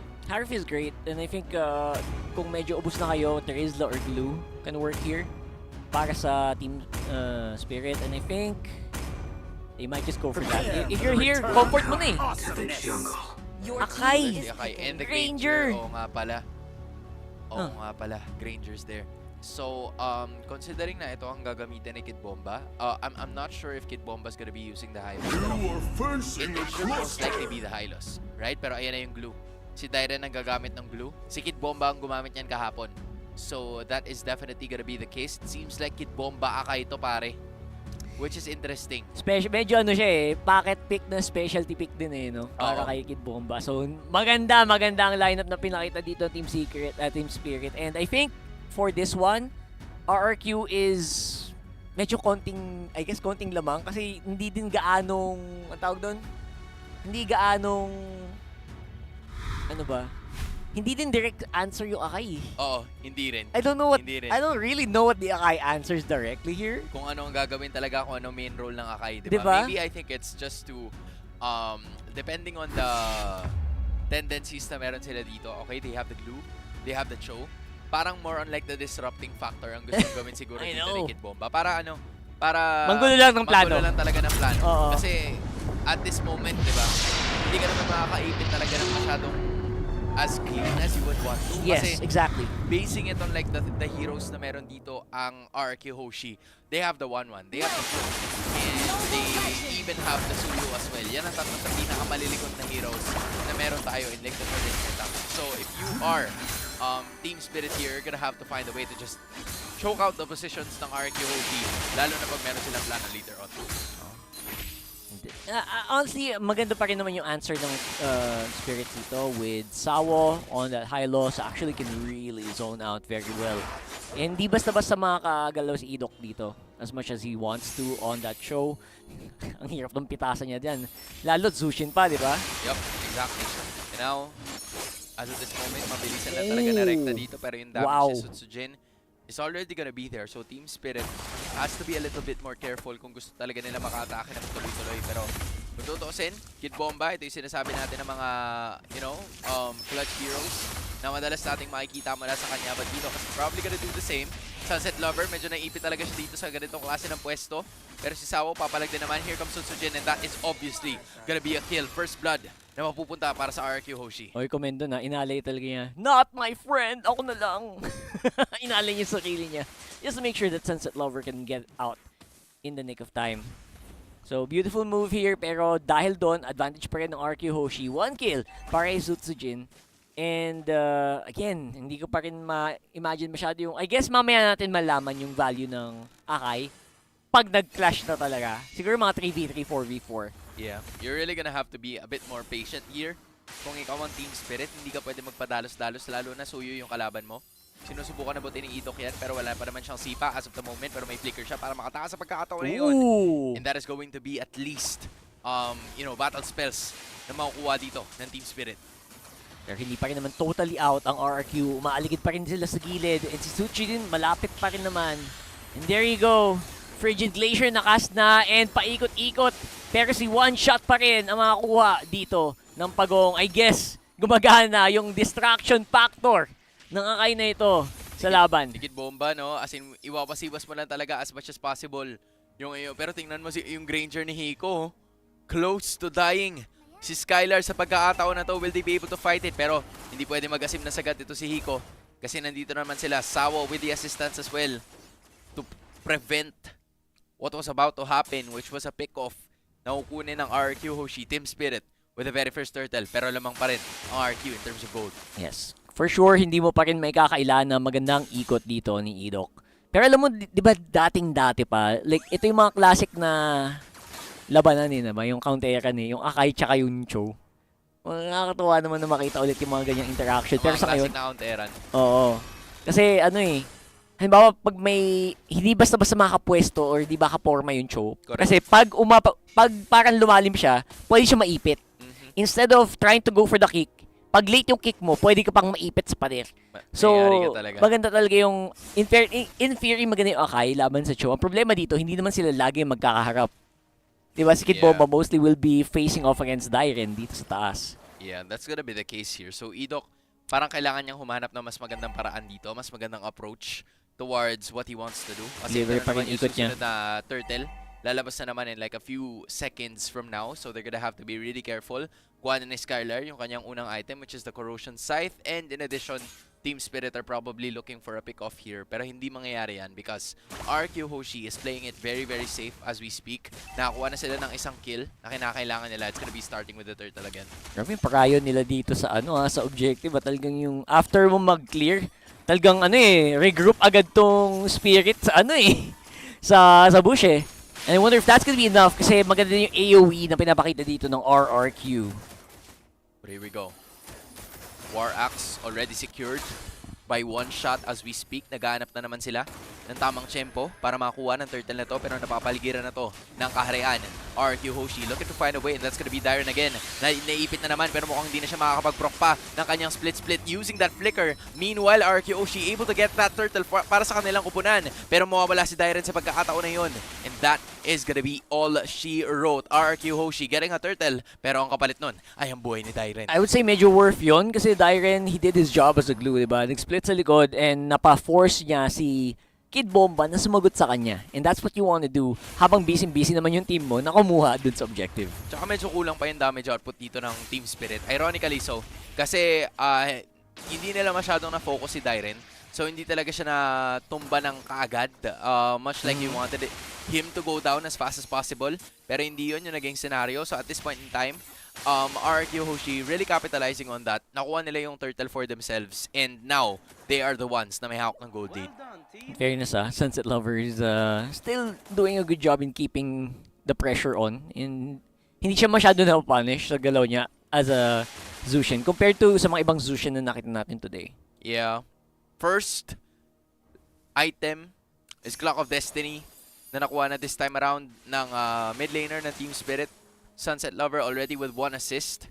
Pero ito talaga yung napapansin ko whenever a lot of people use the Cho, yung mid lane control. Yung river control. Kumbaga. Ang hirap tagusin, no? Ang hirap hanapan ng butas. Just look at Idok. Always present in most of the situations here, pero nangalahati ang kanyang buhay. So that might be something he should be a bit alarmed about. Mabalik! Pero naman siya. Might be a sipa, pero hindi mangyayari yun. Very konyo naman ang akin na bagay, pero instead hindi pa pala makakasipa. Kasi mawawala na lang ng parang bula yung Cho sa pagkakataon na yun. Now, Team Spirit. Siso battle na nakikita natin ngayon, Rockart. Totoo yan. Hindi ko na nga pinansin. Pinansin mo pa eh. Sorry. Pero sa ngayon, Team Spirit looking really good. At least in making that pick-off happen. Honestly, medyo kumulit ng sagad si Idok doon. Sa totoo lang. Nilabas ang kulit eh. Nilabas ang kulit at ikay tumurit. At yun na nga, kita mo naman, RRQ, ilalawan pa rin naman. Idok nakapag-recover na, naka-conceal. Pwedeng makapag-3-man na with Jeet Kundo, pero iba yata ang nasipa. And napasama pa nga si Idok doon! Doon naman si Dyren, siya na naman ang hinahanap dito na palipad. Itong si Skyler, pero si Kid Bomba lang ang tinamaan. Doon naman yung ultimate na nanggaling sa Aurora. Pero andito pa rin, itong si Dyren, buhay pa rin at mawawala ng parang bula. Si One Shot sa pagkakataon na yun. And this is gonna be RRQ Hoshi getting a lot more. No, pero nakuha ni Hiko yung glue sa may bandang kanan, pero may bawi naman si Susujin. And meanwhile, this is gonna be a continuation of the fight kasi si Rins posibleng mawala, pero meron siyang passive na kapag-flicker para makatakas pa. And this is safety para sa RRQ Hoshi because after getting that turtle, nakawala sila with 3. Safety is the key. And Sutsujin, actually, in that whole engagement, sobrang free hit niya, nakakatuwa din panoodin. Si Hiko, numanavigate, umiikot-ikot at naghahanap ng butas. And sobrang challenge din para sa Team's Spirit na umabante dito.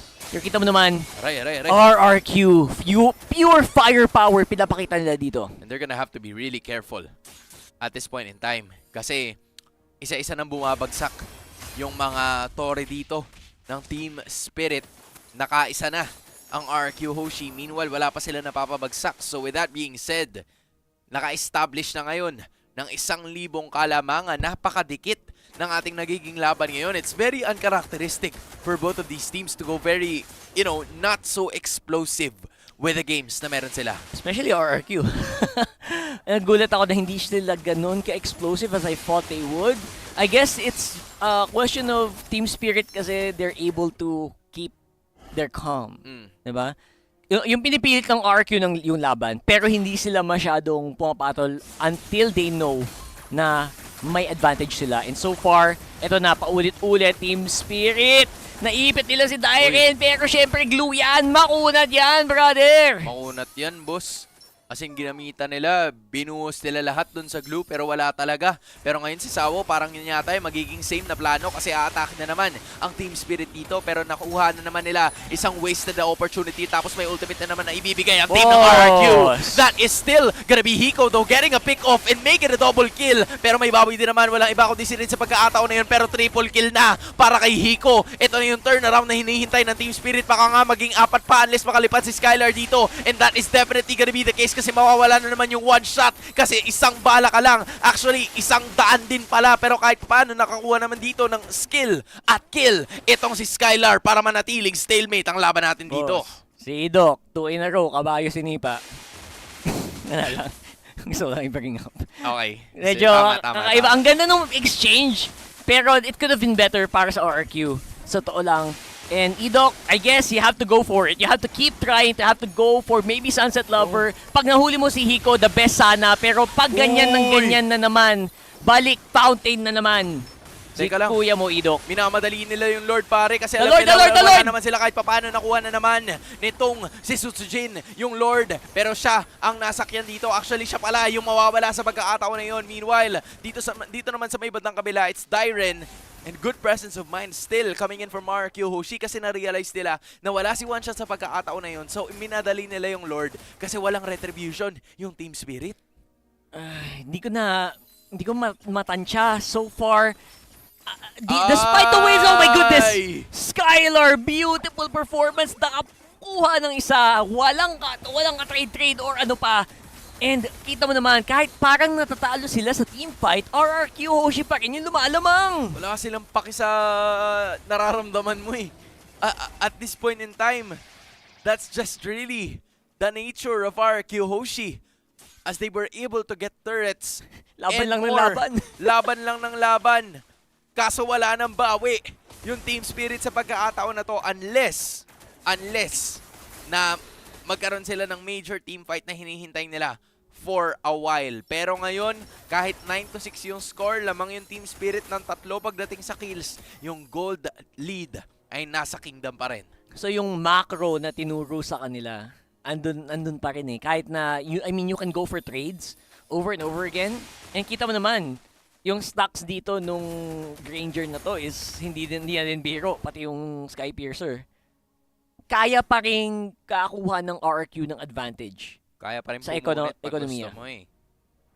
Kaya pa rin pumunit pag talagang gana eh. Pero Team Spirit dito, napapaligiran na naman sila. There goes the Glorious Pathway. Pero nasipa dito, walang iba kundi si One Shot. Ay actually, under naman yung Winter Crown para at least makataka siya kahit paano makadeal ng damage. Pero buhay pa rin. Ito si Idok. Nakalipad na naman si Skylar. Meron naman gagamitin ng ulti dito si Rins. Pero yun lang nata.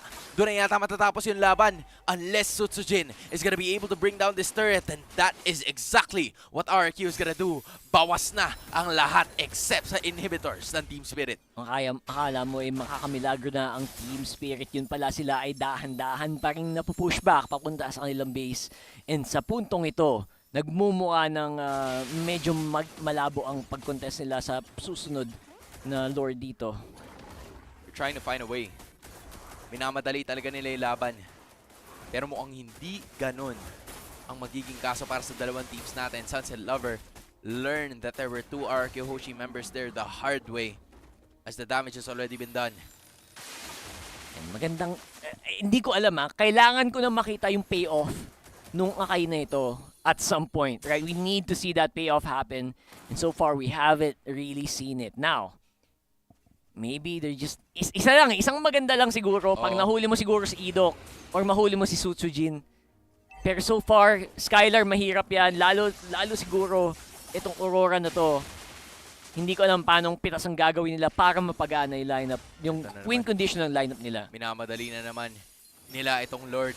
Idok, makakalahati ang buhay pero makakatakas pa rin naman at this point in time. Gagamitin yung Glorious Pathway pero just for preventive measure. RQ Hoshi, nakaligtas na naman na nakakuha na naman ng panibago at ando na naman yung heavy spin at mukhang ineffective yan na ginamit ni Kid Bomba at siya pa nga ang mawawala sa pagkakataon na yun. And this is RQ getting another kill. Another kill para sa Kingdom dito. And again, medyo isa na namang pilit na heavy spin mula dito kay Kid Bomba. Ito na, Lord na to. 20 seconds on the clock para kay Kid Bomba. Possible pa rin na mag 5v5 sa depensa. Pero ngayon, RQ Hoshi with a 5k gold lead laban sa Team Spirit. Here we go. Question of the day. Will Team Spirit be able to defend or will the Kingdom finally finish it off? May sipa na naman, pangatlong beses na yan dun sa kabayo. At si Idok na naman yata mawawala pero makukuha nila yung hilo sa pagkakataon na yun. Team Spirit trying to find a way to finally get the pick-offs necessary at mukhang mabubutas nila ang base ng Team Spirit dito. Pero RQ Hoshi still not giving up. Crits coming in from Rins pero mabubuhay pa rin naman siya with the extra passive. But as I say that, that's gonna be a kill na mabubunta doon sa Aurora. And Team Spirit getting 2 major pick-offs para manatili sa laban na to. That's a beautiful maneuvers mula dito kay Hiko. Talagang yun yung mga kills na hindi mo akalain pwede pa pala mangyari all the way from downtown. Napagana nila yon. And somehow they come out barely alive. 2 inhibitor turret nila ang bagsak dito. So it's still an RQ Hoshi advantage. Pero step in the right direction. At least down for the round si Rins for a few more moments. Maybe makaisa na naman. Naku po, si Dyren nakapag-split-split ba? And I think they will be able to take him out bago siya makapag-grab sa kanyang target. Wala na silang pakialam dun sa glulets, pare. Wala na, tumatagos na. Idamay na natin. Mukhang nakikita na natin na nagpe-pay off yung investment ng Team Spirit doon sa Akai. Ito na yun. Just because of the disposition na ginagawa niya kontra sa RRQ Hoshi, and it's starting to be a problem right now. Nakikita din natin na si Hiko nga ang may lamang pa in terms of the gold lead kontra kay Skylar dito na nakapag-build up na rin ng kanyang Malefic Gun mula nung unang panahon pa lamang. Both of the gold laners are already in full form. Magkakatalo na lang talaga to pagdating sa pindutan. Mamaw na din yung stocks niyan. So at this point, sino ba mauuna? Yung mga pitas dito ni Hiko or yung lipad ni Skylar? At sino kaya ang makasipa or sino ba ang may heavy spin paatras? I guess, yun yung diskarte na nila dito sa susunod na Lord. 20 seconds on the clock. Kid Bomba humaharap. Apat ang madali. Si Rins madadali na nitong si Hiko. Tanggal ang mid laner ng RQ Hoshi. Yun lang, 37 seconds bago mabuhay ulit si Rins at para makapalag ang RQ Hoshi, pero ngayon parang wala silang major na AOE skill, pero papalik pa rin yata kasi nakapag-conceal ang side ng RQ Hoshi. They're gonna try to find a way para at least mapa-atake ang kanilang kupunan, pero nakuha na nila. Nagamit na rin nila ang lahat ng karamihan sa kanilang mga ultimates, and this is pretty crucial. Baka pwedeng makapag-capitalize dito ang side ng Team Spirit unless na magawa nila yon, but that is gonna be the end of that team fight. Bumababa ng paunti-unti ang lamang na meron ng Kingdom. Pero ang RQ Hoshi nakabawi na from that one. Rins is back on the map. So it's gonna be a 5-on-5 Lord take for sure. And wala ding wave sa baba. So hindi masyadong ma-take advantage yung RQ Hoshi, yung butas na inhibitor doon. It might have to boil down to a 50-50 dito sa Lord na to. Tignan natin yung position nila. Hiko maharap. Sunset Lover dito sa gilid. And si Sawo getting ready with a glorious pathway. Sino kaya mauna? Halos hindi pa kasi buo yung items ni One Shot, pare. Hindi din basta-basta makalaban, no? Hindi pa talaga makasigurado kung paano magiging atake dito, pero Team Spirit will approach it nevertheless. Maghanap sila ng tamang paraan, ng tamang tempo para makakuha sila ng isa or maybe makuha nila yung Lord. Kasi ngayon, meron namang wave sa bandang ibaba. RQ Hoshi patiently waiting for the Lord or the minion waves na maging effective para sa kanila. Meanwhile, mukhang may lalatagan na naman dito, pero meron namang atake na gagawin. One Shot will he be able to do it? And yes, he will! Nakuha niya yung Lord sa pagkakataon na yun. Now it's retreat para sa Team Spirit kasi yung problema ay sinusundan sila ng kaharian ng RRQ. And this is gonna be an attack. Mawawala si Hiko sa pagkakataon na yun. Andyan na yung Lord, pero mukhang wala na siya magagawa ka pa. Sinayawan ni Skylar, and this might just be the end. 4 heroes are down. Nakuha niyo yung Lord, pero amin ang base at ang panalo ay mapupunta sa RRQ Hoshi undefeated in M6.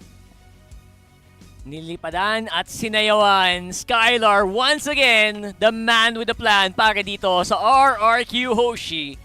And again, that's despite Team Spirit taking that objective. Sa inyo na, Lord, amin ang panalo. Oh man. They were just really looking forward to that Lord take. Napakaganda ng pwesto. Sana anina nitong si One Shot. Kaso yung naging problema ay talagang hindi nila nahanapan ng tamang tempo. And just like what I said, right? RQ Hoshi, they were waiting for the time na talagang nakashove na yung minion wave sa bandang ibaba. Pagdating ng second wave, they started to rush the Lord, knowing na kung saaling hindi nila makuha yun, rekta tayo sa ibaba. Hanapin natin yung minion wave at rekta na tayo sa base. And aware din yung ang talino ng RRQ dito with their awareness na okay, makuha nila yung Lord, okay lang. As long as we can prioritize yung yung post-Lord team fight, di ba? As long as makadalawa or tatlo tayo, okay na. And in that scenario, honestly, they got a lot more than they bargained for. Nakadalawa sila plus 3 low members. Which means kahit may Lord pa yan, okay lang. It's still as long as nasa harap si Skylar, makalipad siya, it's all good. Yeah, nakita din natin yung potential ng Granger. But unfortunately, I think yung... Yeah, you know what? Let's just talk about the draft later on. Oh, yeah. Let's just go ahead and talk to Rose together with the winners. During the the Swiss stages. And right now, I am with Sutsujin. First of all, Sutsujin, welcome back to Malaysia. It's been a while since I've seen you. How are you? Well, it feels great. It feels great. Welcome back. Okay. Now, as we all know, before Sutsujin entered RQ Hoshi, he played in MPL Malaysia, and I always interviewed this guy. So how different is it playing for the world stage this time around, World Championship in Malaysia? I think there's no different. It's the same. Do you still love the crowd here? Yeah, it's the same crowd. Still crazy crowd. Yeah, still crazy. We love the Malaysian crowd. Okay, now, Sutsujin, we all know that you're one of the junglers who actually use Fredrin, utility. But today you pick Suyo, while the rest, like Sakai's and Mobazane, pick Fredrin.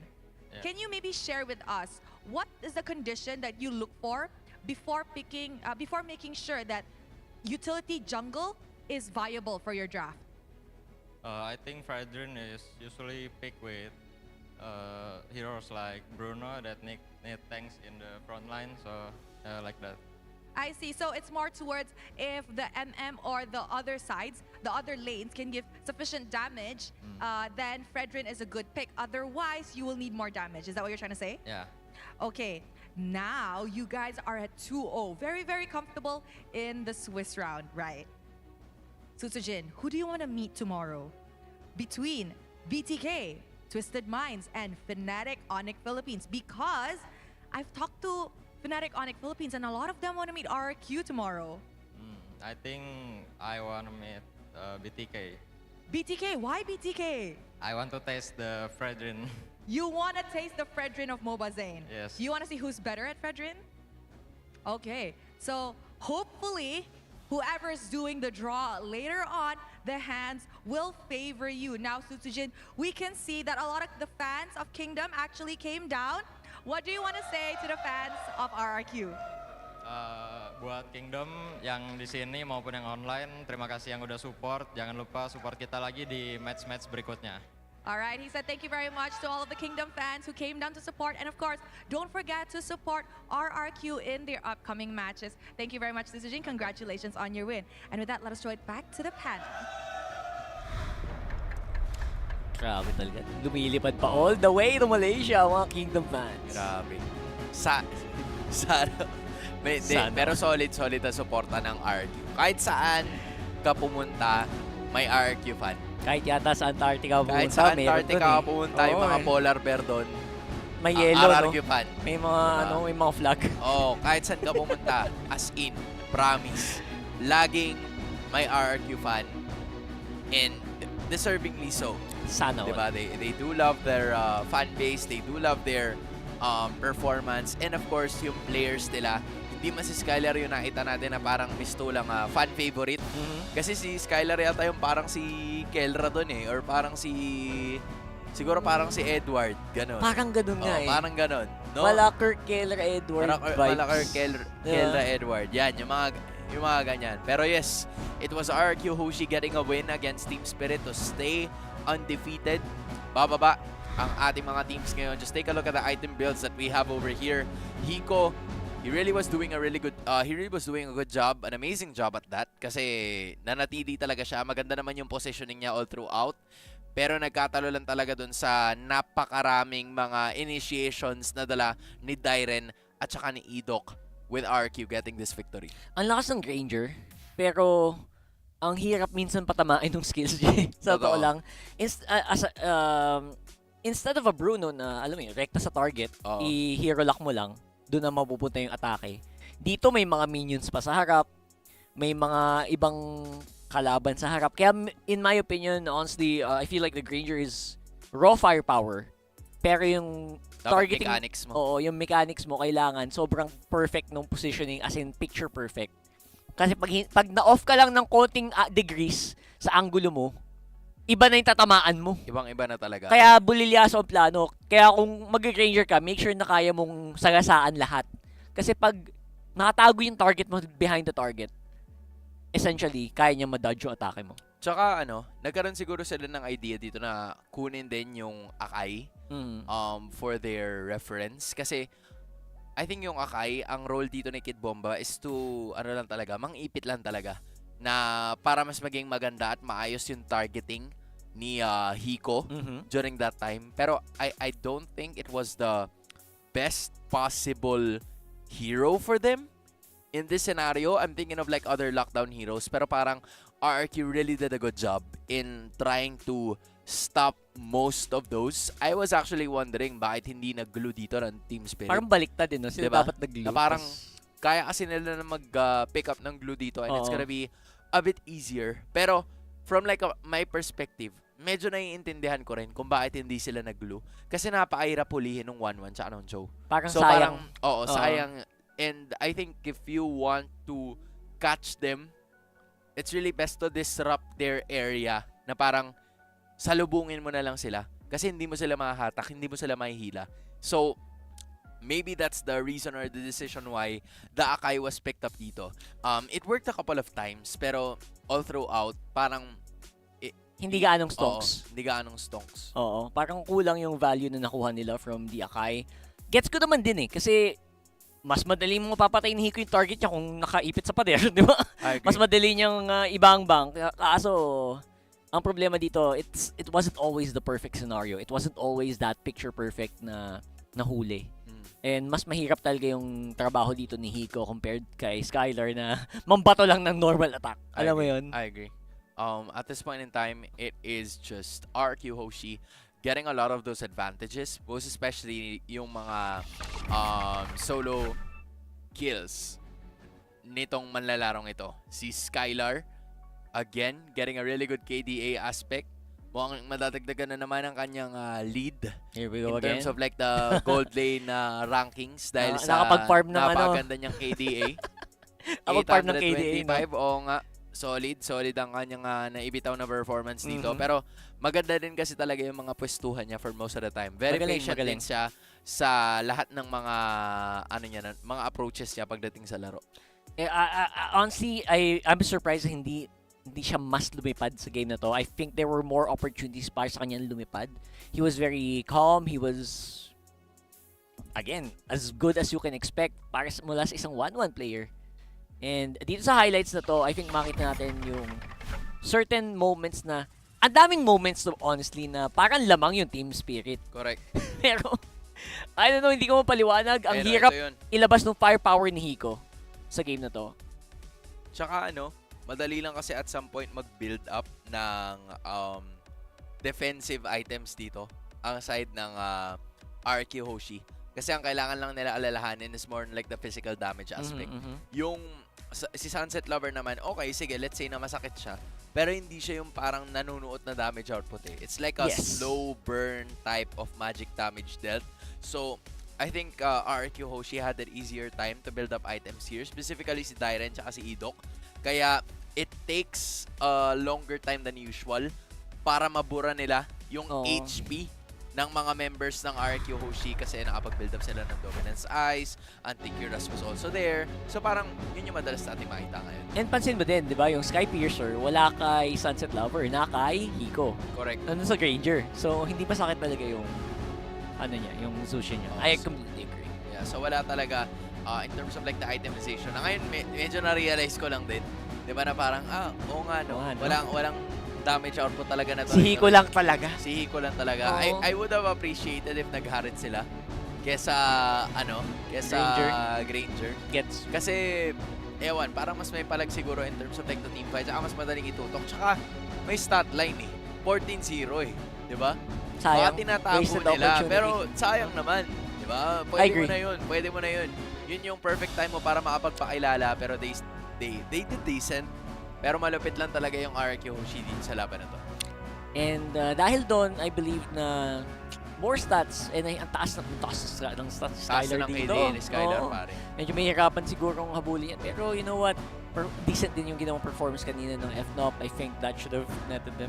Stats na ang labanan, guys. I don't know what to say. May mga naghahabulan sa stats dito eh. Pero for some reason, obviously, it's always gonna be about the win. Yep. Diba? It's always gonna be about the win. And RQ, very, very deserved on that win. Team Spirit, muntik na. Konti ba? Alright. I think nabuo na rin natin yung ating apat na teams na undefeated. It is RQ Hoshi, Twisted Minds, F, no? BTK, and Fnatic Onyx Philippines. Diba? How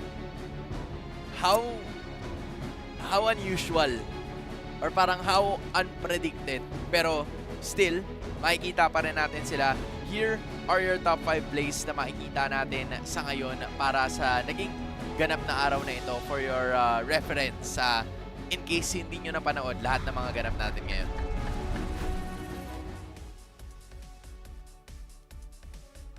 Alright, at this point in time, ito yung sa S2G tsaka sa Bloodthirsty Kings. Isipin mo, lamang yung S2G dyan ng 3K. Lucky. Oh. Pero dahil dun sa ganap na ginawa ni Shark tsaka combination ni Mobazane, by the way, si Shark yung MVP niyan, nakuha nila yung panalo. Hindi pa nga yan yung hindi pa nga yan yung pinaka di ba? Like, there were so many other moments there they could have advanced.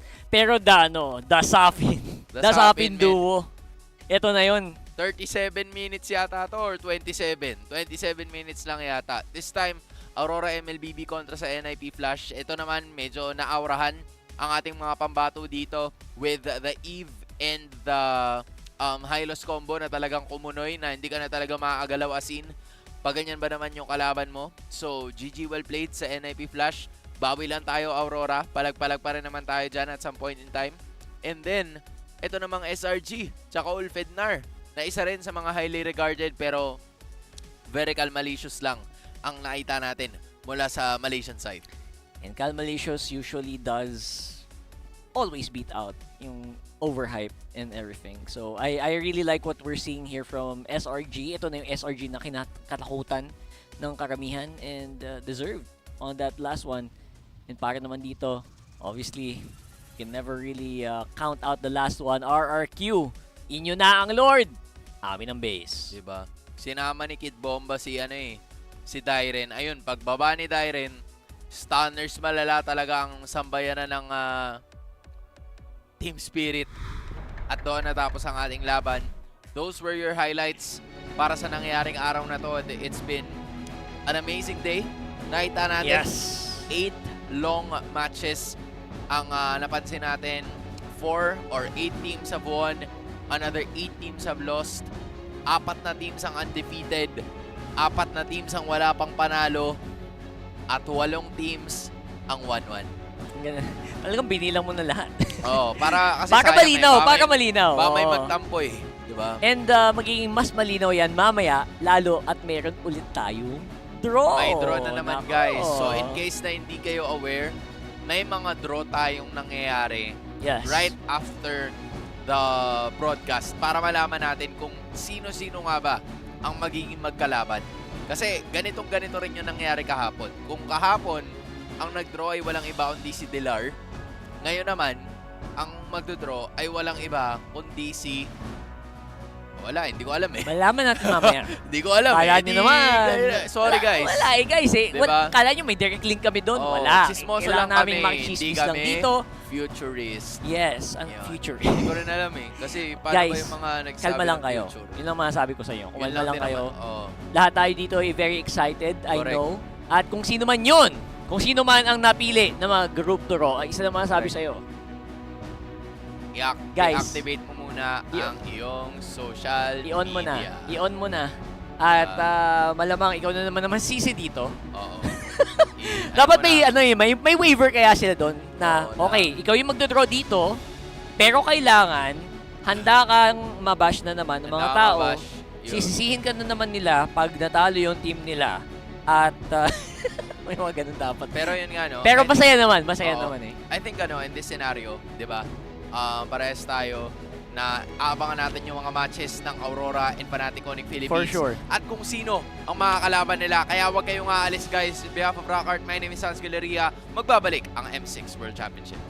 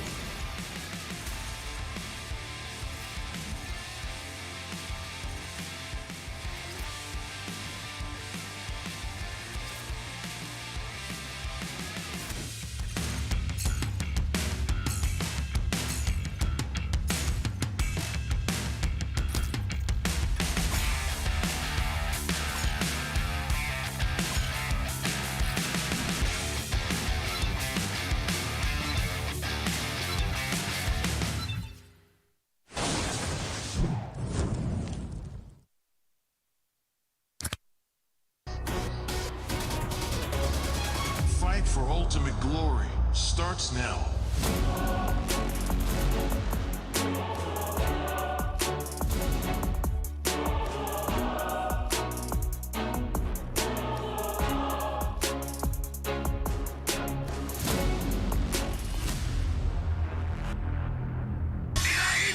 Mobile Legend M6 スイスウォッチ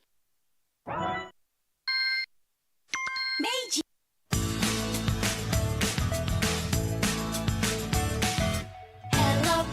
Hello Panda, semua suka biskuitnya.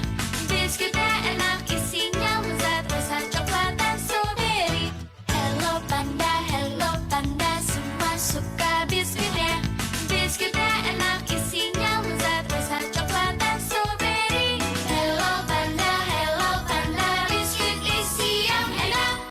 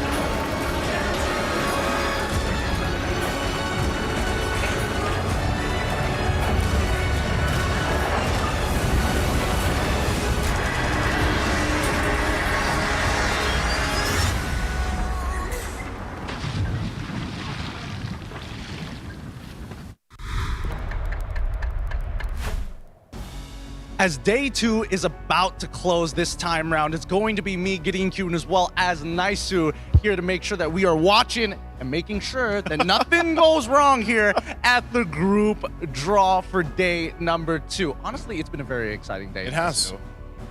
It's been really great, I would say. I think, yes, especially after yesterday.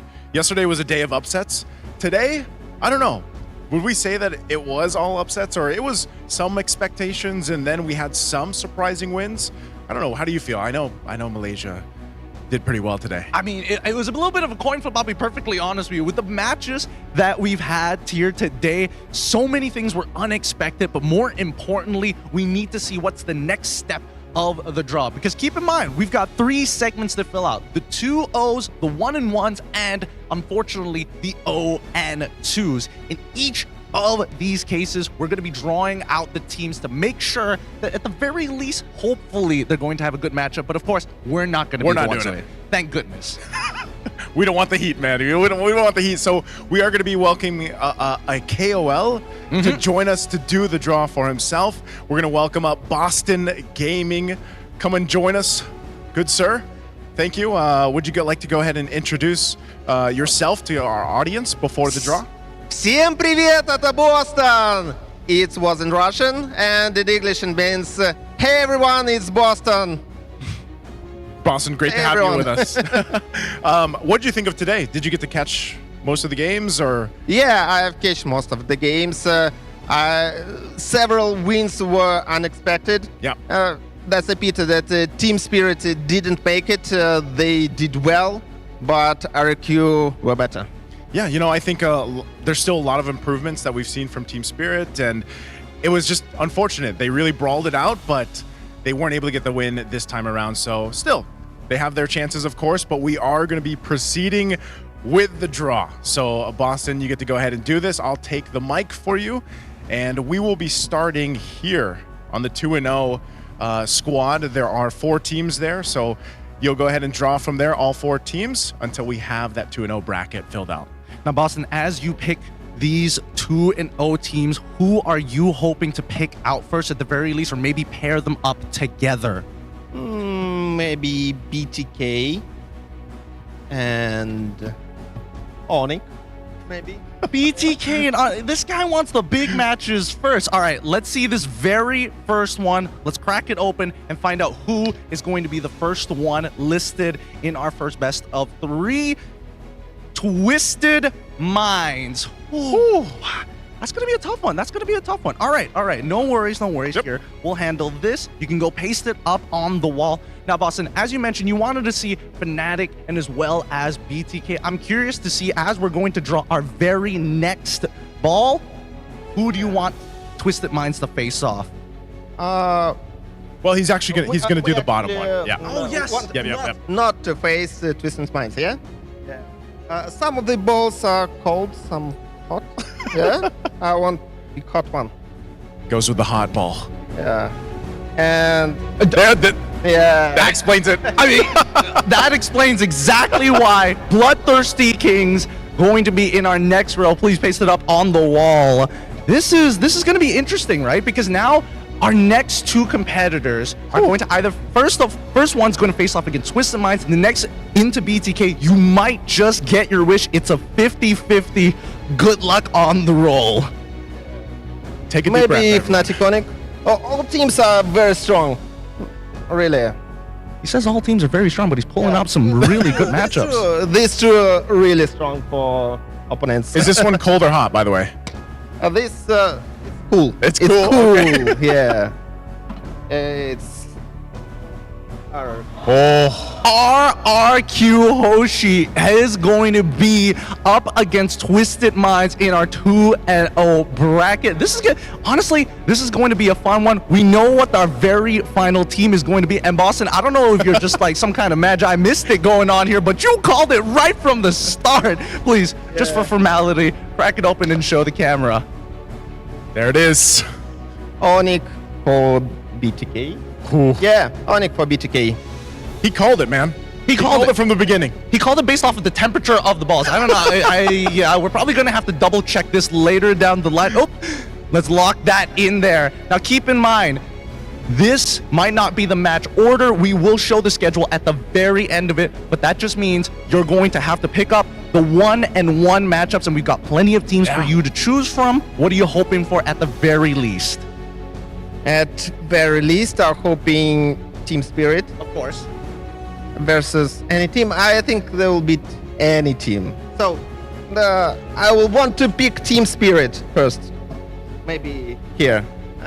Let's get it off. Yeah, let's see if we can get Team Spirit out of the way early, right? Odds, I have low odds because lots of team. Maybe. No. Hey. I tried. Our very first team is going to be Team Vamos. As we put him on the wall, this could go a bunch of different ways here, especially for the 1-on-1 bracket. The 1-on-1 bracket is spicy, man. You know, there's a lot of, I would say, all the teams that are in the 1-for-1, they're all very close in, I would say, power level. So let's see who's going to be the next team. It seems I can feel only hot or cold or cool. The hottest, this one. Oh. This one, the hottest. Put that mean, all right, crack it open, show it. Let's see. I had no contact with the ball whatsoever, and oh my goodness. Yeah, this is the hottest one. Crazy. That's actually so good. I'm so thankful. Thank you, boss. Thank you. You have no idea. I'm so thankful you pulled that. I was gonna say, I feel like I could hear the crowd too outside. Let's go. Okay. Instead of the hottest, are we looking for the coldest this one? What are your thoughts coming into this next poll? You've got 2 Malaysian teams out of the way, and Team Spirit has not shown themselves. This is the coolest. I don't know what's team inside. Let's check. Oh, this is a good one. Okay. It's gonna be S2G.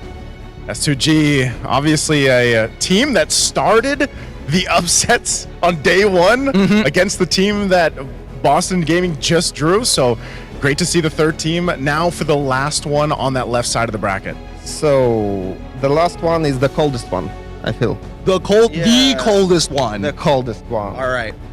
Yeah. There it is. The man is pulling out bangers here. Team Liquid ID is going into the bracket again.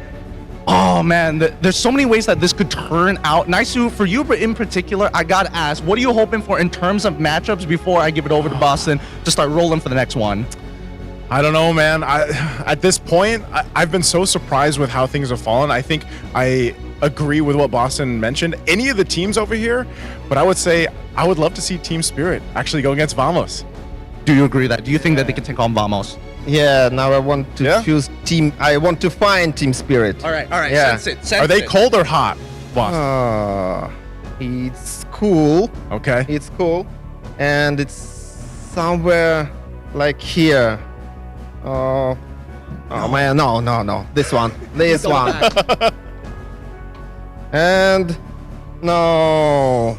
Ooh, doesn't find Team Spirit, but does find CFU. Again, this is actually going to be an exciting best of one matchup between Vamos and CFU because the two hyper aggressive teams, they love to play around the early game. It's going to be quite a showing. Now he's wondering. He's second guessing. He's like, maybe I should have grabbed that other one because right now it's first ball with this. it's SRG. Who's the opponent going to be for fine. SRG? Let's find out. And it's Falcon. Interesting. SRG will be facing up against Falcons. Woo! This is gonna be. I don't know how to feel about that one because again, Falcons have shown what they're capable of, a very wide tool set as well. But now we have to choose the opponents for S2G. Good luck, Boston. Maybe Team Spirit will be the last. Maybe. Crack it open. There it is. Yeah. All right. NIP Flash. Oh my goodness, here. He's nailing it. I don't know whether he's doing this on purpose or whether or not he is just calling everything absolutely perfectly. You know exactly the last one. You picked every other team. Give it up for Team Spirit. Oh, TLID and Team Spirit. I don't know, but can we ask him? In Russian. Absolutely. Зверя нет сильнее дракона. Spirit – гордость региона. It's for Russian. For Team Spirit. I agree with whatever you say. That's all I in English, there's no stronger beast than dragon. It's going to be the dragon. He has got a point. But now we move on to the very next box here. So we did the 1-1s. We did the 2-0s. It is time for the 0-2s. Good luck, please. You can begin your draw. Okay, let's start with this. And we got... Okay. Become evolved. This is, this is an extremely important matchup, especially... These are crucial because these are elimination matches here. Now let's go for the next pairing. Let's see who potentially could line this up. We still have 3 more teams. It seems hottest one. This is the hottest one? This could mean I have a feeling. It could go both ways. I'm correct. Aurora. Yeah. I mean, it's Aurora MLBB coming in. Now, there are only 2 teams left. What do you feel in Boston? Who do you want? Again, you are deciding the fate of these teams. Who you want to pair with Aurora? Oh, with Aurora? I want to hear your answer, Gideon. You know what? I've been answering all the questions about the Malaysian teams now. How about this one? Yeah, honestly, I'll take any because as long as the Malaysian team ain't in that bracket, I think I'm okay. Aurora's going to be a tough matchup. I have made my choice. He has made his choice. Crack it open. No, it's going to be Maycom Evolved versus KBG. Ooh, actually, this one might be really interesting. I think that both of these teams, they're pretty evenly matched, but now for the final one, it only means that the Ulfandar experience continues. Oh, that's going to be a matchup, man. Aurora, Ulfandar. In a way, you know, familiar foes, I would say, in terms of playstyle and regions. It truly is. Boss, I got to get some of your opinions on these upcoming matchups here. Let's start all the way from the top. From each of these brackets, pick out some of your favorite teams or favorite matchups. I think top bracket is really tough for these two teams because RRQ and Fnatic are really strong. They are really, really strong. I mean, I would say it's a really tough choice as well. But let's talk about at least the 1-in-1 brackets. At least there are no stakes this time. You know, no pressure whatsoever. What is the matchup that you're looking for other than Team Spirit? Because I know they're going to have a tough time against TLID. For sure, I'm looking for SRG because I like this team, except of Team Spirit. And I think match Team Spirit with Liquid will be very interesting also. Boston knows how to say the right thing. I was going to say he does, but I got to ask you too, Boston, how about the most crucial matches? Because these teams down here at the 0-2, they face elimination. Because as we know, if a team goes 0-3, they are out. How do you feel about these matchups, especially with the first one? Do you side with a team here, KBG or Mayhem Evolve, and then of course Aurora and Ulfennar? Here I'm rooting for KBG and of course for Ulfennar. Because I think Ulfennar could make it. It will be a hard match for them, but I think they will manage to win. Well, I'm gonna say, you know, I hope the opposite happens. Of course, I want to root for both teams, but I'm hoping that Aurora is able to go ahead and rise through the ranks like we've seen teams like that before. But also, I think overall, Gideon, when we look at this in Boston Gaming, we have a great day ahead of us. So far, every single draw has been on point. All the matches have been on point. And like Gideon mentioned earlier, we do want to just go ahead and let you guys know that these matches are all correct. But the scheduling for them for tomorrow, we have to wait for those, and you guys will go ahead and see those online once they're all posted. We're gonna have to wait just a little bit for that schedule to come out, but Boston, this gives us a little bit of time because again, I remember seeing you at EWC as well, seeing, you know, the progression with a lot of these teams. You know so much about Team Spirit. I'm interested to know, you've been following this team for a while. Why or how did they get to this level, right? Because we've seen Ulfennar, we've also seen S2G on that rise. It feels like Team Spirit is on that same trajectory. I've asked myself this question time after time, and I understand that everything is in Sour hands. Sour is a very skillful roamer, and he has a very good strategy. Not only in game, but in real life. I think that's because of Sour. All because of Sour. Thank you so much, Boston. You have decided the fate of our very next round here. Thank you so much for coming down to do this draw. Now, here is the very final schedule set in stone for tomorrow's matchups. We have Mayhem Evolve up against KBG. We have S2G up against NIP Flash. SRG versus Falcon Esports. Twisted Minds versus RRQ Hoshi. 2 hours in between each and every one of these matches. Now, keep in mind that as we are seeing these matches, there is elimination matches as well, and this will be our day 4 schedule. Yeah, ahead of us for day 4, this is what we've got in store.